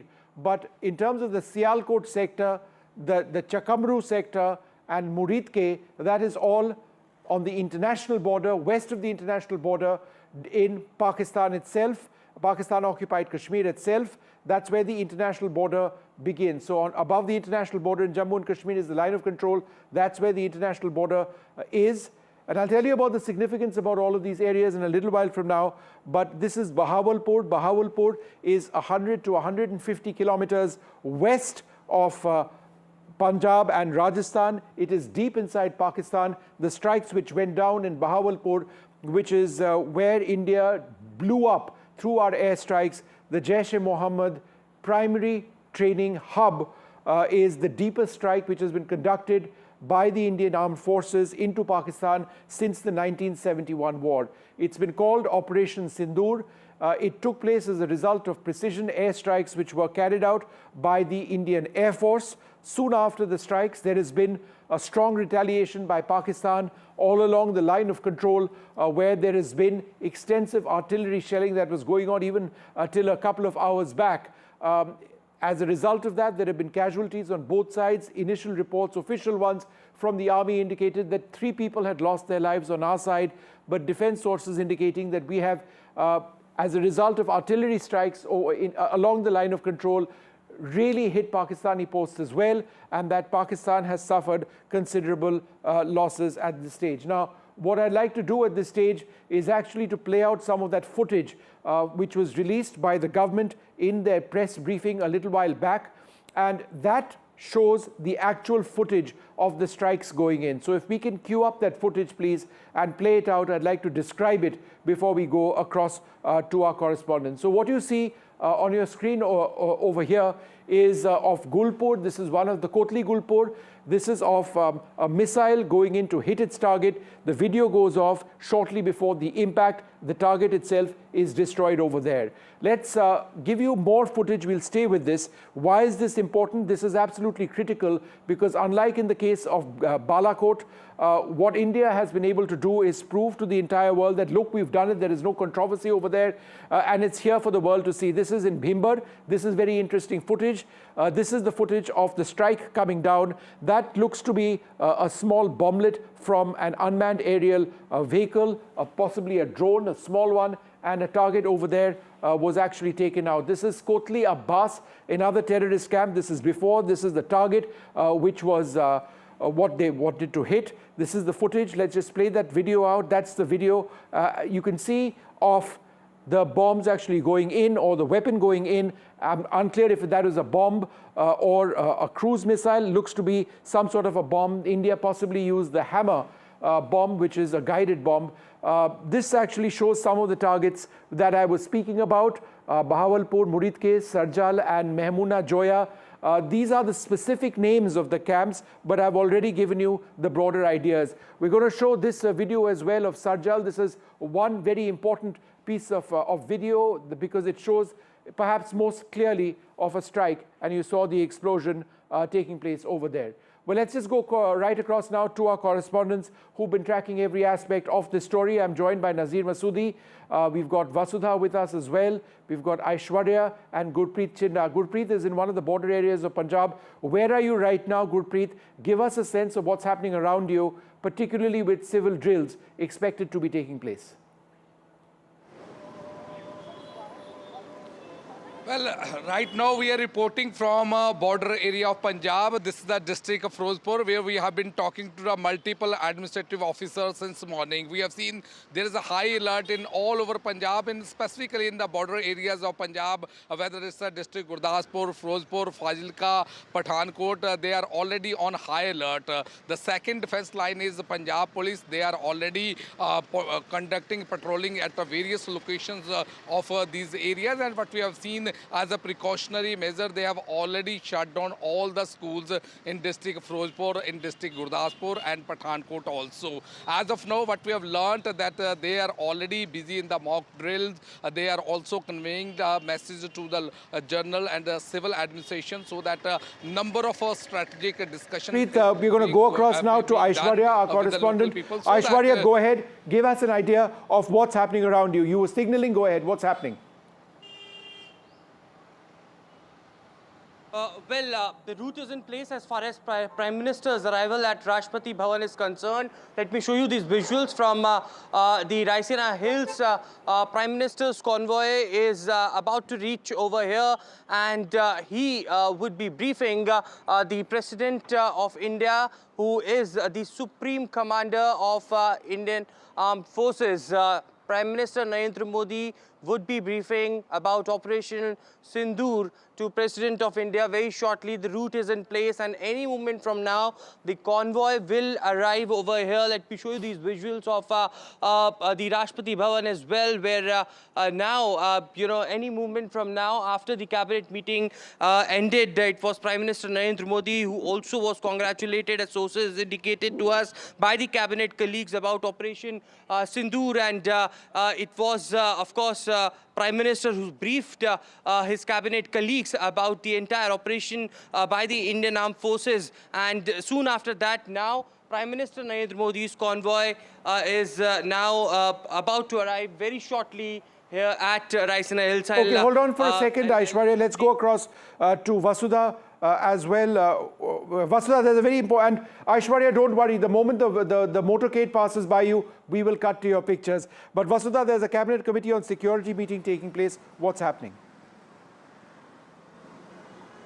Well, the CCS meeting happened today, and this is an important meeting because it's happening after the precision strikes that took place. And of course, the visuals of the cabinet meeting came out, Vishnu. And this cabinet meeting is extremely important because the Prime Minister in this cabinet meeting, according to sources, talked about the pride that he takes in the armed forces, how it's a special day for the entire country. And if you look at the visuals, everybody is present. It's a full cabinet. And of course, ministers from TDP, ministers from JDU are also present. And after this, of course, like Aishwarya has been reporting, he goes to the president of the country to talk about, to brief her on what happened. This is part of protocol. But the important thing is, it's been it's been a hectic night for the Prime Minister and also for the armed forces, and also, it's been a busy morning for him because he's been constantly at his residence here. I'm coming to you live from outside his residence, and there have been like these vehicles that have been just coming. First, of course, the CCS, and then the cabinet meeting that took place, all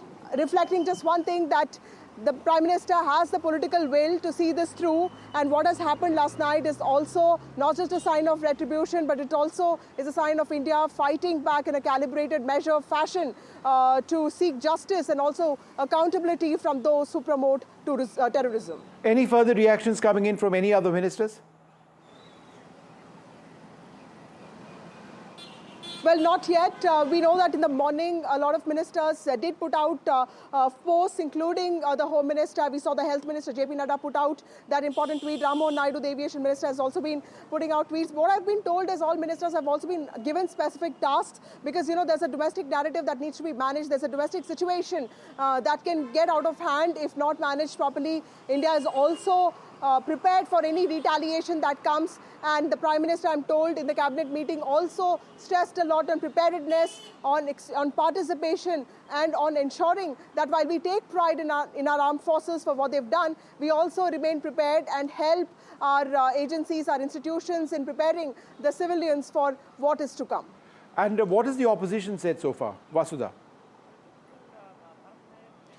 Well, the opposition, let me tell you that although there have been these, exceptional voices like Jignesh Mevani or for that matter, Rashid Alvi, other than that, the opposition has been extremely careful here, Vishnu. They've been very cautious to not really ask for proof like what they did after the Pulwama attack in 2019 when the Balakot strikes happened, and also in 2016 when, Indian forces crossed the border and, attacked launch pads in Pakistan. This happened immediately after 11 days. This time, both the opposition and the government have been prepared. The opposition is saying in every sentence, Jai Hind, a victory to armed forces, not making it a political victory of the BJP, not talking about the political will.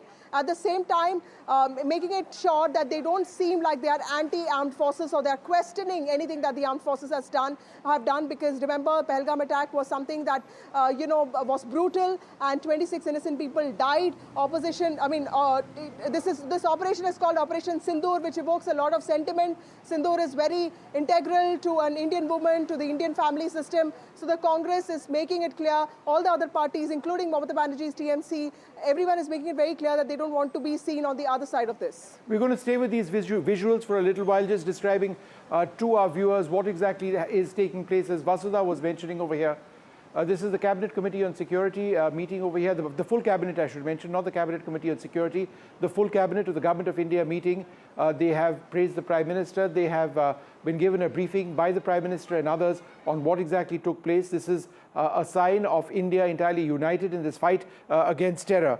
The images that we should be getting in a little while from now are also of a motorcade leading up to the Prime Minister's residence. We expect the President to be briefed in a little while from now, possibly by the Prime Minister. So we are waiting for that.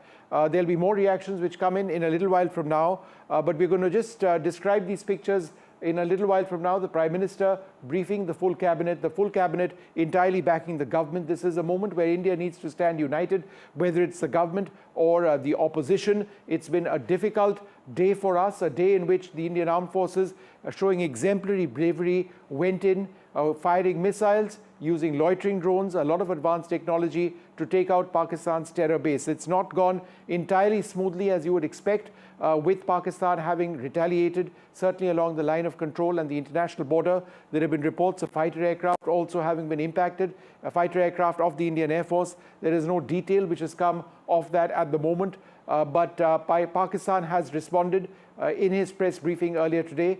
The Foreign Secretary, Vikram Mistry, said questions would be answered, but not today because the situation itself is fairly fluid. Let's go across to Nazir Masoodi, who joins us at this stage. Nazir, thanks very much for being with us. What exactly is taking place in Srinagar now? Is there a great deal of tension? I know that air travel has stopped from Srinagar. Give us a sense of what's happening where you are. Well, I was on way to Kupara, but clearly authorities have put restrictions on the media entry into Kupara, not allowing to go because of the sensitivities today. I appreciate that. But the fact is that the news coming from the border areas is not really good.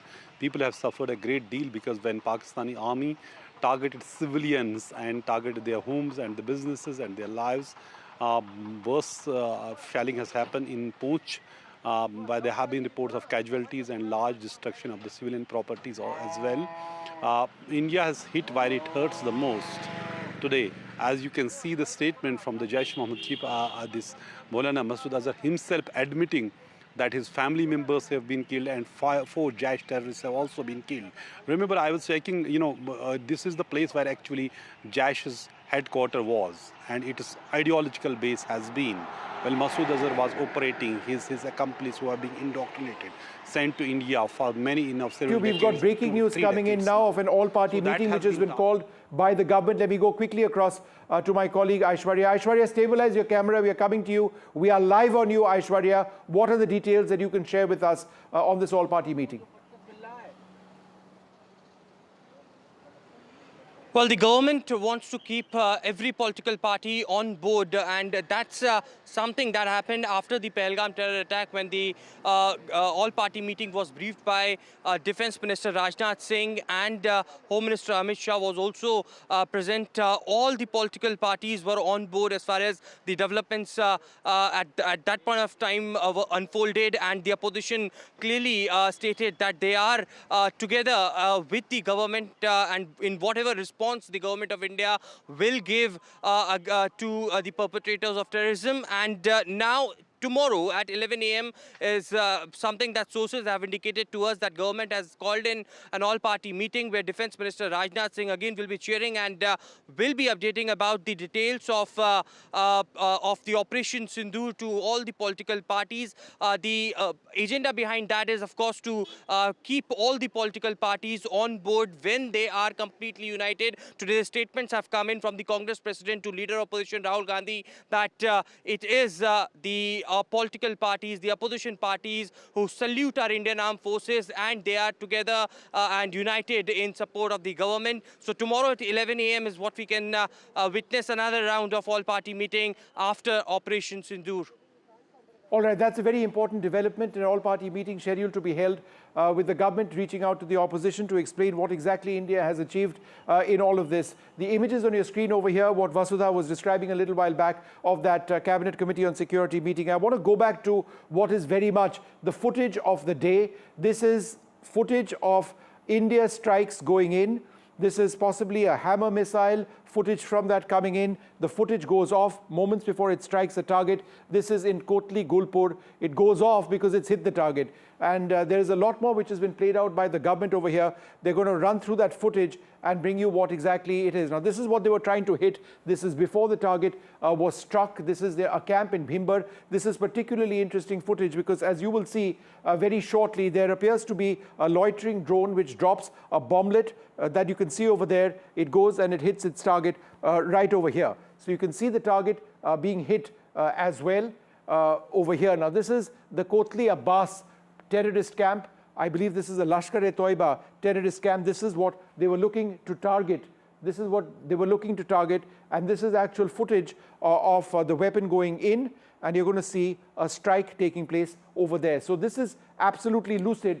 And you can see it very, very clearly indeed over here. If the camera can just come back to me so that I can point out what it is that we are talking about.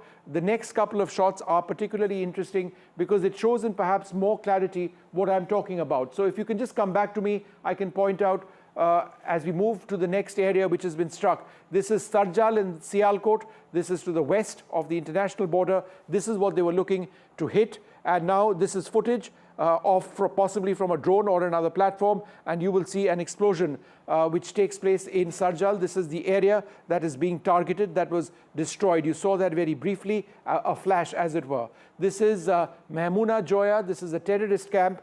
Again, this is what they were looking to strike. This is what they were looking to target. And the next piece of footage which plays out, and all of this is from that press briefing, is of this target having been taken out. So this is the target again. They're playing the video out over here. This is the drone coming in to hit this. This is a suicide drone. It does appear. This is the last video. It goes right in and the video stops. That's because it has been destroyed. So what exactly has the government said in all of this? Let's listen in.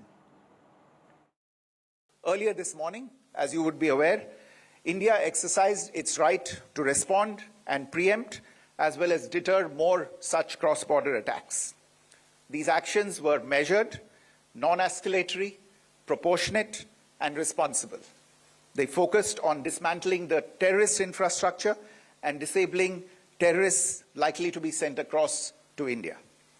You would also recall that the Security Council on 25th April 2025 had issued a press statement on the Pahalgam terror attack, underlining, and I quote, the need to hold perpetrators, organizers, financiers, and sponsors of this reprehensible act of terrorism accountable and bring them to justice, unquote.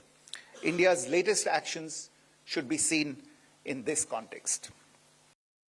The features of this attack also tie in with Pakistan's long track record of perpetrating cross-border terrorism in India, which is well documented and beyond question. Pakistan also has a well-deserved reputation as a haven for terrorists from around the world, with internationally proscribed terrorists enjoying impunity there. In addition, Pakistan has been known to willfully mislead the world and international forums, such as the Financial Action Task Force, on this issue. The latest attack in Pahalgam has understandably generated deep anger in Jammu and Kashmir and in other parts of India.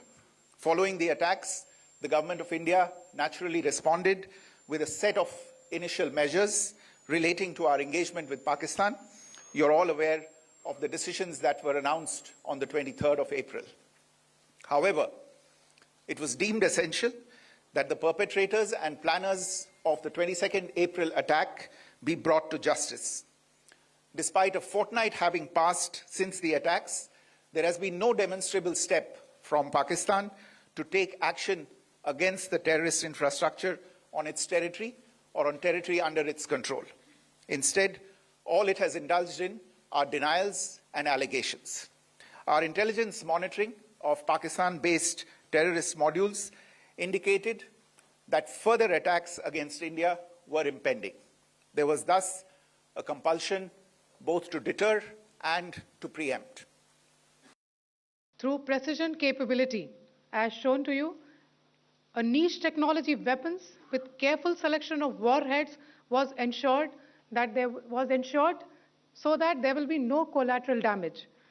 The point of impact in each of the target was a specific building or a group of buildings. All the targets were neutralized with clinical efficiency, and the results reiterate the professionalism of the Indian Armed Forces in the planning and execution of their operations. No military establishments were targeted. India has demonstrated considerable restraint in its response. However, it must be said that the Indian Armed Forces are fully prepared to respond to Pakistani misadventures, if any. Syedna Bilal camp, Muzaffarabad, यह एक जैश मोहम्मद का staging area है। यह हथियार, विस्फोटक और जंगल survival training का केंद्र भी था। गुलपुर कैंप, कोटली, यह एलओसी से 30 किलोमीटर दूर था। लश्कर ए तोयबा का बेस था जो रजौरी, पुंछ में सक्रिय था। 20 अप्रैल 2023 को पुंछ में और 9 जून 2024 को तीर्थ यात्रियों के बस हमले में यहीं से आतंकी को ट्रेन किया गया था।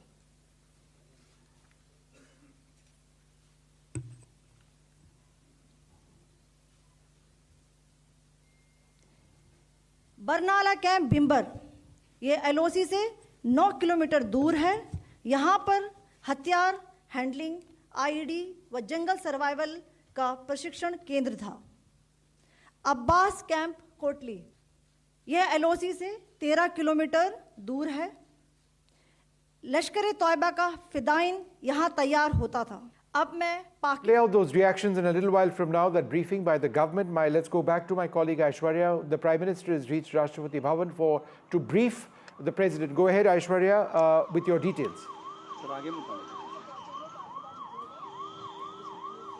Well, it's a protocol that needs to be followed, and Prime Minister will be briefing President of India, Draupadi Murmu, very shortly, as his convoy has just arrived here at the Raisina Hills. Let me show you these live visuals from the Raisina Hills as the convoy arrives of Prime Minister, and he'll be shortly briefing Rashtrapati Draupadi Murmu about the recent operation that the Indian Armed Forces have undertaken as far as Operation Sindoor is concerned.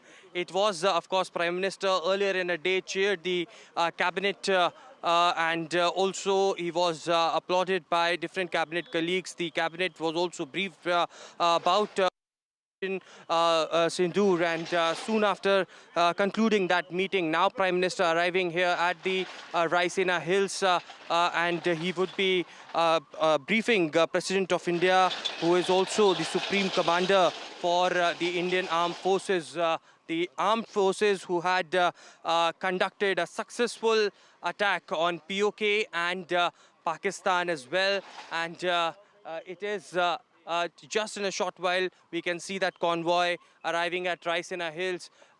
Remember, it was in the midnight when the Indian Armed Forces conducted that attack with for at least 9 locations, and it is in the briefing which had been stated by the wing commander and also the officials from the army, that it is Operation Sindoor hitting terrorist infrastructure in Pakistan and Pakistan-Occupied Jammu and Kashmir, and it was Prime Minister Narendra Modi, remember, who closely monitored the entire situation throughout the night. He was briefed by NSA Ajit Doval on regular intervals, and the terror camps have been targeted who are linked to various banned outfits, including Lashkar e Toiba, Jaish-e-Mohammed, Hizbul Mujahideen.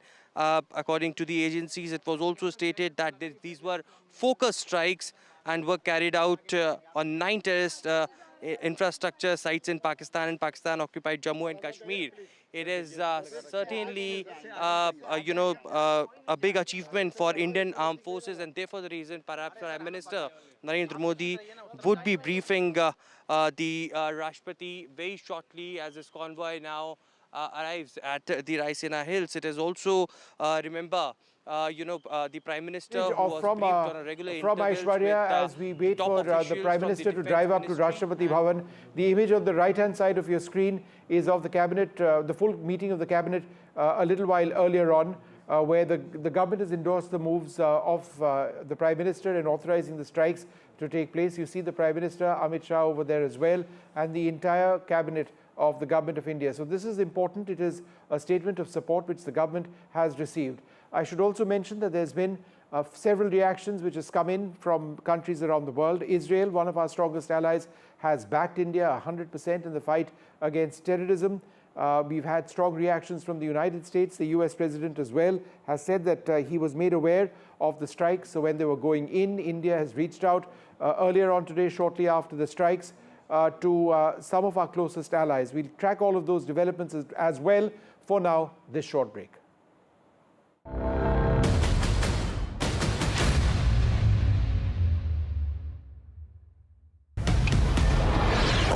This is Operation Sindoor. It is India's big retaliation for the Pahalgam terror attack. The Army, the Air Force, the Indian Navy have struck together. The headquarters of Jaish-e-Mohammed in Bahawalpur and Lashkar-e-Taiba headquarters in Muridke have been hit. These targets lay between 30 kilometers across the line of control. Prime Minister has monitored the entire sequence of events overnight. He's been closely monitoring it.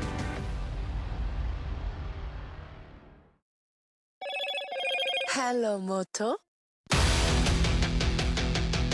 Motorola, India's leading AI smartphone brand.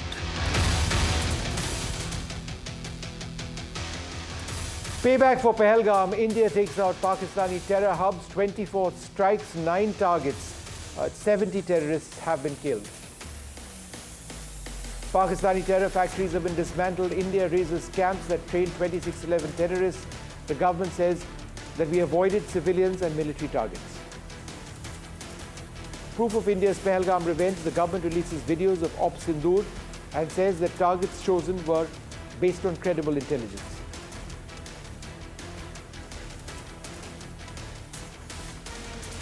The Prime Minister briefs the Cabinet on Operation Sindoor. He says that a perfect strike by the armed forces have taken place. Sources say that the Cabinet has lauded the Prime Minister for exemplary leadership. This is Operation Sindoor. It is India's big retaliation for the Pahalgam terror attack. The Army, the Air Force, the Indian Navy have struck together. The headquarters of Jaish-e-Mohammed in Bahawalpur and Lashkar-e-Taiba headquarters in Muridke have been hit. These targets lay between 30 kilometers across the line of control. Prime Minister has monitored the entire sequence of events overnight. He's been closely monitoring it.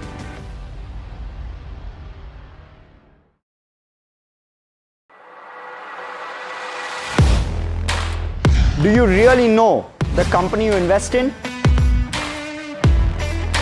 What is the real picture behind presentations and claims? Is the outlook as rosy as the company claims?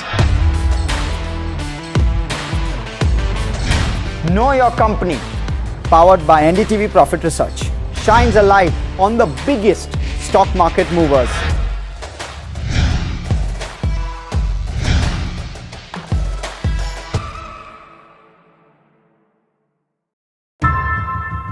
How often have you turned away from debates that descend into endless fights?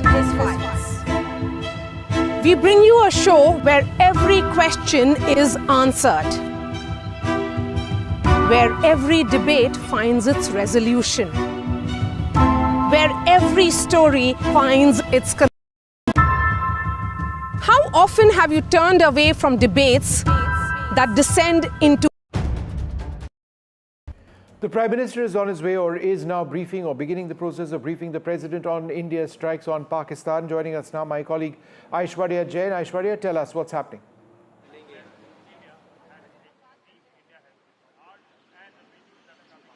The Prime Minister Narendra Modi had reached Rashtrapati Bhavan over here just a short while back, and now he would be briefing President of India Draupadi Murmu about a successful operation that Indian Armed Forces had concluded in the midnight Operation Sindoor. That was also something that was awaited by the entire nation, and that's what Prime Minister also stated in the cabinet meeting, that desh ko isi ka intezar tha. And finally, as far as the protocol is concerned, after any such major operation by the Indian Armed Forces, it is Prime Minister who usually briefs the President of India. And just now, let me show you these visuals around Rashtrapati Bhavan. Over here, it is Prime Minister who had arrived at the Rashtrapati Bhavan, and he would be briefing President of India Draupadi Murmu about the successful operation. He chaired a crucial CCS and the cabinet meeting this morning, and after concluding that, now Prime Minister reaches Rashtrapati Bhavan over here at the Rationale Hills. All right, Aishwarya, there's also been an important meeting of the Cabinet Committee, not the Cabinet Committee on Security, the full Cabinet, I should say, a little while back. And I believe there's an important meeting where the opposition will be brought in tomorrow as well. Tell us what happened at the Cabinet and what's expected tomorrow.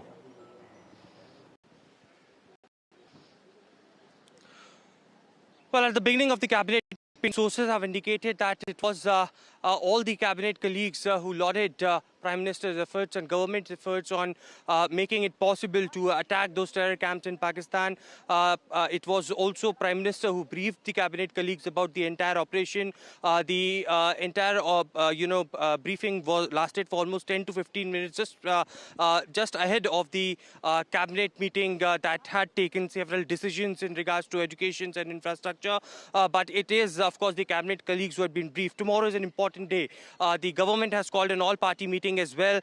This is to keep all the political parties on board as far as India's decisions regarding these operations, the kind of developments that are taking place along with the line of control, how India is well prepared in terms of the retaliation from the Pakistani side. So all of that would be briefed to the opposition parties. Remember, in the last all-party meeting, it was the unanimous decision that was taken by the opposition, who had supported the government and stated that it will be, at any point of time in response to the terror, and to the perpetrators of terrorism who had come to the Indian soil to kill our Indian civilians. The entire opposition united together in response to the terror attacks. And it is tomorrow as well, we can see a unanimous, a resolution that could be brought in by the government, can be brought by the government.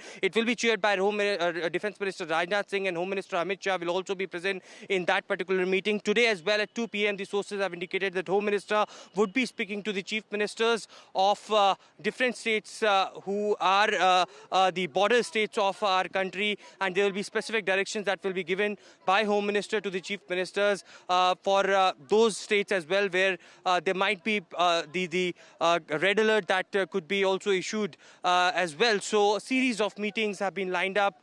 These 3 to 4 days are very tense, very sensitive in nature, and therefore the reason perhaps the top ministers of the country had been given the directions to reach out to every possible unit to take care of the situation, to deal with the entire situation with enough sensitivity, and therefore the reason perhaps these.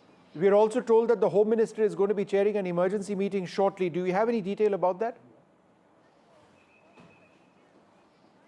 Well, that's what I was mentioning. At 2 p.m, Home Minister would be meeting all the Chief Secretaries, the Chief Ministers, the DGPs of the border states of the country. This meeting would be on video conferencing. Home Minister Amit Shah is at the North Block at Ministry of Home Affairs. After the Cabinet meeting concluded, Home Minister Amit Shah arrived over here, and specific directions will be given to these border states and the officials officials over there as well. So, regarding the war-like situation, or if any possible retaliation happens from Pakistan, then what if, directions the Ministry of Home Affairs will give is something that remains to be seen. Remember, it was just yesterday the Chief Secretary who concluded the meeting with all the Home Secretary, I beg your pardon, Govind Mohan concluded the meeting with all the Chief Secretaries of states and union territories regarding the mock drill that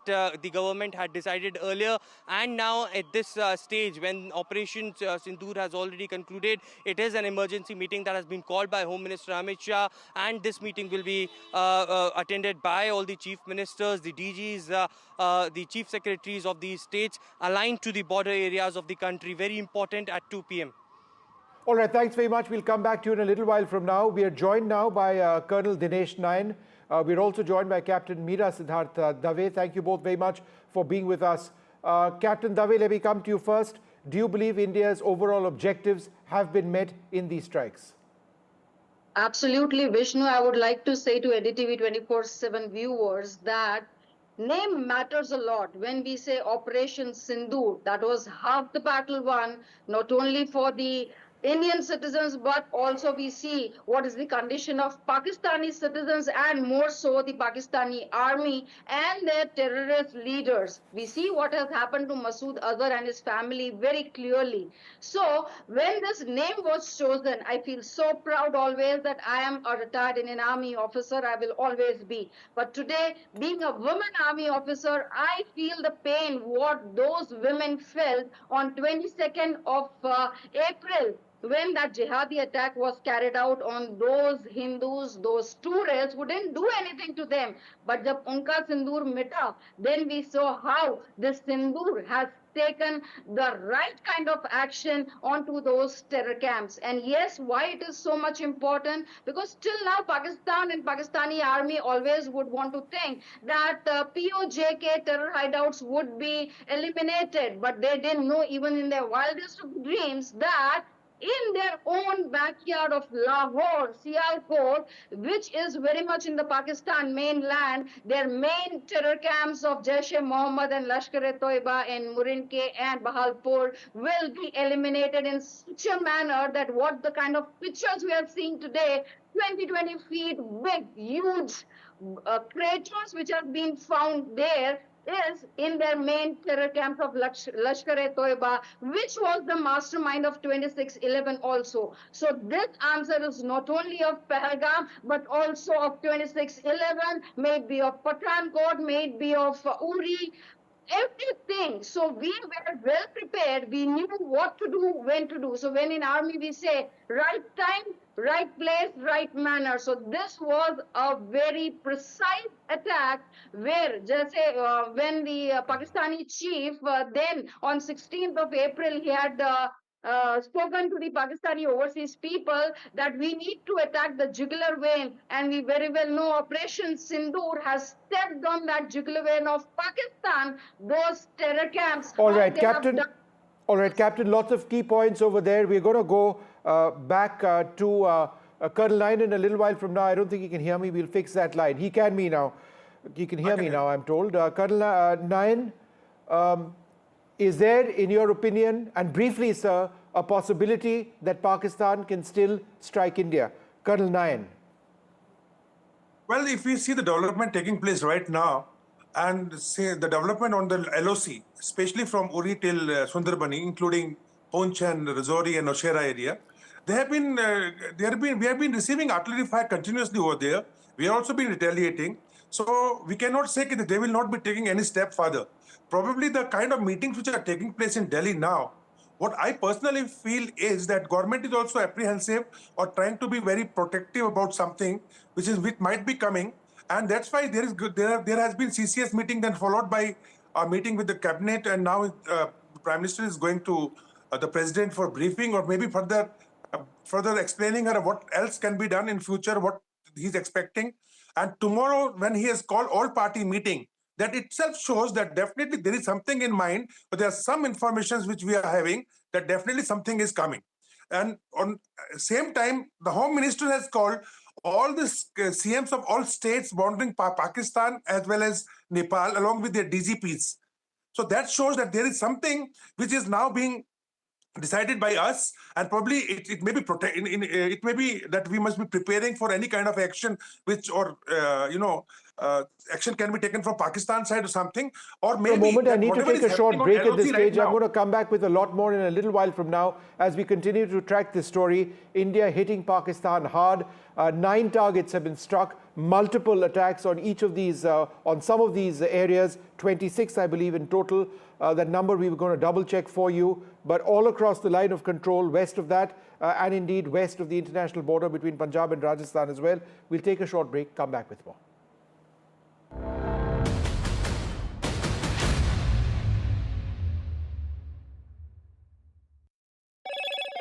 Hello, Moto. Motorola, India's leading AI smartphone brand.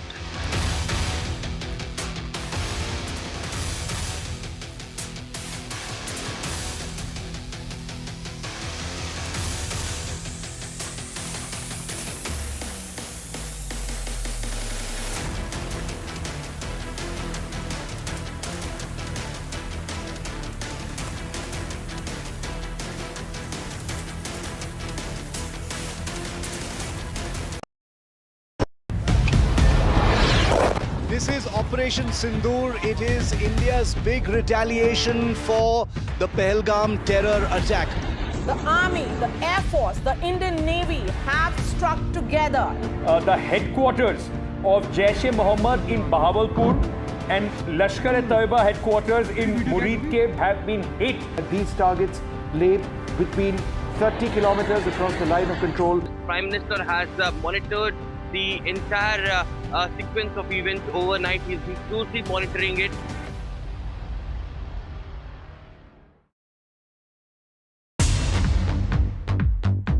More news that matters. Big exclusive. Tulsi Gabbard gunned down by Pakistan-backed cowards. When you interact with people on ground, you're able to reflect their sentiments much better. More debates that shake the system. More exclusives you won't find anywhere else. Not just another prime time. It's a prime time that's unmissable.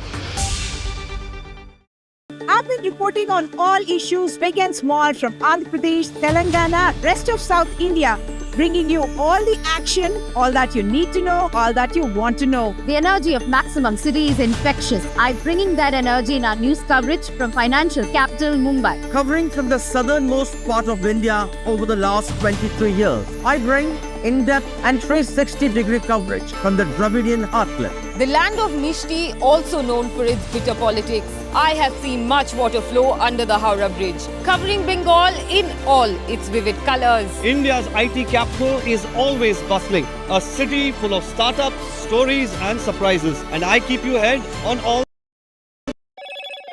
Hello, Moto. Motorola, India's leading AI smartphone brand.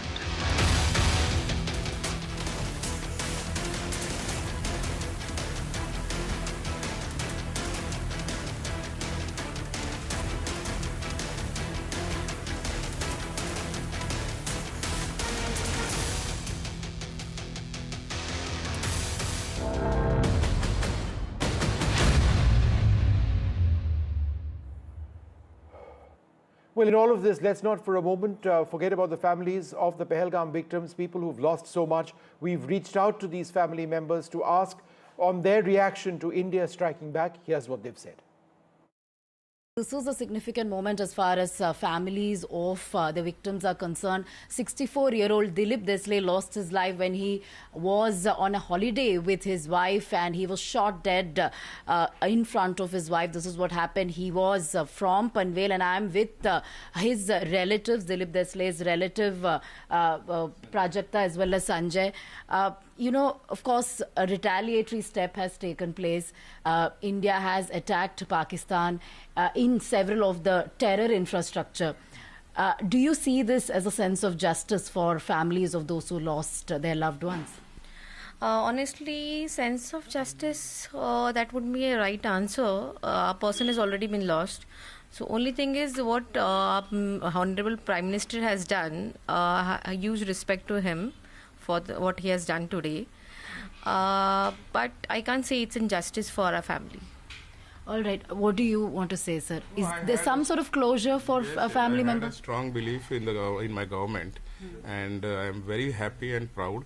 But the only thing is that ensure that this is not repeated, because even a small single loss is a big loss for a family.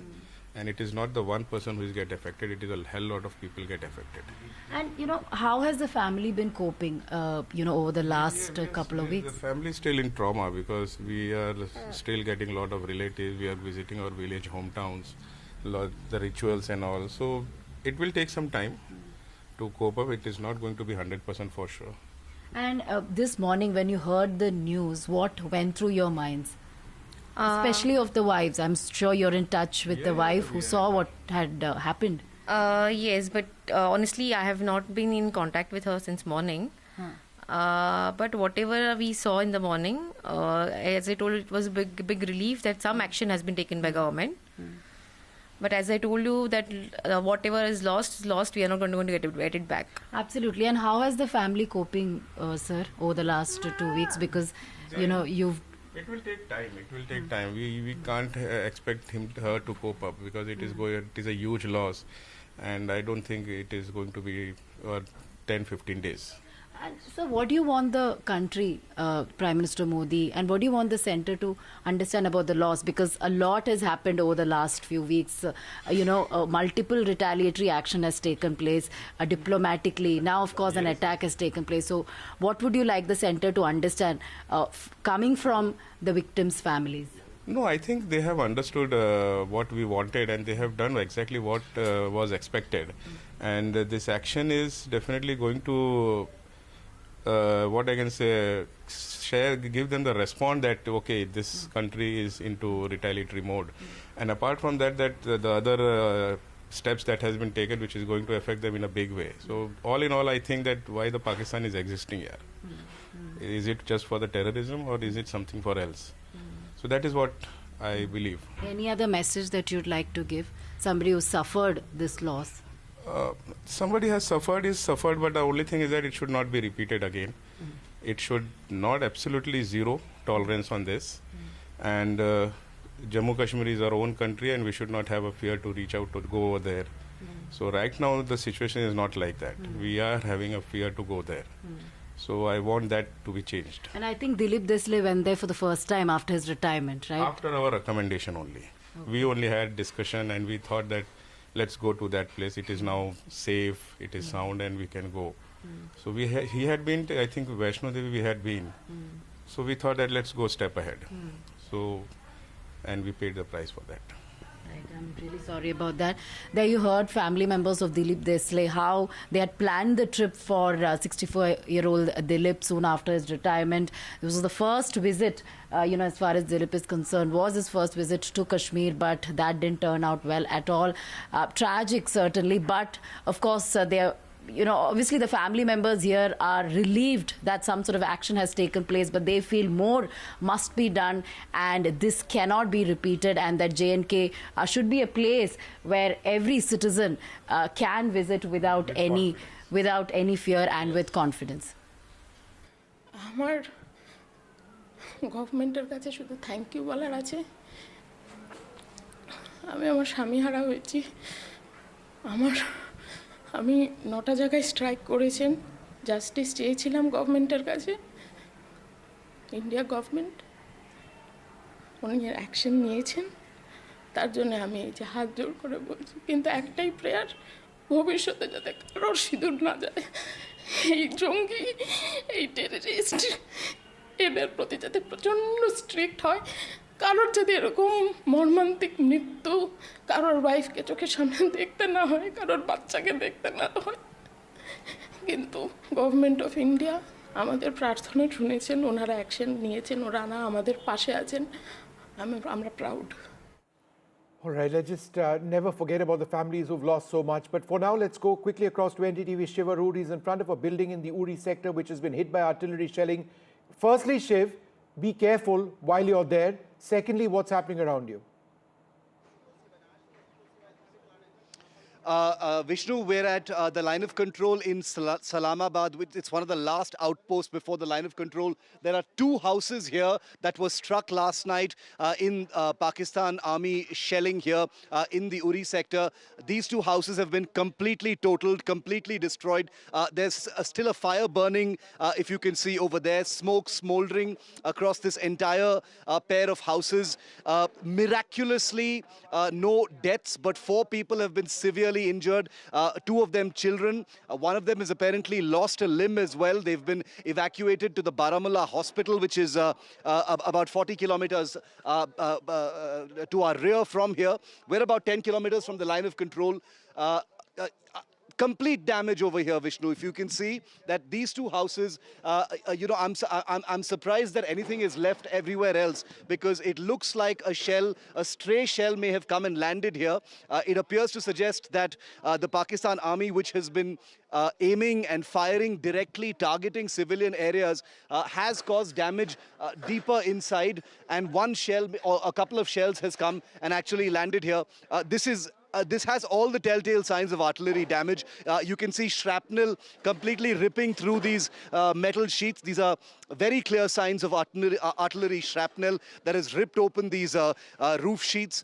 The walls completely broken, and everything is still burning in these houses. This is a place called Salamabad where there have been some casualties. The 4 people from just this small little settlement over here. We are taking due care, but we are told by villagers that there is further damage closer to the line of control. So that's where we will actually be headed next. But the images you're seeing here on NDTV are the first manifestations of what we've been reporting since the morning, that the Pakistan Army has directly targeted civilian areas. This has nothing to do with the military. There's no army over here. The army brigade is way many kilometers behind where we are. This is a civilian settlement. A rural folk live in this area, and this is what a couple of Pakistani shells has done in this place. These are live images, first on NDTV, that we're bringing to you of what targeting a civilian establishment, a civilian area really looks like. And remember that, now it's midday here, but it is very likely that an escalation will begin again. We were told earlier by people who were fleeing from this village and others that the firing took place till as late as 11:30 in the morning. They heard the thuds of artillery fire and small arms fire till at least 11:30 in the morning. So we're wondering whether there might be firing now as well. So we want to quickly get this report done and move out of this place. I'm going to try and get a word in from, if you can just bear with me for a moment. I want to get a word in from one of these people. Sir, इधर आइए. कौन रहते हैं यहाँ पे? कितने लोग जख्मी हो गए इसमें? इसमें 4 लोग. इधर आ जाइए, इधर. हाँ जी. 4 लोग. 4 लोग. 4 कौन? बच्चे? एक 13 साल की बच्ची, एक 4 साल का बच्चा, तो 2 घर के मालिक. हाँ. और क्या ये पाकिस्तान के शेल? हाँ, ये पाकिस्तान का आया, रात के 2 बजे का मसला है. तो उससे ये घायल हो गए. तो यहाँ मकानों की बात ही नहीं. मकान कितने बजे गिरे थे ये शेल? 2 बजे. 2 बजे सोए होते हैं. आप कहाँ थे उस टाइम? आपने सुना ये? हाँ, हमने ये भरोसी है यहाँ. हम तो रात को बाहर आ रहे. 2 बजे के बाद हमारे बच्चे भी बाहर आ गए. उधर इधर लगे भागने. क्या करते भाग? सर इधर आइए एक सेकंड. सर, आप यहाँ रहते हैं? नजदीक में रहते? इस्लामाबाद का.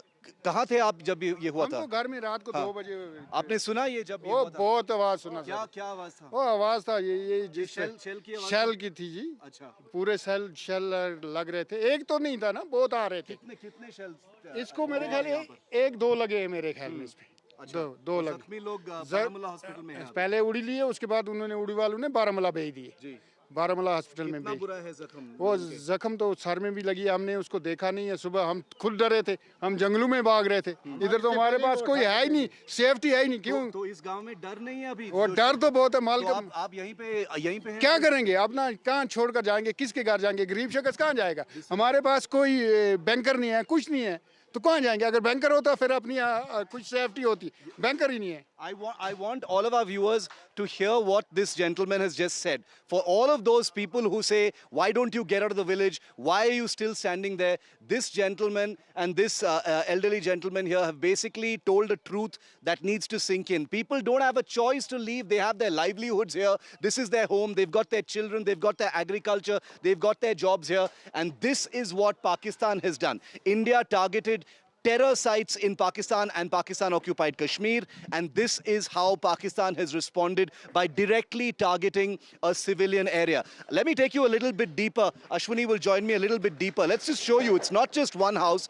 There are two houses that have been completely decimated. We are taking due care because we do realize that that shell ammunition, artillery ammunition was used. But just take a look at the complete destruction of this house. All of the wood has been reduced to coal and charcoal.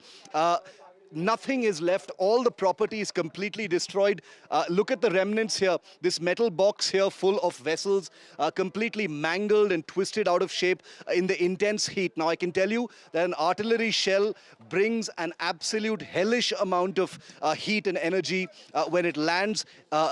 White-hot metal shards fly in every direction, and that's where the injuries actually come from. They tear through concrete. They tear through steel, as you can see. And here it's cut some water lines, which is why this particular room is also flooded. Glass, plastic, everything completely shattered in this particular house. This is a ground report that NDTV is bringing to you from Islamabad, one of the last settlements before the actual line of control. But we are going to travel a little deeper to see the other damage and document with our own eyes the kind of damage that Pakistan has caused to civilian areas. These images are not second-hand, third-hand, first-hand on NDTV's cameras, showing you that Pakistan has deliberately, consciously, and with total amounts of information targeted a civilian area here in Islamabad. This is close to the line of control in Uri. All right, Shiv, there are other areas where you're headed to as well, right? Nearby, where apparently there has been... I think that in just seeing the footage that you put out right now, when Pakistan says that they're just hitting the Indian army, that's rubbish. They're hitting civilian areas. It's abundantly clear, and it's not just where you're standing now, it's other areas as well. I want our viewers to see this. I'm going to call Ashwini a little closer, and I want our viewers to see this. This is a poor family's grain store ablaze right now. It was struck at 2 in the morning. You know, nearly 12 hours ago. 12 hours ago it was struck, and the fire is still burning. It's a huge heap of wheat, which was the food, of a poor family that lived in these two houses, and it is smoldering right now. This is an image that I want to go out to the entire world.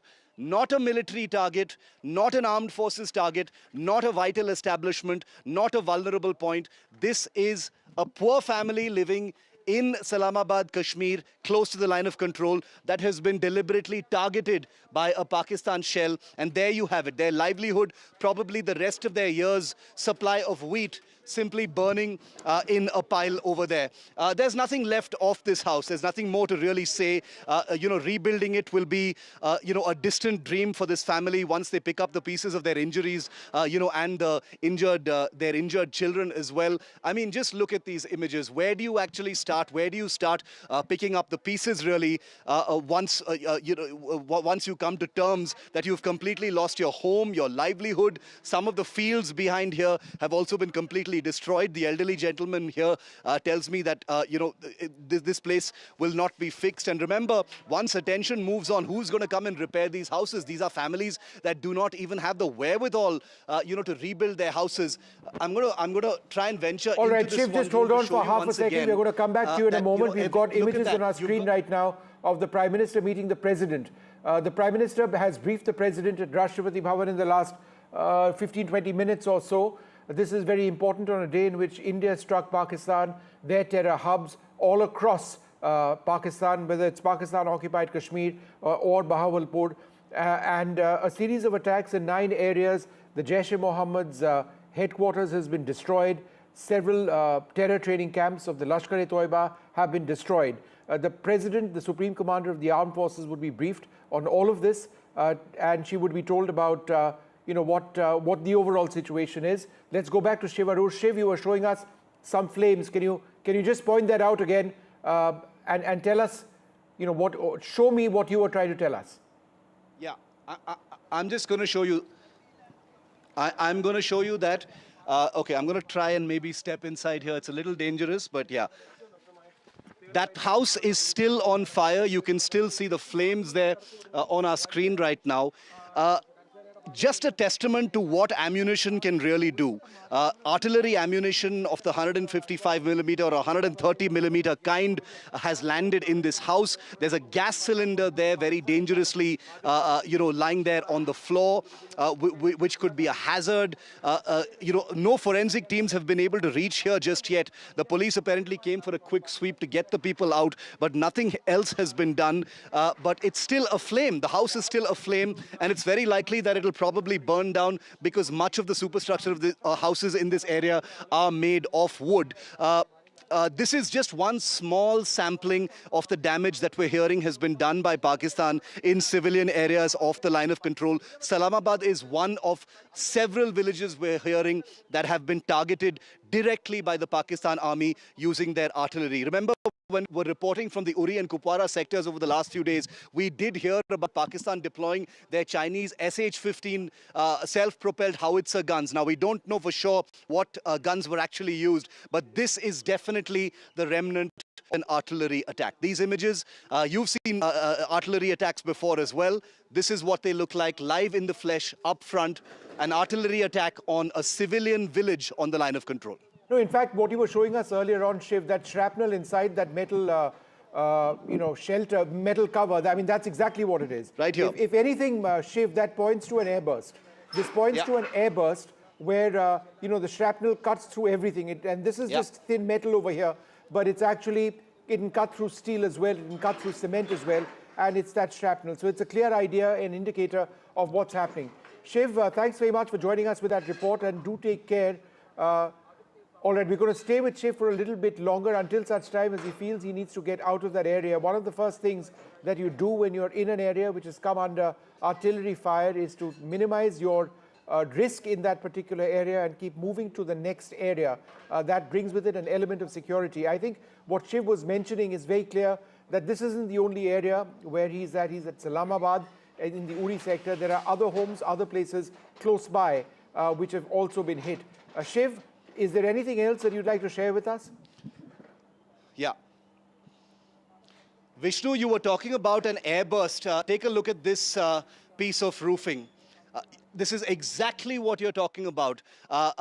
Shrapnel, white-hot artillery shrapnel flying in every direction. Just look at the gaping holes they've cut, like neat oval holes, telltale signs of shrapnel simply ripping through metal. This is really, really thick, hard metal used for roofing. It's resistant to, it's all-weather resistant because, it snows and rains a lot over here. Just look at what artillery shrapnel can do to a strong piece of metal. It has completely mangled it. It has perforated it. It is peppered with gaping holes. And this is basically the story of every piece of roofing that we can see here across three structures of one big house, two houses actually. How much more damage we're going to find as we move on ahead, I cannot say, but this is definitely, a morbid appetizer, I would say, to what we're probably going to find as we get a little closer to the line of control now. There have been casualties on the Indian side. Earlier this morning, we were reporting 3, which is a confirmed number. But the sense is that many more people may have lost their lives. Along the line of control, we may not even know how many people have lost their lives until later.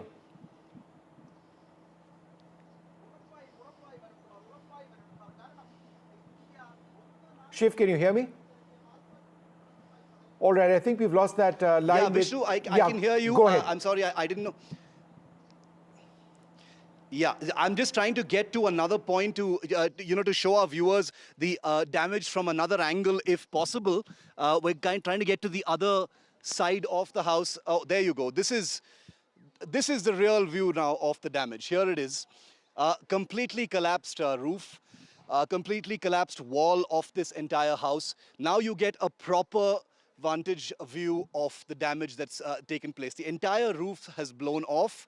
I was trying to look for remnants of the actual shell, but as you know, Vishnu, those are very, very difficult to find because they burst into thousands of little pieces and usually get buried, in walls, in the ground, etc. So not easy to find it anywhere here, but clearly an artillery hit right here at Salamabad village. The villagers here, as you just heard, some of them say, they don't have the luxury of leaving. Many of them have actually fled. We saw a small tempo traveler full of people from Salamabad getting, out of here as quickly as possible. We bumped into them in Baramulla, fearing for their lives. They've left, but many still here because they've just got that helpless look on their faces, saying, where can we possibly go? We can't leave our houses. It's not safe. All our livelihood, all our farms and animals and all those things are here. Everything moving costs money. There's no help from anyone to actually get out of here. So it remains to be seen, whether there will be more damage in Salamabad or elsewhere. All right, Shiv, thanks very much for being with us, sharing all of those details, and stay safe in that particular area and indeed in all of the areas that you're moving around. The images that you see on the left-hand side of your screen over there, in fact, now full frame, is the President and the Prime Minister meeting. The President, the Supreme Commander of the Armed Forces, meeting the Prime Minister, who has briefed him, heard just a little while back on a day in which India struck Pakistan. There have been multiple strikes which have taken place. There has been a fair amount of support for India, but it needs to be said, countries like Turkey, which have been allies of Pakistan, countries like China, which have been allies of Pakistan, have supported them. This is all going to be played out at an international level as well at some stage, but India has gained fairly strong support from our partners, such as Israel, which has said that the fight against terrorism must continue and that Israel completely backs India. The United States is one of the countries that India briefed early on in the morning. There have been reactions from President Trump as well. The US Secretary of State, the National Security Advisor of India, and the US have spoken as well. Let's go back to Shiv Arush. Shiv, go ahead.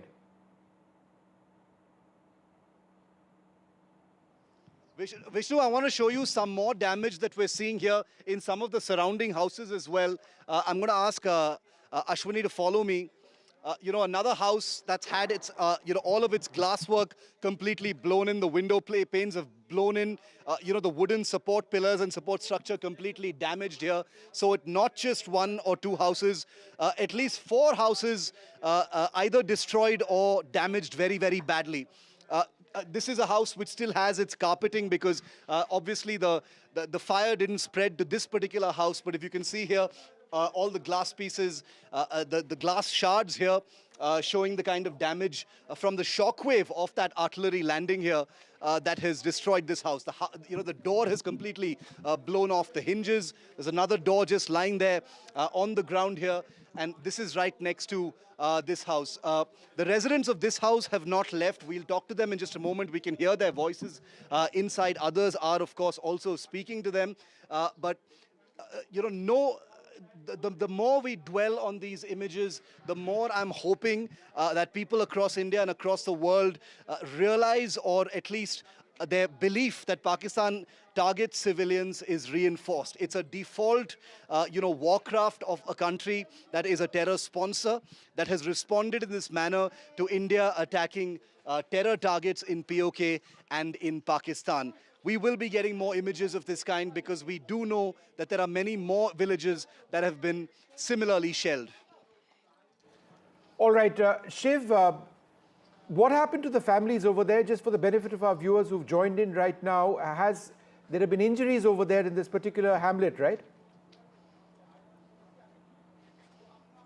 There have been injuries.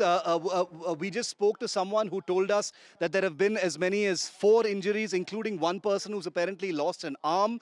A 13-year-old child has also been injured, received a shrapnel injury to the head, and 2 other people have also been injured. They've been rushed to the Anantnag hospital for treatment, critical care treatment, because there's no other hospital that's close by that can treat them. but it's a truly sorry state of affairs. Nobody from that family is still here. Only the neighbors are here to see what's happened to the house. The two gentlemen we spoke to earlier, both neighbors who live a couple of houses away, they say that they were woken up at 2 a.m. by the enormous sound of the shells actually landing. You can imagine what that must have been like. And they're thanking their stars that their houses are still standing. But in small villages like this, where everyone is essentially related to the other, and they all have a very close-knit kind of community, this is what they're left with. This is right in the middle of this little hamlet in Salamabad, where this is all that the people of this village are really left with and what they'll have to do. And they're literally going to have to pick up the pieces. And let's remember, this is perhaps just the beginning. This is perhaps just the beginning of what could be another escalation. The people here in Islamabad do not have the luxury of picking up the pieces and just moving on to another place, to a safer place, further in depth perhaps of the mainland, not being so close to the border. They've been here for generations together. They do not have the choice of, picking up and leaving. And that's why, images like this one, like what we're seeing over here, just common household items, a gas stove, a pot, mugs, tumblers, a plate rack, coffee cups, all of them just splattered in this one little room. This must have been the family's kitchen, where food was prepared, etc. Completely burnt to ashes, bricks and pieces of stone all over the place. I have no idea when that family will come back, or even if they will want to come back to something like this. But this is what Pakistan is doing. Shiv, there's been very heavy artillery shelling which has taken place after India's strikes across. Could you give us a sense of what's been happening on the LOC near where you are and elsewhere along the international border in Jammu and Kashmir? I've just received video footage, which I will be sharing in a moment, of artillery shelling that's taken place at LC Uri late last night. There was a great deal of heavy firing taking place at LC Uri. Heavier firing has taken place at the LC in the Kupwara sectors, especially in Tangdhar. That's where we've been reporting from. There are civilian casualties there yet, but we can't confirm the numbers just yet. But by far the heaviest amount of artillery firing and escalation has happened in the Rajouri, Poonch, Bhimbar Gali and KG sectors, that's the Krishna Ghati sectors, where we are told that there's been a huge amount of damage on the Pakistan side of the LC, where several Pakistan army posts have been destroyed and a lot of casualties have been imposed there. But there as well, there are casualties on the civilian side, because remember, in the Poonch Rajouri area, which we've traveled to as well, there are lots of villages bang on the line of control. The army has confirmed at least 3 casualties so far. That number is almost definitely likely to rise, but we don't have an official number just yet. And on NDTV, we don't play with numbers when it comes to serious military operations and the crossfire between the two countries. We'll leave that to other channels. Here we only provide authentic information. So 3 is the official confirmation so far of civilian deaths due to artillery shelling by Pakistan. All right, thanks very much, Shiv, for being with us. Once again, stay safe. We'll come back to you whenever we can. A great deal of shelling taking place in a lot of areas along the international border in Jammu and Kashmir and also the line of control. But the images on the right-hand side of your screen are some of the areas which India has struck in Pakistan. This is video from Pakistan. The images are after about 1:30 this morning when Indian strikes went in over there, destroying terrorist hubs, absolutely destroying the headquarters of the Jaish-e-Mohammed, hitting major terror camps, camps where people who were involved in some of the worst terror attacks, including 26/11, were in fact trained. We'll come back in just a moment. Stay tuned.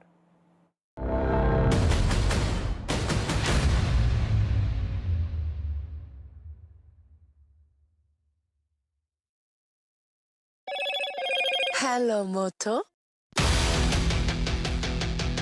Motorola, India's leading AI smartphone brand.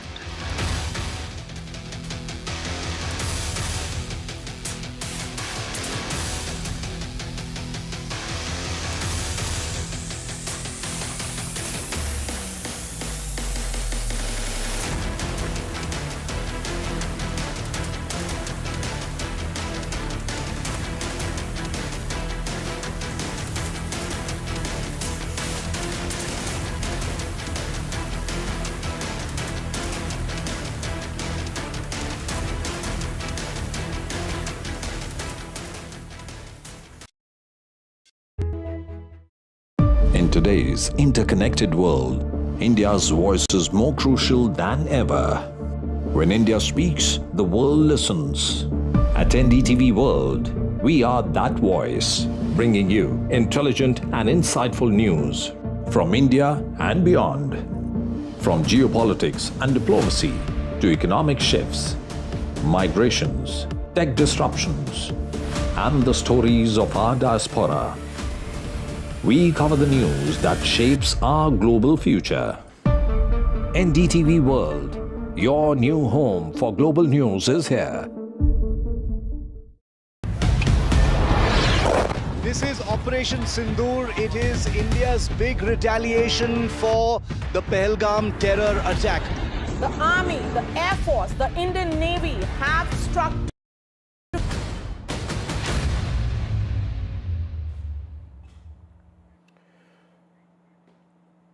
All right. As we see, some of the video which was released by the government earlier on, showing the Indian strikes going in, footage from drones, footage from missiles as well. Let's go across to NDTV's Aishwarya Jain and Nazir Masoodi in Srinagar. Nazir, let me come across to you first. What exactly is happening now with the strikes having taken place? Have shops been opened in Srinagar? I know air travel has been impacted. Give us a sense briefly about what's happening there. Open, but very less traffic is moving, and it is across Kashmir. Fingers crossed, people are actually fearing something more can happen. The way border areas suffered great, damage, huge damage during the night, and people suffered. People don't know what will happen next when again there would be clash between India and Pakistan if it doesn't stop here where it is. Because India has taken action against terrorists, and I can tell you it is not just Indian claim. We are confirming from independent sources which are in Pakistan. Also, they are even confirming that it was on Jaish headquarters in Bahawalpur, and Maulana Masood Azhar, Jaish chief himself, confirming that it was his family, other terrorists who have been targeted. For the first time, India is hit where it hurts the most, and India is hit at its intended target. And also Murdiki, which was the Jaish Lashkar's headquarters. Earlier it used to be called Jamiat Dawat Rashad.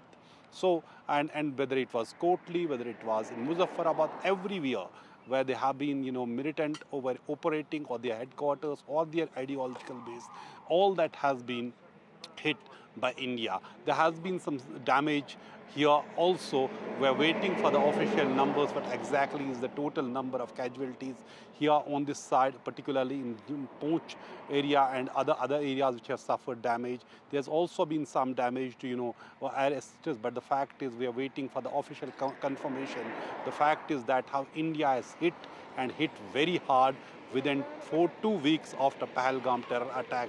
But on the ground here in the valley, people are really apprehensive what is going to happen next, while the people were actually saying here after terror attack in Pahalgam that there should be retribution and this terror factory should end once for all, and it should not be done in the name of Kashmiris, not in our name, what was always said. And India has actually paid back and very, very hard in the areas which Pakistan would have never. All right, Nazir, hold on for a second. Let's go across to Aishwarya Jain as well. Aishwarya, very important meetings taking place in Delhi today, but also tomorrow, the government taking the set to take the opposition into confidence, right?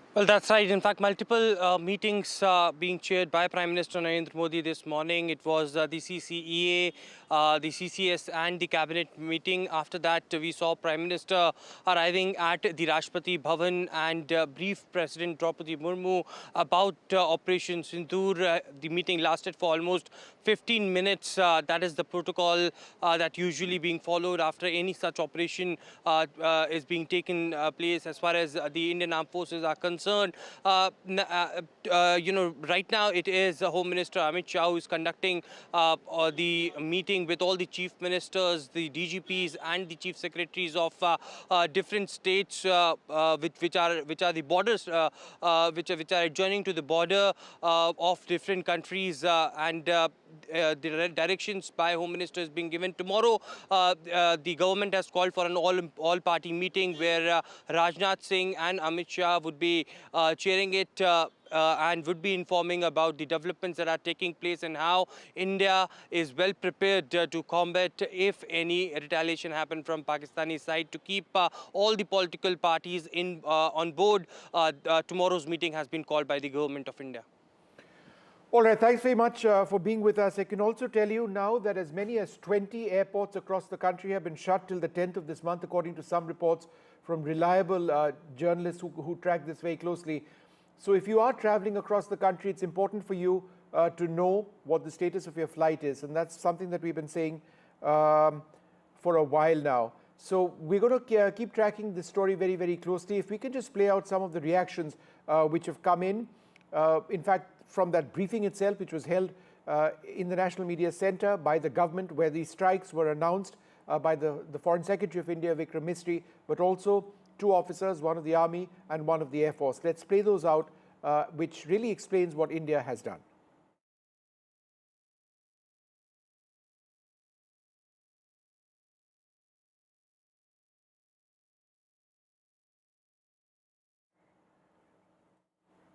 All right, we're just about to show you that footage in a moment from now, but what you see on your screen is some of that video which was publicly released. I cannot stress enough the importance of the release of this video. It indicates quite clearly that Pakistan needs to be sent a message, India wanting to send Pakistan a message. Unlike the surgical strikes where there was only very, very sketchy footage, and Balakot where there essentially was none, this is very clear footage which has been sent. So let's play those packages across. Earlier this morning, as you would be aware, India exercised its right to respond and preempt as well as deter more such cross-border attacks. These actions were measured, non-escalatory, proportionate, and responsible. They focused on dismantling the terrorist infrastructure and disabling terrorists likely to be sent across to India. You would also recall that the Security Council on 25th April 2025 had issued a press statement on the Pahalgam terror attack, underlining, and I quote, the need to hold perpetrators, organizers, financiers, and sponsors of this reprehensible act of terrorism accountable and bring them to justice, unquote. India's latest actions should be seen in this context. The features of this attack also tie in with Pakistan's long track record of perpetrating cross-border terrorism in India, which is well documented and beyond question. Pakistan also has a well-deserved reputation as a haven for terrorists from around the world, with internationally proscribed terrorists enjoying impunity there. In addition, Pakistan has been known to willfully mislead the world and international forums, such as the Financial Action Task Force, on this issue. The latest attack in Pahalgam has understandably generated deep anger in Jammu and Kashmir and in other parts of India. Following the attacks, the Government of India naturally responded with a set of initial measures relating to our engagement with Pakistan. You're all aware of the decisions that were announced on the 23rd of April. However, it was deemed essential that the perpetrators and planners of the 22nd April attack be brought to justice. Despite a fortnight having passed since the attacks, there has been no demonstrable step from Pakistan to take action against the terrorist infrastructure on its territory or on territory under its control. Instead, all it has indulged in are denials and allegations. Our intelligence monitoring of Pakistan-based terrorist modules indicated that further attacks against India were impending. There was thus a compulsion both to deter and to preempt. Precision capability, as shown to you, a niche technology weapons with careful selection of warheads was ensured so that there will be no collateral damage. The point of impact in each of the target was a specific building or a group of buildings. All the targets were neutralized with clinical efficiency, and the results reiterate the professionalism of the Indian Armed Forces in the planning and execution of their operations. No military establishments were targeted. India has demonstrated considerable restraint in its response. However, it must be said that the Indian armed forces are fully prepared to respond to Pakistani misadventures, if any. Syedna Bilal camp Muzaffarabad, यह एक जैश ए मोहम्मद का staging area है। यह हथियार, विस्फोटक और जंगल survival training का केंद्र भी था। गुलपुर कैंप कोटली, यह एलओसी से 30 किलोमीटर दूर था। लश्कर तोयबा का बेस था जो रजौरी, पुंछ में सक्रिय था। 20 अप्रैल 2023 को पुंछ में और 9 जून 2024 को तीर्थ यात्रियों के बस हमले में यहीं से आतंकी को ट्रेन किया गया था।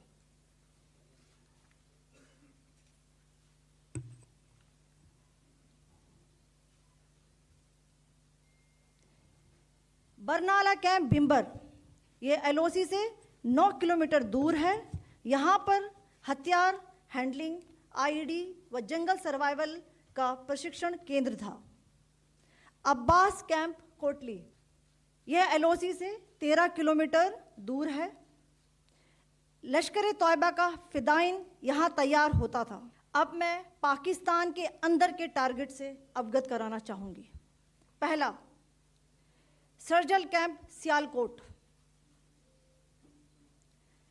यह अंतर्राष्ट्रीय सीमा से 6 किलोमीटर की दूरी पर है, सांबा कठवा के सामने।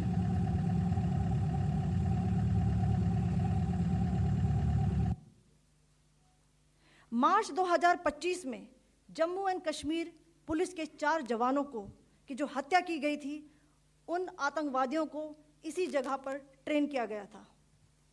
दूसरा, महमूना जाया camp Sialkot,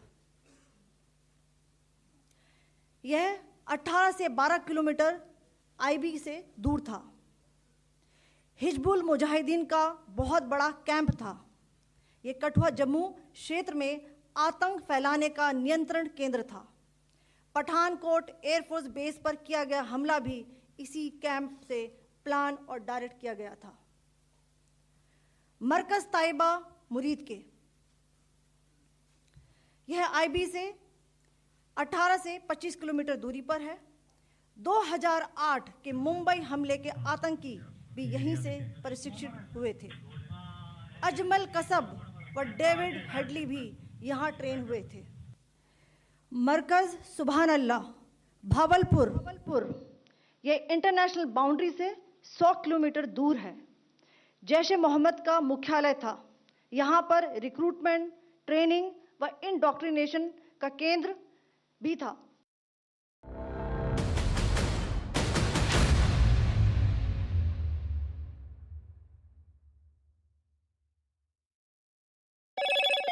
Hello, Moto.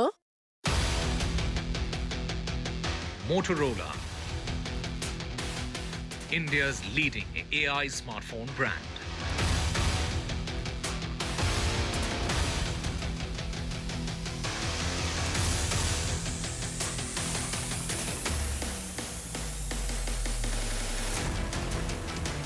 Payback for Pahalgam. India takes out Pakistani terror hubs, 24 strikes and 9 targets.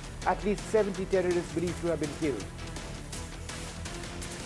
Pakistani terror factories have been dismantled. India raises camps that trained 2611 terrorists. The government says that India avoided civilians and military targets. Proof of India's Pahalgam revenge. The government releases videos of Operation Sindoor. The government says that the targets chosen were based on credible intelligence.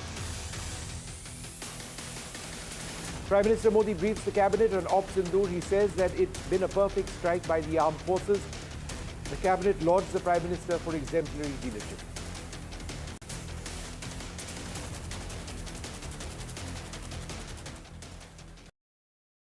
Caste enumeration should be included in the forthcoming census.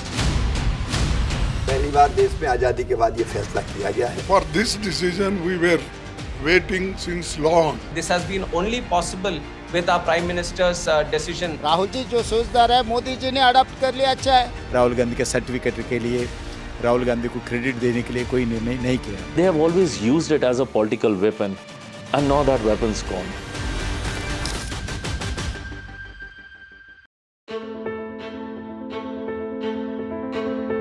News is not just headlines, it is what impacts you. And news should never be mistaken for noise. What matters is the reality. Accurate, in-depth, and with the right perspective. For over 20 years, I have been a journalist, and never has clarity mattered more than now. At Newsnight, we go beyond the surface. We dissect the details, challenge the narratives, and bring you the unparalleled clarity you deserve in a world clouded by misinformation. We are bold, we are direct. Newsnight, for the news in your interest. Only on NDTV 24/7. Do you really know the company you invest in? What is the real picture behind presentations and claims?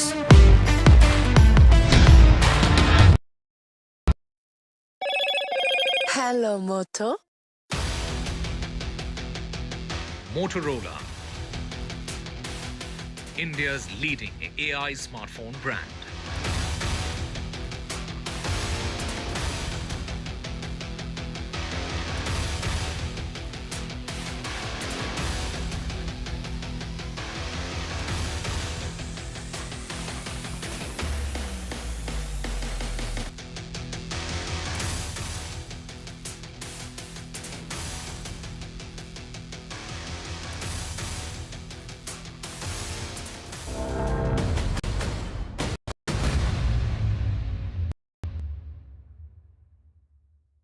Of the military India on targets in Pakistan. Airspace across Pakistan has been entirely shut down. As far as India is concerned, 20 airports have been shut down. These include Srinagar, Chandigarh, Jodhpur. Airports have been shut down till the 10th of May. The list is a little bit more exhaustive, and we'll try and bring you that entire list in a little while from now. But it is important what has taken place. The message is that you should perhaps consult your airline before you travel in case you are scheduled to travel.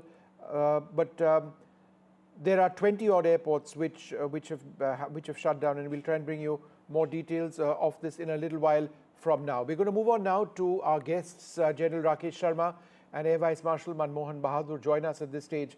Air Vice Marshal Manmohan Bahadur, is it your sense that it's not the end of it? There's every possibility of a Pakistani attack which might come in.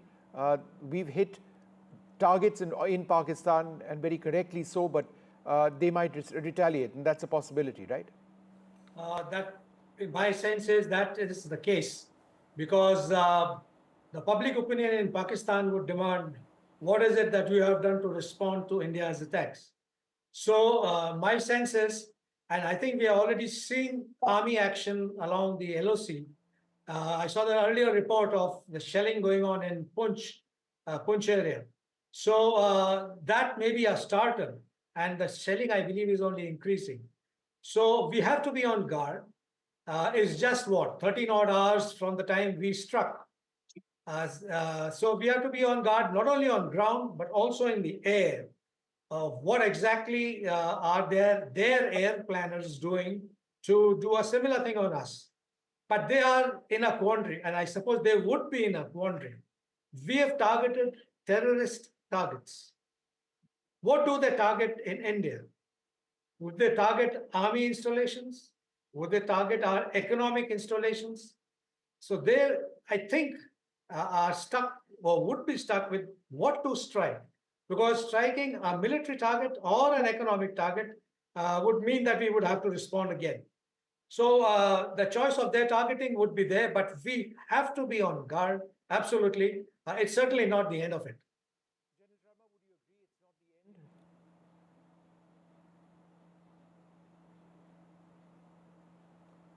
General Sharma, would you agree it's not the end? It's possible that there may be Pakistani attacks incoming? Thank you, Vishnu, for inviting me. I think the Prime Minister's office in Pakistan has clearly said that they will abide by Article 51 of the United Nations Convention, which says that they have the right to respond to any affront. So this is coming up recently, lately, which actually implies that they are telling us that they would respond. But Khwaja Asif, in his statement about 2-3 hours ago, had said that in case India does not want to escalate, we will let things die.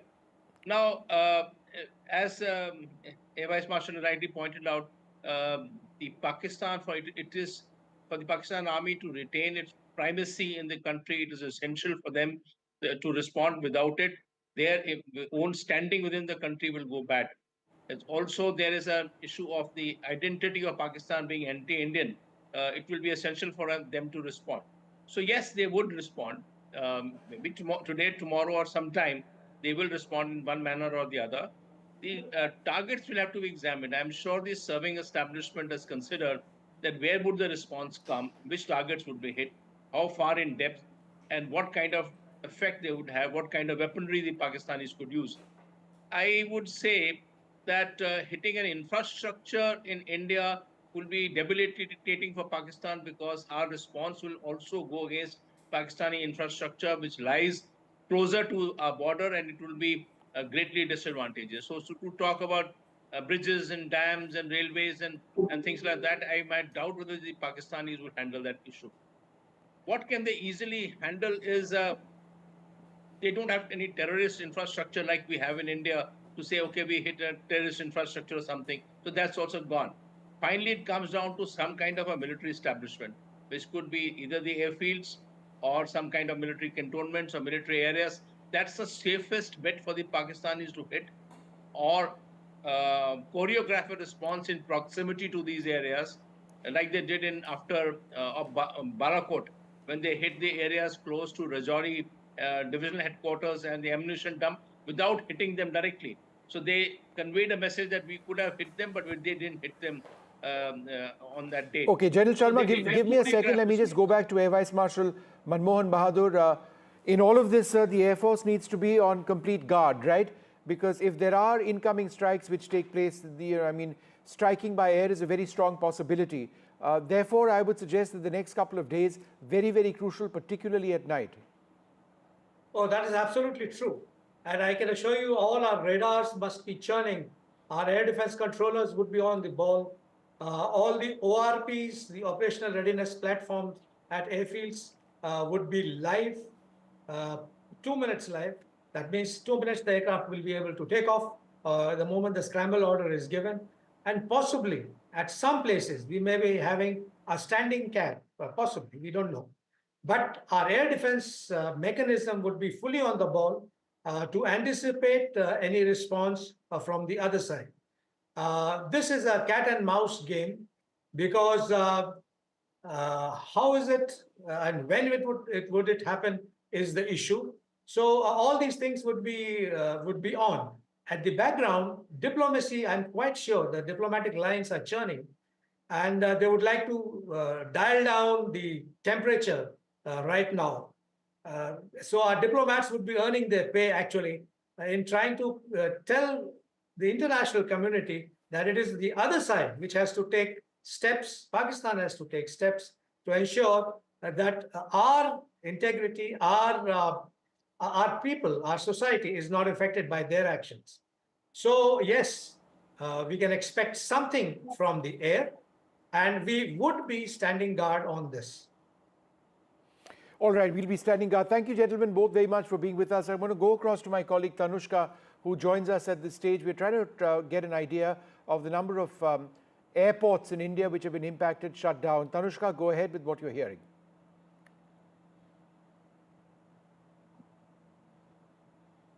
Tanushka, you're on air. How many airports have been shut down? Right, precisely, Vishnu. We have around, 20 airports, around 20 airports that have been shut down.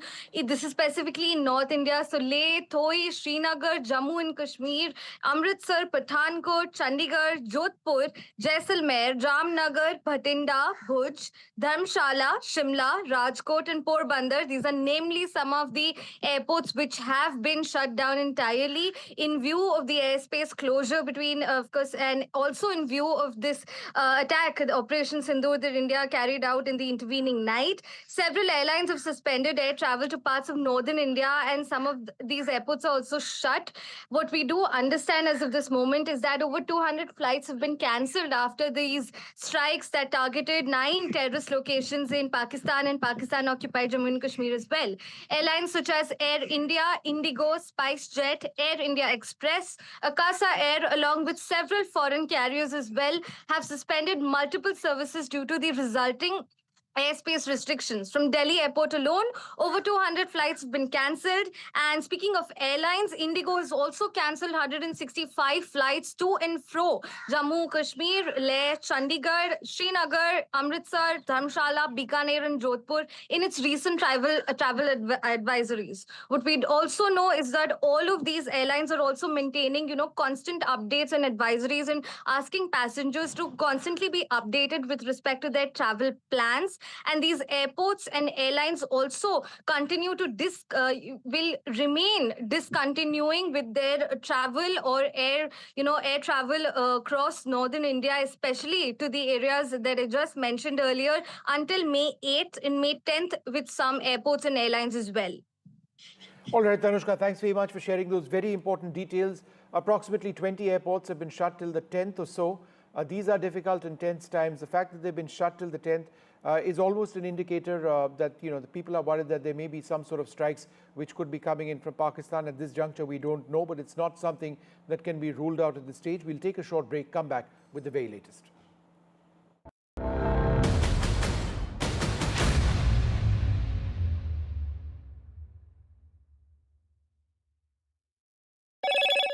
Hello, Moto. Motorola,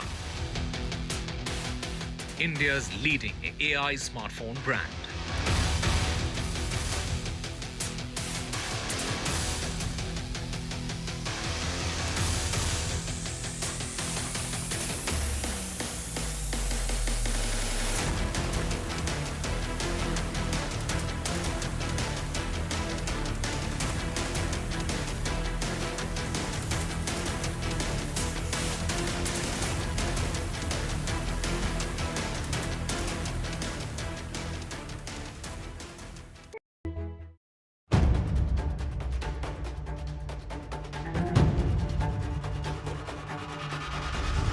If it matters to you, if it matters to you, if it matters to you,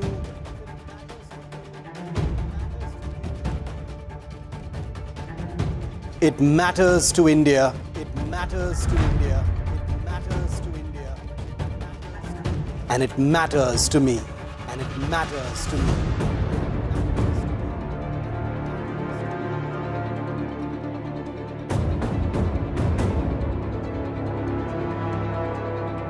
India Matters with Shivaru, only on NDTV 24/7. This is Operation Sindoor. It is India's big retaliation for the Pahalgam terror attack. The Army, the Air Force, the Indian Navy have struck together. The headquarters of Jaish-e-Mohammed in Bahawalpur and Lashkar.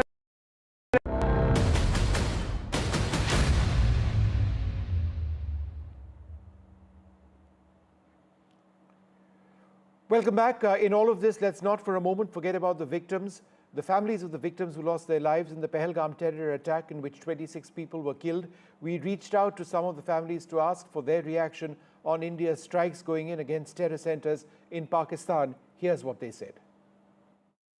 I have with me the family of Bharat Bhushan. He was shot dead by the terrorists in Pahalgam, even as he said that he has a young 3-year-old child and requested to spare his life, but there was no mercy shown. Today, as these, retaliatory attacks have happened, so I have with me the father of Bharat Bhushan. So do you feel that this is some sort of, how is the family feeling? I don't want to really put words in your mouth.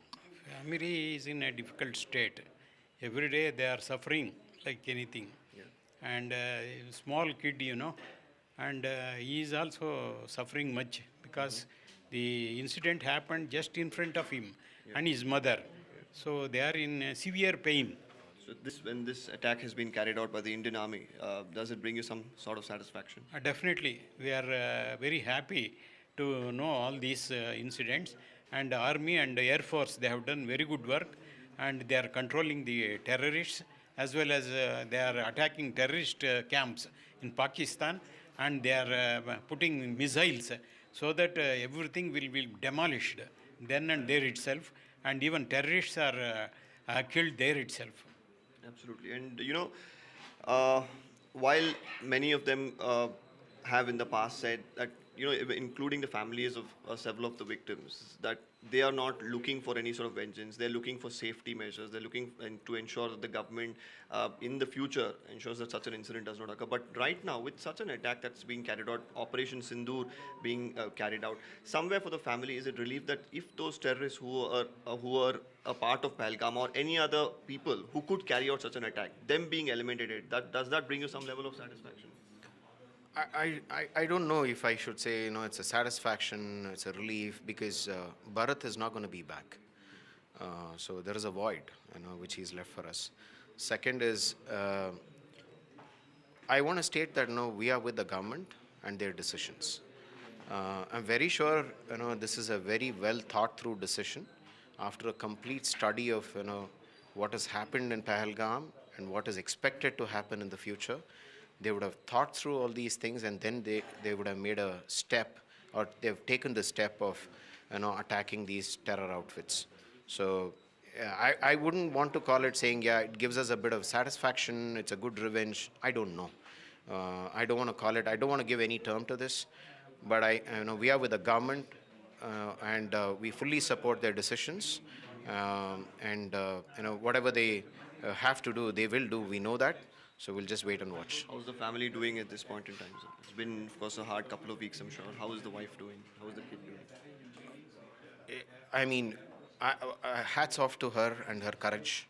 She lost the most important person of her life in front of her, and still, she had the courage to hold the kid, bring him down safe from Baisaran to Pahalgam. I don't think many could do that. She's going through a lot of pain. She's in a lot of pain at the moment. She's struggling. My family is struggling. All of us are struggling. We only realize when I look at the photograph of Bharat with the garland is when I realize saying he's not there. I mean, initial week was more the shock. Now it's the pain which all of us are going through at this point in time. Harshal Lele, who is the son of Sanjay Lele, who lost his life in the attacks, the cowardly attacks that took place on the 22nd of last month. India has finally retaliated, and let us try and understand from him on what are his initial reaction to this attack. Harshal, first of all, tell me, when did you get to know about the kind of reaction that India has given to Pakistan? Yesterday midnight. I was awakened till late. I don't know why I was not able to sleep. My friend actually messaged me that, are you awake? I said yes. So he told me to switch on the TV. So I got to know like that, around 2 to 2:30 at that time. Have you been awake for many nights in the last 15-16 days, or was it something special that made you keep awake last night? I was awake for last 15-16 days during late night. But yesterday, previously I was sleeping but wasn't able to sleep. Yesterday, on my own I was awake. I was I don't know why, but I didn't go to the bed. I was just kept scrolling the mobile. So maybe that was a sign for me that something is going to happen. Harshal, everyone is talking about the sense of justice, right? That we have given justice to those who lost their lives. Do you think that this in any way completes the sense of justice? Yes, it is a justice, but it will be my humble request to the government as well as all three departments that the operation should not stop here. This operation should continue to the point that there should not be a single terrorist left in the PoK or even in Pakistan. In the last 15 days, a lot of people were talking about what is the way in which India is going to retaliate? Is it going to be satisfactory, not satisfactory? Personally, you are the one who have lost the most as compared to any other countryman. Has the the product been worth the wait for last 15 days?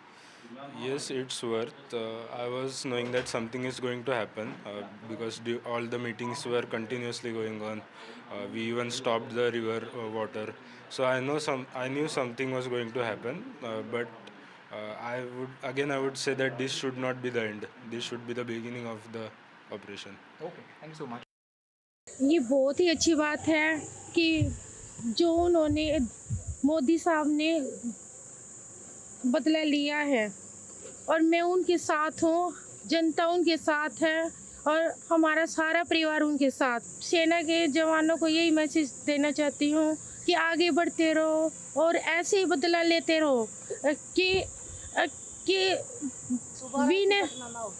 ऐसी कोई घटना दोबारा न घटे, उनको मुंह तोड़ जवाब देना ऐसे ही देना चाहिए। हम सब इस पल की प्रतीक्षा कर रहे थे और जो भी सरकार ने निर्णय लिया है वो योग्य लिया है और हमारी बस यही इच्छा है कि अभी जो भी ये संगठन है या ये जो ग्रुप्स है जो आतंकवादी हमले कर रहे हैं इनको पूरी तरीके से निकाल के मतलब ढूंढ के मार देना चाहिए और ख़त्म कर देना चाहिए।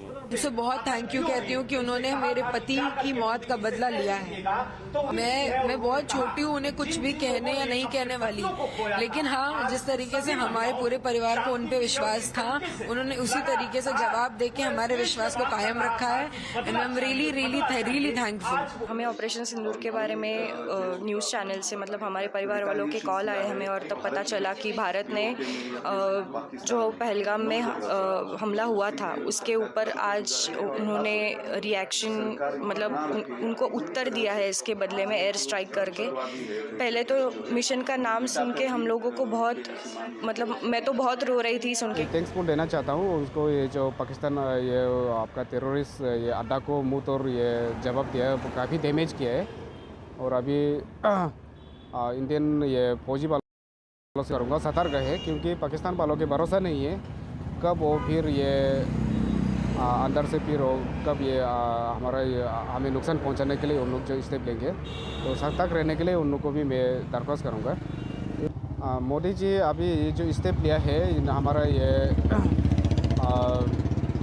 ये फौजी लोगों को ये मुँह तोड़ जितना भी आतंकवादी है उनको मुँह तोड़ जवाब देने के लिए जो स्टेप लिया मोदी को मैं थैंक्सफुल देना चाहता हूँ। Well, several border areas are extremely tense right now. There have been civil alert drills or drills for civilians as well. My colleague Gurpreet Chinna has been in some of the border areas of Punjab and sent us this report. Sir, what is the ground situation? We have seen very volatile situation between both the countries. Right now in Firozpur, situation is normal. Like we have prepared for every exigency. Any kind of emergency we are prepared. Like we have done our mock drills also. Today also we are going to conduct one mock drill. Otherwise all other preparations on the part of civil administration and police administration, they are in place. But there is nothing to like as of there's nothing to panic about. The situation is normal at the ground. So we have seen earlier blackout has been carried out in the district of Firozpur also, in some area of Firozpur also. So what was the response? Because we have seen the people are appreciating the way this Indian government has taken action against terrorism. Response is like whatever the preparedness part on the part of civil administration and the police administration, the people are cooperating in every whatever we say to them, whatever we tell them regarding the mock drills, and so it is everything is in control, and people are not at all. They are not afraid. They are not panicky. They are in normal situation. Well, it's time now for us to take this short break.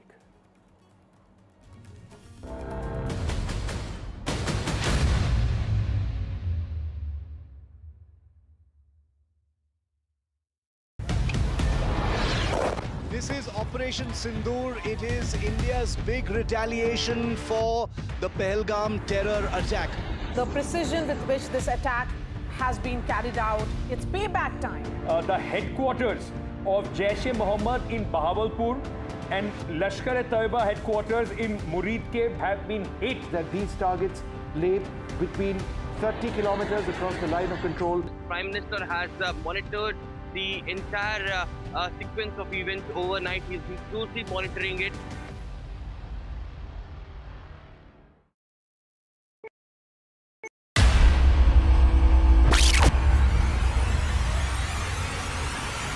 In the last 1 month, if you see, the share prices of Genzol Engineering has fallen more than 58%. Why are the rating firms calling the debt payments as default? We have two credible credit rating agencies on March 4th coming and downgrading the stock to D. Statements are consistently being proven wrong, and transactions are being taken place which are different from what they were originally pictured to be. The company claimed it would roll out 6,400 electric vehicles. But what it has rolled out is a shocking scam. Funds meant for the project were funneled allegedly back to the promoters, the Jaggi brothers. What did the money buy? Not EVs, of course, but a lavish flat in Gurgaon's luxurious DLF Carmelias.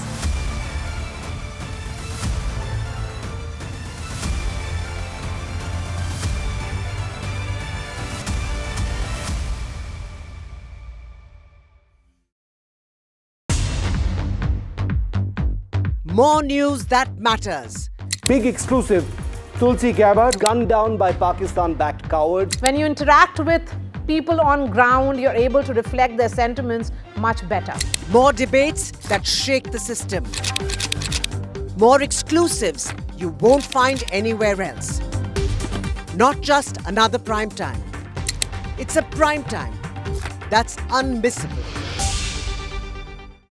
I've been reporting on all issues big and small from Andhra Pradesh, Telangana, rest of South India, bringing you all the action, all that you need to know, all that you want to know. The energy of Maximum City is infectious. I'm bringing that energy in our news coverage from financial capital Mumbai. Covering from the southernmost part of India over the last 23 years. I bring in-depth and 360-degree.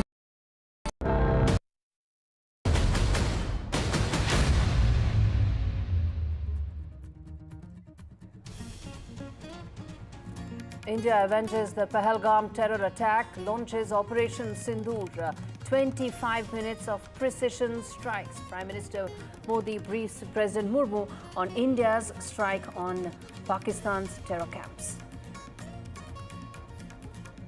Government calls an all-party meeting after Operation Sindoor. The all-party meeting is scheduled for tomorrow, where Home Minister Amit Shah and Defence Minister Rationale will brief opposition. Security review post-Operation Sindoor as Home Minister Amit Shah chairs an emergency meeting, high-level meeting with the chief ministers of border states underway. World reaction coming in to Operation Sindoor as Israel strongly supports India and says there is no place for terrorists to hide. U.S. Secretary of State Marco Rubio speaks to External Affairs Minister Dr. Jaishankar.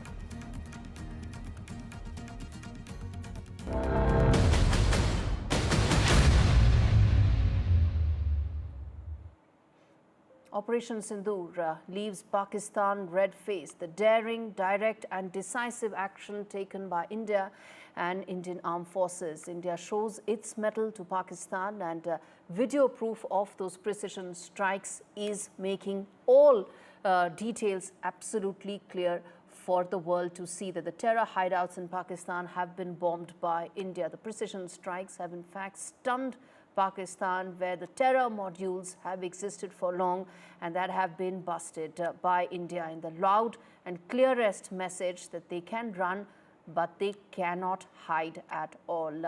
In fact, let's get in my colleagues joining me live on this, Gurpreet as well as Aishwarya, to talk to us about some of the next steps that are happening and taking place underway, important meetings that are taking place. Aishwarya, to you first. There have been important high-level meetings that have taken place. President Murmu was also briefed a short while back by Prime Minister Modi. There is another high-level meeting taking place right now. Talk to us about what's happening on ground after Operation Sindoor.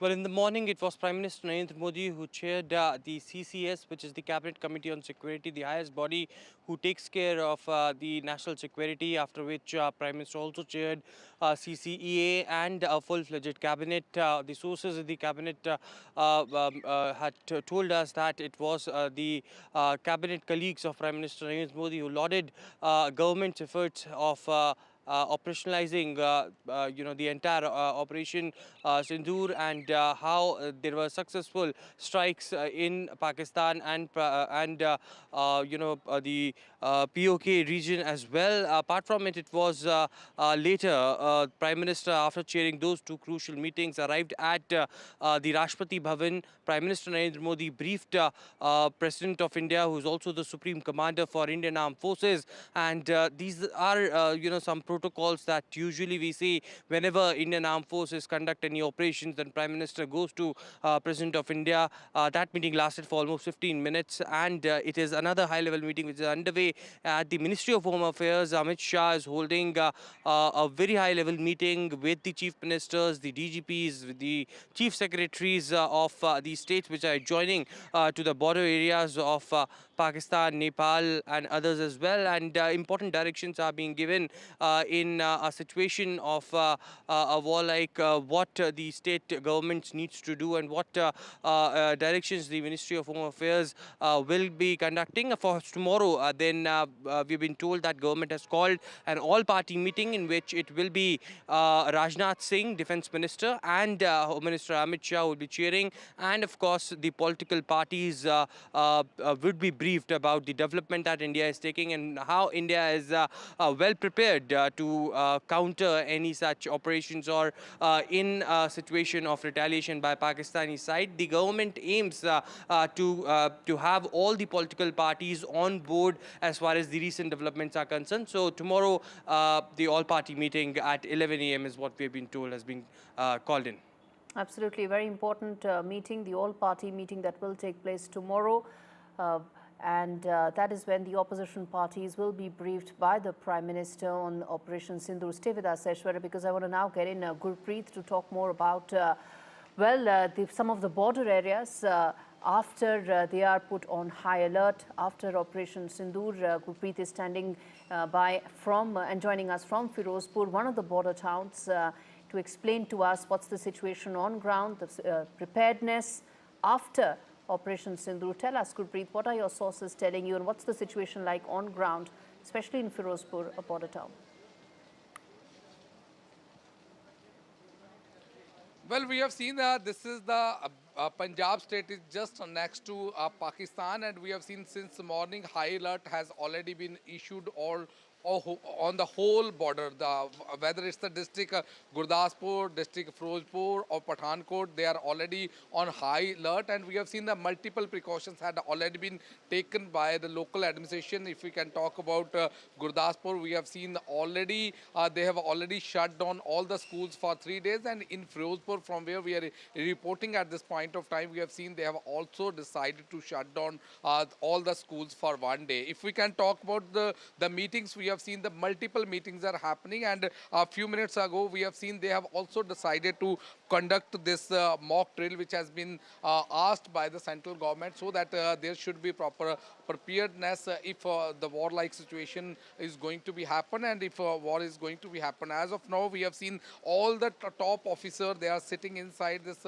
municipal office where they are holding multiple meetings, even chalking out a strategy how they are going to deal the situation. We had a word with SSP of Firozpur also. He was saying as of now they are already in touch with the forces, they are already preparing on the ground each and everything, and a mock drill is also being conducted so that the people of this border area should be aware. But as of now, we have seen that he says we haven't issued a single advisory to villagers to leave the village to move other place, but some of the families we have seen they have also started moving from their village to nearby area to stay their relatives so that they can save their lives. But at the same time, we have seen the multiple decisions had already been taken by the administration, because we have seen the retreat ceremony which is also happening in this border area in Firozpur Hossaini Wala border, that had already scaled on. They had decided not to hold retreat ceremony here, and same thing is happening at Atari Wagah border.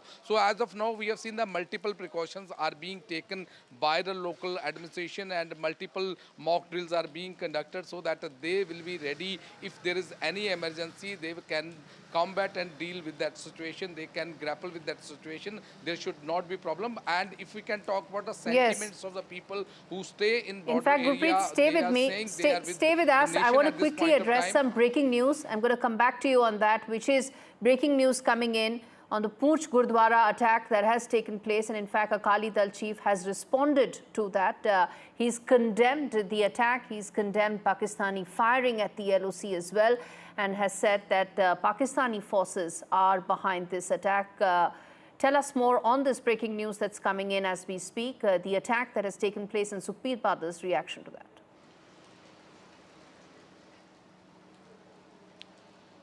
Well, we have seen that everybody condemned the way this attack has been carried out. And if we can talk about this border area and specifically Firozpur area, people are with the nation. They are saying the way the Indian government has already started taking action against terrorism, there is a need to uproot this terrorism. How many more lives we are going to lose the way we have seen the multiple anti-India activities had been happening, and specifically this after this Pahalgam attack, some of the people, they are saying they are with the nation. They will be contributing to the nation from the forefront if any emergency things are going to be happen on the ground. So in nutshell, if we can talk about border area, the people are very motivated. They are in high spirit. They want that this terrorism should be uprooted, and the India has already started taking action. We have seen the multiple strikes had been taken place on the hides of these terrorists who are involved in multiple cases also. So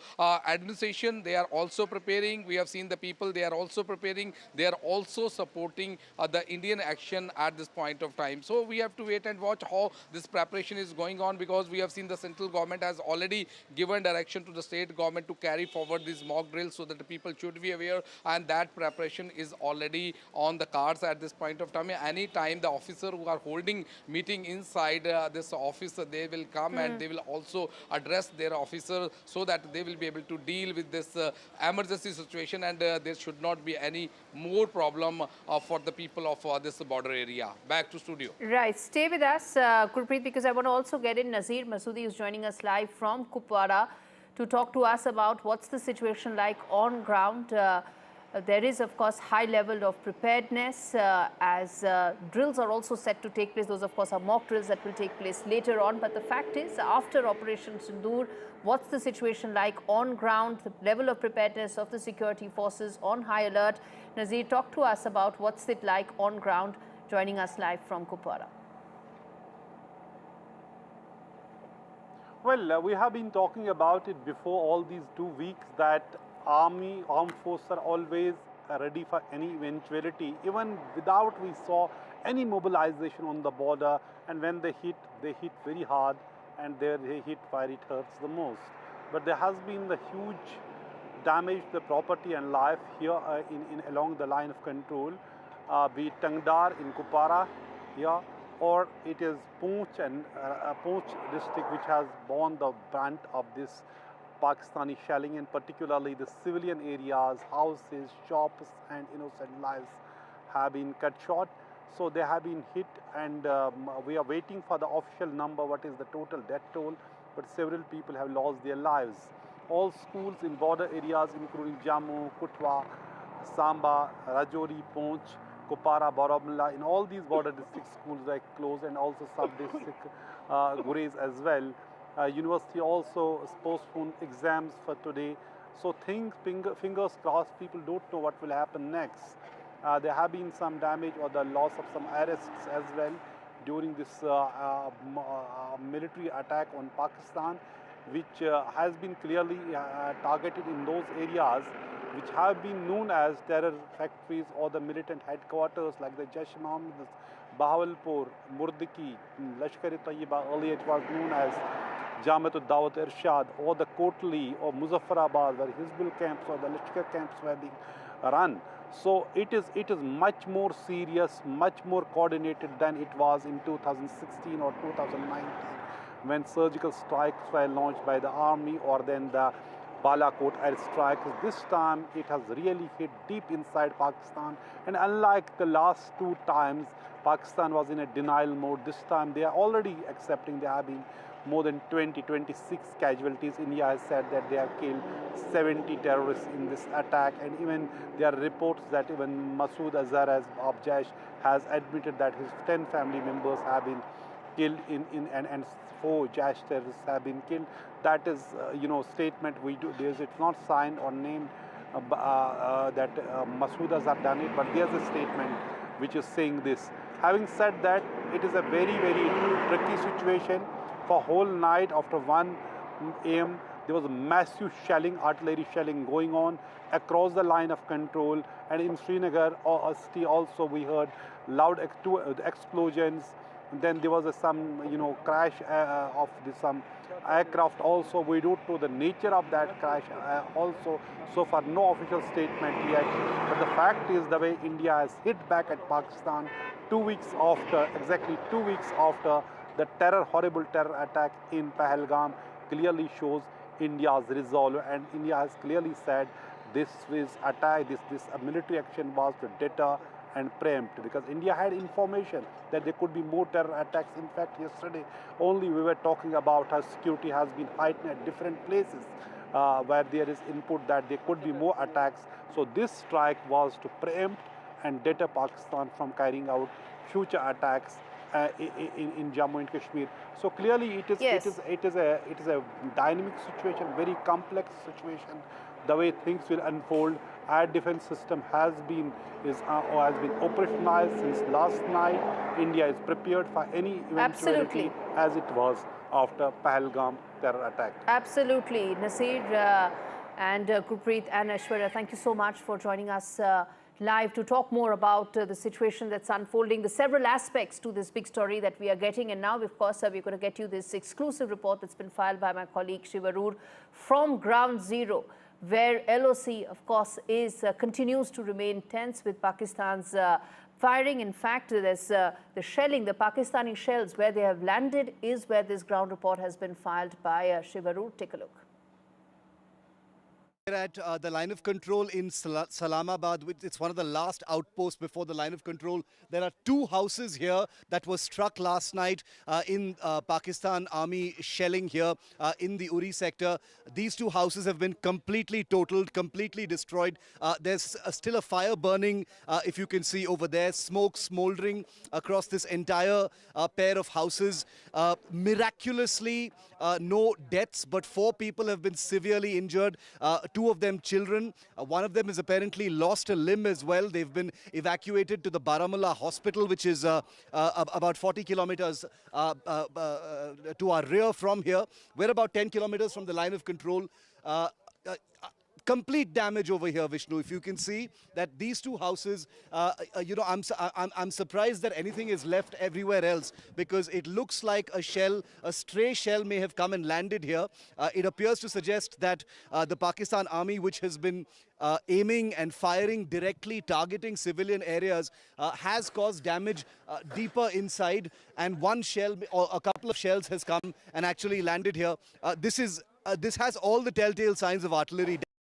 You can see shrapnel completely ripping through metal sheets. These are very clear signs of artillery shrapnel that has ripped open these roof sheets. The walls completely broken, and everything is still burning in these houses. This is a place called Salamabad, where there have been some casualties. The 4 people from just this small little settlement over here. We are taking due care, but we are told by villagers that there is further damage closer to the line of control. So that's where we will actually be headed next. But the images you're seeing here on NDTV are the first manifestations of what we've been reporting since the morning, that the Pakistan Army has directly targeted civilian areas. This has nothing to do with the military. There's no army over here. The army brigade is way many kilometers behind where we are. This is a civilian settlement. A rural folk live in this area, and this is what a couple of Pakistani shells has done in this place. These are live images, first on NDTV, that we're bringing to you of what targeting a civilian establishment, a civilian area really looks like.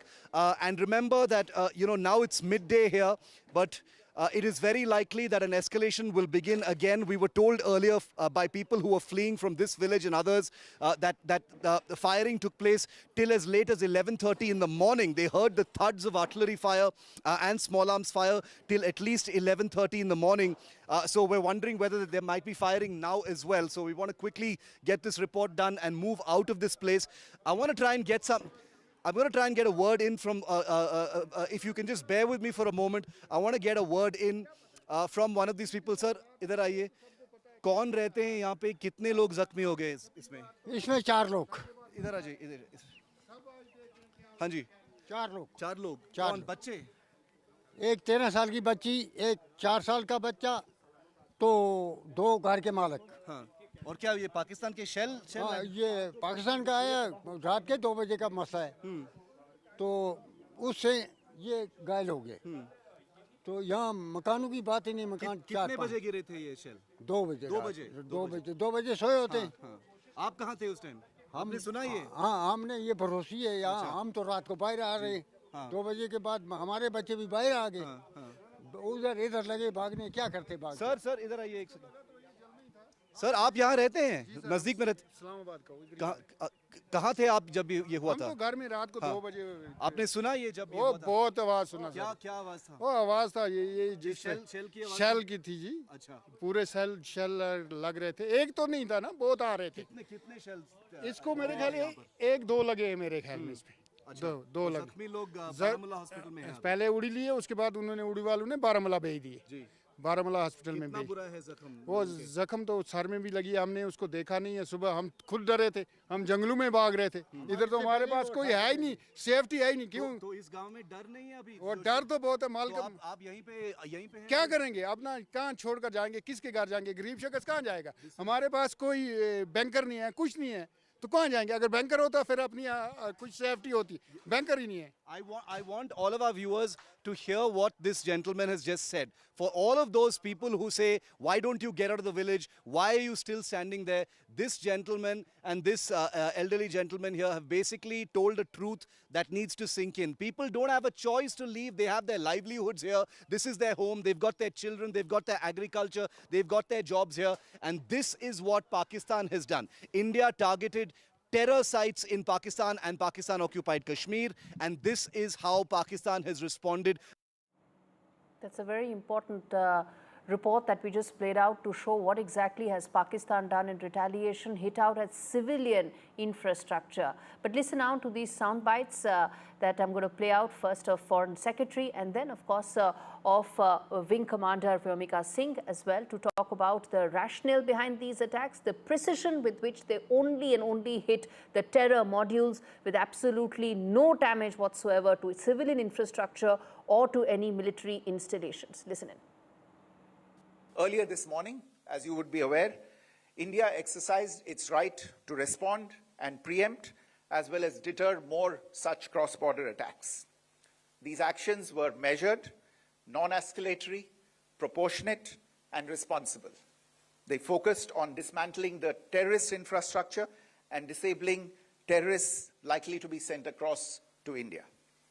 You would also recall that the Security Council on 25th April 2025 had issued a press statement on the Pahalgam terror attack, underlining, and I quote, the need to hold perpetrators, organizers, financiers, and sponsors of this reprehensible act of terrorism accountable and bring them to justice, unquote. India's latest actions should be seen in this context. The features of this attack also tie in with Pakistan's long track record of perpetrating cross-border terrorism in India, which is well documented and beyond question. Pakistan also has a well-deserved reputation as a haven for terrorists from around the world, with internationally proscribed terrorists enjoying impunity there. In addition, Pakistan has been known to willfully mislead the world and international forums, such as the Financial Action Task Force, on this issue. The latest attack in Pahalgam has understandably generated deep anger in Jammu and Kashmir and in other parts of India. Following the attacks, the government of India naturally responded with a set of initial measures relating to our engagement with Pakistan. You're all aware of the decisions that were announced on the 23rd of April. However, it was deemed essential that the perpetrators and planners of the 22nd April attack be brought to justice. Despite a fortnight having passed since the attacks, there has been no demonstrable step from Pakistan to take action against the terrorist infrastructure on its territory or on territory under its control. Instead, all it has indulged in are denials and allegations.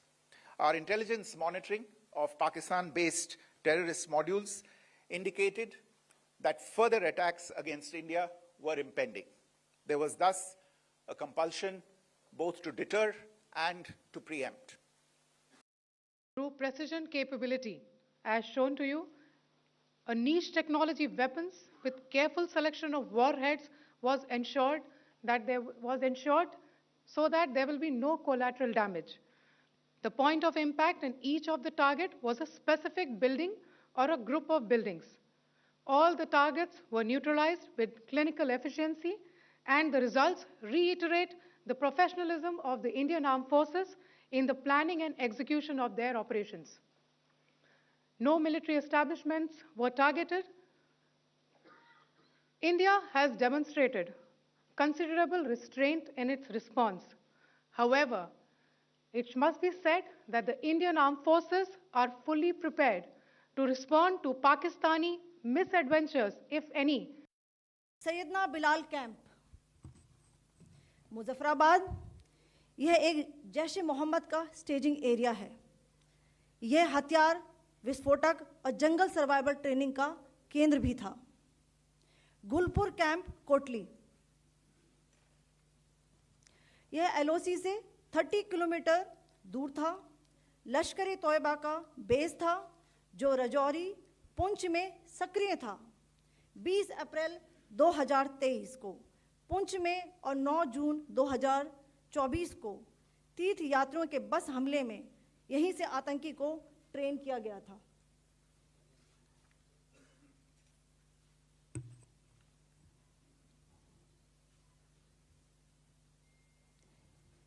Barnala camp, बिंबर, ये LOC से 9 kilometre दूर है। यहाँ पर हथियार handling, ID व जंगल survival का प्रशिक्षण केंद्र था। अब्बास कैंप, कोटली, यह एलओसी से 13 किलोमीटर दूर है। लश्कर ए तोयबा का फिदाइन यहाँ तैयार होता था। अब मैं पाकिस्तान के अंदर के टारगेट से अवगत कराना चाहूँगी। पहला, सर्जल कैंप, सियालकोट,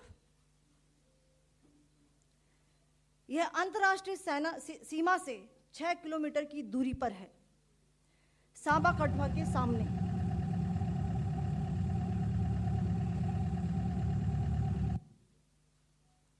मार्च 2025 में जम्मू एंड कश्मीर पुलिस के 4 जवानों को की जो हत्या की गई थी, उन आतंकवादियों को इसी जगह पर ट्रेन किया गया था।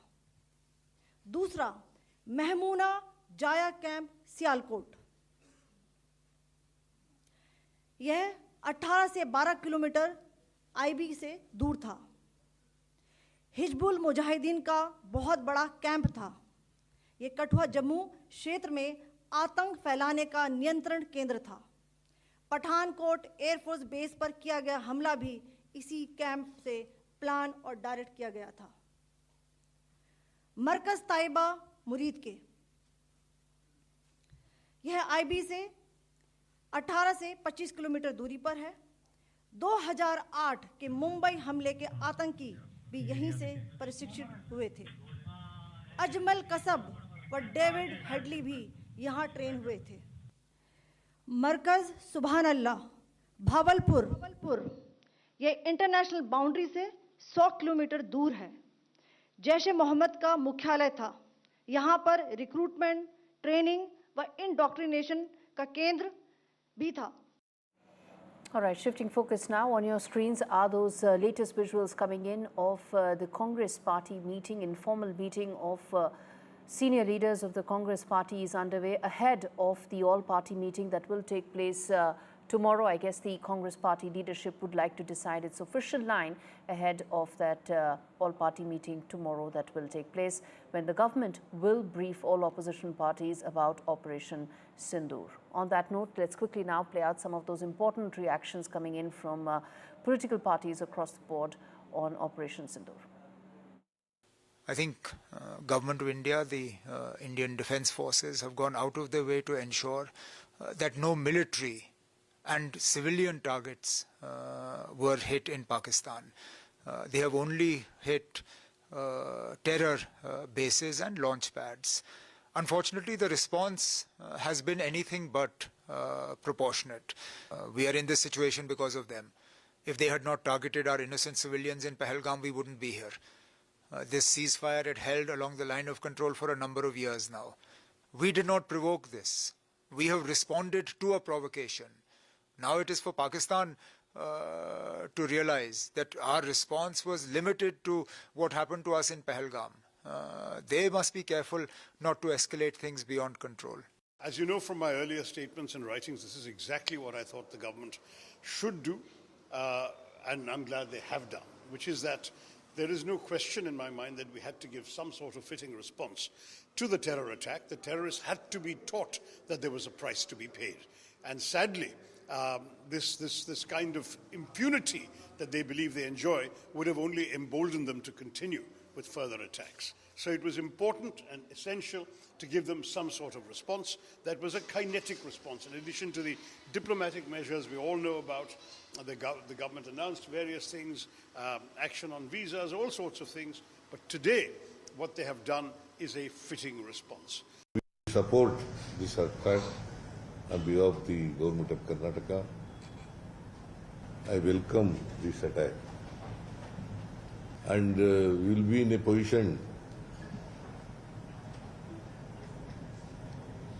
to attack if the Pakistan counter-attack us.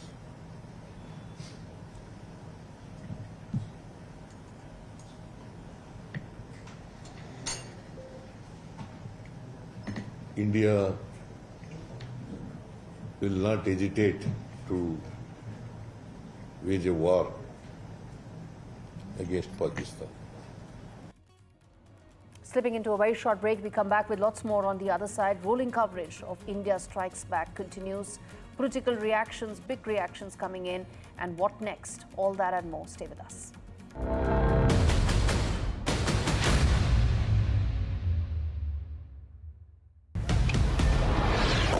This is Operation Sindoor. It is India's big retaliation for the Pahalgam terror attack. The precision with which this attack has been carried out, it's payback time.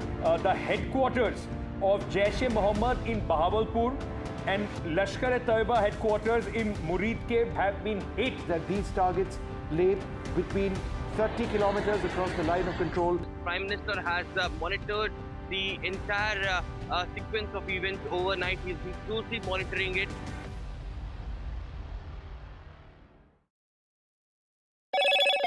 Hello, Moto. Motorola,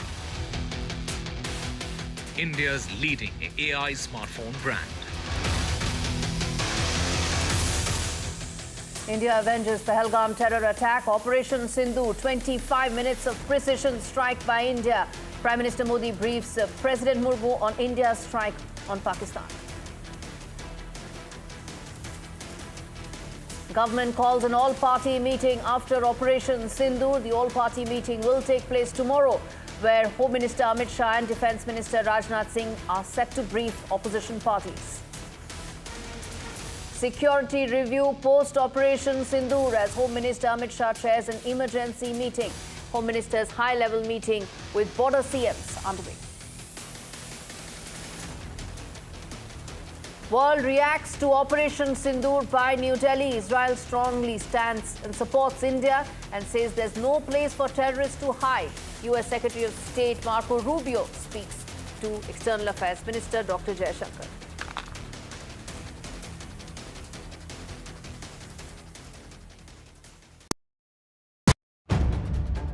If it matters to you, if it matters to you, if it matters to you, it matters to India. It matters to India. And it matters to me. And it matters to me. India Matters with Shivaru. Only on NDTV 24/7.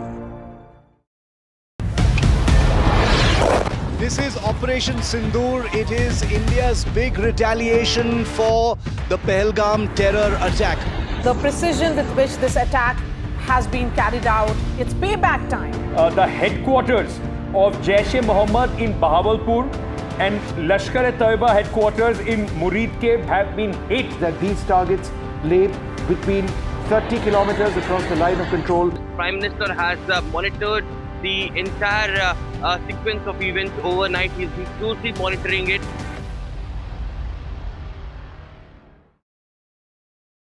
In today's interconnected world, India's voice is more crucial than ever. When India speaks, the world listens. At NDTV World, we are that voice, bringing you intelligent and insightful news from India and beyond. From geopolitics and diplomacy to economic shifts, migrations, tech disruptions, and the stories of our diaspora, we cover the news that shapes our global future. NDTV World, your new home for global news, is here. Caste enumeration should be included in the forthcoming census. पहली बार देश में आजादी के बाद ये फैसला किया गया है. For this decision, we were waiting since long. This has been only possible with our Prime Minister's decision. Rahul ji जो सोचदार है, मोदी जी ने अडॉप्ट कर लिया, अच्छा है. राहुल गांधी के सर्टिफिकेट के लिए राहुल गांधी को क्रेडिट देने के लिए कोई निर्णय नहीं किया. They have always used it as a political weapon, and now that weapon's gone.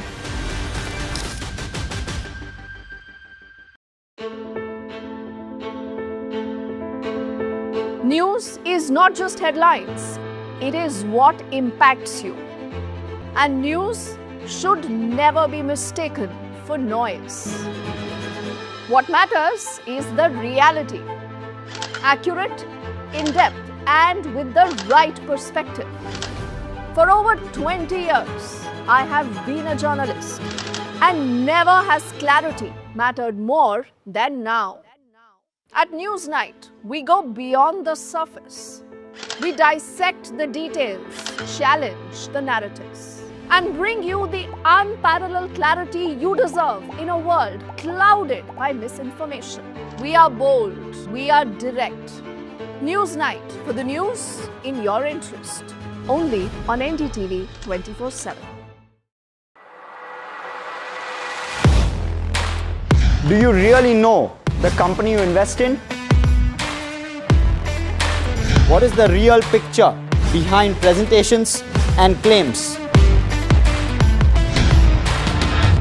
Is the outlook as rosy as the company claims?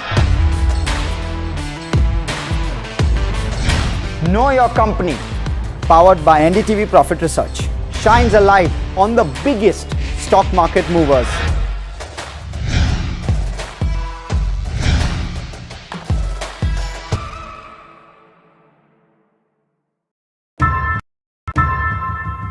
How often have you turned away from debates that descend into endless fights?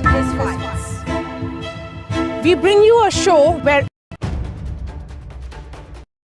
been established with Russia and France.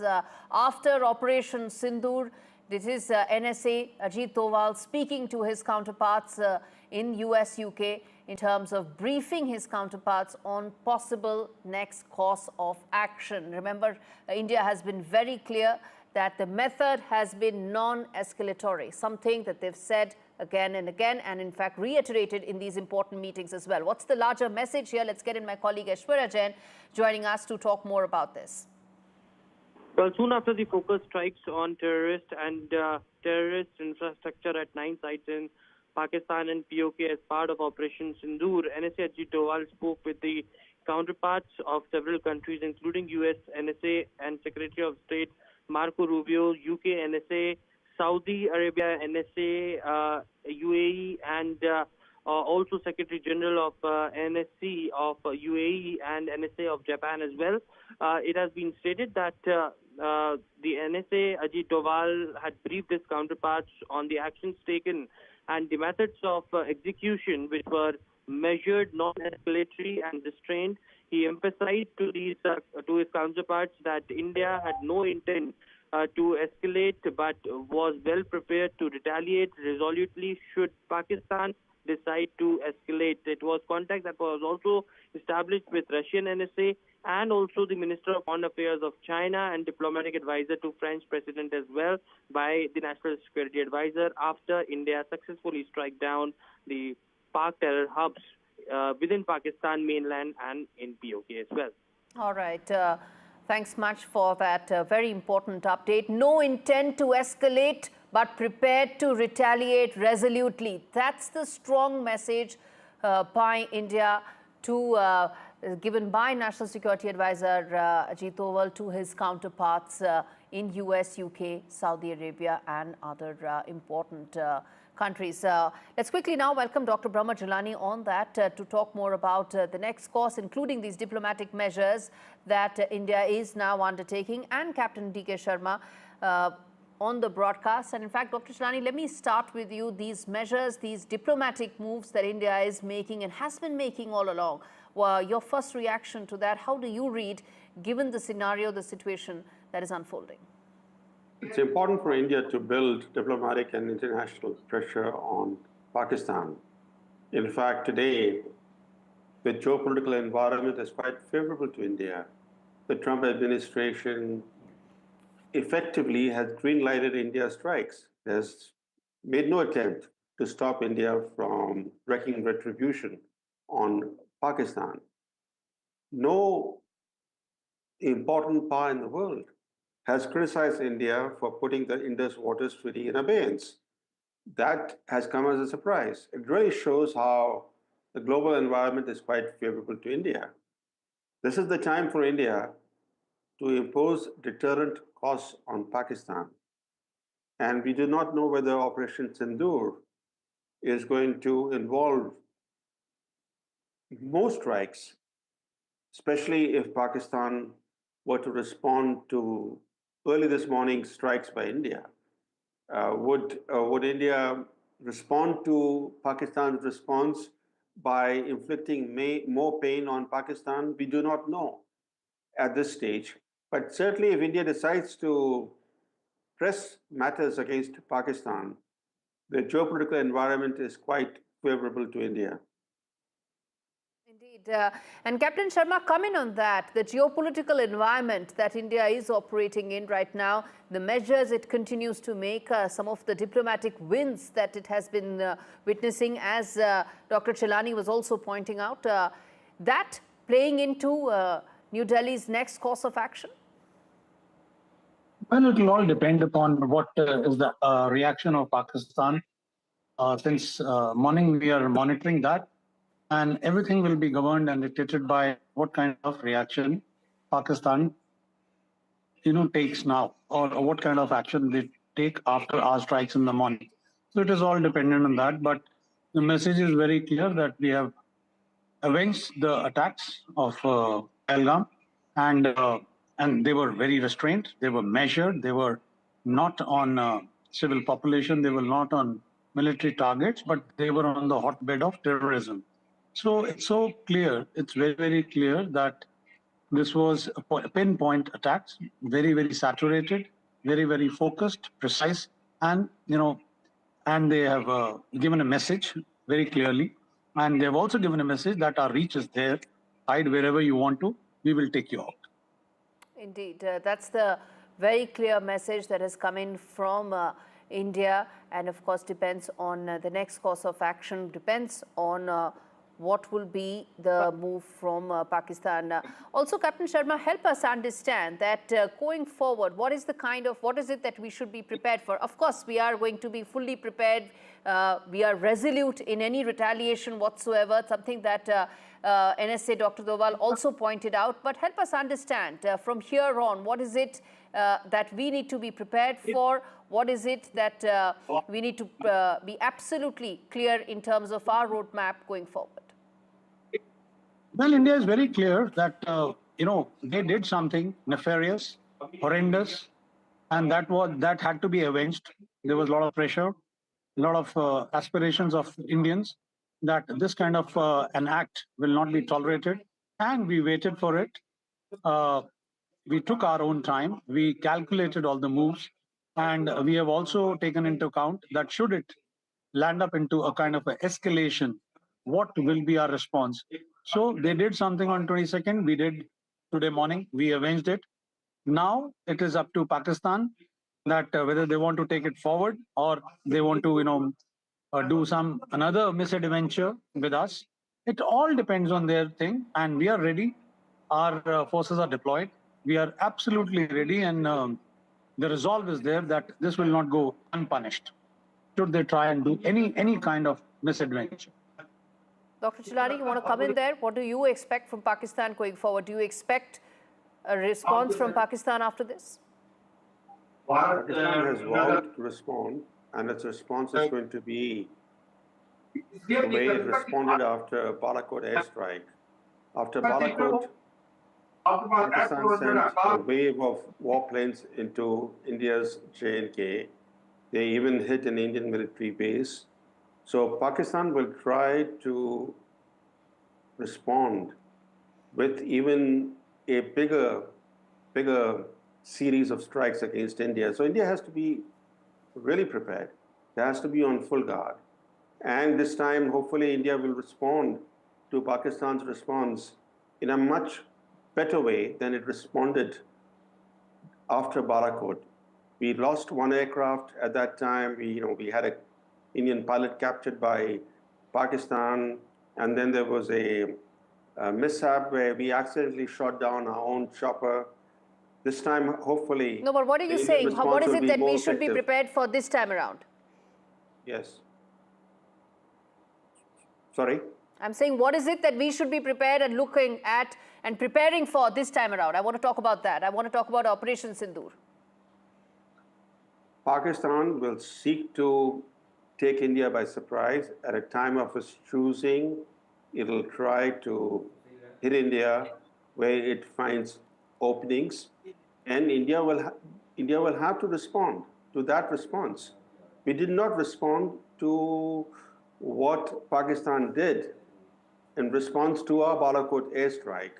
This time, India, if it's going to deter Pakistan from continuing to wage cross-border terrorism, India will have to impose tangible costs on Pakistan in response to Pakistan's response to the Indian strikes.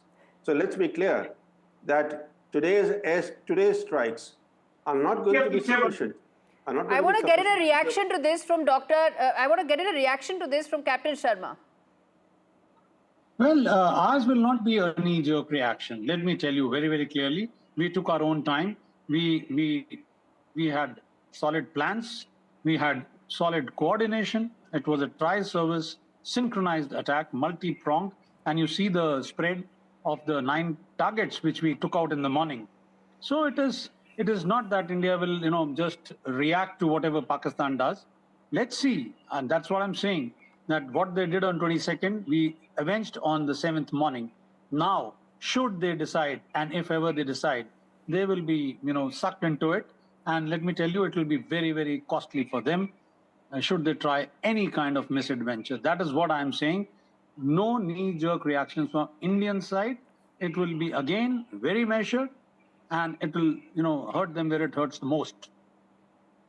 Indeed. And in fact, that is a message that India sent out this time around as well. Very clear that it was precise, it was non-escalatory, but very clear that it is hitting the terror modules, the terror infrastructure, backed by credible intelligence, meant to target only and only those terror infrastructure, no civilian infrastructure, no military installations, very clear in what it wants to and how it wants to respond. Chilani, let me then also talk about some of the other maneuvers that India continues to make, and I want to come back to the diplomatic maneuvers that we were just talking about a short while back, because that's also important. At the end of the day, Pakistan is and continues to be the fountainhead as far as terrorism is concerned, not just for India, but for the world, and something that their defense minister also accepted just a couple of days back. So this global community needs to come together when it comes to acting against Pakistan.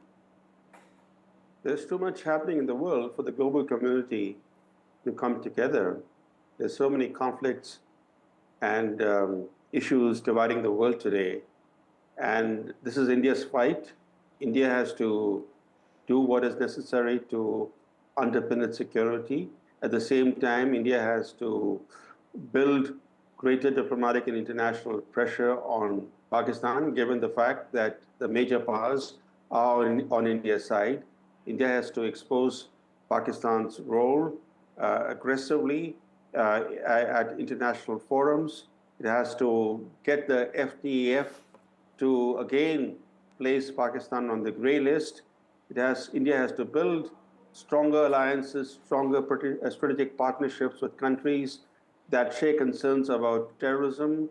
And India has to strengthen its own deterrence against Pakistan. How is it that the smaller, weaker country is bleeding India for decades now? That has to stop. That means India has to act. India has to act to underpin its own security. It cannot count on the world. No, it's doing that. It's doing just that. And India does not need anybody else when it comes to its own security, its strategic calculus, and its overall strategic matrix.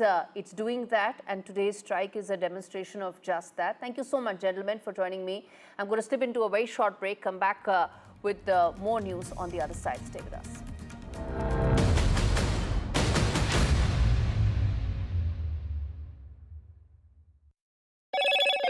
Hello, Moto. Motorola, India's leading AI smartphone brand.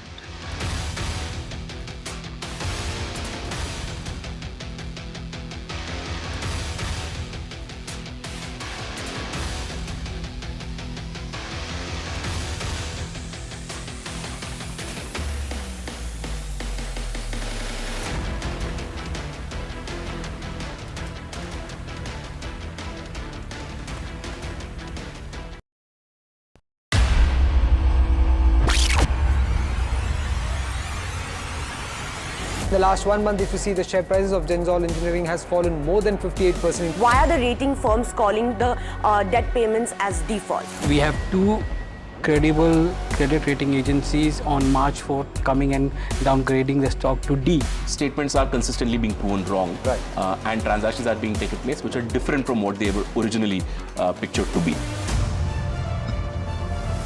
The company claimed it would roll out 6,400 electric vehicles. But what it has rolled out is a shocking scam. Funds meant for the project were funneled allegedly back to the promoters, the Jaggi brothers. What did the money buy? Not EVs, of course, but a lavish flat in Gurgaon's luxurious DLF Carmelias.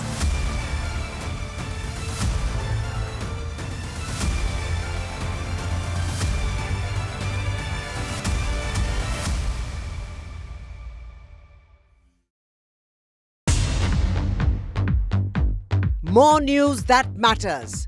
Big exclusive. Tulsi Gabbard gunned down by Pakistan-backed cowards. When you interact with people on ground, you're able to reflect their sentiments much better. More debates that shake the system. More exclusives you won't find anywhere else.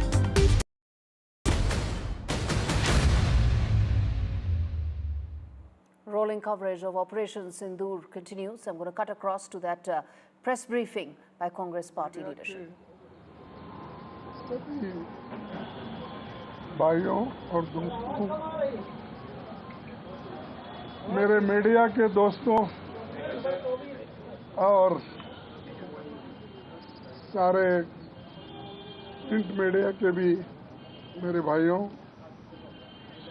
आज हमने working committee meeting बुलाई थी इसीलिए कि ये जो हमारे देश में घटना घटी है और जो सरकार कदम उठा रही है और उसी के साथ हमारे भारतीय सशस्त्र बलों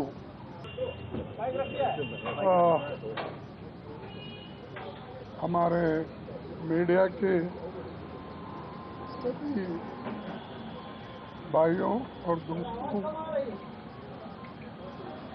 मेरे मीडिया के दोस्तों और सारे प्रिंट मीडिया के भी मेरे भाइयों, आज हमने वर्किंग कमेटी मीटिंग बुलाई थी इसीलिए कि ये जो हमारे देश में घटना घटी है और जो सरकार कदम उठा रही है और उसी के साथ हमारे भारतीय सशस्त्र बलों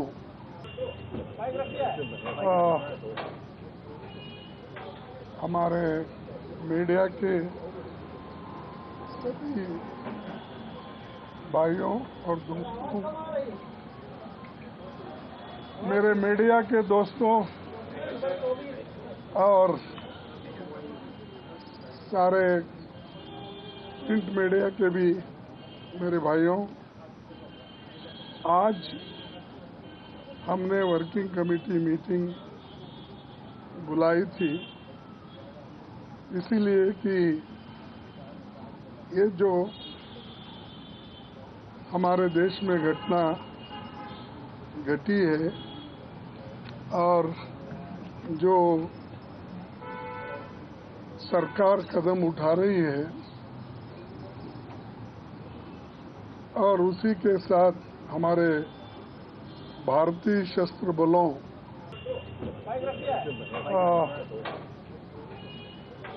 हमारे मीडिया के सभी भाइयों और दोस्तों,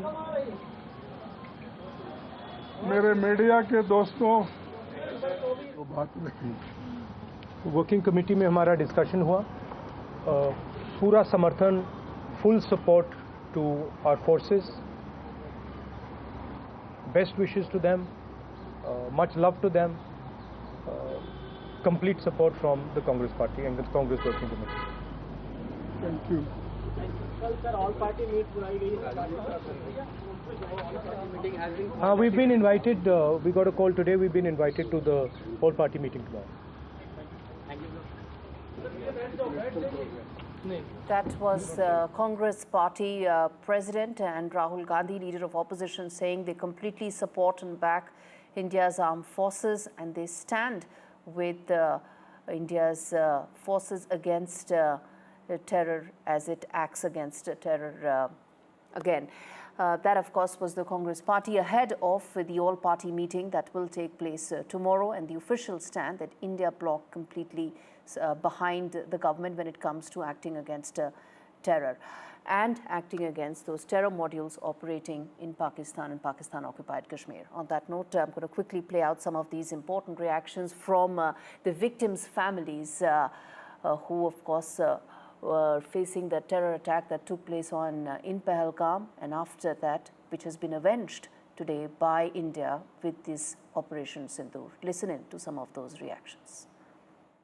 मेरे हस्बैंड ने he was in the defence forces and you know when he had joined the defence forces वो यही चाहता था that he wanted to protect the peace in this country he wanted to make sure that innocent lives are not gone in this country he wanted to make sure that there is no hatred and terror in this country and this operation signifies his spirit that there will terrorism hatred will not be tolerated by the Indian government. ये नाम बहुत सही है क्योंकि इस incident की वजह से बहुत औरतों ने, बहुत बहनों ने, बहुत माँओं ने अपनी जान खोई है, अपना एक हिस्सा खो दिया है.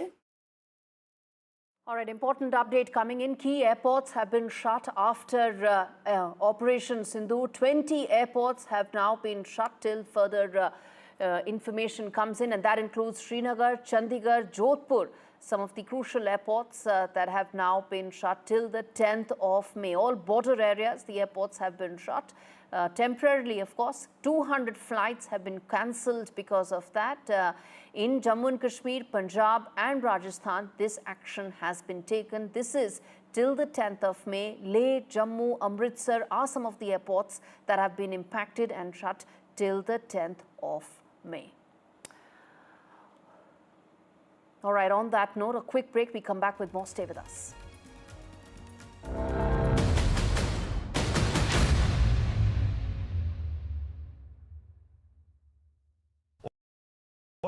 I've been reporting on all issues, big and small, from Andhra Pradesh, Telangana, rest of South India, bringing you all the action, all that you need to know, all that you want to know. The energy of maximum city is infectious. I'm bringing that energy in our news coverage from financial capital Mumbai. Covering from the southernmost part of India over the last 23 years, I bring in-depth and 360-degree coverage from the Dravidian heartland. The land of Mishti, also known for its bitter politics. I have seen much water flow under the Howrah Bridge, covering Bengal in all its vivid colors. India's IT capital is always bustling, a city full of startups, stories and surprises. And I keep you ahead on all the Bengaluru buzz.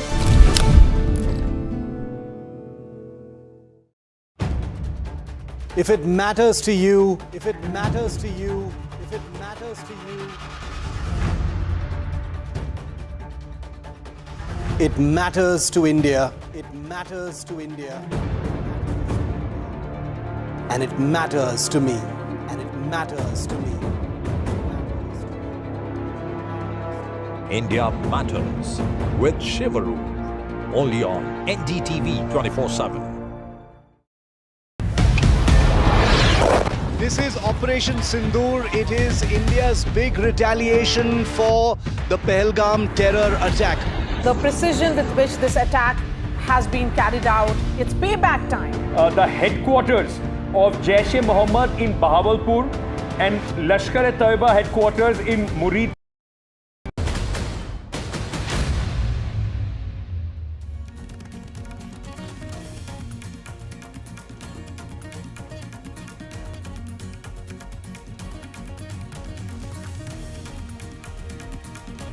NSA speaks to his counterparts. This is after India's precision strikes on terror bases in Pakistan.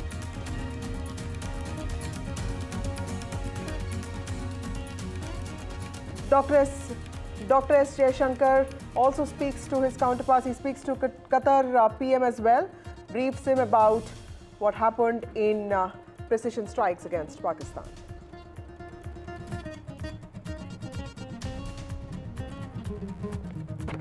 India avenges Pahalgam terror attack rattled Pakistan, attacks religious places in Poonch. Akali Dal Chief Sukhbir Singh Badal has spoken out, saying that Pakistan has attacked a Gurudwara, also killed 3 civilians. Security review post-Operation Sindoor. Home Minister Amit Shah chairs a very important emergency meeting. Home Minister Amit Shah's high-level meeting with border chief ministers today.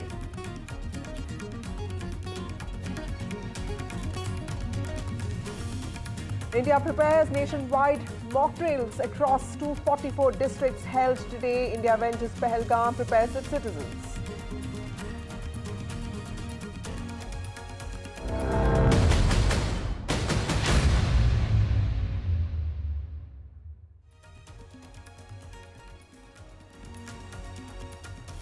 Well, Operation Sindoor, this is India's moment of retribution, India's moment of justice. Remember Operation Sindoor, a series of precision attacks was carried out by India in the early hours of today morning. In fact, it's a 25-minute precision strikes in which Pakistan has been left red-faced, daring, direct and decisive. In fact, army officials, armed forces officials also briefed media on this, and this also is reflective of India's intent to show its mettle to Pakistan, and this has happened after the terror attack in Pahalgam claimed the lives of 26 innocent Indians.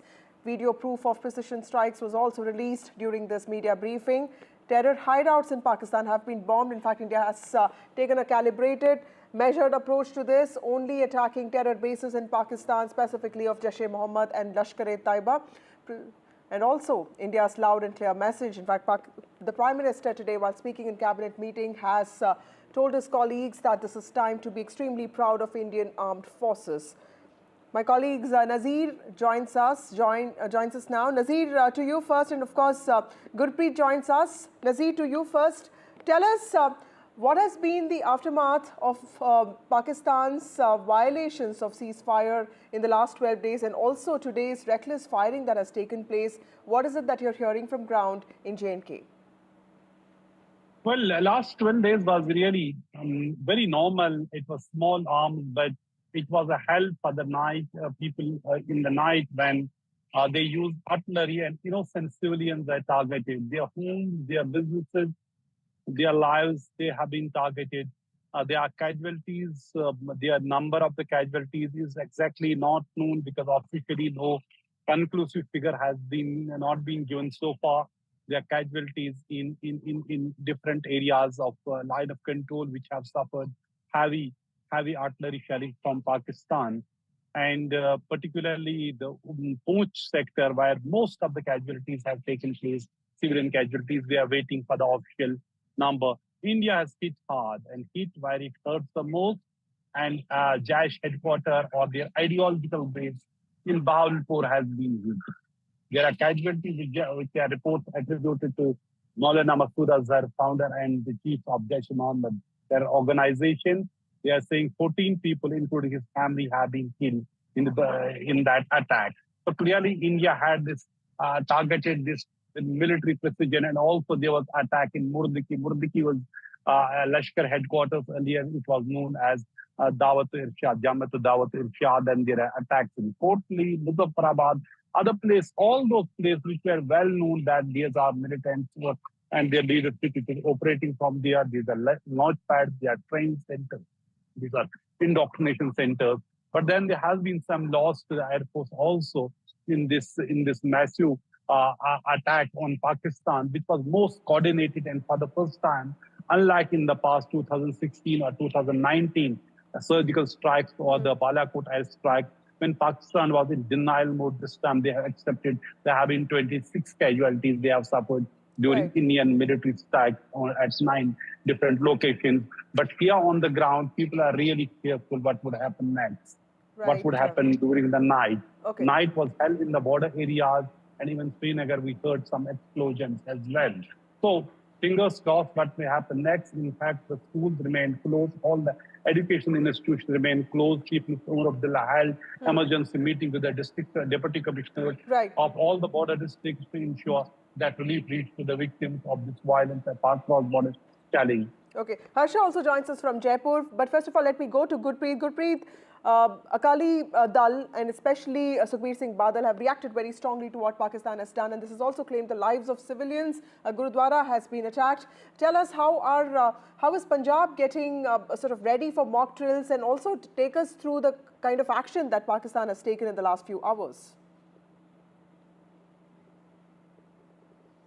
Well, yes, of course. So we have seen Shiromani Akali Dal, and specifically President of Shiromani Akali Dal, he has already condemned this attack on Gurdwara Sahib. He says that it is highly condemnable act of Pakistan. But we have seen being a border state in Punjab, multiple decisions had been taken. And if we can talk about this border districts and specifically Gurdaspur district, we have seen they have already shut down all the schools for 3 days. In Pathankot also, the schools have already been been shut down, and in Firozpur also one day they have already decided to shut down for one day school in all over the district. Right now we are standing here and showing how the preparedness is going on. We have seen the mock drill is being taken place here, and we can see that whatever the guidelines had been issued by the central government, they are trying to implement on the ground. As of now, we have seen SSP Firozpur. He had already conversation with us. He was saying that everything is under control, and if we can specifically talk about the people of this district, the emotions are very high, and they say the way the Indian government had already taken a stand at this point of time. The Indian government, which has already taken stand against this terror attack which has been executed in India. So we will also talk the people who are present here. तो लगातार preparation चल रही है, क्योंकि अभी देख रहे हैं जैसे इंडिया और पाकिस्तान के जो अभी वॉलेटाइल सिचुएशन चल रही है, तो लगातार यहाँ प्रेपरेशन चल रही है। जो इंडिया पाकिस्तान की सिचुएशन चल रही है उन्होंने देखते हुए सरकार दी हदायत अनुसार अज इत्थे 4 बजे मॉक ड्रिल चलाई जा रही है। असी कल भी रिहर्सल की है, सायरन बजा के देखा सी जी। उस दे नाल जो अज सानू हुक्म मिले ने उस दे नाल असी 4 बजे रिहर्सल करन लगे हैं। पब्लिक नूं भी दस्सण लगे हैं भी किहड़ी सिचुएशन विच तुसीं किवें अवेयर रहना है, किवें आपदे आप नूं सेफ करना है।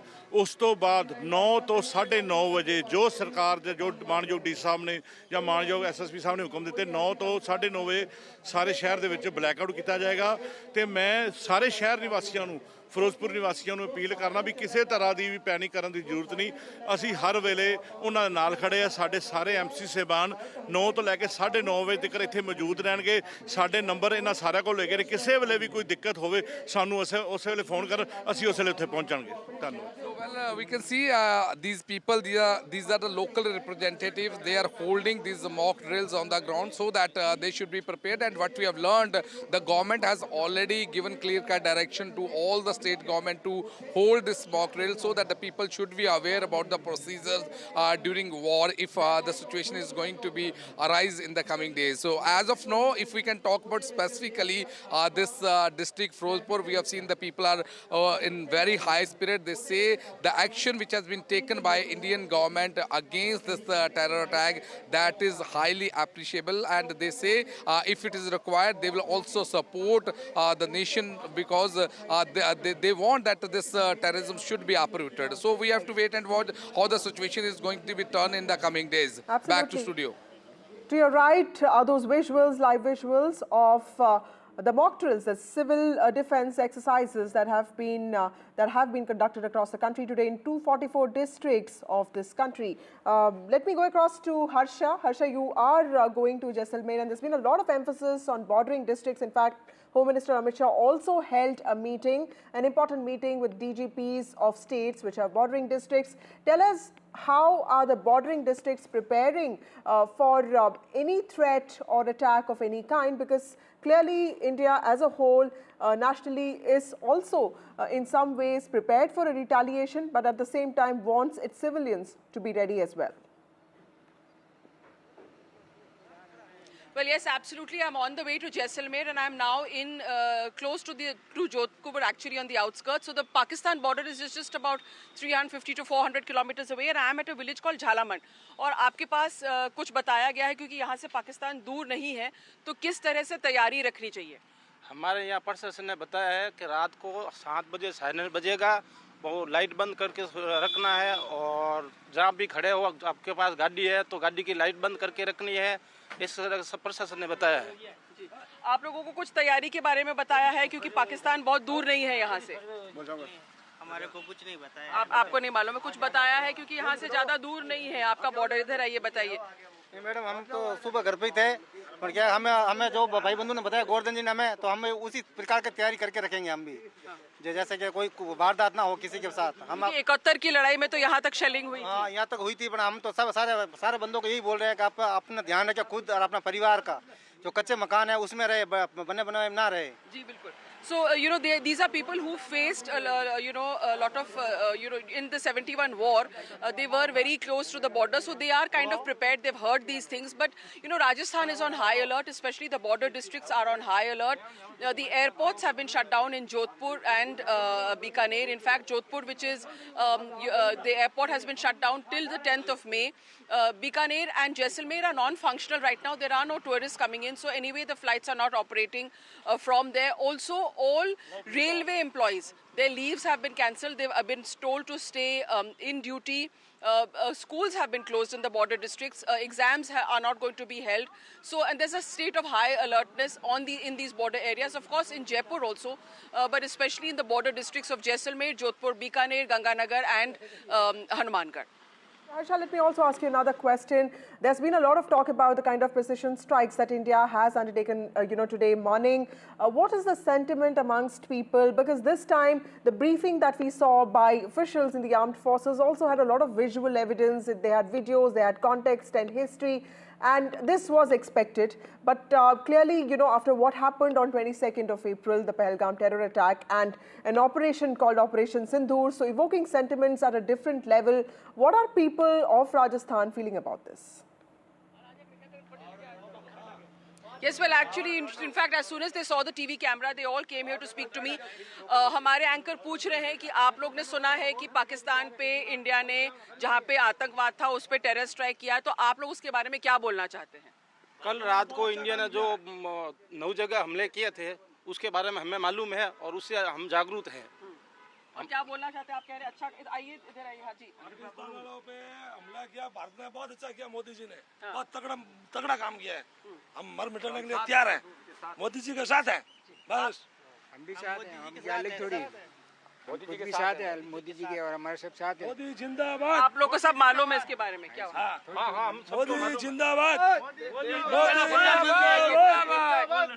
So you can see that very spontaneous crowd that is collected around me, and the sentiment is, of course, they know exactly what has happened, and they do feel that the right thing has happened, and they appreciate the fact that the Indian government has taken a strong stand. Remember, we are very close to the border with Pakistan, so these people actually are aware and alert of how they should behave in the eventuality if there is escalation. But at the same time, there is a sense that at least India has responded strongly and correctly. Right. Thank you, Harsha, for joining us with those details. My colleague Harsha on her way to Jaisalmer, and she's traveling to border districts, and border districts have become very important now because remember, nationwide mock drills are on. India has already retaliated to Pakistan's role in Pahalgam terror attack. In fact, as part of its precision strikes held today morning, 9 terror bases in Pakistan have been attacked, have been bombed by India, and there's a massive mock drill that's happening across the country today, across 244 districts. Remember, India has not hurt civilians or military infrastructure or installations in its process of teaching Pakistan 2 lessons on accountability on terrorism. These are just terror bases of Jaish-e-Mohammed and Lashkar-e-Taiba which have been attacked, but mock drills are happening across the country today to prepare citizens, to prepare Indian civilians in case of threats and also anything that can happen because of the hostilities that Pakistan has been showing towards India. Mock drills in the midst of heightened tensions are happening across the country, and these are the first drills that are happening in this country since the 1971 war against Pakistan. Blackouts, evacuations, sirens, all of that in order. And those on your right are visuals of the mock drills that have taken place across the country. Various states are taking part in this. In fact, this was an MHA notification that was sent out to at least 6 to 7 states where they were asked to prepare, identify districts and then prepare accordingly to ensure that civilians are ready for threats of any nature. Let me also get you some more details from my colleagues who have been recording, who've also been talking to civilians who are preparing for this, for these kind of civil defense exercises. First, let me go across to Anuj, my colleague from Maharashtra, on how Maharashtra is sort of gearing up or preparing for a threat of any nature, and how did Maharashtra sort of conduct these mock drills today? I'm present here at the CST where a mock drill is underway at the moment. This mock drill has been going on for the last 20 minutes, which involves, the RPF volunteers, which involves the civil defense volunteers and, the volunteers from the Central Railway as well. These are the people who have arranged for these mock drills. It becomes very important for us to understand why is, this activity important at this particular place, because CST is one of the more vulnerable places when it comes to Mumbai. Even during the 2008 attacks, we remember that this was one of the prime targets of the terrorists. Secondly, it becomes an important center of the entire city because it's not just a place where people from across the state come, but people from across the country find this as the gateway while coming to Mumbai city. As you can see that a lot of people have come here and have gathered here to view the mock drill, and at the moment one can see that the mock drill involves the the volunteers acting out on the instructions of the of the instructor, who is intending to show to the people what are the immediate steps that needs to be undertaken when if in case the station is under attack. This involves an airstrike attack. This involves a bomb perception or a bomb threat outside this particular station in the parking area, and all of these things are taken into consideration on what are the immediate reaction of the people that should be. At the same time, the authorities here have also taken this opportunity to make sure that the volunteers are also kept in line with how to make sure that they approach the people. Just a while back we saw them showing the people on how they can take help of the volunteers here and make sure that the first aid service reaches till the least common denominator in case of such an attack. It also demonstrated how the police officials, how the RPF officials and the civil defense personnel can reach out to people when it comes to those who have received serious injuries in physical form. With camera person Rajendra Dayalkar, this is Anuj Raith reporting for NDTV from Mumbai. Well, let me also go across to my colleague Uma Sudhir, who reports from the south of India for us, specifically from Telangana and Andhra Pradesh. Uma, take us through the kind of mock drills that are happening across these states, and also how are people looking at these precision strikes that have been carried out by India? Is there a sentiment that finally there's some kind of retribution that has happened, especially for those who faced the brutalities of the Pahalgam attack of the terror attack in Pahalgam on the 22nd of April? So we are in the mock drill that's happening in Secunderabad, and this is of course a civilian defense mock drill, as part of which there was a blast that happened, after which 12 different departments are showing what they are going to be doing as part of this mock drill. You have the defense, you have the revenue department, you have the police force, you have the fire, and you also have others who are actually showing how this kind of a defense is going to happen. And that's why 12 different departments getting together to show how this is going to be done, and NCC volunteers also showing. This is of course a civilian defense mock drill, and that's the reason why this apartment complex has been chosen. And after the blast happened, they went through what was called as a kind of a debris that had to be cleared, after which now the volunteers are going in to carry out the rescue. The mock, as part of the mock, there is said to be a fire in one of the top floors of this building, where the fire department personnel have gone in, and they are going to be showing how they will be bringing in people from there. What we understand is that as part of their operations, they are also going to be recruiting volunteers. They are going to be bringing volunteers in from everywhere to be able to do this, and those volunteers are from the apartment complex itself. They identify how many people are there in the building on each floor, who are the people who are there, and how they should be evacuated. Should they be evacuated through the staircase? That is somebody who's said to be injured, and then those people will have to be moved. The injured, how they have to be moved. There is a demo, there's a live demo now about how someone is injured and how the movement will happen, the emergency, how the ambulances will come in and will start moving the people to the emergency medical camp that is nearby. The water department, for instance, is also here to be able to tell them where the source of water is, to be able to put out such a fire that is there in the building.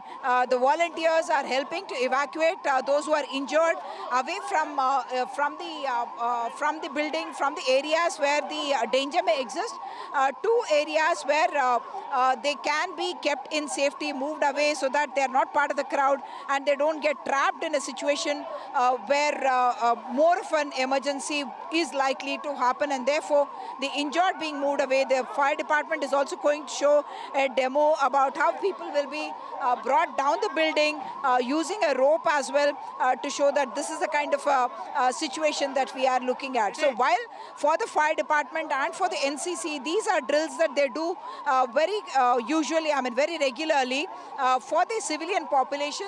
This is an exposure to say that how you must behave, what you must be doing during the time of an emergency, and how the different departments are going to come together to carry out this kind of a rescue. Of course, this comes at a time when the armed forces is engaged with the tensions with the borders, at the borders, and here if an emergency were to arise in the civilian areas, what these people will be doing, that is what is now being demonstrated through these through this action that is happening here, where you can see 12 different departments who are all doing their different functions and showing how they are going to be carrying out or reacting in a situation of emergency.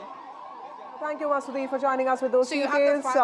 My colleague Sam Daniel joins us now from Chennai. Sam, Chennai is a city, used to be known as Madras, and it has seen the aftermath of war and the consequences of war, specifically in World War II. And I remember when I used to live in Chennai, there used to be memories attached to how life was during that time. So blackouts is not a new thing for people of Chennai, but this is a new generation that lives there.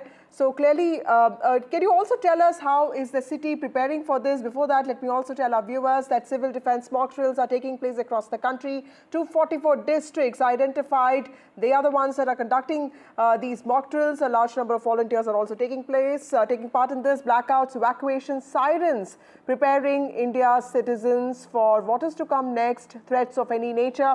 This is on a day that India has also carried out precision strikes on 9 terror bases in Pakistan, hitting out at terror bases, at doctrination camps, and also facilities of terror organizations like Jaish-e-Mohammed and Lashkar-e-Taiba, which have been training terrorists to come to India. My colleague Sam Daniel joins us. Sam, Chennai has seen all of these preparations during World War II. Unfortunately, it was also one of those cities that was bombed by the Japanese then. Tell us, does this bring back memories? How is the city preparing for these mock drills? And also, what do the citizens of Chennai feel about India's precision strikes that have taken place? Vasudha, as we speak now, the mock drill is underway at the Chennai Port Rest where we are right now.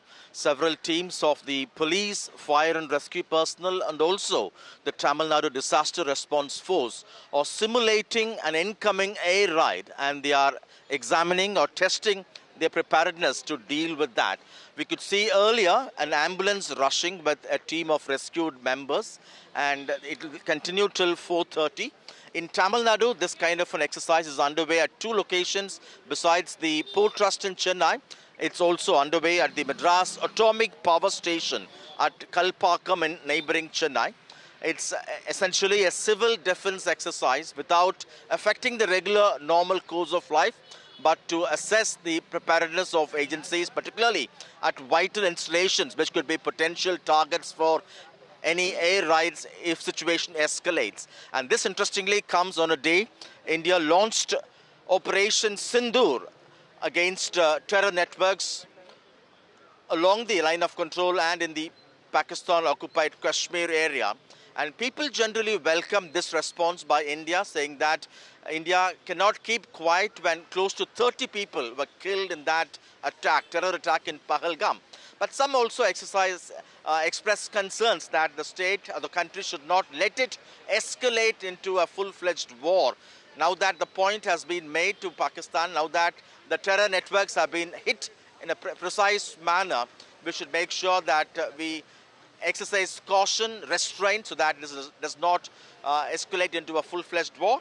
Some also say it's time we also introspect and find out the gaps in terms of be it intelligence failure or any other loopholes through which these terror elements were able to infiltrate into the country. And the larger picture, they say, exercises like this reaffirms or reinforces their confidence, how prepared the country is in the event of any kind of an air raid situation. Thank you, Sam Daniel, for joining us with those details. India has made it very clear that these precision strikes that it carried out are only on terror bases in Pakistan and also in Pakistan-Occupied Jammu and Kashmir. It's the country has not really attacked military infrastructure or civilian installations of any kind, and this is only to demand accountability from Pakistan for the kind of terrorism that it has been sponsoring for the last 30 years. In fact, of the 5 Jaish-e-Mohammed, LET and Hizbul Mujahideen camps that have been attacked, many of them are also camps that have been training terrorists. These are outside Ministry of External Affairs, and several diplomats have come. In fact, remember that there's been an outpouring of support and solidarity from across the world. After the Pahalgam terror attack that took place, countries had given their complete support to India.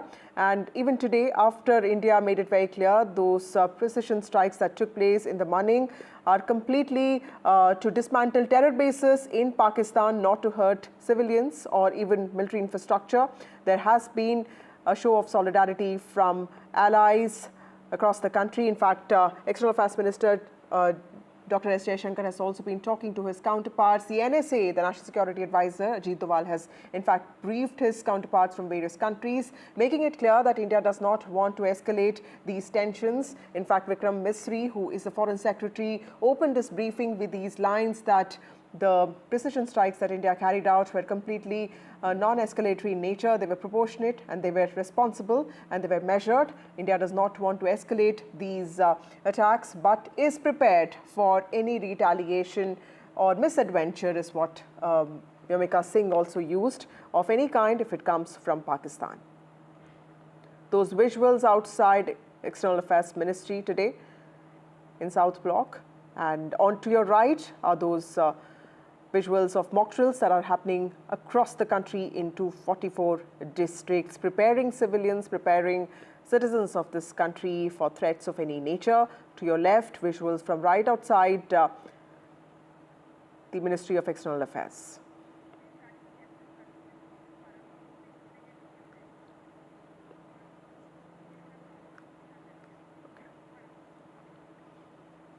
Okay, we have Major Paramjeet Singh. He's an ex-Army officer, Indian Army officer. Thank you, Major Singh, for joining us on this discussion. Tell us, from everything that has happened today, sir, from the precision attacks, Operation Sindoor, and of course, the heavy artillery shelling by Pakistan.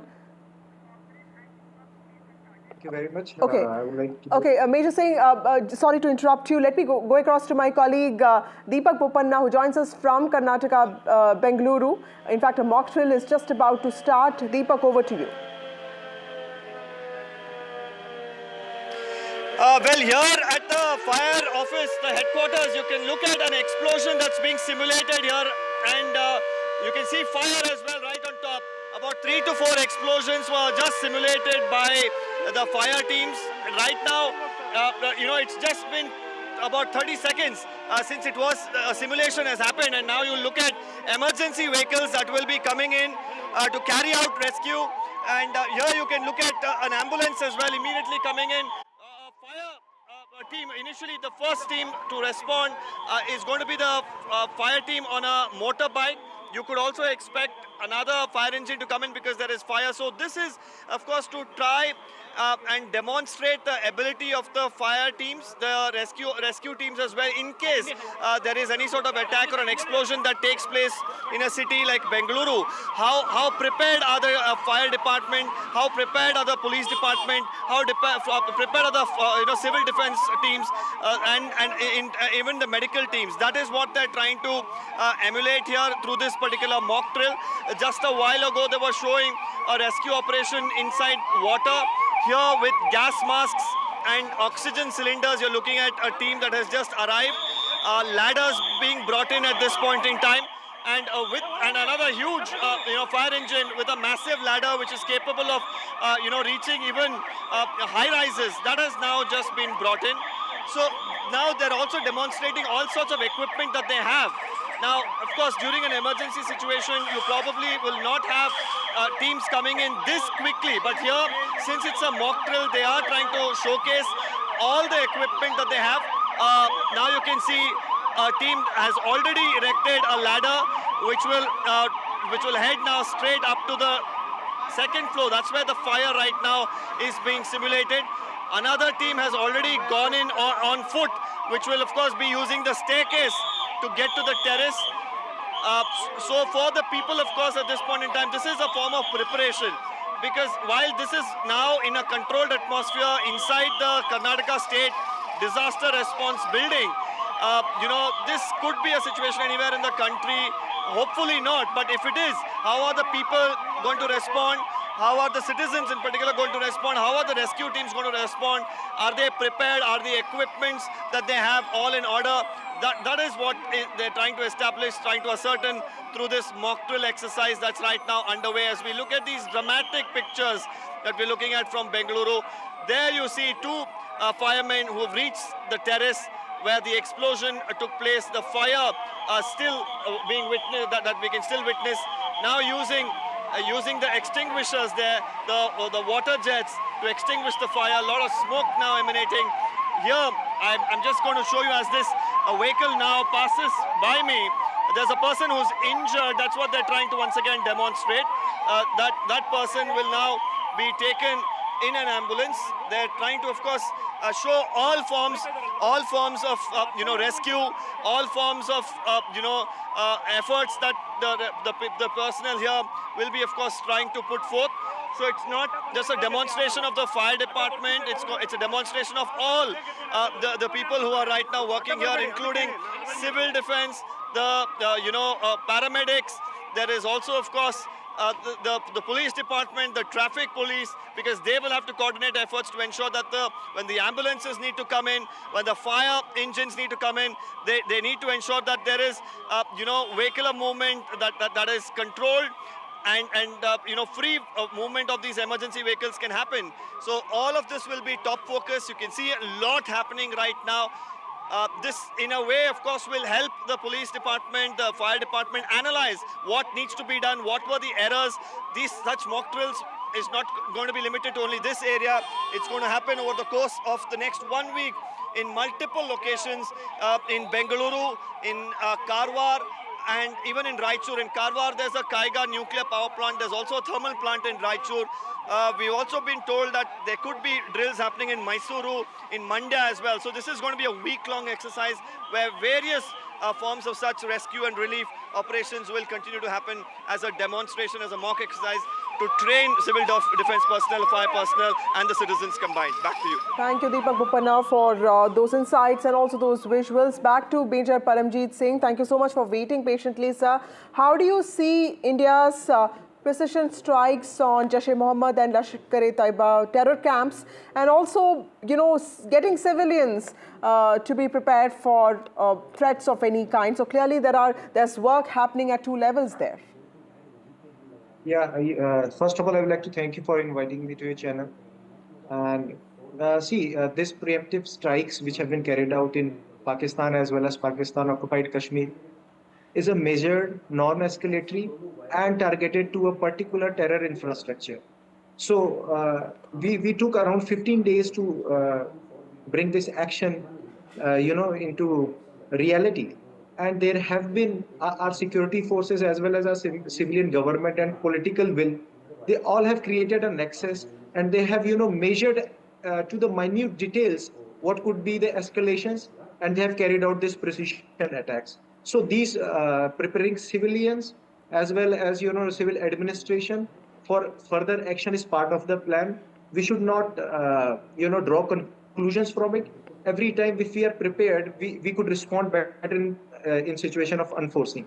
So we should take it positively. We should participate, and we should obey to the guidelines of the government. Right. We also have Dr. Tara Karta, who's a former Director, National Security Council Secretariat. Thank you, Dr. Karta, for joining us. Always a pleasure to speak to you, ma'am.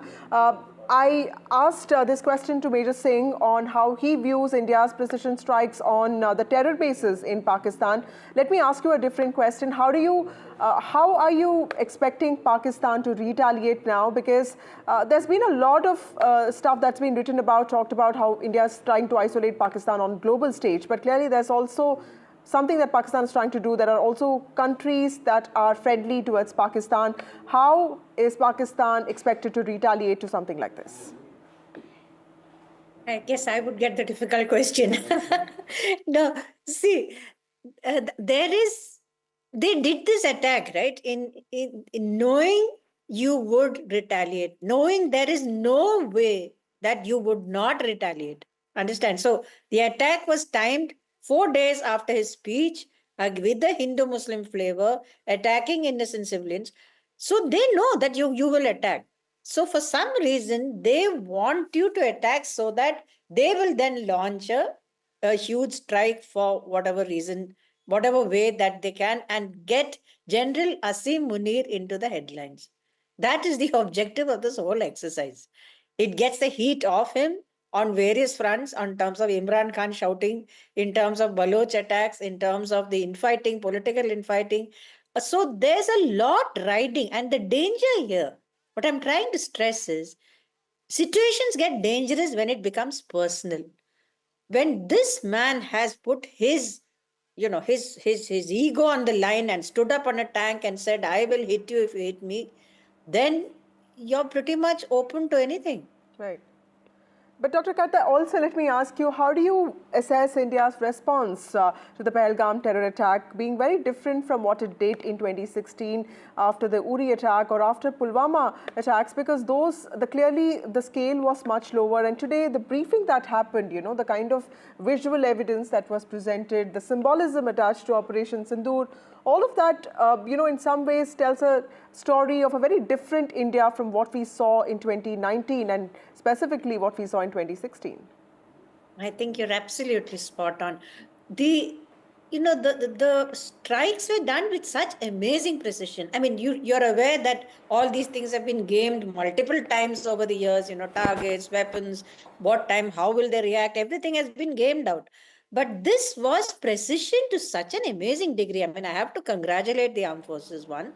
Number two, the amazing part of it is the way the foreign secretary put this across, saying this is non-escalatory. We've done what we had to. He didn't say we are standing down, but that was what was meant. Now we are done. We are finished. Now it's up to Pakistan. Do you want to escalate or not? Then you have the civil defense exercise which you're just showing. Right. That sends a message saying that, look, if you escalate, we are ready. We are ready with whatever you can throw at us. So you want to do this, it's up to you. That's the message that is going across. Now the question is, if Pakistan wants to get its friends, I mean, Turkey, I think there was a Turkish warship in Pakistan a day or so before. So there is some kind of signaling going on, China sending weapons. But I would assume all these people would tell Pakistan to back off. Right. Because what will you hit? I mean, there are no terrorist camps here for them to hit. They hit civilians, we hit terrorists. Right. Major Singh, also explain to us, the essence of what the Foreign Secretary said today, Vikram Misri, when he says that, this was measured, this was non-escalatory, and this clearly is also very calibrated. This, in some ways, the Foreign Secretary was trying to send out a message that this is India's moment of retribution, and it's important to understand that India does not want this to escalate, but if Pakistan does that, then India also is prepared for it. You see, I would like to start. Our foreign policy has been fantastic from past few years. As ma'am brought out, the entire root cause of problem is legitimacy of Pakistan army. I would like you to go back in time and remember when Imran Khan was being arrested.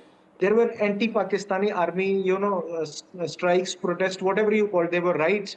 And the entire mood, the most suppressed person, in this subcontinent is Pakistani's Awam, which is, suppressed by Pakistan's army.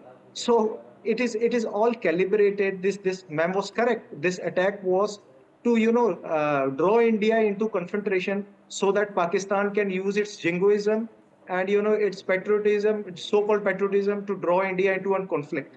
So we did what we could do. Now the ball is in court of Pakistan.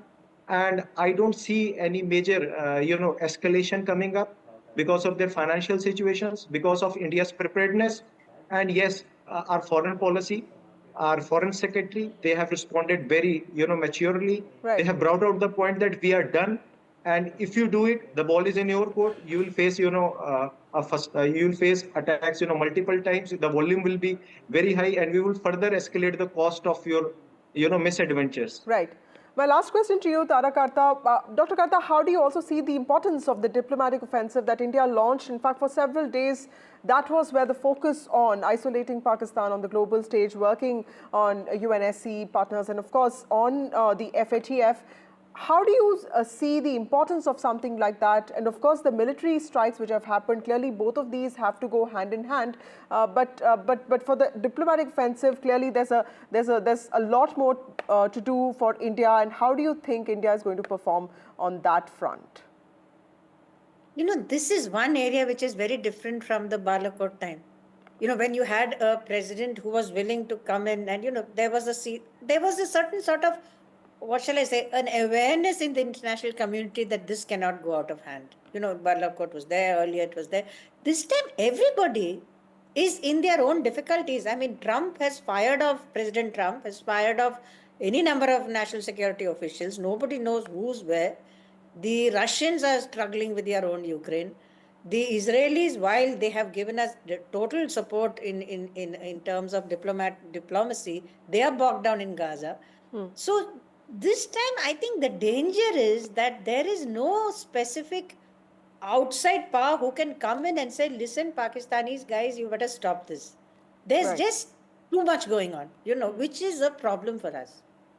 Right. Thank you, both of you, for joining me on this broadcast. Sorry to interrupt you. We also have Vishal with us now, and this is for India calling permanent and non-permanent members of the United Nations Security Council, and this is for a briefing on Operation Sindoor. Vishal, this is immediately after the precision strikes that India has carried out, just 2 days after Pakistan called a similar meeting in, and within closed doors. Although Pakistan was expecting traction for its own narrative and for its defense, the members only asked very tough questions on Pakistan, making it clear that the country does find itself quite isolated on the global front. Now, tell us a little bit about this particular meeting that India has called, and what does it expect? So the meeting has already happened, and Indian officials, particularly of the Ministry of External Affairs, they have briefed these permanent and non-permanent members of the United Nations Security Council. So before I get into the details, the permanent members of the United Nations Security Council are 5. They are namely China, France, Russia, United Kingdom and the US. And there are some non-permanent members which are chosen every year. So this year they are Algeria, Denmark, Greece, Guyana, Pakistan, Panama, Republic of Korea, Sierra Leone, Slovenia, and some other nations are also there. So these nations officials were briefed by Indian officials just about half an hour ago on the Operation Sindoor and the details of the operation. India has already shared the details with almost everyone. So the United Nations Security Council was also one of the major bodies that needed to be shared information with. So that has indeed happened, and United Nations, as you mentioned earlier, has been repeatedly shunning Pakistan in the wake of the dastardly attacks in Kashmir that killed 26 innocent people. And just yesterday, the closed door meeting that was called by Pakistan, almost all members of the United Nations Security Council unequivocally Vishal, I'm really sorry to interrupt you. Rajnath Singh, Raksha Mantri is speaking now. Let's go to him. Chief of Army Staff Tri Rajesh Singh ji, Defense Secretary Lieutenant General Raghu Srinivasan, DG Border Roads, BRO के सभी कर्मयोगी एवं देवियों व सज्जनों, आप सभी जानते हैं कि आज हमारे प्रधानमंत्री जी के मार्गदर्शन में हमारे भारत की सेना ने हम सभी भारतवासियों का मस्तक ऊंचा किया है।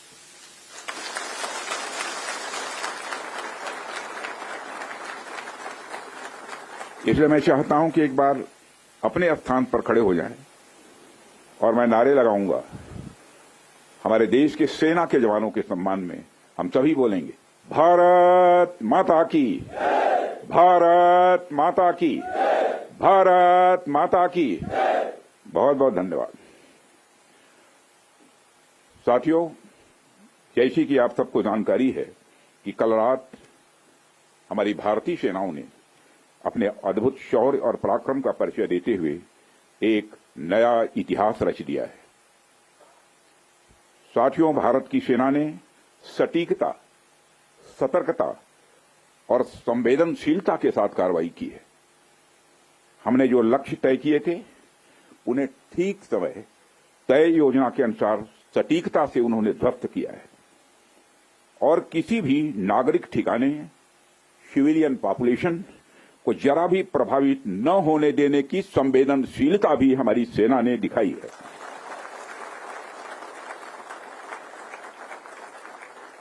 यानी एक तरीके से देखा जाए तो हम कह सकते हैं एक तरीके की सटीकता, सतर्कता और मानवीयता यह हमारी भारत की सेना के जवानों ने दिखाई है,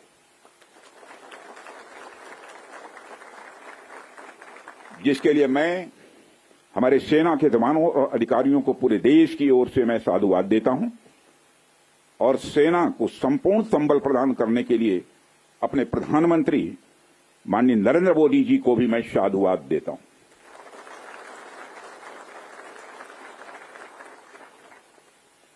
मित्रों, हमने हनुमान जी के उस आदर्श का पालन किया है जो उन्होंने अशोक वाटिका उजाड़ते समय किया था। जिन मोहि मारा तिन मोहि मारे।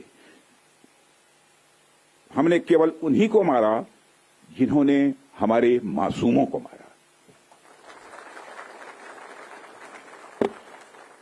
साथियों, प्रधानमंत्री श्री नरेंद्र मोदी के नेतृत्व में हमारी सेनाओं ने ऑपरेशन सिंदूर लॉन्च करके पहले की तरह ही इस बार भी आतंकियों को ट्रेनिंग देने वाले कैंप्स को तबाह करके करारा जवाब दिया है।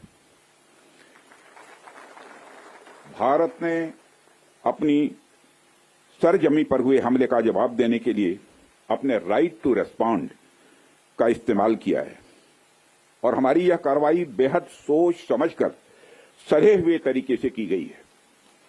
आतंकियों के हौसले पस्त करने के उद्देश्य से यह कार्रवाई महज उनके कैंप्स और इंफ्रास्ट्रक्चर तक ही सीमित रखी गई है।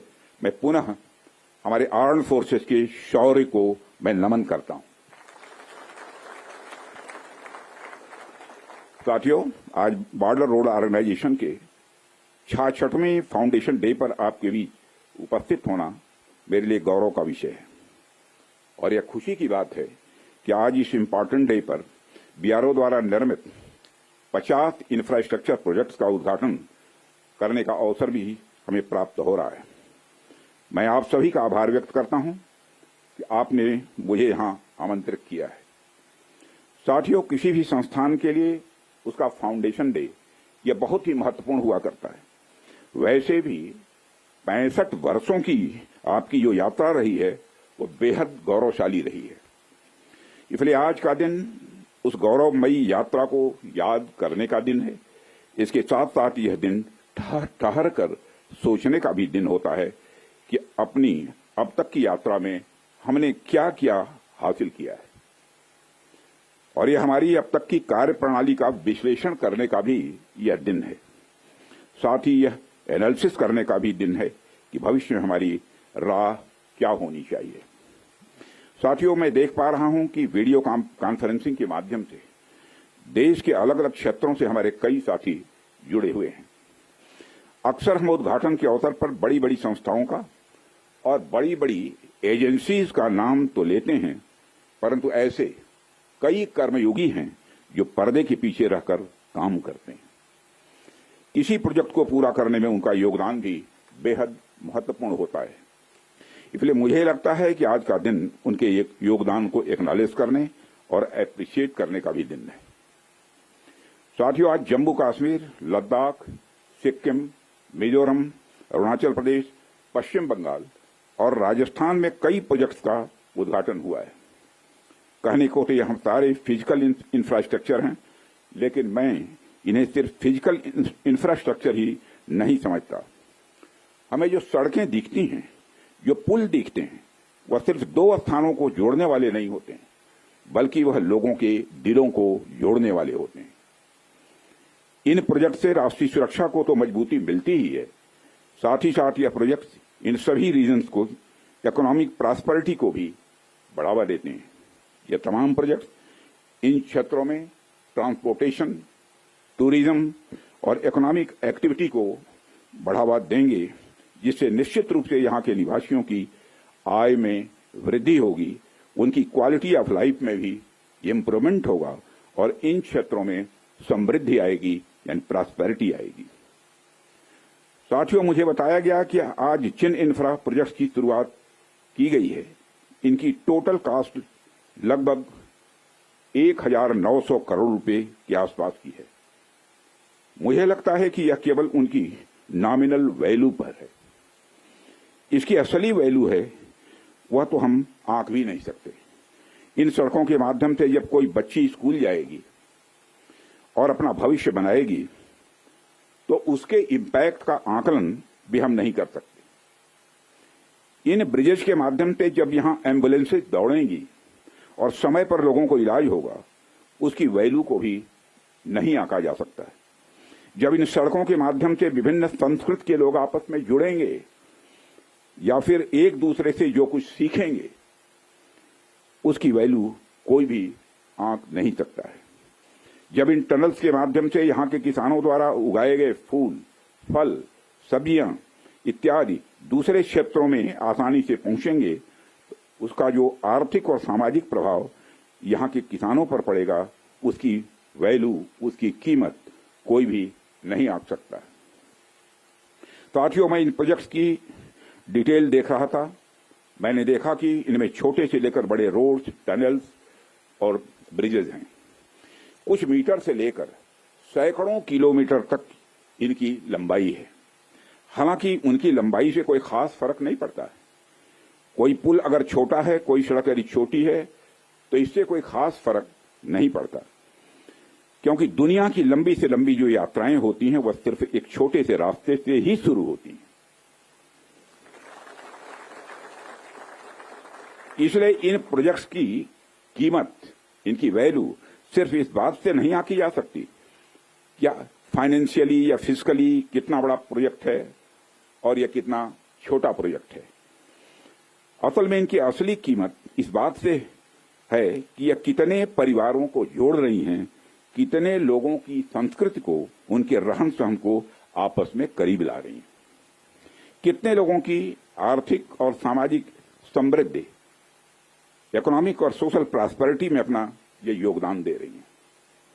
यह प्रोजेक्ट्स लोहे, कंक्रीट या कोलतार से बनी हुई एक संरचना भर नहीं है, बल्कि यह एक कमिटमेंट है, यह एक प्रतिबद्धता है सीमावर्ती क्षेत्र के विकास का। यह एक रिजॉल्व है, यह एक संकल्प है बॉर्डर एरियाज में क्वालिटी इंफ्रास्ट्रक्चर बिल्ड करने का।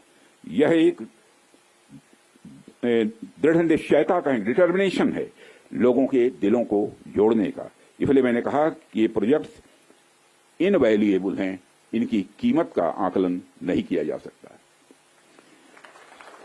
साथियों, प्राचीन काल से ही मार्ग मानव सभ्यता के विकास में बड़ी महत्वपूर्ण भूमिका निभाते आए हैं। मार्गों की महत्ता हमारे इतिहास में हमेशा से रही है। जब आप मानवता का इतिहास पलट कर देखेंगे तो आप ये पाएंगे कि ट्रांसपोर्टेशन रूट्स ने कितना इंपॉर्टेंट रोल प्ले किया है। इतिहास बताते हैं कि सिविलाइजेशन थ्राइव हुई तो उसके पीछे रूट्स और राजमार्गों का बहुत बड़ा योगदान रहा है। कला, साहित्य, संस्कृति और विज्ञान का प्रचार प्रसार एक क्षेत्र से दूसरे क्षेत्र तक इन्हीं के माध्यम से फैलता है। यदि मैं भारत के संदर्भ में बात करूं तो मुझे यहाँ के दो इंपॉर्टेंट रूट्स के नाम स्वाभाविक रूप से याद आ रहे हैं। आप शायद उत्तरापथ और दक्षिणापथ के बारे में जानते होंगे या सुना होगा। उत्तरापथ और दक्षिणापथ हमारे इंडियन सब कॉन्टिनेंट के डिफरेंट रीजन्स को एक दूसरे से जोड़ने वाले धागे की तरह है। आप सोचिए, हजारों साल पहले जब संचार के इतने तेज साधन नहीं थे, तब आइडियाज और कल्चर, विचार और संस्कृति एक जगह से दूसरी जगह कैसे पहुंचते थे। पांड्य साम्राज्य का मोती और मदुरई का कपास आखिर मगध के पाटलिपुत्र में कैसे बहुत प्रसिद्ध हो गया। राजकुमार सिद्धार्थ से भगवान बने महात्मा बुद्ध की शिक्षाएं कावेरी पट्टनम तक कैसे पहुंच गईं। संगम युग की मणिमैखली की चर्चा कश्मीर तक कैसे फैल गई। जब भारत में मॉडर्न पॉलिटिकल यूनिटी का कंसेप्ट भी नहीं आया था, तब से इन रूट्स ने सभ्यता और संस्कृति के विकास और आदान प्रदान में बहुत ही महत्वपूर्ण भूमिका निभाई है। यदि हम महात्मा बुद्ध के बाद के इतिहास पर भी नजर डालें, तब भी हमें यह देखने को मिलता है कैसे दूसरे क्षेत्रों से आकर लोगों ने भारत की संस्कृति को समृद्ध किया और भारत की संस्कृति से भी उन्होंने बहुत कुछ सीखा भी है। इन मार्गों का महत्व तब भी इतना ज्यादा था कि व्यापार के लिए समर्पित सड़कें बनाई जाती थी। आप जब सिल्क रूट के बारे में जानते हैं, आप सभी को मालूम है सिल्क रूट के बारे में, जिसने एक तरह से पूरे एशिया और मध्य यूरोप तक को कवर कर लिया था। भारत से भी उस सिल्क रूट का एक बड़ा हिस्सा होकर गुजरता था, जिससे न सिर्फ सामान बल्कि संस्कृति और विचार का भी एक्सचेंज, आदान प्रदान यह होता था। एशिया और यूरोप के बीच कल्चरल एक्सचेंज, सांस्कृतिक आदान प्रदान में भी सिल्क रूट का बहुत बड़ा योगदान रहा है। साथियों, सिर्फ स्थलीय मार्ग का ही नहीं बल्कि जलीय मार्ग का भी ह्यूमन सिविलाइजेशन, मानव सभ्यता में एक बहुत बड़ा महत्व रहा है।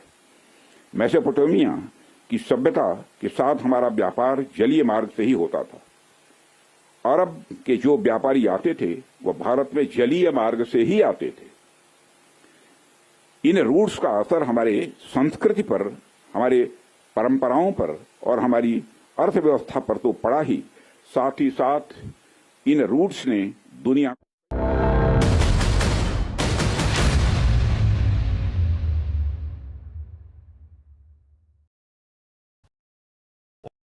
In today's interconnected world, India's voice is more crucial than ever. When India speaks, the world listens. At NDTV World, we are that voice, bringing you intelligent and insightful news from India and beyond. From geopolitics and diplomacy to economic shifts, migrations, tech disruptions, and the stories of our diaspora. We cover the news that shapes our global future.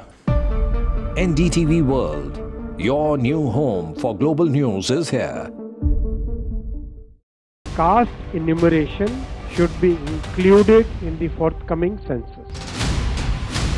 पहली बार देश में आजादी के बाद ये फैसला किया गया है। For this decision we were waiting since long. This has been only possible with our Prime Minister's decision. Rahul ji जो सोचदार है, मोदी जी ने अडॉप्ट कर लिया, अच्छा है। राहुल गांधी के सर्टिफिकेट के लिए, राहुल गांधी को क्रेडिट देने के लिए कोई निर्णय नहीं किया। They have always used it as a political weapon, and now that weapon's gone.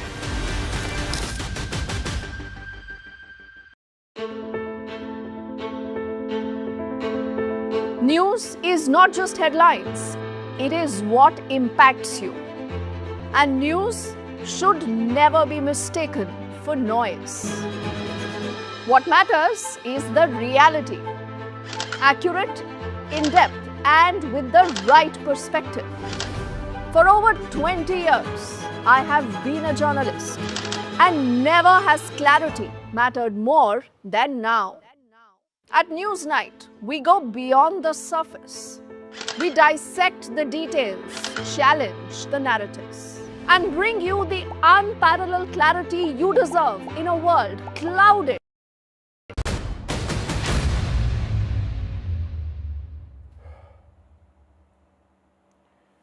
The Defence Minister Rationale has spoken out on Operation Sindoor. He's lauded the operation where India hit Pakistani terror camps. He says history has been scripted by our armed forces. India has briefed members of the UN Security Council on the strikes on Pakistan. Our National Security Advisor Ajit Doval has spoken to his counterparts around the world. India has assured the world that we do not have any intent to escalate. India has avenged the Pahalgam terror attack. It's rattled Pakistan. Pakistan has attacked civilian sites in Poonch and other parts of the line of control. The Akali Dal chief says Pakistan attacked a Gurdwara in which 3 people were killed. A security review post-Operation Sindoor, the Home Minister has held a high-level meeting with border chief ministers. Nearly 20 airports across the country are now closed. Nationwide mock drills across 244 districts. India avenges Pahalgam and prepares citizens.